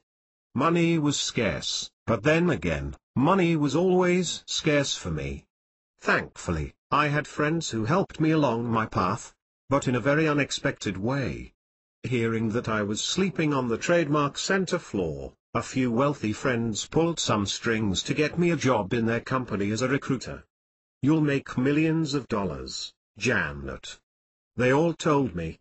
Unfortunately, I never stopped to consider if I even had the talents this job called for. More importantly, I never asked myself, will I love it? Is this my passion? Despite my best efforts and encouragement from my friends, I failed at this job terribly. Day after day, I'd go into work and I'd hear the bell ring each time one of my colleagues made a placement. A month went by, and I had not landed a single commission. Desperation set in. I had to do something different, and fast. Fortunately, my life completely changed in a most remarkable way. While meditating one night after work at the Trademark Center, I came across an ad for a seminar called Yes to Success. Something inside told me this seminar was very important for me, so I went with that feeling and called in sick. Teaching meditation, I had finally learned to trust my intuition, and what did I have to lose? Everything changed for me the day I experienced Deborah Poneman, the seminar leader, standing in front of me, totally on fire. I will forever be grateful for this day as it truly gave my life the direction I needed.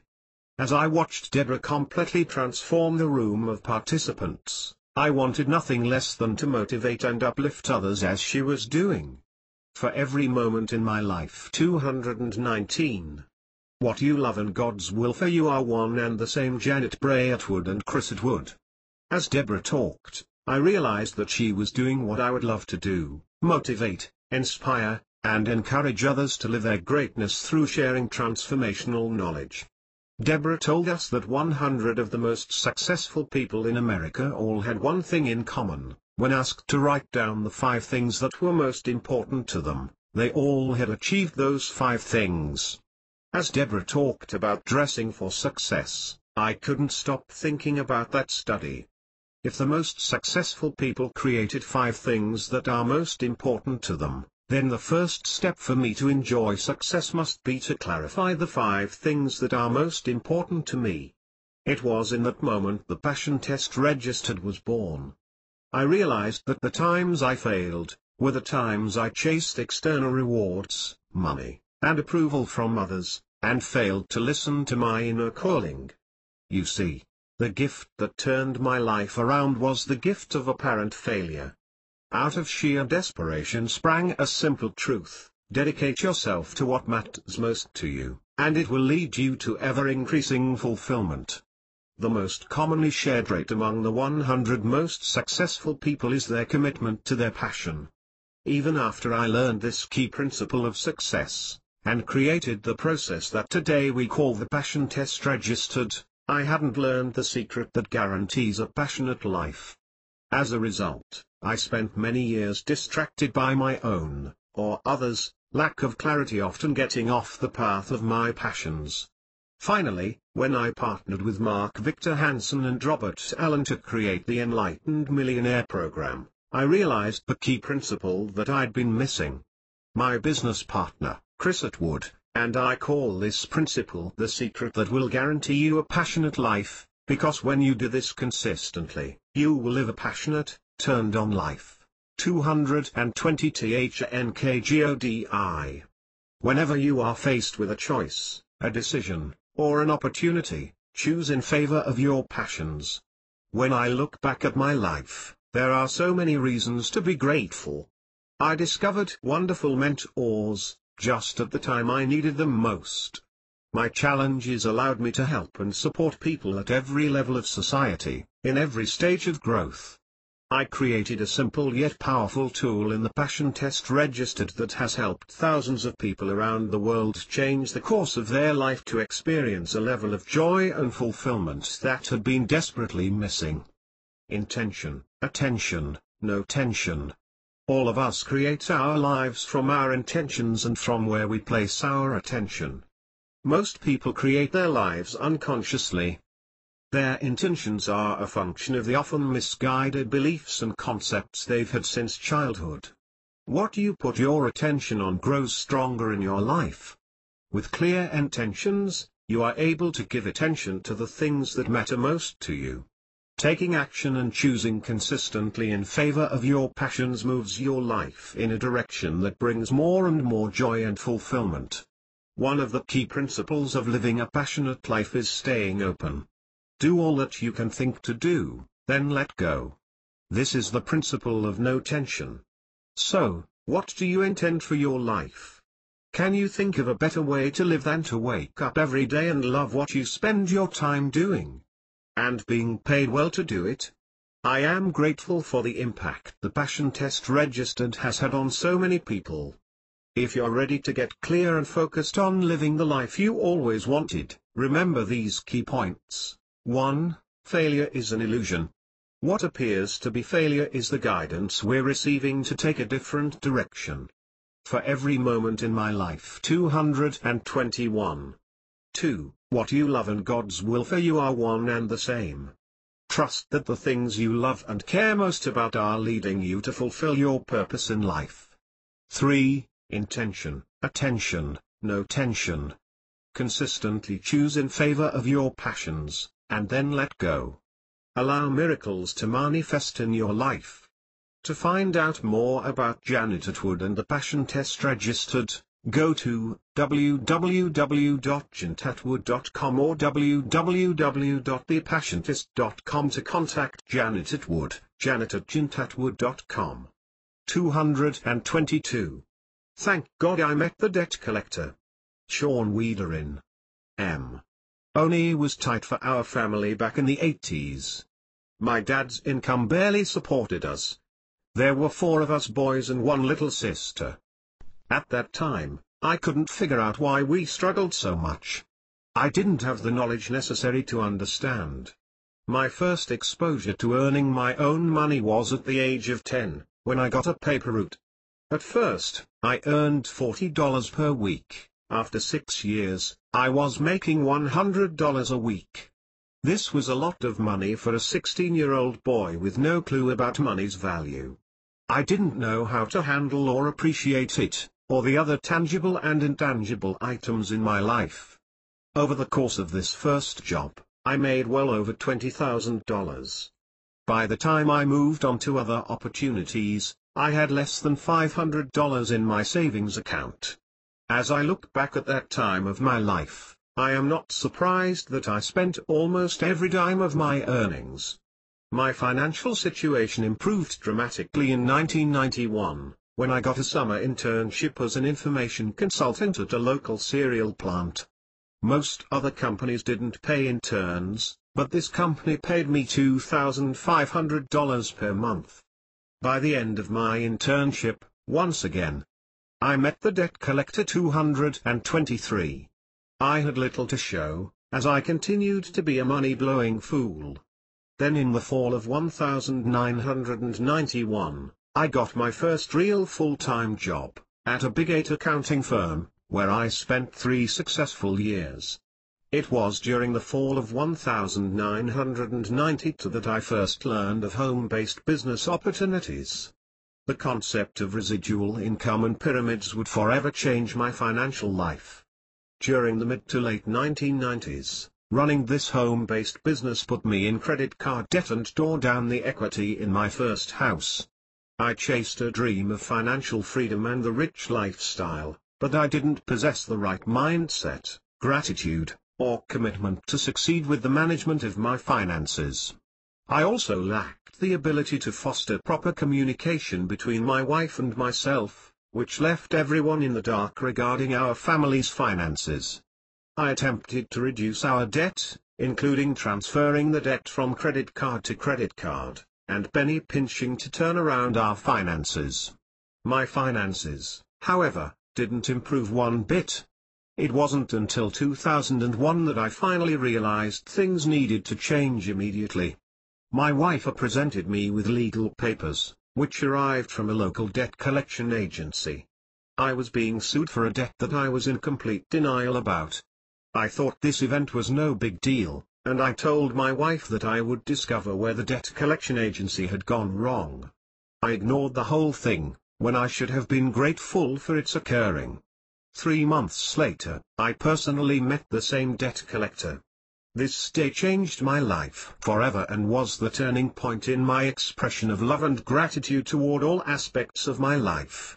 I was playing with my kids outside when a man walked up to me and handed me a judgment from a major credit card company. At first, I told myself that I would be able to handle and resolve this situation without having to pay a dime, as I considered it a newfound debt. Then finally, I made a commitment to my family and myself that everything regarding my money and finances had to be changed now. My mindset, and my love and gratitude toward the universe needed an immediate makeover.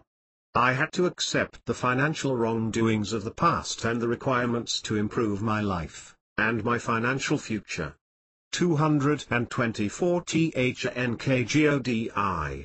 Several years prior to meeting the debt collector, I met an individual, now a mentor, who truly understood gratitude, love, and prosperity consciousness.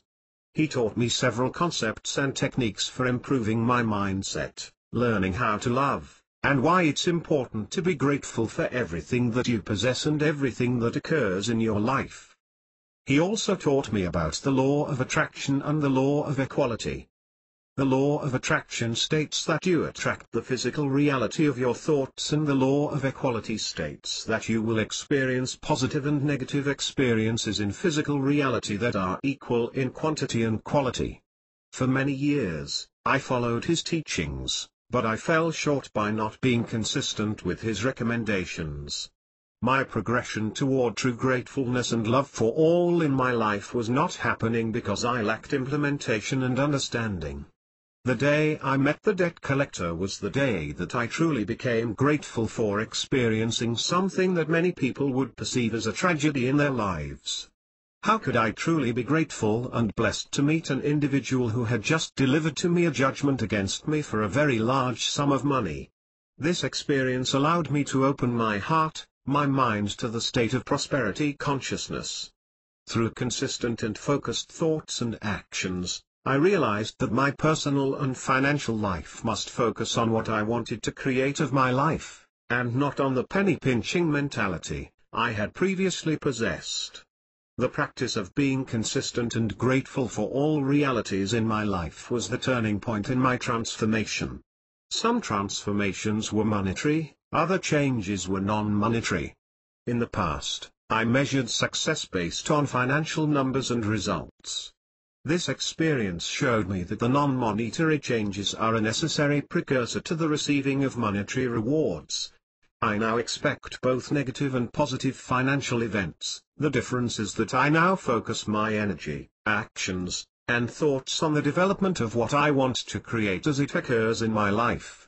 I also have a better relationship, open communication with my wife and with my children about life and money. I am no longer afraid to be open about my current financial state, and I'm more able to teach them about prosperity consciousness, love, and gratitude for what we currently possess or may not possess in the near future. I met the debt collector 225. Past, I tithed on a very limited basis, and I tithed with hesitation. Now I tithe on a more regular basis, and I do not question why I am giving, nor do I question the thoughts or intentions of the recipient to whom I am giving. These actions have allowed me to bring more prosperity and financial improvements into my life.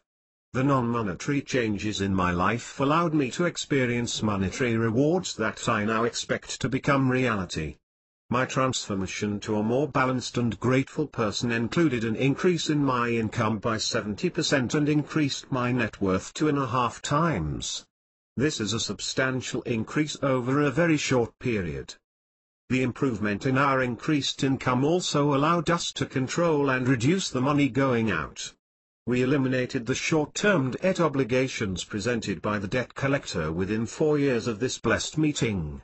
We also increased our retirement savings by 1.5 times over that time frame. The most important monetary benefit manifested was the ongoing financial opportunities and loving people presented to my family. These rewards in our life would not have become a reality without the personal meeting with the debt collector. I am truly grateful for how the debt collector helped to transform my life. Sean Wiederin is an entrepreneur, inventor, and author, whose primary mission in life is to help others make their lives and ideas a financial success. Sean has been granted 4 patents in the areas of information technology and business process improvement and currently has 4 additional US and international-based patents pending. He is the author of the book What Mom and Dad Should Have Taught Me About Money and is the creator of the website http://www.1amillionbooksandbucks.com. which has the twofold goal of selling 1 million books and paying the leading affiliate up to $1 million in commissions. 226. Thank God my husband left me pregnant and an employee molested my children. Dr. Shakti Devi K. Ilani Kauyolamanloa Sachitananda. H. He was my soul mate of many lifetimes, whom I loved more than life itself. We were the perfect couple, equally matched in personality and intelligence. He was a Beverly Hills attorney, and I was a Beverly Hills dentist.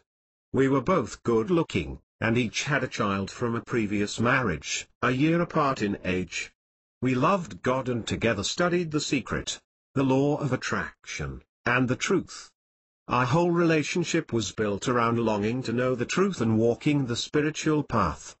Our life was truly a divine celebration where the devoted met their divine destiny. On a romantic Caribbean cruise, he asked the question, "What are you doing for the rest of your life?" After a silence, he continued, "Well?" I said, "Well, what?" "Well, will you marry me?" My heart throbbed as I said, "Yes." Another surprise came when he replied, "Good. It's set for tomorrow at 2:30 p.m. I was speechless, and the walk down to the restaurant. My husband left me pregnant and an employee molested. 227. Was like walking in a perfect dream. Along the way, he invited everyone we met on the ship to attend their wedding. We went shopping for my dress and ring in Curacao, and my fiancée wore the ship captain's uniform. He was majestic in all white with stunning gold braids. Everything fell into its perfect place, and as I looked out at the ocean, I felt the very presence of the divine. I intuitively knew that God had truly answered my heart's desire. We became the perfect church couple, doctor and attorney. We were blessed with another beautiful baby girl, who was the sweet fruit of our ecstatic love for God and our love for each other. We learned the law of attraction well and manifested abundantly. Everything our hands and hearts touched turned to gold. Both of our professional practices thrived as we continued our study to become spiritual practitioners and ministers. We could speak the word and make it happen. God was truly giving us everything. We felt unstoppable. In a matter of months, he had won $750 million settlements in a row. We had both worked incredibly hard, and as a reward, we decided to go to Hawaii. We stayed at the 5-star Hale Kulani and made passionate love for 3 days. On the 4th day, I laughingly told my husband, "Baby, we'd better go to the beach and get a tan, or nobody is going to believe that we came to Hawaii." He laughed and agreed. Once down at the beach, my husband wanted us to go into the aqua water together. I had no objection, it was so beautiful, but I also wanted a couple of minutes to lie in the warm sand and commune with God. To thank the universe for giving us such an amazing opportunity. "Baby, give me 5 minutes," I told him. All of a sudden, without warning or pause, My husband angrily blew up in my face. Hostility and rage seethed from within him. He screamed at me. I tried to calm him down, but he didn't want to hear it. I offered to go into the water with him, but that would no longer please him. I pleaded with him, I cried, but nothing could reach him through his rage and the barrage of painful accusations he threw at me. Back at the hotel room, I called my spiritual practitioner for counseling. I tried to talk with my husband. Nothing worked. He refused to speak to me for the next 6 days. How did this happen? This couldn't. 228 THNKGODI. Possibly be the result of asking for 5 minutes of personal time. The shock of the entire event had left me in a daze, and I had no idea how to fix it. At that time, I didn't have enough self-love and took this very personally. I had him on a pedestal. He was my hero, my soulmate, my confidant, and as a result, his actions hurt me more deeply than I can express. When we got back home, I found out that I had conceived a child during those romantic 3 days of perfection. That week my husband left me. I was emotionally devastated. The next 9 months were a nightmare, as painful as our loving romance had been sweet. My husband's anger continued to mushroom, and his intense rage directed at me. He accused me of being the cause of everything that went wrong in his life. After some extensive counseling, our minister advised me to prepare to be a single woman again. I never knew such pain existed. I had a baby in my womb, I was breastfeeding another, and my teenage daughter, who was accustomed to seeing her powerful mother take on the world, was terrified as our lives buckled beneath us. Not long after my baby was born, I received a phone call from a friend that made things a bit clearer. My classy, gorgeous, brilliant husband, who had brought me back to God, was in a really bad place. Although I had a better idea of what had happened to my marriage, life didn't get much easier. I decided to take maternity leave from my practice in order to breastfeed my new baby and emotionally heal from all that had happened. I hired an accountant to watch over my practice and another dentist to see my patients. Before the smoke even had a chance to clear, a new employee chose to embezzle my dental practice, and my insurance policy reneged on payment, forcing me to leave my home with my babies in my arms. The biggest blow came when I found out that my daughters, the true loves of my life, were being molested by the employee I had hired. I felt like I had been assaulted in the most violent way. My life slipped through my fingers, and now my precious babies had suffered something I couldn't even imagine. I fired the employee and hired a new woman, who we all adored. But this new woman started an affair with the maintenance man, letting him into our home, where another molestation happened all over again. This time I was dumbfounded, and my husband left me pregnant and an employee molested. 229. Frightened. How many times could this happen to us? 2 years later, a different employee stopped showing up for work. My boyfriend at the time volunteered to watch the girls while I went to the office. His own son had been molested and murdered a year before, making me think he could identify with our fragile situation. I was wrong. Out of the pain of losing his own son, he molested my daughters. I couldn't understand it. How had my life come to this place of such utter turmoil and pain? And more importantly, how could I change it? This takes me to the next part of my gratitude story. I was driving down a beautiful tree-lined street one day after work, anxiously contemplating the painful challenges in my life, when all of a sudden something quite extraordinary happened. A voice spoke very clearly inside me. It was authoritative and powerful, asking, "Do you believe in me?" I knew deep inside that God was speaking to me, so I replied with a sheepish yes. But what about my husband, my children, my office? Why would these things happen to me if God were truly on my side? I would eventually come to find out that God does not hear the buts in our lives. It is not in him to dwell upon our imperfections, or our lack of devotion. All God heard from me that day was the yes, and with that, he replied, then know that everything is all right. It was so powerful that I later shared it with my church counselor. This was God's divine intervention, in which he was establishing divine protection over my life. From that moment on, I began to have some of the most powerful, tangible, direct spiritual experiences with the divine. It was a courtship with the irresistible, loving kindness of God, the bliss and mercy of God, the divine guidance, and the presence of an all-powerful God everywhere. God began to instruct me one-on-one, heart to heart. He granted me understanding of my life and taught me that I was the common denominator in all of my painful situations, with my husband, the embezzlements, the molesters, my office, everything. He taught me that all of my life challenges actually existed within me, being a direct result of my choices, my attitude, my thoughts, and my harmonic vibration. I had a corresponding wound, a projection, and program that had attracted each of those circumstances. There was no longer any place for blame, because when you point one finger, 3 point back at you. 230 THNKGODI. When you look at the 3 pointing back at you, you then have the ability to make corrections within, thereby becoming aligned with the divine and the teachings of truth. He taught me to take full responsibility for the entire creation of my life. He taught me that in some way, I had something to do with all that had happened. Now, that is real power. The ability to respond and not internally react to anything outside of yourself. Never giving your power away by seeing yourself as a victim, and learning to live in a constant state of love, aloha, and inner contentment. This is the peace that passeth all understanding. I began to feel some mastery over my life again.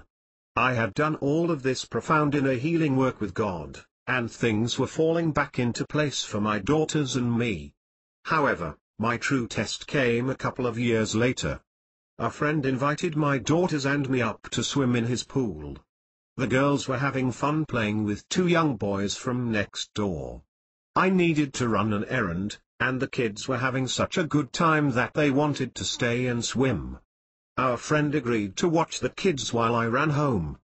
Just as I was leaving, the boy's father showed up and went out to the jacuzzi. The man and I were introduced, and I dashed off to run my errand. I was gone less than an hour. When I returned, my daughter explained that something had happened to her. I knew the test when I heard it. Because of my internal healing process and spiritual growth, I felt completely buffered and protected. I had no knee-jerk reaction of victim consciousness. My mind didn't run away with reactionary programs of the past. I had no self-righteous judgments or condemnations. My mind was in silence, and the peace that passeth all understanding. I humbly asked, "Okay, God, it has happened again. What am I to do?" From that buffered state of calmness, I heard the divine guidance of God. He told me exactly what to do. I went next door to speak with the Father. I looked him directly in the eyes, and I saw God there. I intuitively knew that he and I were one without separation. I knew that my Lord lived inside of his heart and mine. He was God's child just as I was. I understood that he was acting under the influence of wounds and mentally addictive programs. He was acting through his own pain, and as a result had slipped and made my husband left me pregnant and an employee molested. 231. A not good choice. I had to realize that even I sometimes fall under the hypnotic influence of subconscious wounds and mental programs, and that all of us make not good choices in different areas. Speaking to him with love, I told him that his action was incorrect and had consequences. I asked, as I was divinely guided to ask, for him to pay for a full year of therapy for my daughter, as well as a year of therapy and Alcoholics Anonymous for himself, a win-win solution. Because of my connection with the oneness of God, and my ability to speak to him with peace and love in my heart, he had no defense. He surrendered into tears and made a commitment to his healing. I also noticed that because I was in that state of oneness and true awareness, I was in the most beneficial healing consciousness possible for my daughter. I was fully present with her and for her. I wasn't adding my own wounds, resistance, judgments, and projections into the situation. Because of this, I could really hear her and help her heal. My daughter later told me a story about what she had experienced, saying, "Mommy, my great me told me that this was going to happen, but my little me didn't know what it was talking about, so I dropped my guard, and then the man came." When I heard this, I knew that there were no accidents in life and that God had taught my daughter a valuable lesson that most of us never learn. To never mentally override your inner guidance. The experience was a profound and spiritual one, a healing for us all. Deep within, I knew that I had finally passed the test of inner mastery and would never have to look into the face of another molester again. Baba Muktananda once said, "Anything that occurs in your life that turns you within, seeking God, is great fortune." In this case, my life was filled with great fortune. I was taught to spiritually see the higher, deeper truths of life and find the answers about true healing. I learned that honor, love, compassion, and knowing that we are one are the true secrets to life. There is never anyone outside of ourselves to blame, only a situation that can be transformed into greater love. I have come to understand that there is nothing to fear, nothing to resist, nothing to judge, nothing to become at odds against. There is only something to be true to, something to trust, the divine love and subtle sacred secrets of Aloha within the heart. My daughters and I were so. 230 to THNKGODI. Blessed that we were able to walk together, awaken together, and learn that we are spiritual beings here for a human experience, not human beings here for a spiritual experience. I thank God for the many painful situations that I experienced that gave me the motivation to change, to grow, and to apply the conscious wisdom that I learned along the way. During my life, it might be said that I've encountered disproportionate odds and tragedies. But I say thank God that my husband and soulmate left me pregnant. Thank God my children were molested. Thank God my dental practice was embezzled. Thank God I was abused. Thank God I was diagnosed with lupus, praying to live through Christmas. Thank God I lost everything and had to leave my home. Thank God I was knocked to my knees, lost my faith, and prayed for reconnection. Thank God, thank God, thank God. I have been enriched by every seemingly negative circumstance in my life. Because my daughters and I have learned the inner mastery and wealth of such powerful transforming lessons in life, we each revel daily in constant gratitude for the sacred relationship we enjoy with God, and the love that flows from within. It has empowered us as women to walk in beauty and grace, with fearless, peaceful, contented hearts. We are committed to manifesting our highest visions, and know our abilities to conquer crisis, overcome challenges, and change by conscious choice. We are so grateful for our entire walk, and pray that our experience will allow us to empower all those wanting to successfully navigate up the mountain of life. We love to share the wisdom of the walk. Aloha ia o ka Paulo. When we meet in love, we shall be whole. Thank you, God. Dr. Keilani Satchitananda is the founding CEO and spiritual director of High Visions of Satchitananda, a counseling, coaching, and consulting company for individuals and businesses wanting to live their best life. She is a founding member of Agape International Spiritual Center and one of the pioneers in holistic dentistry and yogic psychology. Dr. Satchitananda and her daughters, Jaime M. Sisson and Cicely C. Sisson, perform Hawaiian weddings, vow renewals. My husband left me pregnant and an employee molested. 233. Rites of passage, and blessings, accept keynote speaking engagements, and offer counseling and living life in paradise retreats and 7-day sacred ceremony transformational cruises in the Hawaiian Islands. The dynamic trio also facilitates A Course in Conscious Enlightenment 2012, a personal plan for transformation, and sacred relationships trainings. Dr. Satchitananda is a Hawaiian Ho'oponopono practitioner.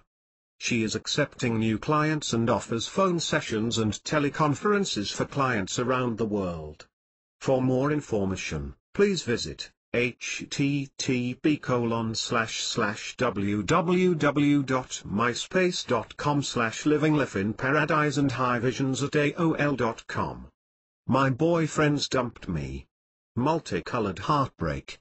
Eris Huima. H. Insight is 20/20. When you're so close to an event in your life, it can be hard to see the reason to feel gratitude for it. At least, at the time. And it can also be uncomfortable at times to look back. But if you can, and you do, you will finally be able to open the gifts that have already been presented to you. I have been through many breakups. I have felt manipulated, cheated, angry, cajoled, victimized, and shattered. I have screamed and cried repeatedly, why didn't my relationships work? Why didn't the men love me enough? Why did a guy pick someone else over me? Why wasn't I enough? Why me? Why? I saw myself as a victim. When each of my boyfriends broke up with me, the pain felt insurmountable. I couldn't sleep, my heart pounded with fear, I lost weight. I was depressed. I would put all of my focus on him, why he had left, and what he did to me. The more I did that, the more dramatic my experience felt. I was more comfortable being driven by intense emotions. I attracted people who supported my victimhood. They would. 234. Thank God. My boyfriends dumped me 235. Agree, he's such a jerk, I can't believe he did that to you. You deserve better than him. The first breakup I ever experienced, even before a succession of boyfriends dumped me, happened when my dad left my mom for another woman. He also left my sister and me. How could the man who was my number one, the one I looked up to the most, walk out on me like that? I remember the exact moment, watching him pack his bags and then drive away. I was devastated. At this point in my life, I couldn't imagine the effect it would have on me and my future relationships. Here I was, just a teen, becoming aware of boys and dating. But I spent the next 15 years trying to replace him with a prince who would rescue me and remain with me happily ever after. Instead I got a multitude of men, whom I categorize by colors for their different personalities. Mr. Orange was just cool. He was charming, just like my father. They all were. He was a crush. The relationship, although seemingly real, was in all truth a figment of my imagination. I wrote him love letters and built a fantasy world in which he was my Prince Charming. Could he be the one? Then my supposed best friend called to tell me that Mr. Orange had just asked her to homecoming. I felt rejected. Was this how my mom had felt? Why did my dad choose the other woman over my mother? Why would Mr. Orange choose the other woman over me? But the debacle, I realized, had a good side. I could now relate to how my mum felt when my dad left her. I was no longer resentful toward her. Thank God. Shortly after that, I met Mr. Green. Thank God Mr. Orange had chosen someone else, leaving me available. Would he be the one? Mr. Green and I fell deeply in and out of love for the next 5 years. He showed me how I wanted a man to love me. He was honest, faithful, affectionate, hard-working, and followed through. No, it was not always la la land. There were times when he drank, and that changed him. He would disappear, and his alter ego, whom I named Bob, would take his place. Bob and I would fight constantly. The verbal abuse was traumatizing. I remembered that I hated it when my parents drank and fought. Yet here I was in the same relationship. Still, in my need for love, I wondered, is he the one? Can I overlook Bob? I wasn't sure. 236 DHNKGODI. There was something in me telling me to go, while another part of me was telling me to stay. I couldn't decide. And then, I had an opportunity to move 3,000 miles away to follow my dream. Mr. Green wanted us to marry and he would go with me. The love-addicted part of me wanted him to come, of course.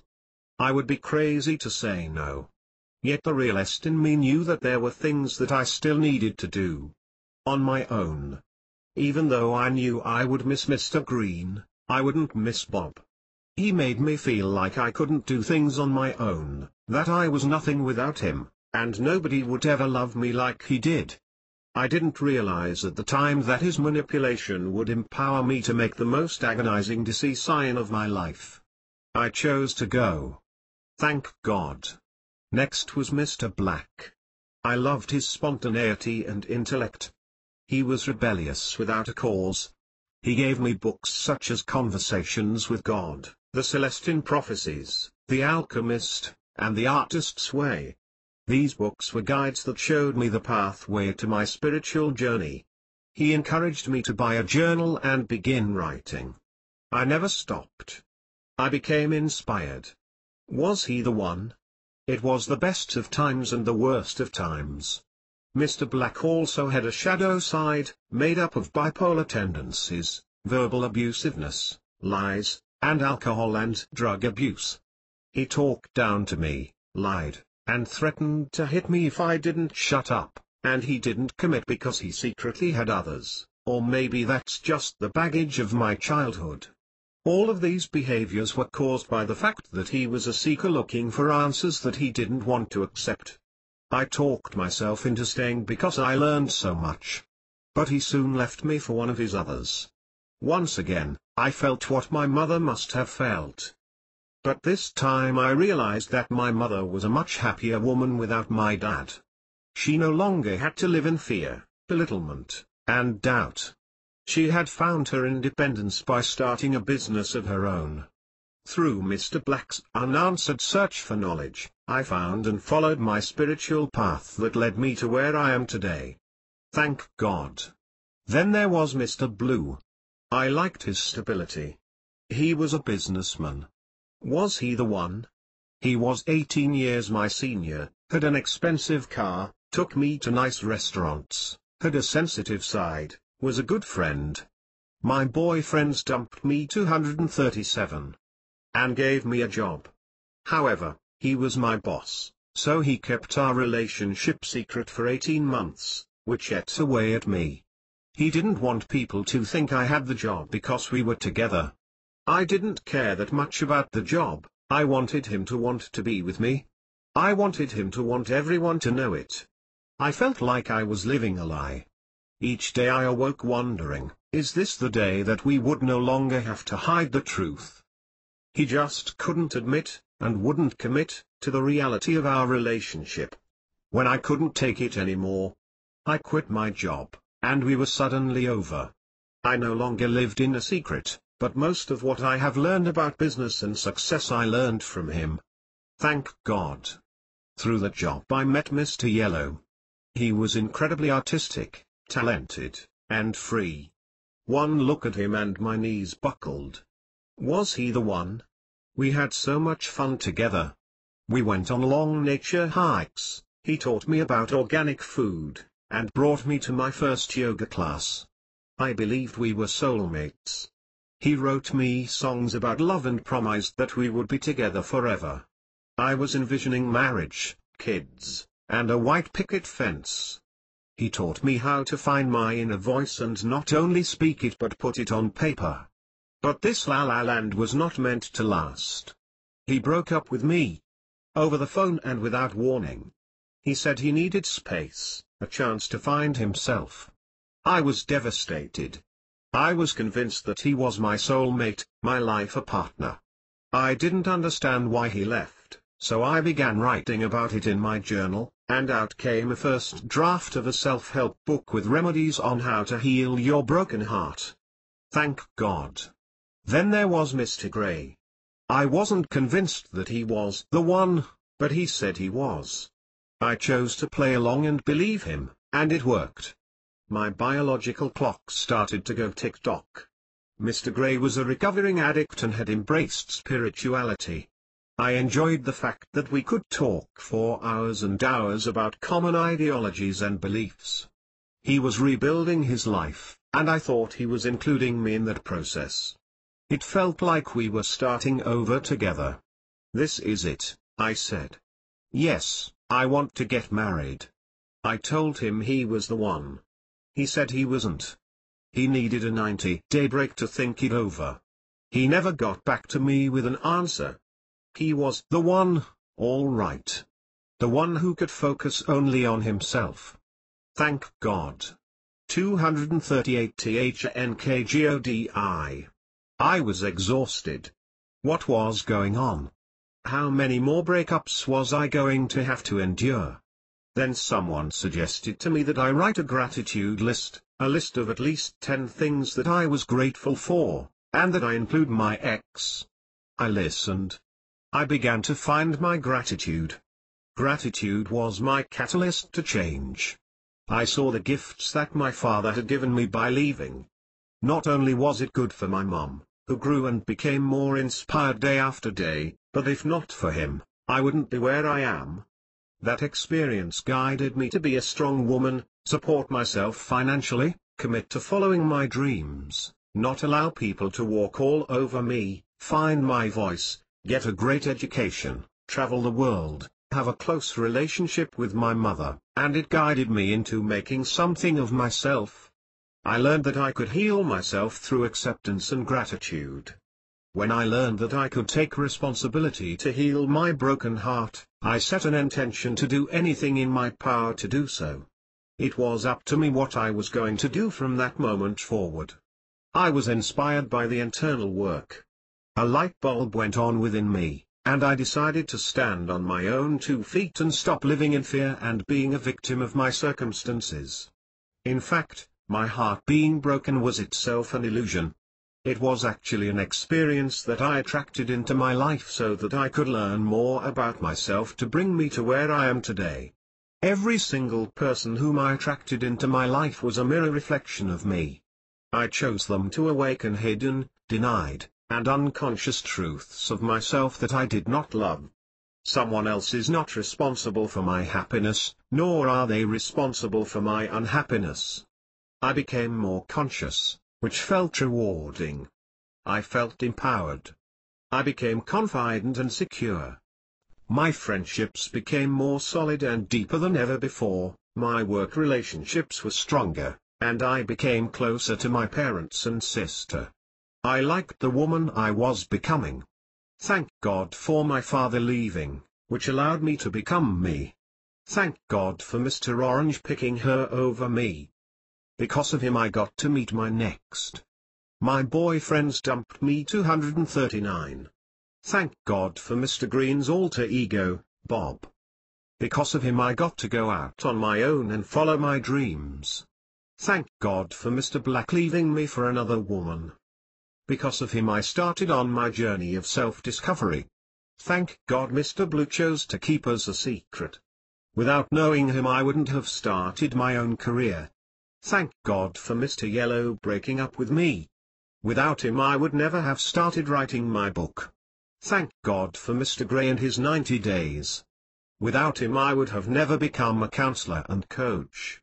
All the men were gifts in my path, and my experiences with them strengthened my light within. They shared similarities and differences and mirrored them back to me, so that I could become more conscious and aware. Once I owned these qualities within myself, I could find love and gratitude. They all filled the colors of my rainbow and still do to this day. Thank God for all my ex-boyfriends because without them I would never have been able to discover myself, help others heal their broken hearts, and finish my book, Breakup Emergency. Thank God for all of them because I realize that it takes 2 to make a relationship, and that I am the one. Eris Huima, life coach, author, and speaker, holds a master's degree in counseling psychology from Pacifica Graduate Institute, received her co-active coaching training from the Coaches Training Institute, and obtained her undergraduate degree in broadcast journalism from Florida State University. She has an active coaching and counseling business in Los Angeles. Eris is the author of the book Breakup Emergency, a guide to transform your breakup into a breakthrough. She is the 240THNKGODI relationship specialist who puts the real back into relationship. Her unique take on the ups and downs and ins and outs of relationships helps guide people toward making lasting changes. She can be reached at eris@loveeris.com. Her website is http://www.loveeris.com/. 241. Thank God I was fat, tired, broke, and beyond hope. Sandy Ellsberg. D. Aspiration. Do you know how it smells, tastes, feels? I do. Hope. Do you know the reality of hope? I know that, now, too. And what it can bring. I believe that one of the keys to success in life is hope. It is powerful and healing, it is liberating and generous, but most of all, it is love. It is the drive for excellence that so many of us have lost or simply forgotten, buried under years of broken dreams and disappointment. In 1989, I was completely broke and 8 months pregnant with my second child. I had just gathered up my last shred of dignity and stormed out of a California welfare office, with no plan. I was 250 pounds overweight, $250,000 in debt. I had just been turned away by my obstetrician because of unpaid bills. I didn't know what I would do or where I would get the strength to carry on. In that moment, for me, hope was just a fleeting memory. 250 pounds overweight and $250,000 in personal debt. I felt suffocated, crushed in a vice of 250, the two largest failures of my life pushing in on me from either side until 240 to THNKGODI. I could no longer breathe. It felt inescapable, a yoke of biblical proportions, and I wondered why God had allowed it to happen to me. I had a 5-year-old daughter, a baby on the way, a husband who was too sick to get out of bed, let alone work, and no one to turn to in my hour of need. What had I done to deserve this? I looked through coat pockets and piggy banks for loose change so that I could have enough money to buy milk, eggs, and bread to feed my family. What horrible sin had I committed, that my punishment was to be forced to sell my furniture to pay the rent, and to watch my family sinking slowly into a pit of desperation from which I could see no escape. I felt weak and useless, powerless to effect the course of my own life. Everywhere I turned, there was more evidence of the futility of even trying. Turning on the radio, I heard "Why am I so soft in the middle? Why is my life so hard?" Paul Simon serving as a messenger, outlining my problem so perfectly. I need a shot at redemption. Don't want to end up a cartoon in a cartoon graveyard. I knew exactly where I did not want to be and saw my life speeding right toward it. Going through life with the goal of survival rather than excellence, buying generic toilet paper instead of tissues, still living hand to mouth and in the grip of terror that I would run out of things to sell for the rent, power, and water. Pumping gas $2 at a time into a broken-down Volkswagen camper van with no heat or air conditioner, no radio or cassette deck, wearing a down coat while driving in the winter to keep warm, and in the summer, keeping a cooler on the front seat to keep my makeup from melting and to hold a cool washcloth to wipe the sweat from my skin. With no music, the only thing I heard during the hours in that car was the voice inside my head, my own personal demon, telling me that my situation was beyond hope, that I was a failure, that I would let my children down. I was systematically draining myself of every last drop of possibility, and I didn't know how to stop. I felt caught in a bear trap in the darkest woods. My life was closing in around me, crushing me. There was no light, no warmth, and no sound, and if there had been, I probably would have been afraid of it. There was only the certainty of loss and failure, and the desperation of the truly desolate. I would have gnawed my own leg off to get free of the trap. I was fat, tired, broke, and beyond help. 243. That night, someone told me about a network marketing company that sold a product every woman wanted. She applied the product on my nails, and I was impressed, but I didn't have the money to sign up or buy the startup kit, so that was that. A voice inside my head said, if you don't ask, the answer is always no. I thought of the baby that I carried, and for her I swallowed my pride. I called my mother-in-law and pleaded for the $2,000 to pay my doctor the balance of the bill, so I could have my baby delivered by her naturally. I begged her to give me 2 months to pay her back because I was going to sell a product that would give me enough money to reconcile the loan by the time she came to visit us to see her second granddaughter. Out of debt with my doctor but still unable to buy into the company, I looked out. My sponsor took pity on me and fronted me 100 units of the product. I got to work, determined to keep my word. Just weeks from the delivery of my baby, I waddled onto airplanes, amidst choruses of disapproval from the flight attendants. We can't let you fly, Mom. You're 9 months pregnant. What are you talking about? I joked, refusing to be led off the aircraft, but not wanting to cause a scene. I've got quintuplets here. I'm only in month 5. They caved under the sheer force of my will. They put post-it registered notes on my belly with messages like extra wide load and enter at your own risk. Once I made it clear that I was in my seat and not leaving until I reached my destination. I kept them laughing the whole flight, so they wouldn't get me in trouble at the other end, and I sold every one of them a kit. For the next 3 weeks, until the day I gave birth, I worked the business with everything in me.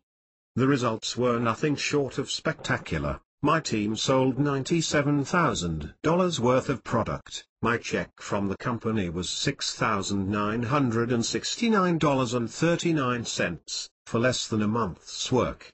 On top of all that, I earned an additional $5,000 in retail profits.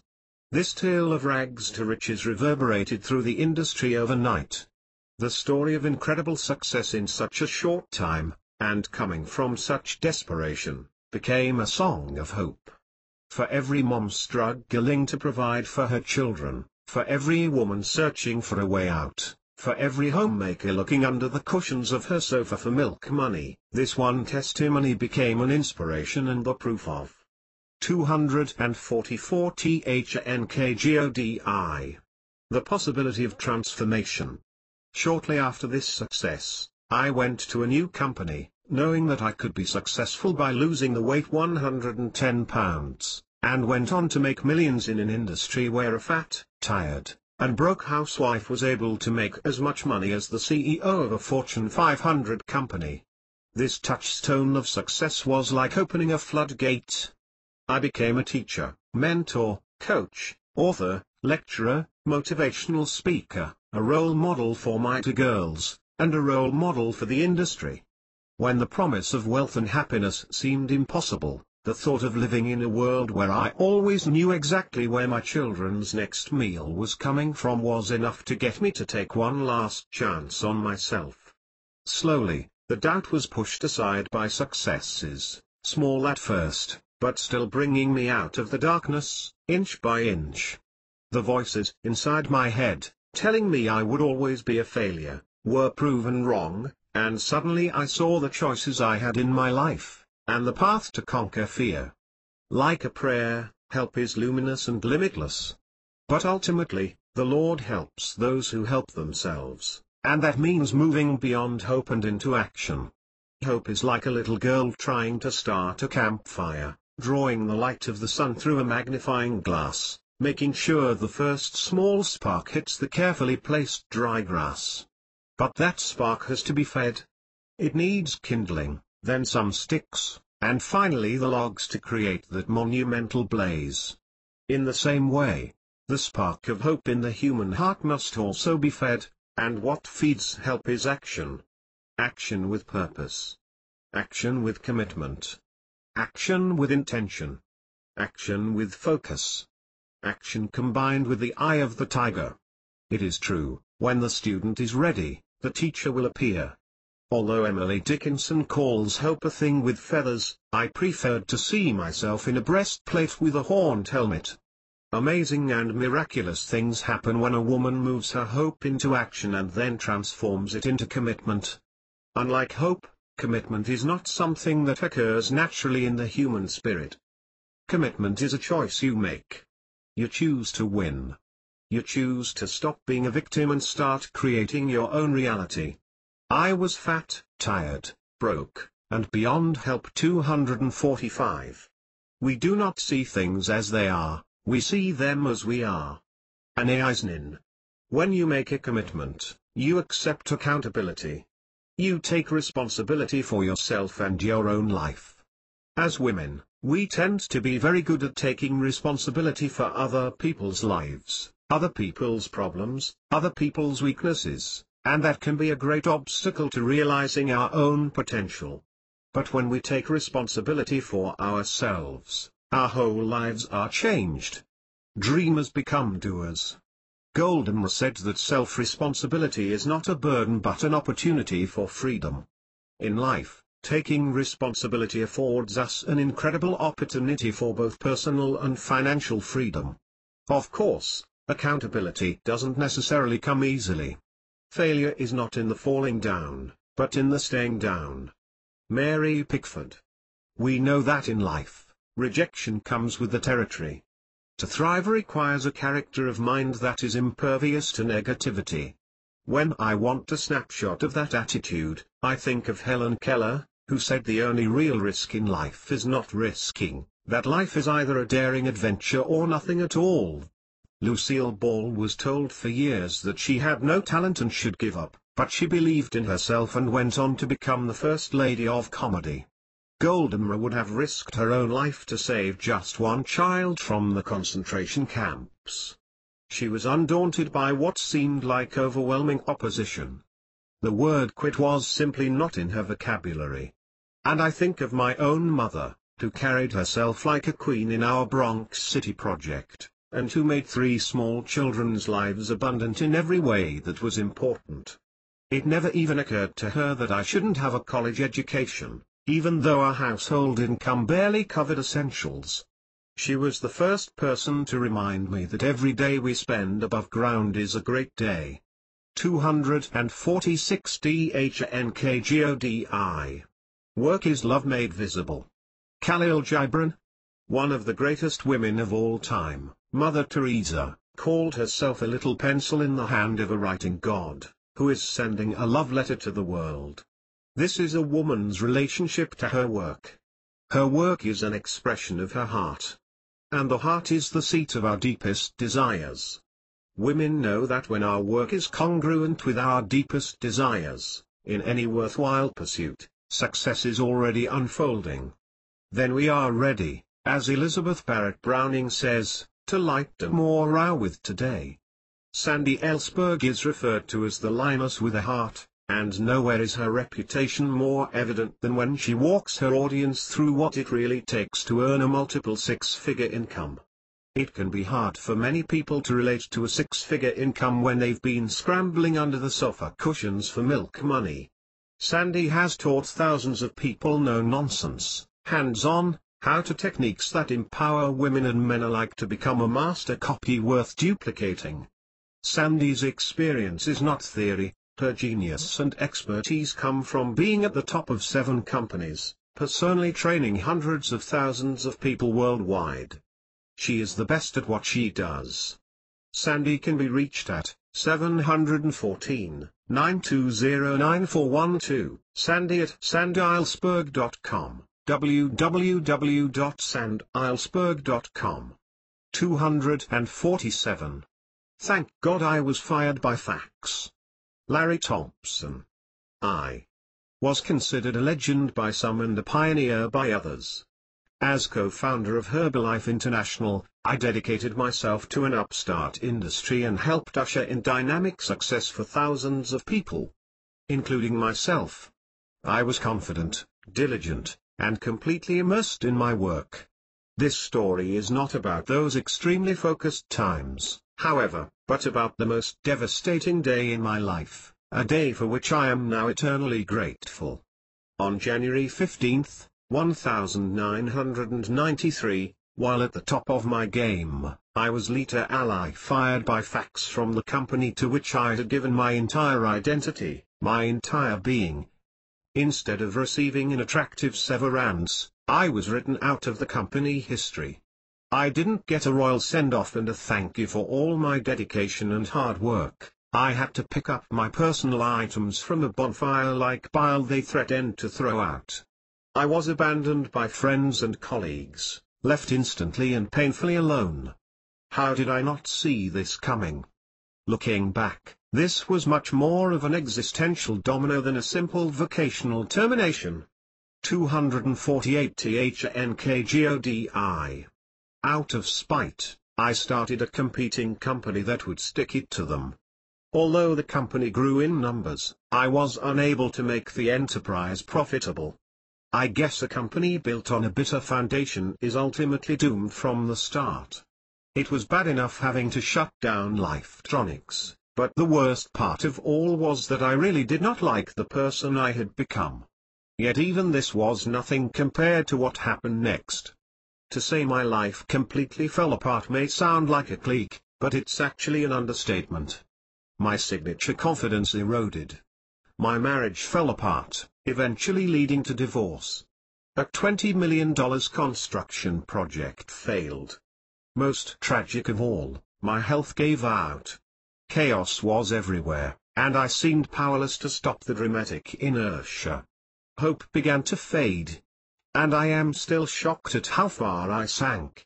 By 1999, I was bedridden and officially diagnosed with chronic fatigue syndrome, CFS. Few things are as emotionally painful as the feeling of utter hypocrisy. As a leader of a health advocate company, I promoted well-being, healthy living, and control of one's own destiny, yet I could not even get out of bed. I thought I had reached the end of my life. Often little, seemingly inconsequential, events impact one's future with a butterfly effect. Just when my life was at its most tragic, my luck finally began to change.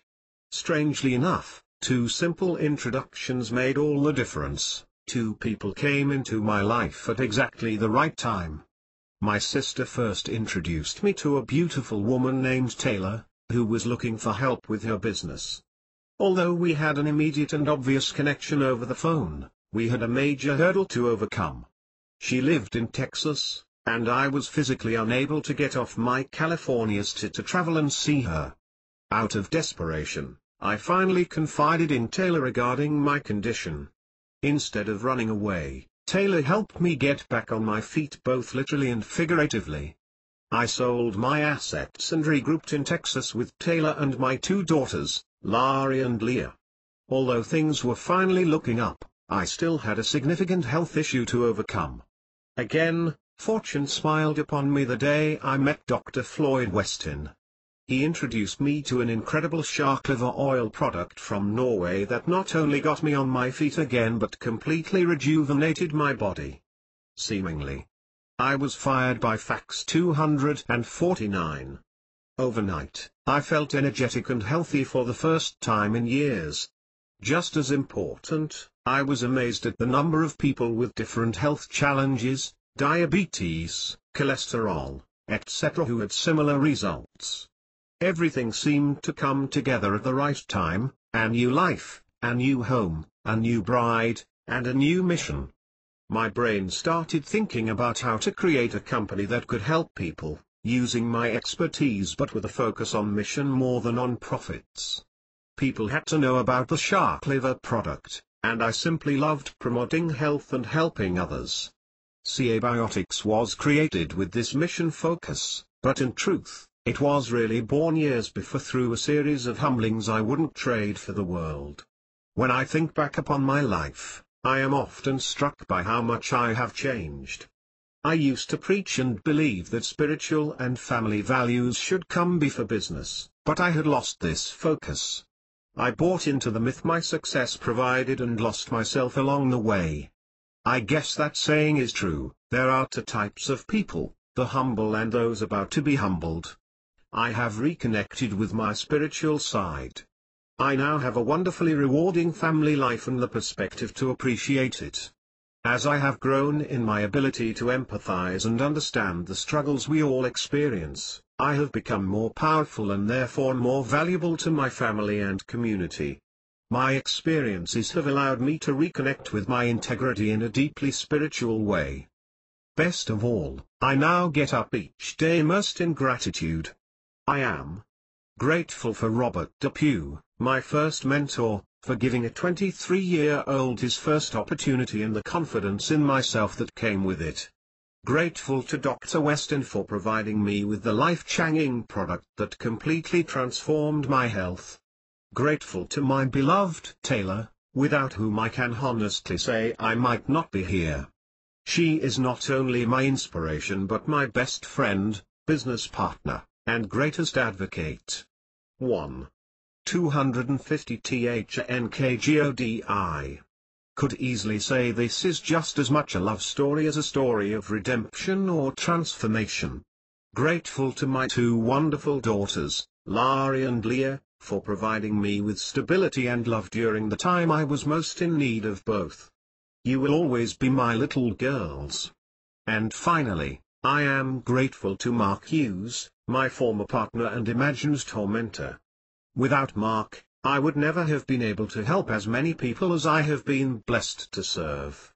Mark not only helped me along my initial path, but by firing me by fax, he indirectly gave me the greatest gift of all, the humility to appreciate life.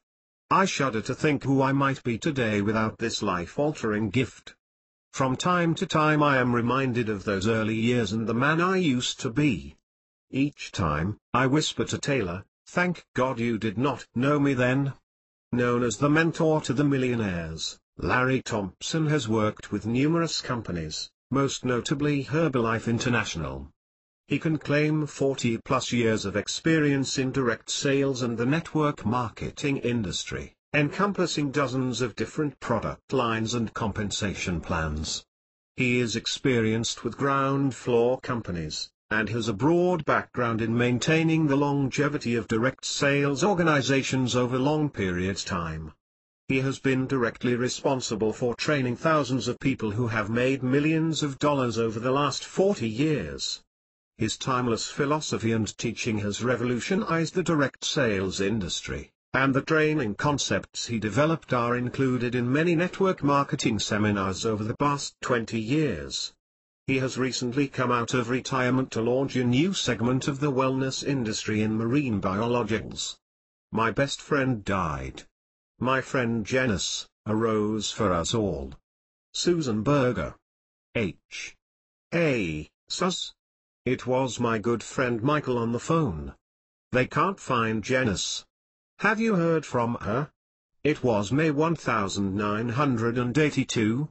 A few months earlier, I had moved from the Philadelphian area to Chicago to go to chiropractic college, and my best friend Janice was to come and visit me in a few weeks.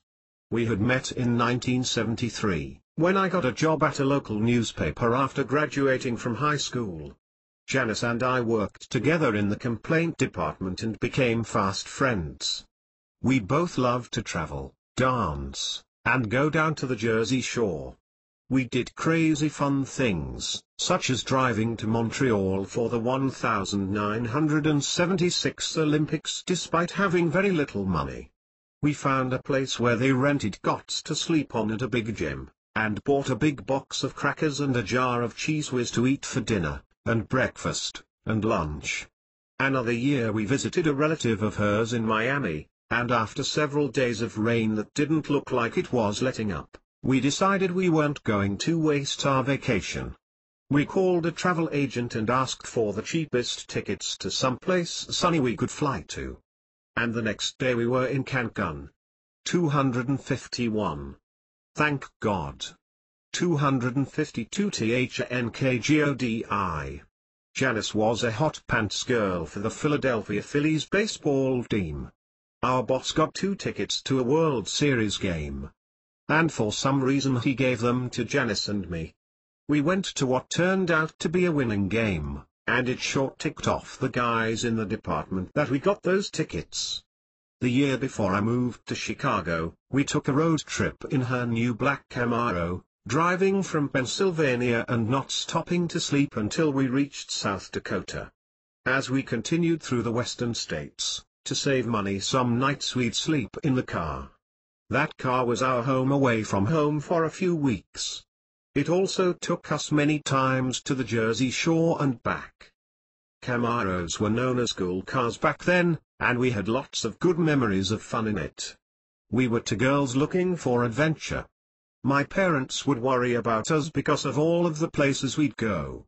After all, isn't it safer if you just stay closer to home and not take so many chances? While our lives went in different directions, we remained close friends. So when Michael called me that day with a strange sound in his voice, we were both concerned. Janice hadn't shown up the night before for a date and had been reported missing. I hadn't heard from her, and being out in Chicago, there wasn't much that I could do to help find her. I was sure that she'd show up soon and I'd find out she was okay. At least, that was what I told myself. It was later that night that a deep sense of foreboding struck me at the oddest time. Some friends and I had decided to go out dancing. Disco music was playing loudly. Many of the songs were those Janice and I danced to when we had been out in the years past. The bass beat of the music was pounding, the strobe lights flashing, and the song Born, Born, Born, Born to be Alive, echoed in my ears. It was a song that in the past made me feel energetic and happy, but this night as I danced, I felt weird. In the pit of my stomach, I knew something was really wrong. The next day, the police found the black Camaro abandoned, with no sign of Janice. The day after that, Michael called to tell me that some fishermen had found her body in a nearby park. I remember just doubling over. And the big story on Action News tonight, missing local girl's body found in woods. Within a couple of weeks after that, a 16-year-old. My best friend died. 253.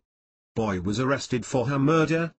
Ironically, with all the places we had traveled and circumstances we had been in that could have been unsafe, she had been stabbed 25 times while she was sitting and eating lunch outside at a picnic table behind the newspaper office where we had worked together. Who would ever imagine that this would happen in such a benign place and time? Why would this troubled teen do such a thing? He apparently wanted her car. He couldn't just ask her for the keys. She would have given them to him. He didn't have to take her life. He was tried as an adult and sentenced to life in prison. I later heard that, 10 years after that, he hanged himself. That didn't make it better. It was also sad. Now I can look back and still wonder why, but I have learned not to expect an answer to that question. I was so shaken as I prepared to fly home from chiropractic college for her funeral. I was at my locker putting some books away and preparing to leave when Jim, a good friend of mine, came up to his locker, next to mine. Looking at him, I said tearfully, "I don't know if I can do this." He looked back at me and calmly said, in a matter-of-fact tone, "Of course you can." He probably never knew how grounding that simple statement was. "Of course I can," I said to myself. And left for home. 7 months later, I was home again for Christmas vacation. Janice's parents hadn't been able to get themselves to clean out her bedroom, so I went over one day to do it for them. It was this process that helped me to begin to see all I had learned, and would continue to learn, from this experience. Rather than feeling angry and sad, I found myself reliving the fun I had with her. In her closet were some cute outfits she had loved to wear when we went out dancing. There were boxes of pictures from trips she had taken, many of which we took together. How grateful I felt to have had a friend like her during such important years, from ages 17 through 27, in my life. I did have the strength to deal with it, all of it. I looked back and saw that her death taught me as much about myself as did the times I spent with her when she was alive. For years I have been, and continue to be, involved in activities promoting peace and non-violence. In my 20s I wondered if I would ever be able to defend myself, or if I could kill another person even in self-defense. 254 THNKGODI. I know now that if my family, children, loved ones, or friends were seriously threatened, that indeed I would defend myself, or even kill. A strange revelation for me. An old friend from my childhood, whom I hadn't seen in years, sent me a letter. We were in a church youth group together for a while when we were teens. I left the group, but she chose to go to Bible. Colonel Legend wrote asking me if I had known if Janice was saved, and if not that I should have done more to be sure that she was before she died. At first I was angry. How dare she try to make me responsible or guilty? I realize now that she meant well, and am grateful for her letter, especially because it made me do some soul-searching regarding my beliefs about death. While I had drifted away from organized religion, I found a spiritual knowing inside of me that helps me see and feel gratitude. This experience also taught me that in this society we often misinterpret how well people are handling things. So many of us are walking around with smiles on our faces but tears just below the surface. Even when we do find and feel gratitude, the healing still continues. Just because she seems fine doesn't mean she is. It usually means the person is just controlling their emotions so that other people around them feel better. A phone call, an opening to share, or even just a hand on the shoulder can be important. We all need to continue to love and be there for each other, even if it's been 25 years. For me, the lessons still present themselves. We can experience deep healing and find a heart full of gratitude, but that doesn't mean we have forgotten. Since Janice died, I periodically get a strong sense of her presence. When I was married, had my kids, later divorced, and as I venture into new relationships, and especially when I travel. There were times that I may not have thought about her for a while, and then at just the right time she comes up in my thoughts, or a song comes on the radio, for me to know there is someone sharing things with me and supporting me from afar, but not really so far. As I thought about writing this story, I asked my friend Rudy, a gifted chiropractor, to do some NET. Neuro-emotional technique, a way of releasing buried emotions from the body, with me. I was feeling. My best friend died 255. Stuck. There were so many thoughts rumbling around in my head and heart. The first thing that came up with the N.E.T. was that at some level I still felt guilty that I wasn't there to save her.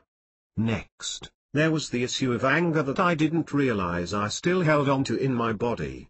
I was angry that she had deserted me. As I connected to this feeling and went through the release techniques, I found myself saying to myself, "Damn you, Janice. You son of a bitch." Immediately, I sensed her there looking at me, smiling, and I saw and heard her say, to my surprise, "Good for you." All these years I didn't want to be mad at her, it wasn't her fault. And now, as I acknowledged, felt, and expressed this anger, I see again that she is fine and wants me to be happy. She wants all of us who loved her to live our lives better and stronger because of her. Whatever we feel is fine, but she doesn't need us to feel any of it. 1 year for her birthday, I wrote out the words for her to one of her favorite songs, The Rose, sung by Bette Midler. There is a line in that song that says, "It's the one who won't be taken who cannot seem to give, and the soul afraid of dying that never learns to live." I didn't know how much more significant those words would become to me, I feel that I honor her every time I live my life to the fullest, every time I step out and live my life with courage and joy. The last verse ends, just remember, in the winter, far beneath the bitter snows, lies the seed that with the sun's love, in the spring becomes the rose. Somehow things are as they should be. Thank God I knew Janice, she has become a rose for many of us.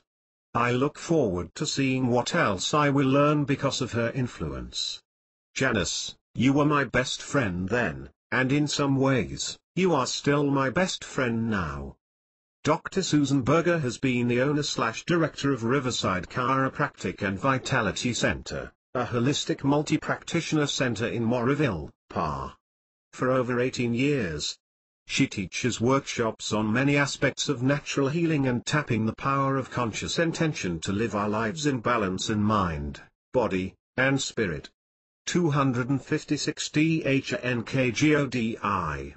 She is a founding member of the Greater Bucks Peace Circle, an interfaith group that offers events and resources for the community, and promotes conflict transformation, understanding, and action for change. Dr. Berger is the mother of 2 teenage boys, who add another delightful dimension to her life.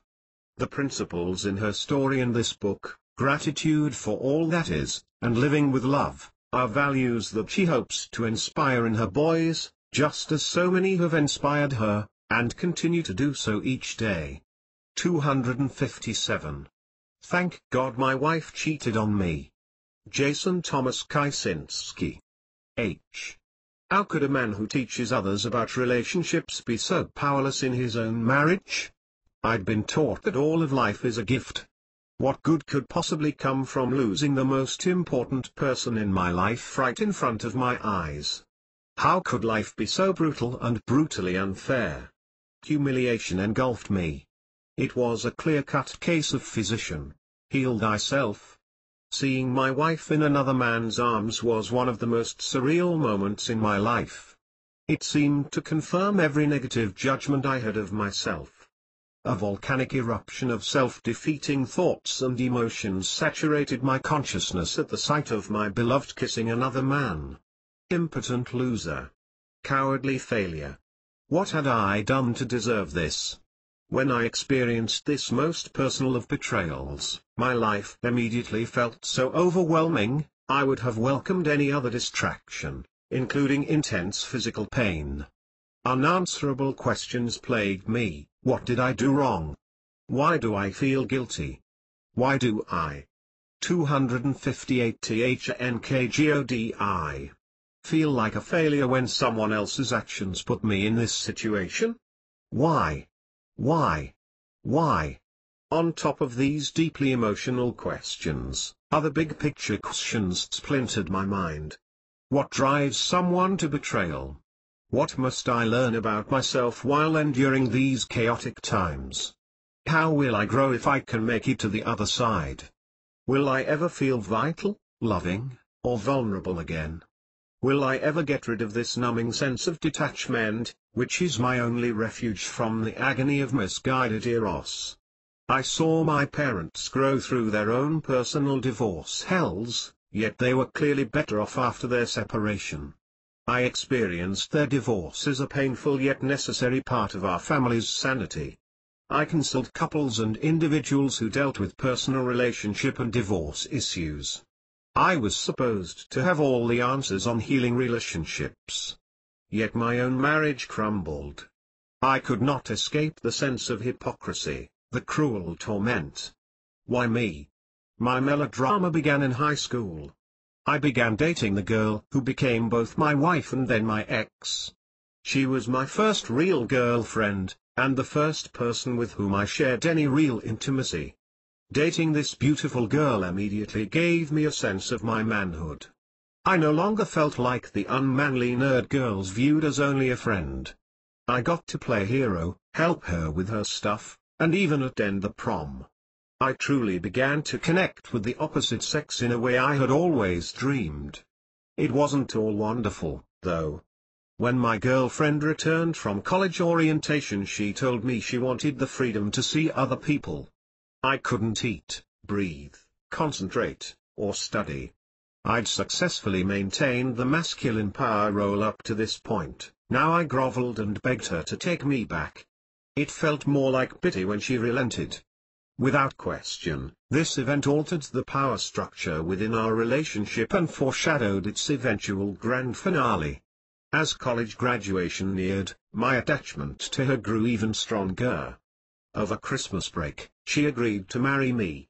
Soon we were living together as fully functioning adults in a new city. I excelled at work, which led to another move, another new city, and another setting. This setting became the stage for my first, but not last, intense humbling. After a series of successes at work, everything changed. Seemingly overnight. Just a few weeks prior I was the conquering hero.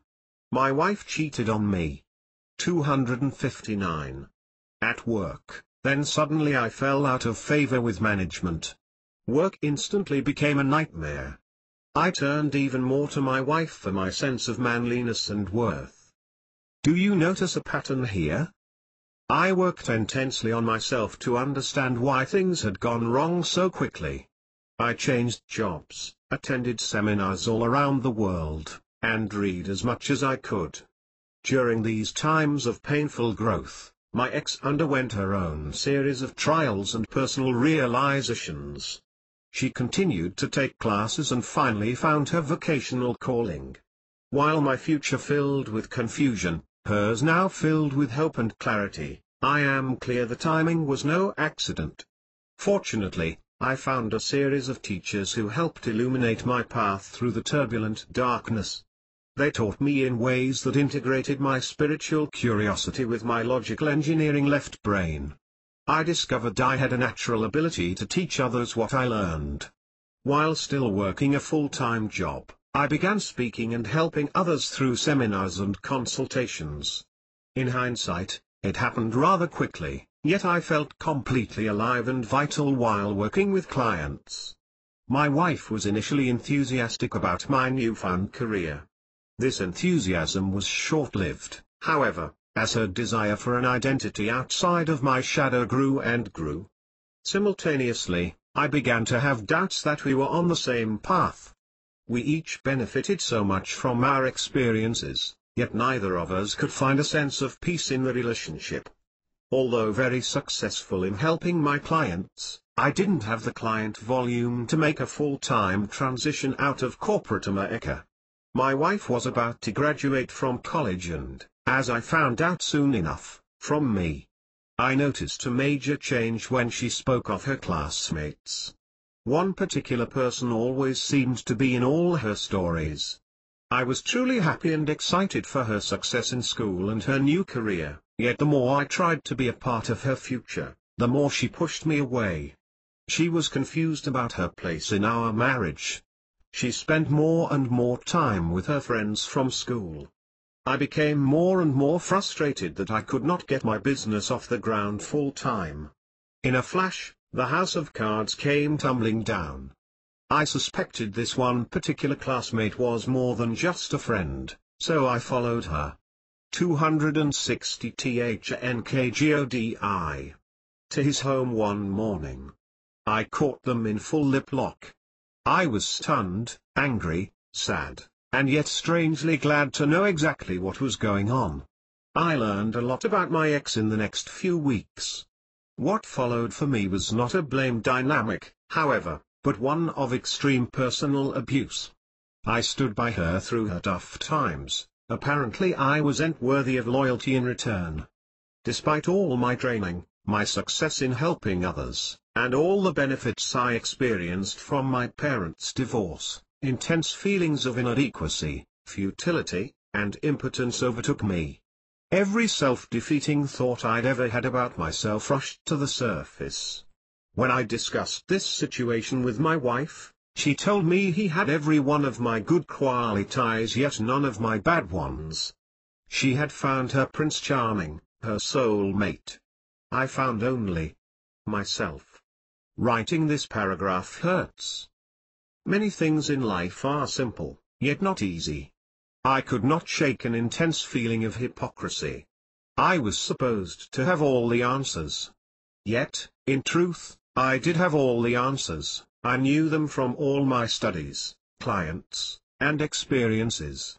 Despite all the pain, suffering, and melodrama, I knew intuitively and intrinsically that we were better off apart. I knew life was my mirror, and that life's challenges were really gifts. I knew I wanted only to be with someone who wanted to be with me. Yet none of this mental understanding seemed to alleviate the unrelenting emotional turmoil. During an intense meditation, something began to shake the Confucian from my consciousness. As always, a series of questions moved me through my dilemma: do I love her more like a daughter or a wife? Whispered my unconscious, eerily similar to that famous scene in Field of Dreams. I could not deny the truth, which was immediately confirmed by my recollection of something she had casually mentioned before, that she cared for me like a father and teacher.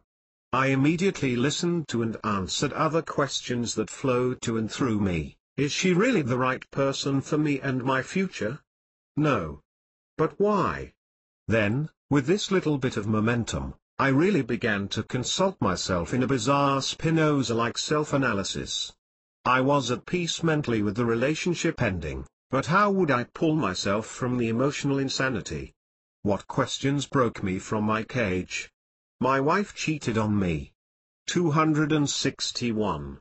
In working with clients, I always worked from a series of universal truths. These truths were the only tools I had to tame my internal melodrama. As they are truly universal, they help anyone in times of crisis. These truths consist of a few clear ideas. 1. Life is a mirror. What we judge in others is our own reflection. Our own stuff too. All things have an inherent balance of supportive and challenging energy. 3. All things serve. Of course I cannot relay all of my self-analysis here, but here are the key questions and realizations that transformed my experience.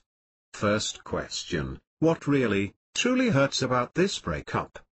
The answer? Betrayal. I had given her so much. I sacrificed. I would have done anything. Yada yada yada. Second question: who have I betrayed? Who feels I have betrayed them?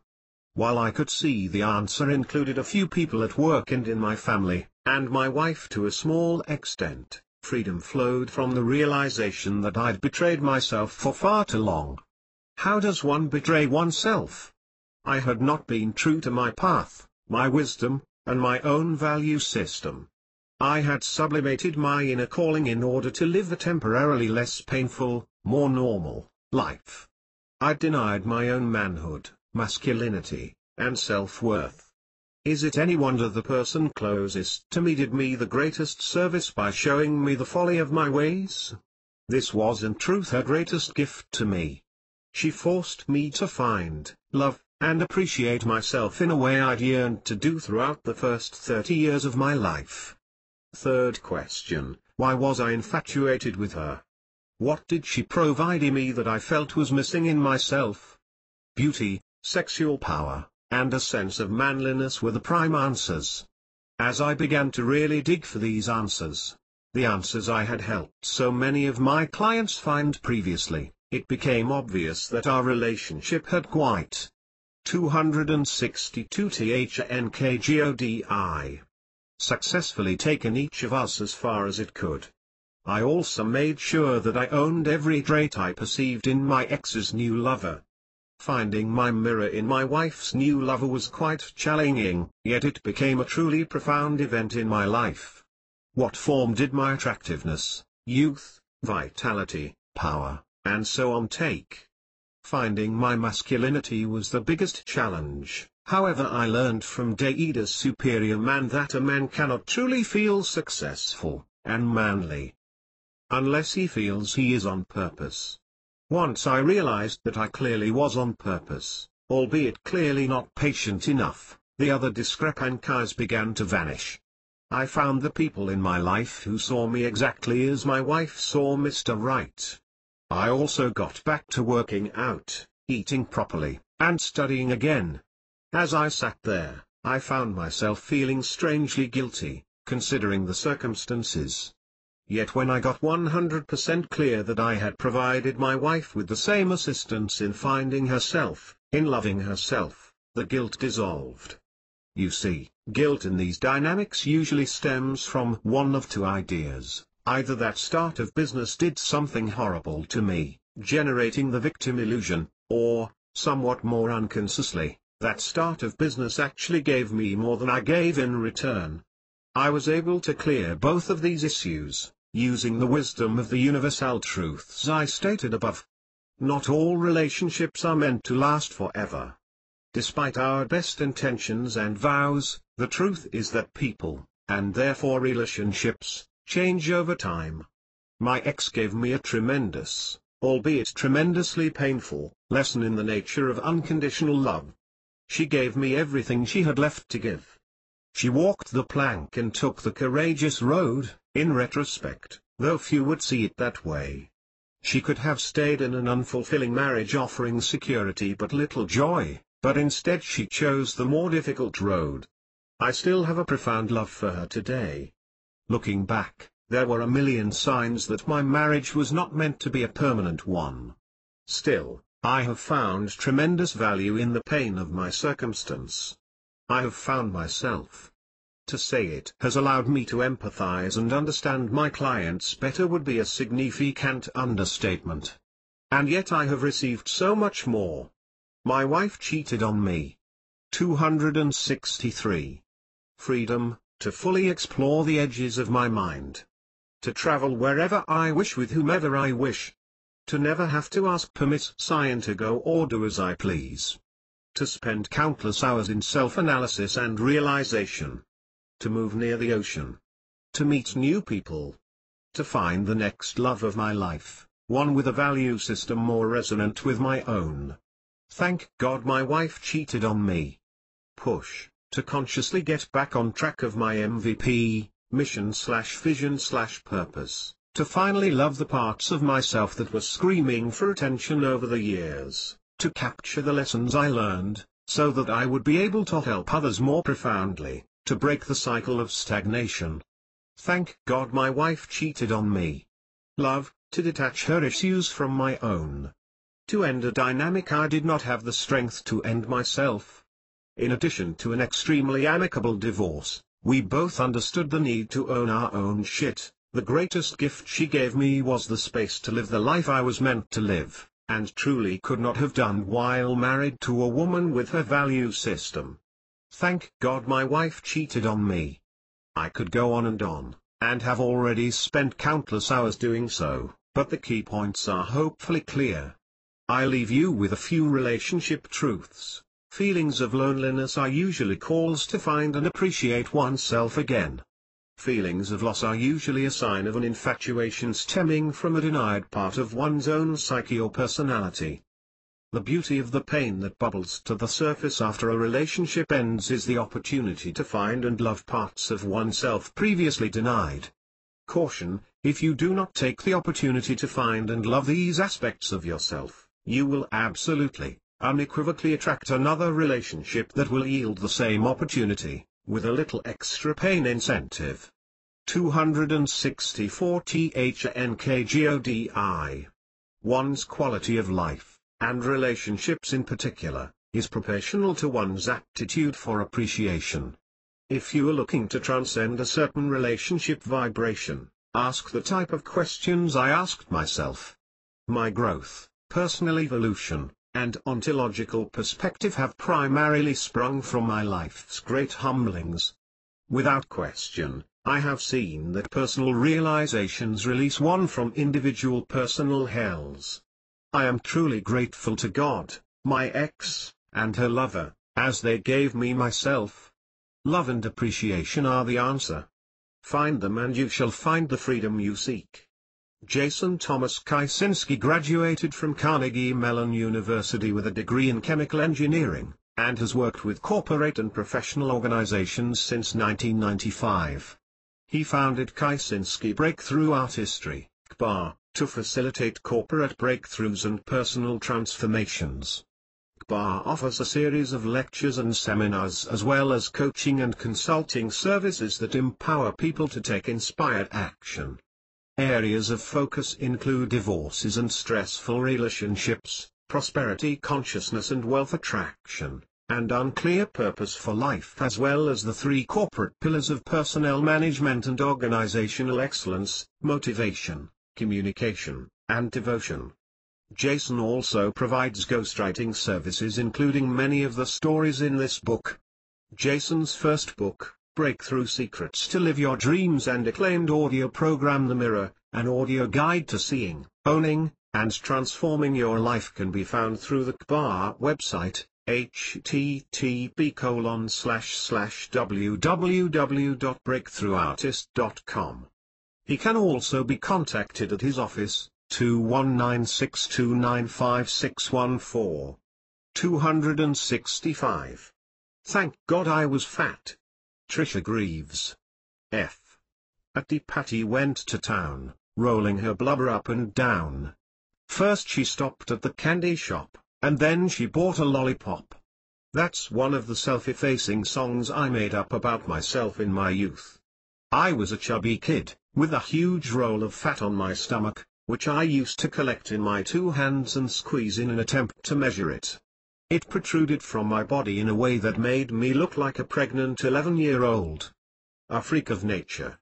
My mother did her best to get me to suck it in, sometimes by physically putting her hand on it and pushing. I hated her for that intrusion, of course, and just used it as an excuse to eat more. On Sunday nights, I would routinely get up in the middle of the night to vomit all the junk I'd stuffed down over the weekend. Popcorn, pizza, brownies, and donuts. I had a weak stomach, but with enough practice, I got over it. How would you feel, being so fat? And suffering the consequences? I loathed it. I was one of the last picked for games at school. I was ugly, the boys I obsessed about weren't interested in me, I was sluggish and asthmatic in sports, and I couldn't even understand why my 266 DHNKGODI friends would want to hang out with me. On top of that, my personality was a little off. I was loud, obnoxious, and a clown. I liked to tease others in good fun but often went too far, causing pain. Ironically, I was also a people pleaser and would do anything to get people to like me. This drove my self-esteem down to subterranean levels. What I wanted most was to be thin and have a boyfriend. Yet adolescence brought more weight gain. My face was as round as a pumpkin. I knew I had a social disadvantage, so I compensated for my handicap by doing things to be noticed and to be liked. I was on the student council, I had many popular friends, and I was involved in many activities. In high school, my weight increased in proportion to my sexual activity. I was pretty messed up sexually due to early childhood sexual abuse, and I used food and the protection of fat to cope. I was obsessed with sex, masturbation, and boys, and suffered endless shame and guilt because of it. I drowned the guilt with alcohol and blackouts and created more shame in the process. I used food to quell my many nameless fears. I lived in fear, afraid of what others thought of me, afraid of failing, afraid of succeeding, afraid of my feelings, afraid of the responsibilities that came with being alive. Food brought me comfort. I would forget my fears when I was overeating in full. I wouldn't feel a thing. For example, I played goalie in lacrosse, and there wasn't a day that I wasn't terrified of having those balls whipped at me. It never occurred to me to play another position. I was hooked on the extra attention, and after all, the team needed me. On game days, I was anxious, tense, and full of dread, but macaroni and cheese, French fries, and cookies fixed that. I would stuff myself at lunch and waddle out to the field to gear up. In full gear, I looked like the Michelin Man. I determined that I would be different in college. I was going to be thin and popular. Why I thought a change of location would change who I was and how I reacted to life, I have no idea. The only thing that changed was that I was away from my mother's critical eye and could therefore eat and drink with abandon. I joined Overeaters Anonymous in my second year of college and loved the camaraderie of the meetings. I finally found my kind, people who were as weird about food as I was. After 3 years in O, however, nothing had significantly. I was fat 267. Changed. My weight continued to yo-yo. I needed something more, yet convinced that O was the last house on the block, I despaired of ever finding a true solution. One day I heard a woman share who suffered from hopeless bulimia.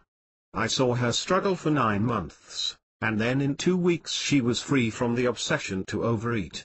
I was stunned. I had witnessed a miracle, and I wanted the same miracle for myself. She gave me the phone number of a man who specialized in helping people who have tried everything to overcome their compulsive eating and were out of options. With this man's gift of love, time, and attention, I was able to finally look under the hood of my food obsession and discover the underlying soul sickness that plagued me. I followed a formula of healing called Meta Steps that successfully healed my compulsion to overeat, and to engage in any other self-destructive action. Why am I grateful for the experience of being fat? Because I suffered in a way that makes me sensitive to others who still suffer. I understand the pain of self-loathing. I understand the powerlessness of not being able to stop when my body has long since indicated its time. I know how it feels to perceive myself to be the ugliest person in the room, whom no one would desire. I understand the despair of having it together on the outside and writhing in psychic pain on the inside. I know these things. Only someone who has experienced this unique pain can truly understand. And because I have found a way up and out, I am uniquely qualified to help others discover a way out, as well. Snippets of advice like follow a plan, join a gym, just cut back, or, my favorite, everything in moderation aren't going to work for someone like me. These well-meaning suggestions from doctors, family, and friends only made me feel like a bigger pariah. Fortunately, I am able to offer something much deeper and lasting to those I have the opportunity to help. There is a language of the heart that can actually heal another's compulsion. That language healed me, and through my work, I do my best to share it with others.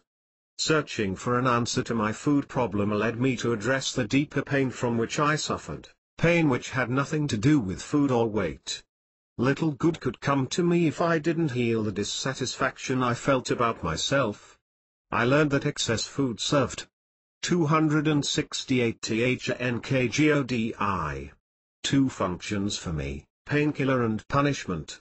When I overate, I experienced a calming, numbing sensation, a safety from the storm. But since I couldn't stop myself from eating too much, the food I ate quickly became a punishment, a way for me to hurt my body and hate myself for my lack of control. Why did I need the comfort of a painkiller? Because the thoughts churning inside seemed too hard to feel. Why did I inflict punishment on myself? Because at some level I felt I deserved to feel bad and suffer. Addressing the feelings inside, as well as the deep-seated worthlessness, was my only hope of experiencing lasting weight loss. Both the pain and the self-loathing came from many aspects of my personality that are typical of emotional eaters. For instance, I rarely honestly expressed my emotions for fear of how I would be perceived. This caused me to use food to bury my unexpressed feelings alive instead. Another example was my habit of trying to get people to like me by denying my needs in favor of theirs. As a result, I'd burn with resentment and console myself with food. Furthermore, my persistently low self-esteem drove me to seek validation from bosses and co-workers for my Herculean efforts and extended hours at my job. I routinely ended my long day feeling burned out and attempting to refuel with a binge.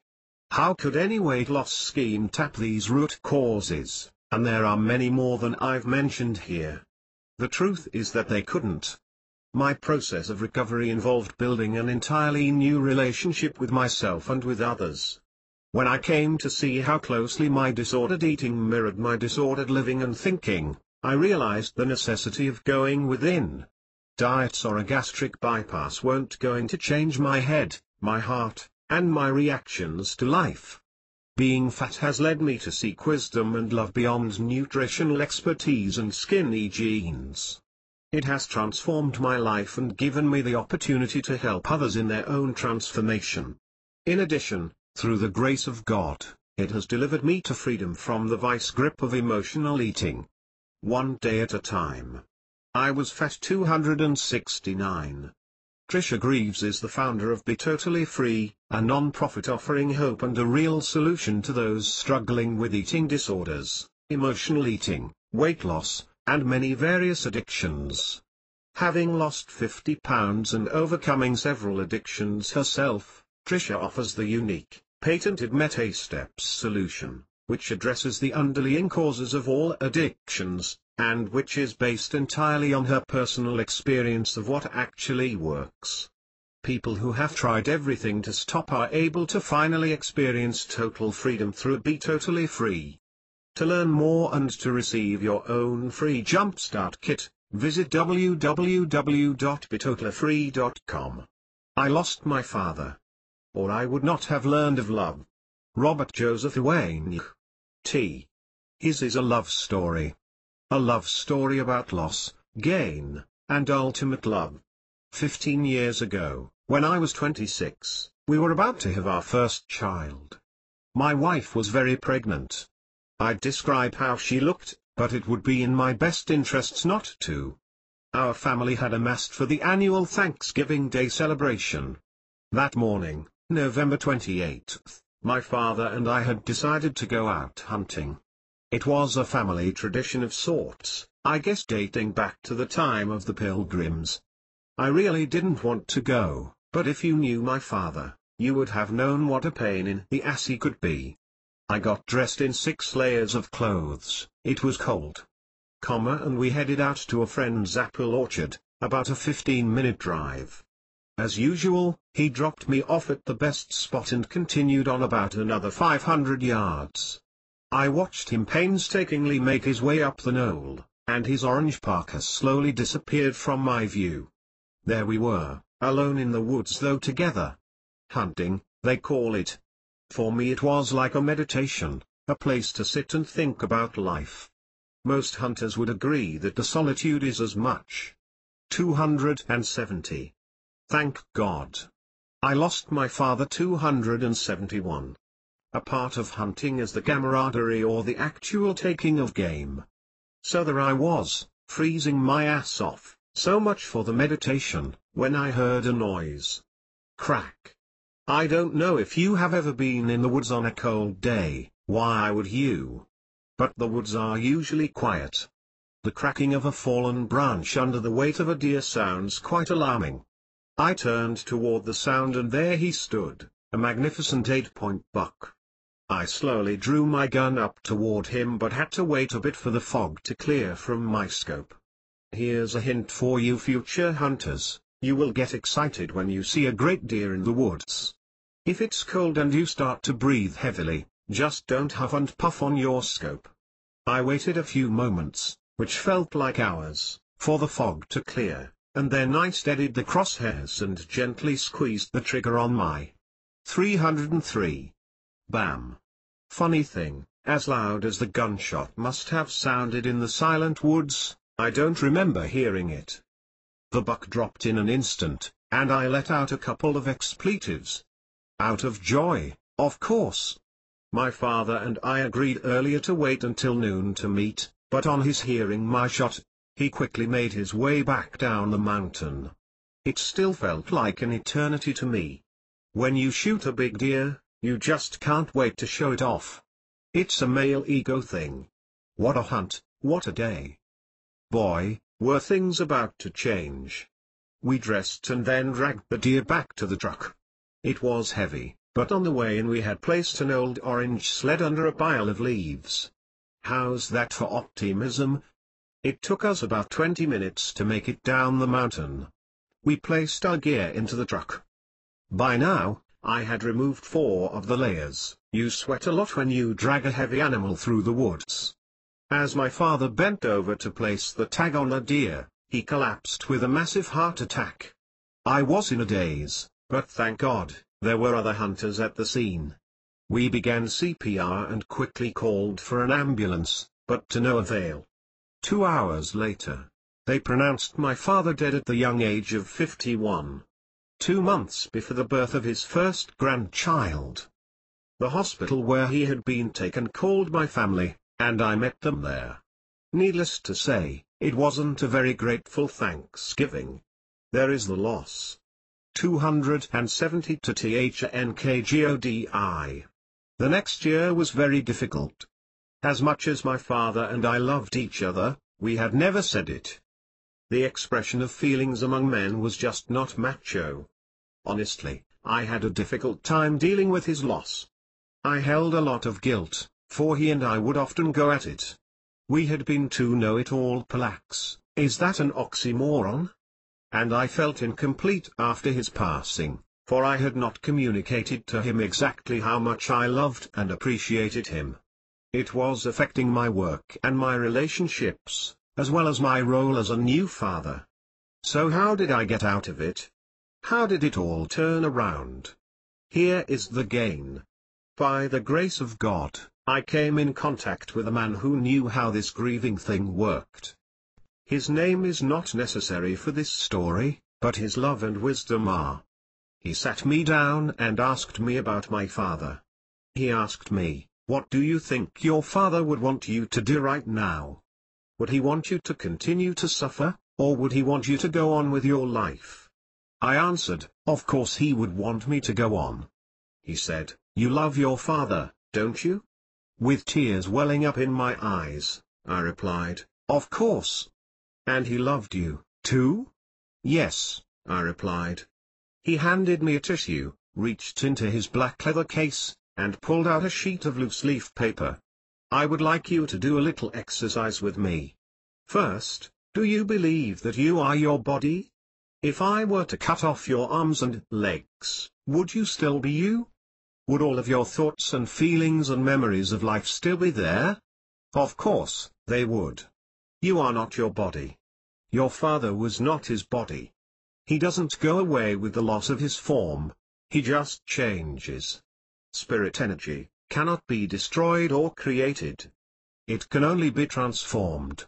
What you feel is missing, your father, exists in a form unrecognizable to you. Now, before we find him, I want to ask you a few more questions. Are you nice? What do you mean? I lost my father 273. Are you nice all the time? No. Was your father? No, not all the time. Are you selfish? Sometimes. Was your father? Sometimes. He followed with another 20 or so questions that I felt almost guilty admitting to.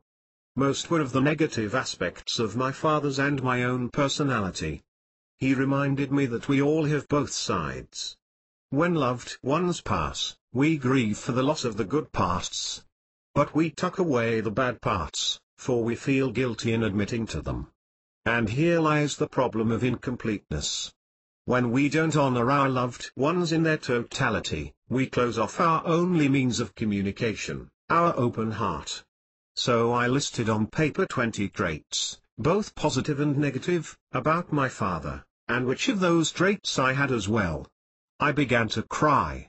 He told me that unconditional love has no boundaries. When we can truly open our hearts and love whomever we wish for their magnificence, in their totality, we can connect, for lack of a better word, with them anytime, any place, whether living or dead. Yes, it was a little freaky. So there I was, closing my eyes and seeing my father telling me that he loved me. It felt real. As real as it feels when someone tells you while your eyes are open that they love you. I told him that I loved him too, and that I was sorry that he didn't live to see the birth of his granddaughter. He quickly responded that he had greater vision now, and that he saw it all, and that she was as beautiful as I was. I thanked him for all that he had done for me, and most of all for being a great father. By now the tears were dripping down to my chin. Then I opened my eyes and just sat there. I bent over and placed my tear-drenched face into my cupped hands. It felt like an eternity of time had passed. Yet it was only about an hour since I had begun the exercise. What an experience! If you would call it that. I didn't know what to call it. I knew only that I had just experienced a heart-opening moment with my father. I felt complete. I felt relieved. I felt 20 pounds lighter. 274 THNKGODI. Thanked the man. I asked him if it was real. He reiterated, unconditional love has no boundaries. In fact, what I had just experienced was more real than the love that most people think they share every day. He then told me that there were still a few things to do. He had me write a list of everything that I had thought was missing since my father's passing. I wrote down about 15 things. The first being, of course, my father himself. The man instructed me to find my father now. He asked, who is playing the role of your father now? Look hard. Nothing is ever missing. It has only changed form. Again, tears welled up. My mother was dating a fine gentleman who was indeed a great father figure. I went down the list, loss after loss, and indeed there was nothing missing. Last, the man instructed me to find out the benefits of my father figure in the new form versus the old form. After some difficult searching, I truly felt that I had not lost a thing. I was complete with my father. I let him know exactly how I felt. I was able to get out of my feelings of loss. Now I could go on. Just as I knew my father would have wanted. Just as your loved ones would want you to. Here is the love. The gentleman packed up his case, hugged me, and told me that of all the things that matter most in this world, none stands before love. In truth, love is all there is. All else is illusion.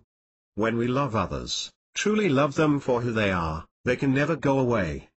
Oddly enough, his words of wisdom reminded me of a little joke I once heard, how can I miss you if you won't go away? Maybe it isn't a joke at all. Thanks for the lesson, Dad. I love you. Greater love. Sometimes things don't work out in life so other things can. It's as if we're guided by a greater love to greater love. God's will for man. Rajai. I lost my father. 275. Dr. Robert J. Wayne, a professional speaker, chiropractor, author, poet and success coach, has dedicated his life to the study of health and human performance. He is the author of several books including, Breakthrough Secrets to Live Your Dreams, Inside Out, Pieces of 8, Charm, 4, Nonsense and Retrogenesis.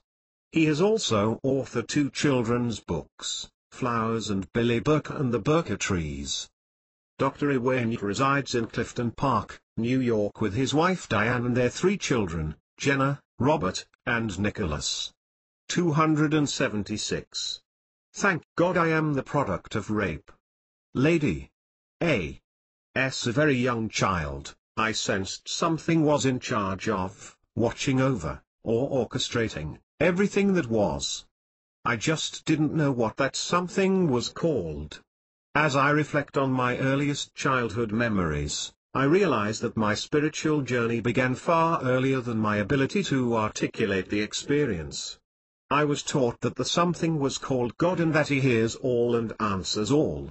When my pleas seemed to go unanswered, I came to believe either God viewed my problems as too insignificant, or that God was just not listening. I recall asking myself the same question every day of my young life and especially throughout my teenage years. God, why did you choose this life for me? How many people do you know have asked that very question, why me? My mulatto, Irish/black, grandmother was over 40 years old and suffered with hypertension when she gave birth to my mother. Family legend has it that my Bahamian grandfather possibly had syphilis, which might be the reason my mother was born moderately mentally retarded. Grandmother was in denial about my mother's mental capacity and I am the product of rape. 277. Enrolled her in school for normal children. What mother had in her favor was that she looked normal and could mimic any behavior or action if she witnessed it repeatedly. After a time though, it became painfully obvious that my mom could not keep up with the other children her age. She was removed from the public school system. When my mother was older, she attended a day program for those mentally challenged. While attending this special program, she met up with an employee she remembered as a former classmate from her early days in school. He was not mentally challenged, simply morally corrupt. Due to my mother's obesity as well as her mental capacity, it is unsure if anyone in the family knew she was pregnant. Mother didn't understand sex or pregnancy, so it's clear she wasn't aware of my pending arrival. My grandmother died August 1, 1964. I was born just 9 days later. My great-aunt, Vivian Lett, my grandmother's sister-in-law fondly known as Ma Mom, told me the story of my birth. She visited the hospital, and discovered my mother had not yet seen me. When she inquired as to why, she learned that because of my grandfather's age and physical health, along with my mother's mental capacity, the hospital performed a tubal ligation on my mother, and put me up for adoption. My mom was outraged that the extended family had not been consulted. My aging grandfather, who was still grieving the loss of his wife, couldn't fathom how he would care for my mother and a newborn baby, so he gave the approval. My mom was a strong woman of principle. She refused to allow her niece to be sent away, never to know where she came from. With the help of my godmother, my aunt wrapped me in a blanket, stole me from the nursery, and took me to my mother, so she could see me for the first time. She told my mother not to worry, that she was taking the baby home, and that she would return for her. My aunt made clear to the hospital that should the hospital pursue kidnapping charges, she would file legal charges against them for making decisions without consulting those in our extended family. No charges were filed. Because of my mom's courage, I stayed with my mother. When I was old enough to realize that everyone had a father but me, I asked, "Where is my real daddy?" They told me that my birth was 278 THNKGODI. The result of a rape. I didn't understand the information. In my head I would question over and over again. How does one get raped? And, how does a baby come from it? My mom lived next door for a few years and would come over to cook and try to clean for us. She helped as much as she could, but she was married, had 8 children of her own and worked full-time. There was no one on the planet I loved more than this woman, who called me Shug until the day she died. I grew up in central Philadelphia and learned very early on what poor was, and that we were it. Our home was filthy. None of my friends' homes looked like mine on the inside. None of my friends wore old dirty clothes or shoes like mine. None of my friends were ashamed to have me come into their home. We lived in a 940 square foot 2-story row home with 2 bedrooms and 1 bath. We had roaches, bedbugs, rats, and water bugs. After a while, the rats and bedbugs became so abundant that I would even have nightmares. Trying to alleviate my fears, my grandfather hung a cross above the bed where I slept. When I was between 4 and 5 years old, my mother and I started sleeping downstairs on the couch. Because of my mother's obesity, I only had a small place at her feet to sleep. At some point mother began to have seizures, which was a bone-frightening experience for a small child. I remember the first time I actually witnessed her seizure, I wet myself out of the sheer terror of it all. I awakened to the feeling of my mother jerking in her sleep. I called to her and there was no answer. She rolled off the sofa and onto the floor as I sat up screaming "Mommy." I will never forget the horror of watching her body stiffen as her muscles contracted. Then her back and neck arched, she foamed at the mouth, bit her tongue, wet herself, and jerked her body violently. As her eyes rolled back in her head, her arms flailed around uncontrollably. She turned blue and made grunting sounds as she gasped for breath. Although the entire episode only lasted for 2 minutes, it felt like it lasted for hours. This vision is burned into memory bank for the remainder of my life. My mother's doctor instructed me in what to do in the event she had another seizure in my presence. I was to place a warm washcloth on her forehead and place a tablespoon in her mouth to prevent her. I am the product of rape. 279. From swallowing her tongue. I kept these items on the end table by the sofa. Each time she jerked in her sleep, I would be in a state of panic, knowing a seizure was about to strike.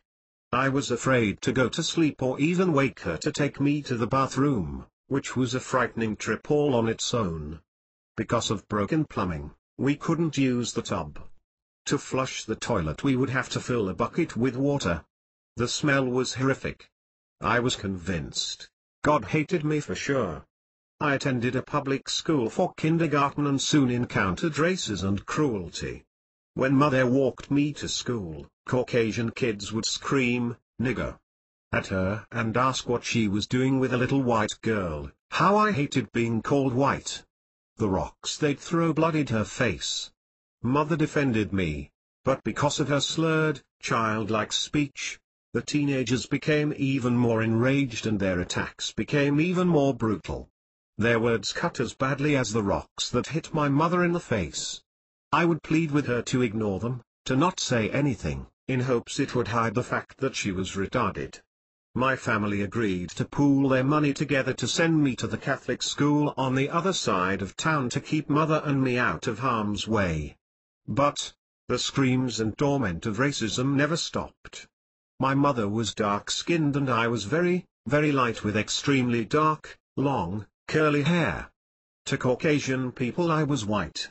I longed for darker skin. I longed for a different life. I secretly wished my great-aunt had allowed me to be adopted, by a normal family with a mother and father who would have a house that I wasn't ashamed to say was mine.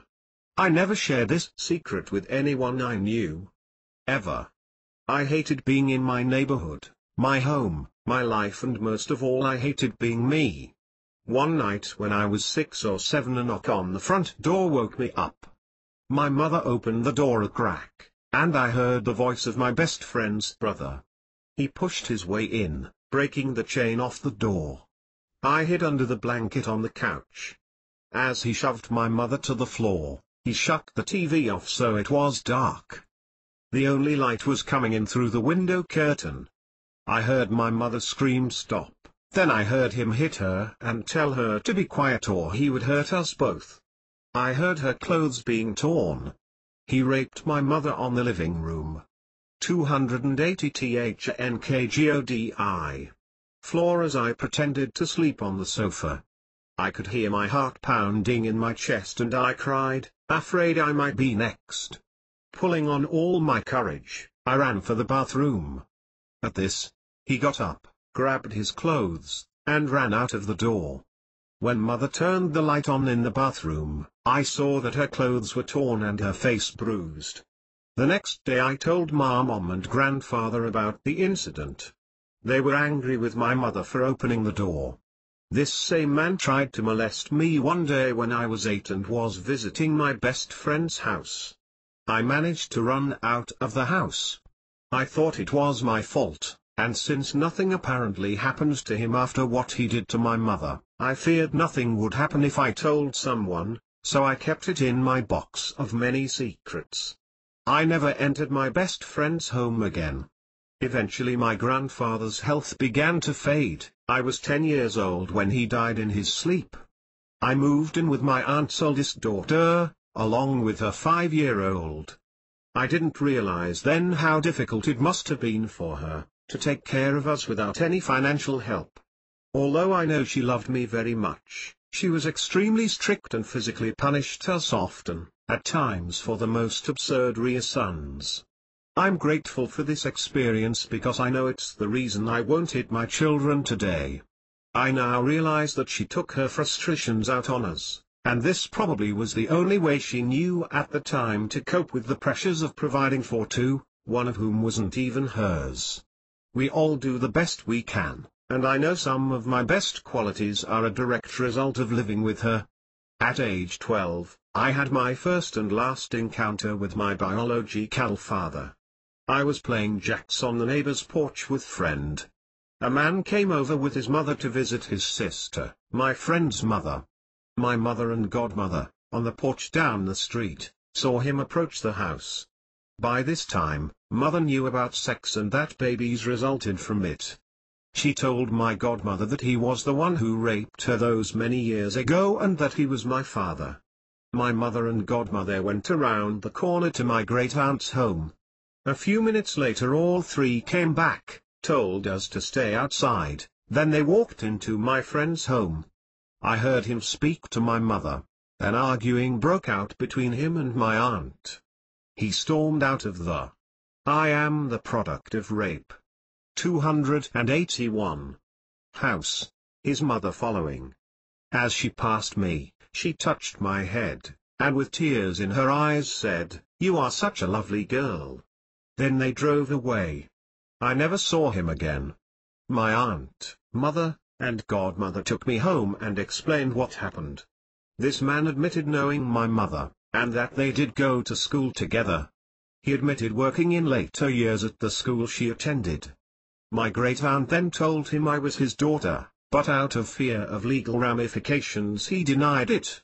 My great-aunt said she just wanted me to know my father, but his own fears made that reality impossible. I stayed in Catholic school from first grade through high school. We were obligated to take religion classes, and the lessons taught perplexed me. In second grade I raised my hand to ask a question. The teacher told me not to question God's word. I raised my hand to ask this question again, believing she had not understood my query the first time. This time she smacked me in the mouth for asking. Needless to say, I never raised my hand to question anything in my religion classes again. During my remaining school years, my quest for truth began. My spirit knew I wouldn't find it in the Catholic faith. Over the following years I went to Episcopalian, Baptist, Lutheran, Seventh-day Adventist, Pentecostal, and Presbyterian churches. I even learned a bit about Islam because one of my cousins converted to Islam. At 18 years old, I married my high school sweetheart and left Philadelphia as fast as I could. He said he loved me eternally and seemed to be on his own spiritual quest for truth. To my eyes, he was a savior and superhero. But in reality he did not know how to behave as a husband. Because of this, my self-esteem suffered many deaths, but my search for truth never faltered.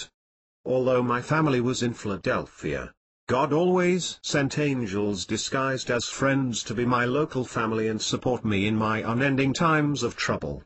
Living in California and not seeing my mother regularly was the catalyst that helped me understand why my childhood was designed perfectly even with all the pain and turmoil it brought. Becoming a mother truly changes you. With the help of my uncle, who had named me Lady, I moved my mother 5 minutes from my own home, so she could be close to her grandchildren and me. 280 to THNKGODI. The next 10 painfully long years of marriage brought many changes in my life. I decided to completely remove myself from any affiliation with standardized religion, including no longer celebrating any Christian holidays. My son and daughter never celebrated Easter or Christmas. I determined that the traditions passed down from generations had no real connection to spirituality. I remained married for 9 more years, which brought me more pain than can be shared in this short story, but also granted me clarity, grace and gratitude that might not otherwise have been found. Only after giving birth to 2 beautiful healthy children of my own, did I discover that amidst the chaos is perfection. The mother that I am today is a direct result of lessons learned from being raised by my cousin, and having so many mother figures at crucial periods of my life. Not having a father or a strong mother figure caused me to seek my own truth in ways I may have never considered if I'd had normal parents. What would have been the catalyst for me to question my very existence if my parents were normal? If not for the many years of pain, what would have been the purpose of the many sister/angel friends who loved me through some of the toughest times of my life and who enabled me to find the strength to rise above it and shine? If not for the pain and turmoil, what would have been the basis for my quest to find if there was any truth to what I had been taught to believe about our Creator? Being raised by my mentally challenged mother brought me a deep understanding that a mother's love surpasses any score. It taught me to see beyond anyone's disability, physical or otherwise. I gained the knowledge that we are eternal and not just the vehicle we now occupy. It took me until my 40s before I finally reached a place of gratitude for the experience of those years of pain with an understanding and humility that I could not have imagined in my younger years. With every tear, a prayer was answered, and the journey from there to here would not have become a story. Without it all, would I have honestly come to the place of believing that I was deserving and worthy of a truer love than I was currently experiencing? That my life's purpose was not to take care of my mother or be a stepping stone for a husband who took me for granted in every way a person could? Would I have? I am the product of rape. 283. Become a woman who stands up for herself without fear, and encourage other women to find their strength by listening to their own inner voice. Without all of it, would I have ever found the strength to walk away from a 19-year marriage with children in hand, and the knowing that God would definitely provide a means for us to survive? I think not. One morning, the truth screamed loudly in my heart: if you want something to change, you have to change. If you expect things to be different, you must do things differently. If you are to demand respect, you must first start by respecting yourself. I left my home, my husband, and my job all in the same day. I was a property manager, and my apartment was included with my job. I left, not knowing where we would sleep, other than inside my car. I had asked my husband to leave many times. He refused every time, saying that if I was so miserable, I could leave. I had a job ending as a leasing consultant with a luxury apartment complex, but they had not yet found an apartment for me. The pay was considerably lower than what I was used to earning. Still, I left on faith that God would provide a way, and God did. I slept at a friend's house for 3 days, another friend paid for a hotel room for 2. And then the complex called and said they had an apartment for me and my 2 children, who were 9 and 4 at the time. Through it all, I knew God would take 2 steps toward me if I took just 1 step towards Him on faith. I filed for divorce and never looked back. Life got much harder before it got easier. My income dropped, I had 2 cars repossessed and much debt. But with every book I read, with every question I asked, God spoke to me, in such clarity that all would be okay. I was all I needed. I was more than enough. The more I believed I would be okay, the more I was okay. The more I believed it would get better, the better it became. The more I sought to find the truth, the more books of wisdom found their way to my hands, and as the saying goes, when the student is ready, the teacher will appear, which was so abundantly true in my case. When I needed to know I was not alone in my beliefs, God sent another angel, disguised as my boss, who in days became one of my very best friends. In God's perfect time, in Spirit's perfect way, less than 1 month of our knowing each other, she said to me, "You are so 284 THNKGODI. Agape, and of course I had no idea what she meant. Who knew that the answers to all my childhood and lifelong questions were about to be answered by one source. One Sunday she picked me up and said, "Just trust me and don't worry. It's not church." When we arrived at the Agape International Spiritual Center, the Agape African Orphanage Children's Choir was singing. Every cell in my body began to shake. They were not singing in English, but my heart and soul instinctively knew their voices were projecting words of love. Within minutes the congregation lifted their hands to offer newcomers a blessing. I have never cried so hard in public in my entire life. To this day, I cannot discuss it without coming to tears. I knew God had led me home. The journey, regardless how difficult, felt sweeter, fuller, and richer because of every tear I shed along the way. You would never truly appreciate the warmth of the sunshine if you never felt so wet and cold from many days of rain. I am never as alive at any other time as I am in the presence of those angels. How amazed I was to discover an entire community just 10 minutes from my home, practicing daily and teaching what I came to believe as truth for most of my life. My heart didn't seem big enough to contain all the love pouring out of me for my best friend, the founder, Reverend Michael, and his spiritual center.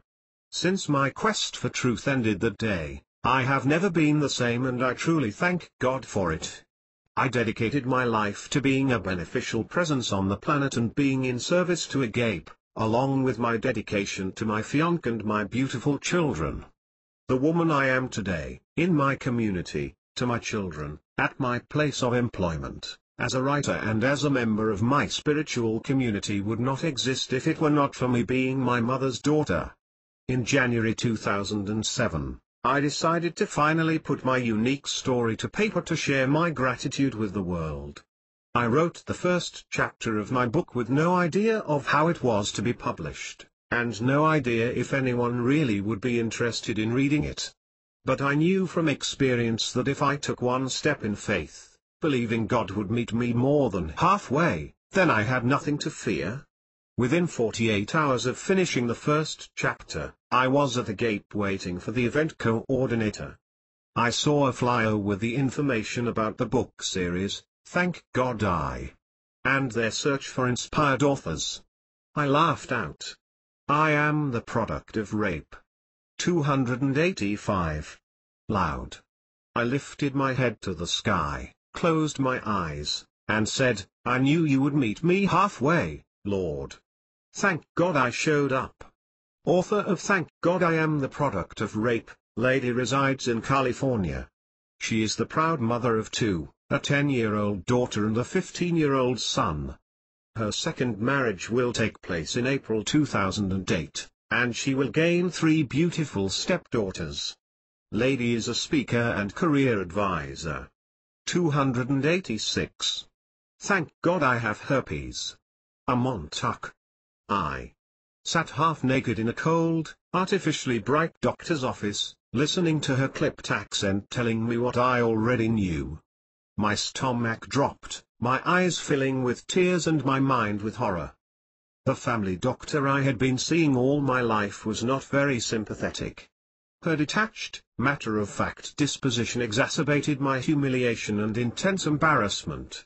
As a young, insecure girl, I took this as her silent condemnation. This was the beginning of years of guilt, shame, lying, and hiding the fact that I had herpes.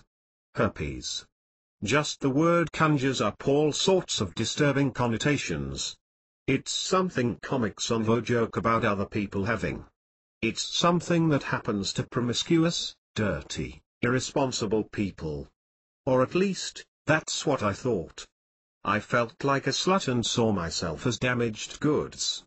I couldn't imagine anyone would ever want to have sex with me again, let alone love me in my permanently flawed estate. I needed sex to validate myself, to feel safe, to feel alive, and to release the intense passion for life that I had nowhere else to channel. I was broke, failing in school, didn't I have herpes 287. See where I fit in the world, and had no relationship to speak of with either of my parents. My lofty goals and aspirations frightened me into paralysis. I derived a sense of control and security based only on the fact that plenty of guys were always eager to have sex with me. And so I lied and I kept having sex. I lived in a constant state of denial. I never told my boyfriend. I didn't know if I had gotten it from him, but I suspected I had given it to him. Of course, the relationship didn't turn into a storybook romance. What I thought of as protective and assertive turned into jealous and possessive. I'm sure my lies didn't help. Shortly after we moved in together, he slapped me across the face, and the violence continued from there. Even though I had seen all the after-school specials on domestic violence, I stayed. He would follow me and question me about any man I talked with. Even after he hit me repeatedly, and I knew it wouldn't stop, I stayed. I loved him, but more importantly he loved me despite the fact that I probably had given him an incurable STD. I ignored the voice screaming inside me, "Get out, and get out now." I convinced myself that I was helpless. I couldn't afford to move out and had nowhere to go. I chose to believe that his apologies and promises meant something. One morning we were lying in bed talking about our future. I said I didn't want to move to San Bernardino, where he wanted to live. He flipped out, pushed me out of bed, and started throwing things at me. A gallon of water hit my chest, and I looked up just in time to avoid being hit in the head with a rock. When I saw the look in his eyes, I gathered the sheet around me and ran out the door. As I crouched behind somebody's bougainvillea, listening to his footsteps race by, I finally woke up. I still had a very low opinion of myself and didn't think anyone else would ever love me. But I also finally decided it was better to be alone than dead. I left, sleeping on my grandmother's couch for the next 6 months. After he and I broke up, I continued to have sex with people without telling them I had herpes. I felt terrible but didn't believe I could live any other way. I knew it was selfish and violated people I really cared about, and so I tried to compensate. I became vigilant about monitoring my body for signs of an outbreak. I did research about ways to suppress symptoms and did my own experiments. One of my greatest fears was 288 THNKGODI. Giving herpes to someone else. I also feared anyone finding out that I wasn't telling anyone. People always thought of me as a nice person and complimented me on how kind and considerate I was. I desperately wanted to be perceived as that sweet, thoughtful person, even though I believed I was evil because of what I was doing. So I thought about it as little as possible. Until I had my spiritual renaissance. I had dabbled with God here and there, but at that point, I was a firm believer in nothing. I thought that God had to come with religion, which I had long ago rejected. 12 years of Catholic school convinced me I wanted no part of religion. I hadn't envisioned any other way to be connected to God. One night, a few friends and I were sitting around talking. Someone gave me a copy of the Tao Te Ching. I stayed up all night, smoking weed and lying in bed reading the book. I found it fascinating and read each page over and over until I grasped the full meaning of it. I feel asleep with universal connectivity and the nature of reality swimming around in my dreams. The next day, I woke up and drove to San Francisco to see a guy I was dating casually. He and I took some ecstasy. It was like nothing I had ever imagined or any other drug trip I'd experienced. I saw his aura glow with the most beautiful golden light. I found myself floating out of my body and being forcefully drawn up into a vast, indescribable mass of darkness and light. I was cloaked in the most intense experience of love, joy, and completeness that I've ever experienced. It frightened me because I was losing myself in its intensity. I knew from a deep, primal familiarity that this was God. I struggled to separate myself from its mammoth beauty and maintain my humanness. After this, I knew what nirvana meant, and I knew there was nothing to fear in this life. I stayed high for a week, and a new person was born. I cried the day I came down because I had thought I would stay in that enlightened state forever. I saw a spider and got scared. I cried because I didn't want to be afraid ever again, because I knew my fear wasn't real. Once I got over my sadness, I understood this experience was to show me the way, to open a door for me. I couldn't expect a drug to do the work for me. I would have to create the magic for myself. Shortly after that, I fell in love for the first time since my abusive relationship. He was exquisite, angry, and wounded. He had an I have herpes 289. Innocence and vulnerability about him, a gentle charisma. He believed in fairies, loved animals, did yoga, sold drugs, and beat people up. I related to his duality and understood his pain. He opened my heart like no one else, and I felt safe in letting him in. I knew I had to tell him my secret, and I was terrified. After we had been together for a month, I cheated on him. It was because I didn't want to have to tell him that I was diseased and had compromised him without telling him. I was being self-destructive and hoped he would break up with me so I wouldn't have to deal with it. But he didn't.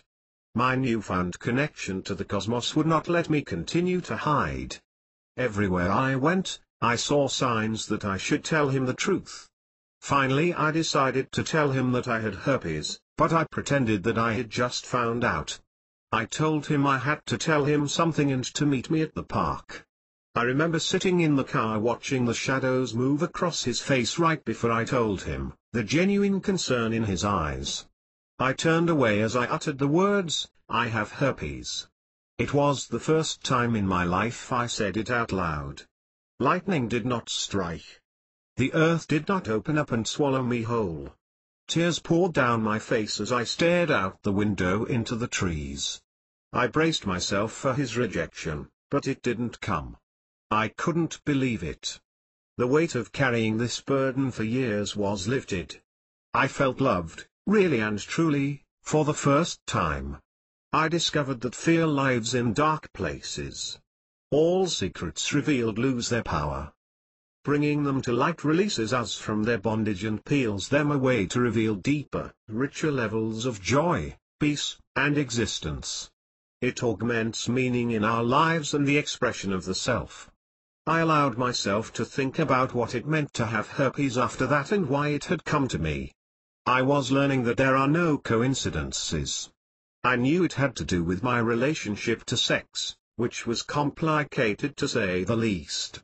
It was related to my dysfunctional childhood and how I felt about being a woman.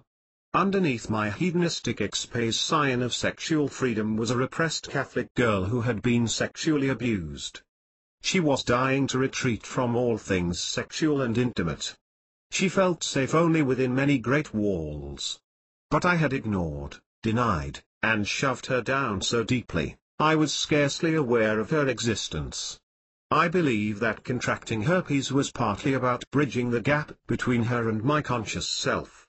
I started to understand the 290 THNKGODI depth of my wounds. I decided it was time to tend to the festering sores of my soul, so they wouldn't have to show up on my body for me to acknowledge them. I spent more time in nature, to take my shoes off and connect to the earth. Feeling the cool, moist grass beneath my feet while walking home from work nourished me. I would feel all the stress melting out of my body through the soles of my feet. I would sit and listen to the waves crash. At the park, I would lie down and stare into the night sky. The stars would wink at me, and the moon would blanket me with her light. The deep appreciation I had for nature was being rekindled. In these quiet moments, I could hear the whispering of my own voice. The force of my spirit was being activated. I let the gentle voice lead me. I started to take better care of myself, stopped smoking weed, and eventually broke up with my boyfriend. He was doing more drugs and less of anything else. This time I didn't want to leave. I felt like I was leaving a piece of myself behind. But I knew he wasn't able to grow with me the way I wanted to and needed to now. At least this time I had a sliver of hope that there was more out there for me. I opened up more actively to inner guidance. I listened to my dreams, went to therapy, developed a rock-solid relationship with my intuition, and attended personal growth seminars. My imagination became my tool instead of something with which to torture myself. I began healing my relationship with my parents. I understood that part of my self-loathing stemmed from that relationship. How can you hate where you come from without hating yourself? I started to dance. It was something that had always interested me. I had taken a class several years earlier but dropped out because I felt so inept. I signed up for a belly dancing class at the park and unveiled a new channel for my passion. Moving my body in this way opened up pockets of blocked energy and taught me how to experience sexuality in a different realm. I was actually pretty good. This nurtured a new source of faith in myself. I decided to go back to school and major in dance. I started writing again, which was another forgotten source of nourishment. The things that happen to us in our lives are reflections of who we think we are. Surprisingly enough, I found my strengths hidden in I have herpes 291. Shadow and weakness masquerading as talents. Healing the weak parts of myself has given me boundless opportunities to grow and expand the reality of who I am and what I am creating in the world. I became aware that the way I felt about myself because I had herpes dirty and defective, echoed feelings I had about being molested, being a woman, and feeling unwanted by my parents. Having herpes allowed me to experience what was deeply suppressed and needing to be healed. These feelings, not any authentic lack within me, had caused the voids in my psyche and in my life. If I never had herpes, I am not sure when or if my journey to recover the self would have ever begun. Actually, herpes has given me many wondrous gifts. Having herpes has also allowed me to understand why people do horrible things, and to be less judgmental of others as well as of myself. It has granted me the opportunity to experience the tremendous power of truth. It will set you free. After I started being honest about having herpes, no one rejected me because of this.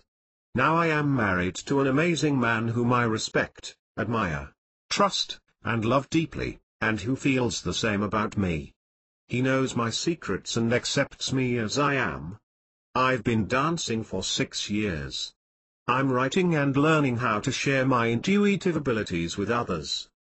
The most magical, delectable, and exhilarating addition to my life is my beautiful, perfect newborn daughter.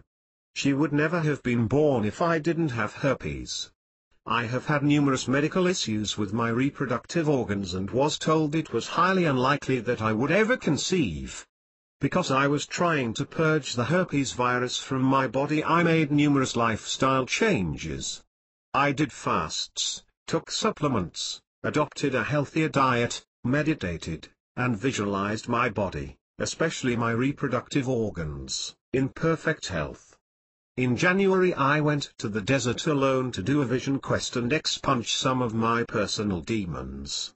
I left many of them there and cleared tons of sexual debris from my inner rooms.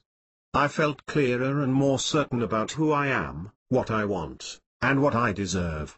My periods became regular for the first time in my life, and within 4 months I was pregnant. I was bestowed the most precious of gifts. The opportunity to create and nurture a new life. 290 to THNKGODI. Yesterday I was sitting on my couch holding our baby next to my husband, who was playing his harmonica. At that moment I felt an all-encompassing wave of peace, gratitude, and understanding. I let the almost palpable flood wash over me and fill my soul. I realized I was inspired and content with my life. It sounds simple, but this experience frequently eludes us, or at least it had eluded me. Nothing about my life for me needs to be altered or eradicated.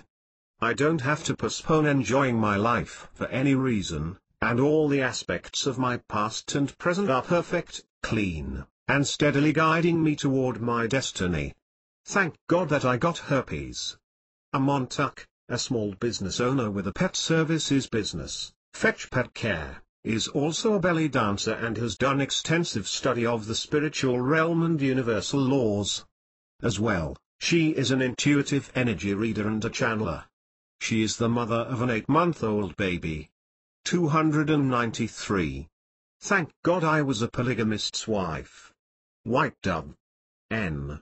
Near the tail end of my 3rd marriage, from which I had 5 children, I poured my heart out to God, pleading to understand. We go to church, I pay my tithing, and we have family home evening. Why is it, if I'm doing everything I'm supposed to, that my marriage sucks and my kids are out of control? I got an immediate response, clear as day, because you're not praying or reading enough. That answer pissed me off, so I went to sleep. The next morning, I woke up with the same feelings, the same thoughts, and my same life. I looked up and said, "Okay, what do you want me to do?" I read scriptures and studied and really prayed. Not just prayed as I used to, but prayed truly wanting answers, guidance, and help. I became obsessed with right and wrong. If the very church that I was raised in had changed policies and veered from the truth, I wanted to live the true principles, to do what I knew my Heavenly Father wanted. There was a last days group gathering in a small town in Utah whose members experienced the same questions that I had. It was as 294 THNKGODI. If we had all tapped into the same radio station. My oldest daughter was married. My son was on a church mission, my second daughter had moved out, and my 15-year-old had run away with her boyfriend. I took my 11-year-old son and moved to Utah. Divorcing my husband, I joined an apostate group that basically wanted to live the original laws established by the first church. Immediately, my son's father took our son and left me to fight him in court. No one had taken a plural wife as yet. But slowly, as the temple garments were being prepared and more people were moving in from everywhere, the marriages began. I became the second wife to a family with 10 kids. My new husband, whom I will call Joseph, positioned himself up in the new council. He was a performer. He'd get up in front of others and keep them entertained with his incredible knowledge. He kept himself available to put out fires. Because he knew the doctrine, because he knew his scriptures, everyone seemed to be attracted to his strength of knowledge. I know I was. My new sister wife had broken her leg some years earlier and ever since then would yell to get someone's attention. She was always involved, and in the middle of everything. She'd butt into conversations. She could sit around all day and yak and have everyone do everything for her and never move. Except to go to the bathroom. The oldest teenagers were basically the parents. The parents were mainly unavailable. No one ever talked or listened to the kids. The kids were flinging themselves off the walls. If any one of them wanted to go anywhere, it was a big deal. They couldn't just go. It was an emotional/mental beating. Go ask your mother. Go ask your dad, and he'd tell them to go ask their mother again. She'd say, well, if you can get someone to take over your chores, then maybe. Come back and ask me again later. The kids were always on hold. It was insane trying to talk to parents who were constantly behind the bedroom or office doors, to parents engaged and absorbed with the group, always talking about the laws to live, but totally oblivious to living them. Having a second wife was part of living those higher laws. I quickly learned the rules of the house. I became invisible. I stopped talking. Every time I would start to say something, my throat would close off. I would literally lean my head back to let the words come out. I was a polygamist's wife 295. Of my mouth. I learned to keep my mouth shut because I was constantly being shot down and invalidated. The second wives in the group were like zombies. We all just went through the motions. We were put upon by the first wives. I wasn't allowed to be alone with Joseph unless my sister wife let me. Jealousy frequently raged throughout the house. Joseph was a spineless coward. He would quote scriptures and rant on about eternal damnation to lead his family to exaltation. It was my sister wife who wore the pants. Clearly she was the boss. We 3 slept in the same room for the first week or so. I felt so traumatized and abused. I moved my things to a room upstairs with the children. I knew my sister wife was ecstatic to be rid of me. although she couldn't stand the thought that now she had lost sight of me. That caused even more contention. One day, feeling so broken, I went to the older kids, and I cried. How do you survive your parents? I can't do this. Two of the teenagers rolled up their sleeves above their wrists and showed me scars. At the time I had never heard of cutting. I thought they had tried to kill themselves. We all cried and hugged each other. The oldest boy then told me that he had straight out asked his mother, "Why do you hate her?" She answered, "I don't hate her." He said she went on and the things she was saying convinced him that she really does hate you.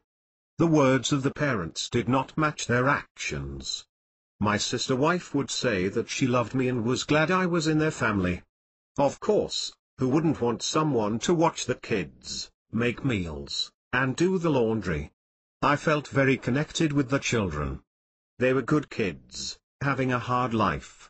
We all bonded because we all were abused and neglected by the parents.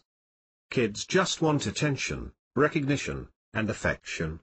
They were so loving and lovable. Many times, when I was trying to just understand, I would get a comforting thought, be with the children. Love the children. I could see in my mind the picture of Christ with the little ones around his knee. We were kicked out of the house because the rent had not been paid for 3 months, so we moved to someone's backyard and lived in tents. It was outrageous. It was pathetic. We were known as Tent City by the group and were an even bigger joke to the whole town. The parents could be found many nights at the local bed and breakfast. 296 DHNKGODI. Spending the night caretaking when the owners were out of town. So again it was me and the kids, left at Tent City. Journal entry, well, it's Saturday night. I am sobbing myself to sleep. I do not understand, and I'm pleading to God to help me to get on track. Because my pain is so deep, I told God, never mind about me wanting to be at the next level. I'm failing miserably at this one. I'm tired of being alone all of my life. So, forget it. I just want to be like everybody else. Then I'd start a business some more and hurry and say, forgive me, God. Help me to understand. The Holy Spirit manifested to me that I needed to start reading again, and that would keep me on the right path. I felt my whole body shift. It was an actual physical, emotional, and mental happening. I missed my own children so much. I missed all that I used to have. I missed being me. Journal entry, my children, I want you all to know I love you all very much. I wanted every one of you, even before you were conceived. I loved having my babies. You were all great children.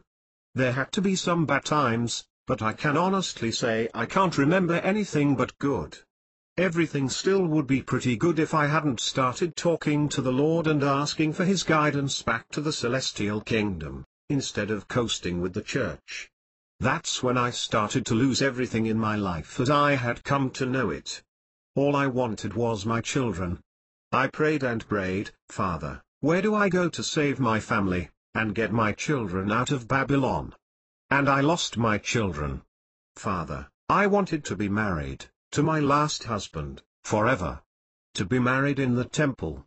I lost my husband, the temple, the church, my children, my home, my things, my car, my cat, my reputation, my self-worth and esteem, my family, my mother, my sons, and I ask. I was a polygamist's wife 297.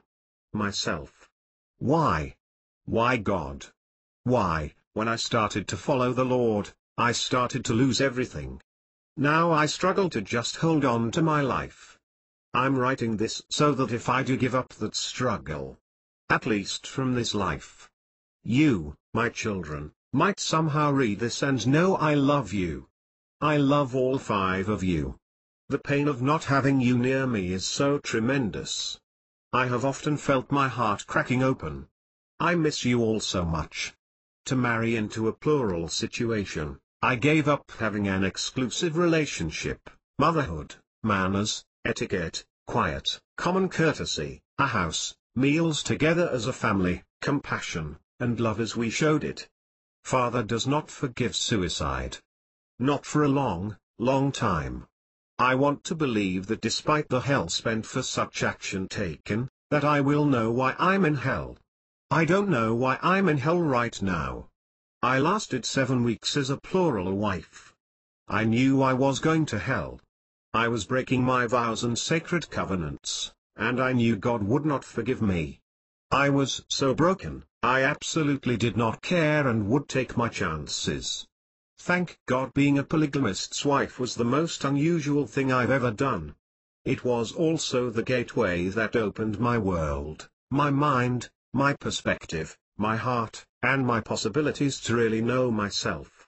To understand I was no different and no better than the family I entered into in a plural marriage. It was mirroring my own family that I had given up on. I was angry that the parents would abuse and neglect all of us. My children spent a whole childhood being neglected. My ex-husband and my kids stopped talking, just as I did in my plural marriage. I had treated my ex-husband like one of the kids. What better opportunity could I, as an adult, have to learn how a child feels when being treated with no regard, than to be a second wife? I am grateful for this experience. I am so thankful for the insight and love I now have for people. This experience allowed me to apologize to my ex-husband, reconnect with my children and my family, and connect with my parents, who have passed on from this life. I have been married over 12 years now to a man of peace. He allowed me space to heal and mend. He didn't push his agenda on me. He gave me a soft 298 THNKGODI place to land. He has taught me so much about being kind and finding peace within. God is not the God I grew up fearing. Life is a journey. It's a series of choices, intentions, and living life on purpose. I give thanks and wish well-being to the family that taught me so much. I pray that they too are in a better space of knowing and learning their lessons. White Dove is the mother of 5, grandmother of 12, and counting, and the wife in a marriage that's still happily working. She is a graduate of Southwest Institute of Healing Arts, in Arizona, and is a certified life coach, Reiki master, and hypnotherapist, specializing in teaching others to live their lives on purpose. She currently conducts wellness weekends and health classes in beautiful St. George, Utah. I lost my dream job and found my dream. Steve Bamman. Next time you utter the phrase, "a funny thing happened," consider this. Maybe that funny thing is just an example of the universe's sense of humor, where you think you're headed down one path and you're really headed down another. Like the time I thought I was a college professor, but a funny thing happened. And I ended up becoming a comedian instead. The story began when I found my dream job. Actually, found is not the right word. From the moment I heard there was something called the Weekend College where I could teach auto workers as part of Detroit's Wayne State University, I stalked this job. I knew this job was mine, and every week I called the department head to ask if I'd been hired. I must have been such a nutnik that the guy hired me just so I'd stop pestering him. The day I found I'd been hired, I literally cried with gratitude. The job was even better than I imagined it would be. I had a knack for making the classes I taught, like labor history and ethnic study, interesting as well as educational. Sometimes the men would. 299. Thank God. 300 THNKGODI. Bring their wives to class, because apparently it was the best edutainment around. More than one student told me I was the first professor they'd ever had who actually spoke to them like a person. They leveled with me on the first day.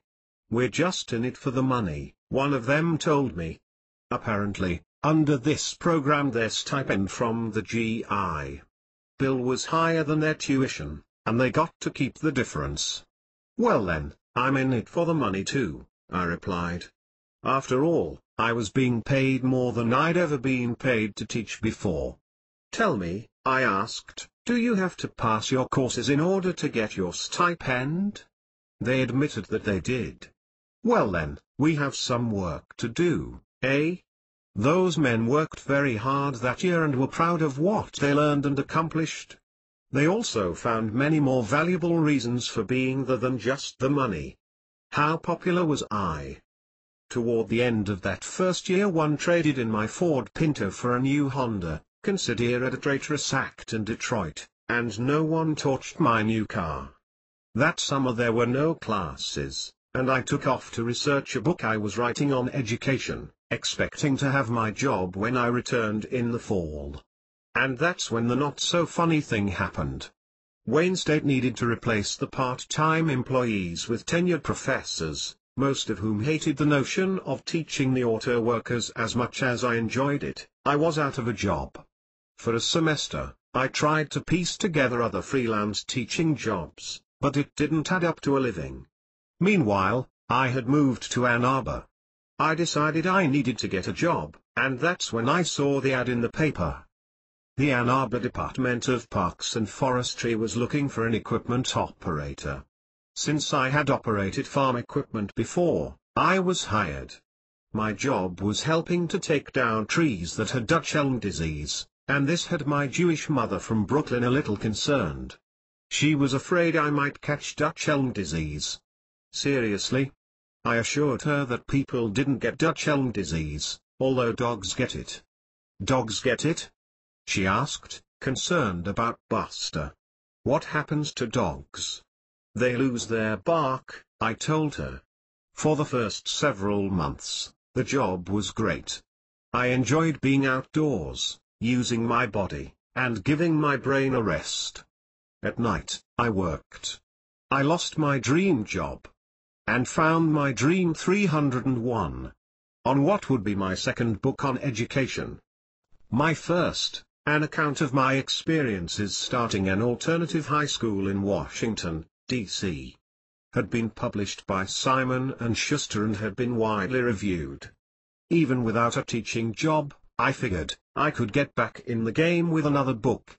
As summer gave way to fall and then winter, I started getting depressed. It's one thing working outdoors in the summertime. But in September, the college kids who'd been working part-time returned to school. Then there was me, college professor and published author, and here I was getting up each cold, dark morning, putting on a jumpsuit, and spending the day chipping brush. At least I had a job, but not one my mother was likely to brag about. I did have one ace in the hole, and that was the book I was writing. It would be a way to get my untracked career back on track. But the book didn't seem to be working either. Simon & Schuster passed on it, and my agent was having trouble selling it elsewhere. Nonetheless, I persisted, writing every night.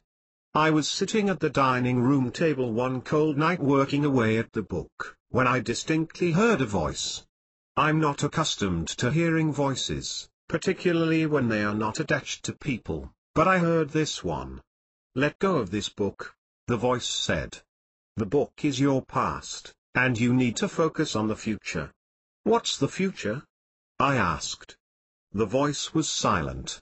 I was at work a couple of weeks later, a bone-chillingly cold February day, and they put me with a new guy, Larry, who turned out to be a brilliant psychologist disguised as a truck driver. As we rode and worked together, Larry came up with an idea. "You're a writer," he said. "Let's start a little newspaper." And so, for the sheer fun of it, and to alleviate the boredom, I said, "Sure." It was a decision that would change my life. Larry and I ended up producing an anonymous humorous bi-weekly publication for the 25 or so people we worked with. We called it State's Wire Service, and our masthead slogan was "All the news before it happens, guaranteed to be fire-shious if not true." The premiere issue, typed and reprinted at the campus copying shop, was surreptitiously dropped off by a girlfriend and left on the lunch table before everyone cruised in for lunch. I walked in, ignored the papers sitting there, and walked to the men's room. All of 300 A sudden I heard a whoop. And then another. The guys had discovered the paper, and it was all about them. For the next 2 years, we continued to tell the truth through humor. We created what could best be described as an ongoing, interactive situation comedy. We would write something in the paper, and our fellow workers would respond to it. We started a rumor in the paper that one young and ambitious groundsman was campaigning for foreman. We even wrote a speech for him in the paper. One morning, I came to work and there he was, standing on one of the lunch tables, dramatically delivering the speech we had written for him. Other times, guys, I say this because it was an all-male workplace, would try to do things that would get them in the paper or at least mentioned briefly in our gossip column, which we called, because of the general sci-fi, outer spacey tone of the paper, News from Uranus. During this time, our nemesis was Foreman Don. A former Marine, Don was tough. He was a man of few words, and as soon as the paper appeared, he became a man of even fewer words. One day, he was out on the work site and remarked, "Every time I say anything, it gets in that damn paper." Naturally, in the next issue we reprinted that very quote. A few years ago, I had a reunion with my friend Larry, who had stayed on to become Union local president. You know, he told me, over the years, Foreman Don and I became friends, and you know what he said? He said, "I loved that paper. Boy, do I miss that paper." As per the ritual we developed, foremen were not allowed to be seen buying the paper and had to give their quarter to a worker to buy it for them. Each time an issue came out, a different worker sold it, so the entire shop felt they had ownership of it. At a place steeped in habitual unconscious behavior, all of a sudden there was a spark of creativity. 2 of the workers, both highly intelligent but illiterate, returned to school to learn how to read. Those who worked in other city departments would get hold of the paper, and wished they, too, could have a crazy newspaper about them. Within months, I'd forgotten about that serious book I'd been writing, and it forgot about me. I discovered 2 important things. The first thing was, for the first time I recognized the power humor has to generate. I lost my dream job, and found my dream 303. Sanity, balance, and creativity. The second thing I realized was, I was really good at it. One day, while generating material for the paper, a funny name flew into my head. Swami Dananda. A year later, after I'd retired, that's when you leave a job if you get really tired of it, from the forestry department. A friend and I decided to start a publication to reach Ann Arbor's newly forming holistic community. We knew that people took their health, growth, and spirituality way too seriously, so we decided the paper needed humor. We gave Swami Dananda the inside back page feature, and the Swami's been running the show ever since.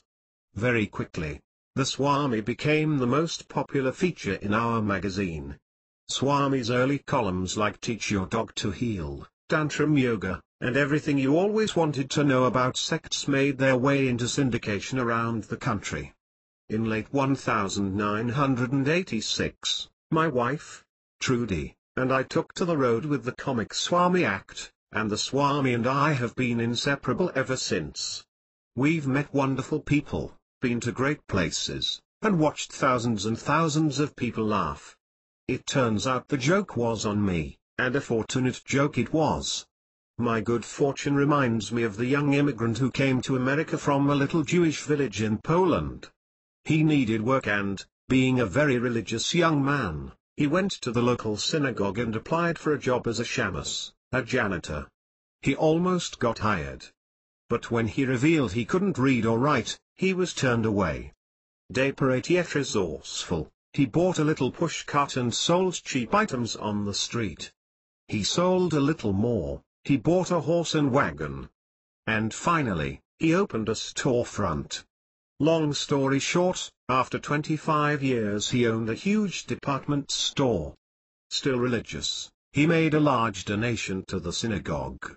There was a big ceremony, and the successful businessman handed the rabbi a check, which was signed with an X. The rabbi was surprised. "You can't read?" "If I could read," the man said, "I'd be a shamus. How fortunate I was to have a job I loved, and then lose it only to find a truer calling. Thank God the universe had a bigger plan for me than I had for myself.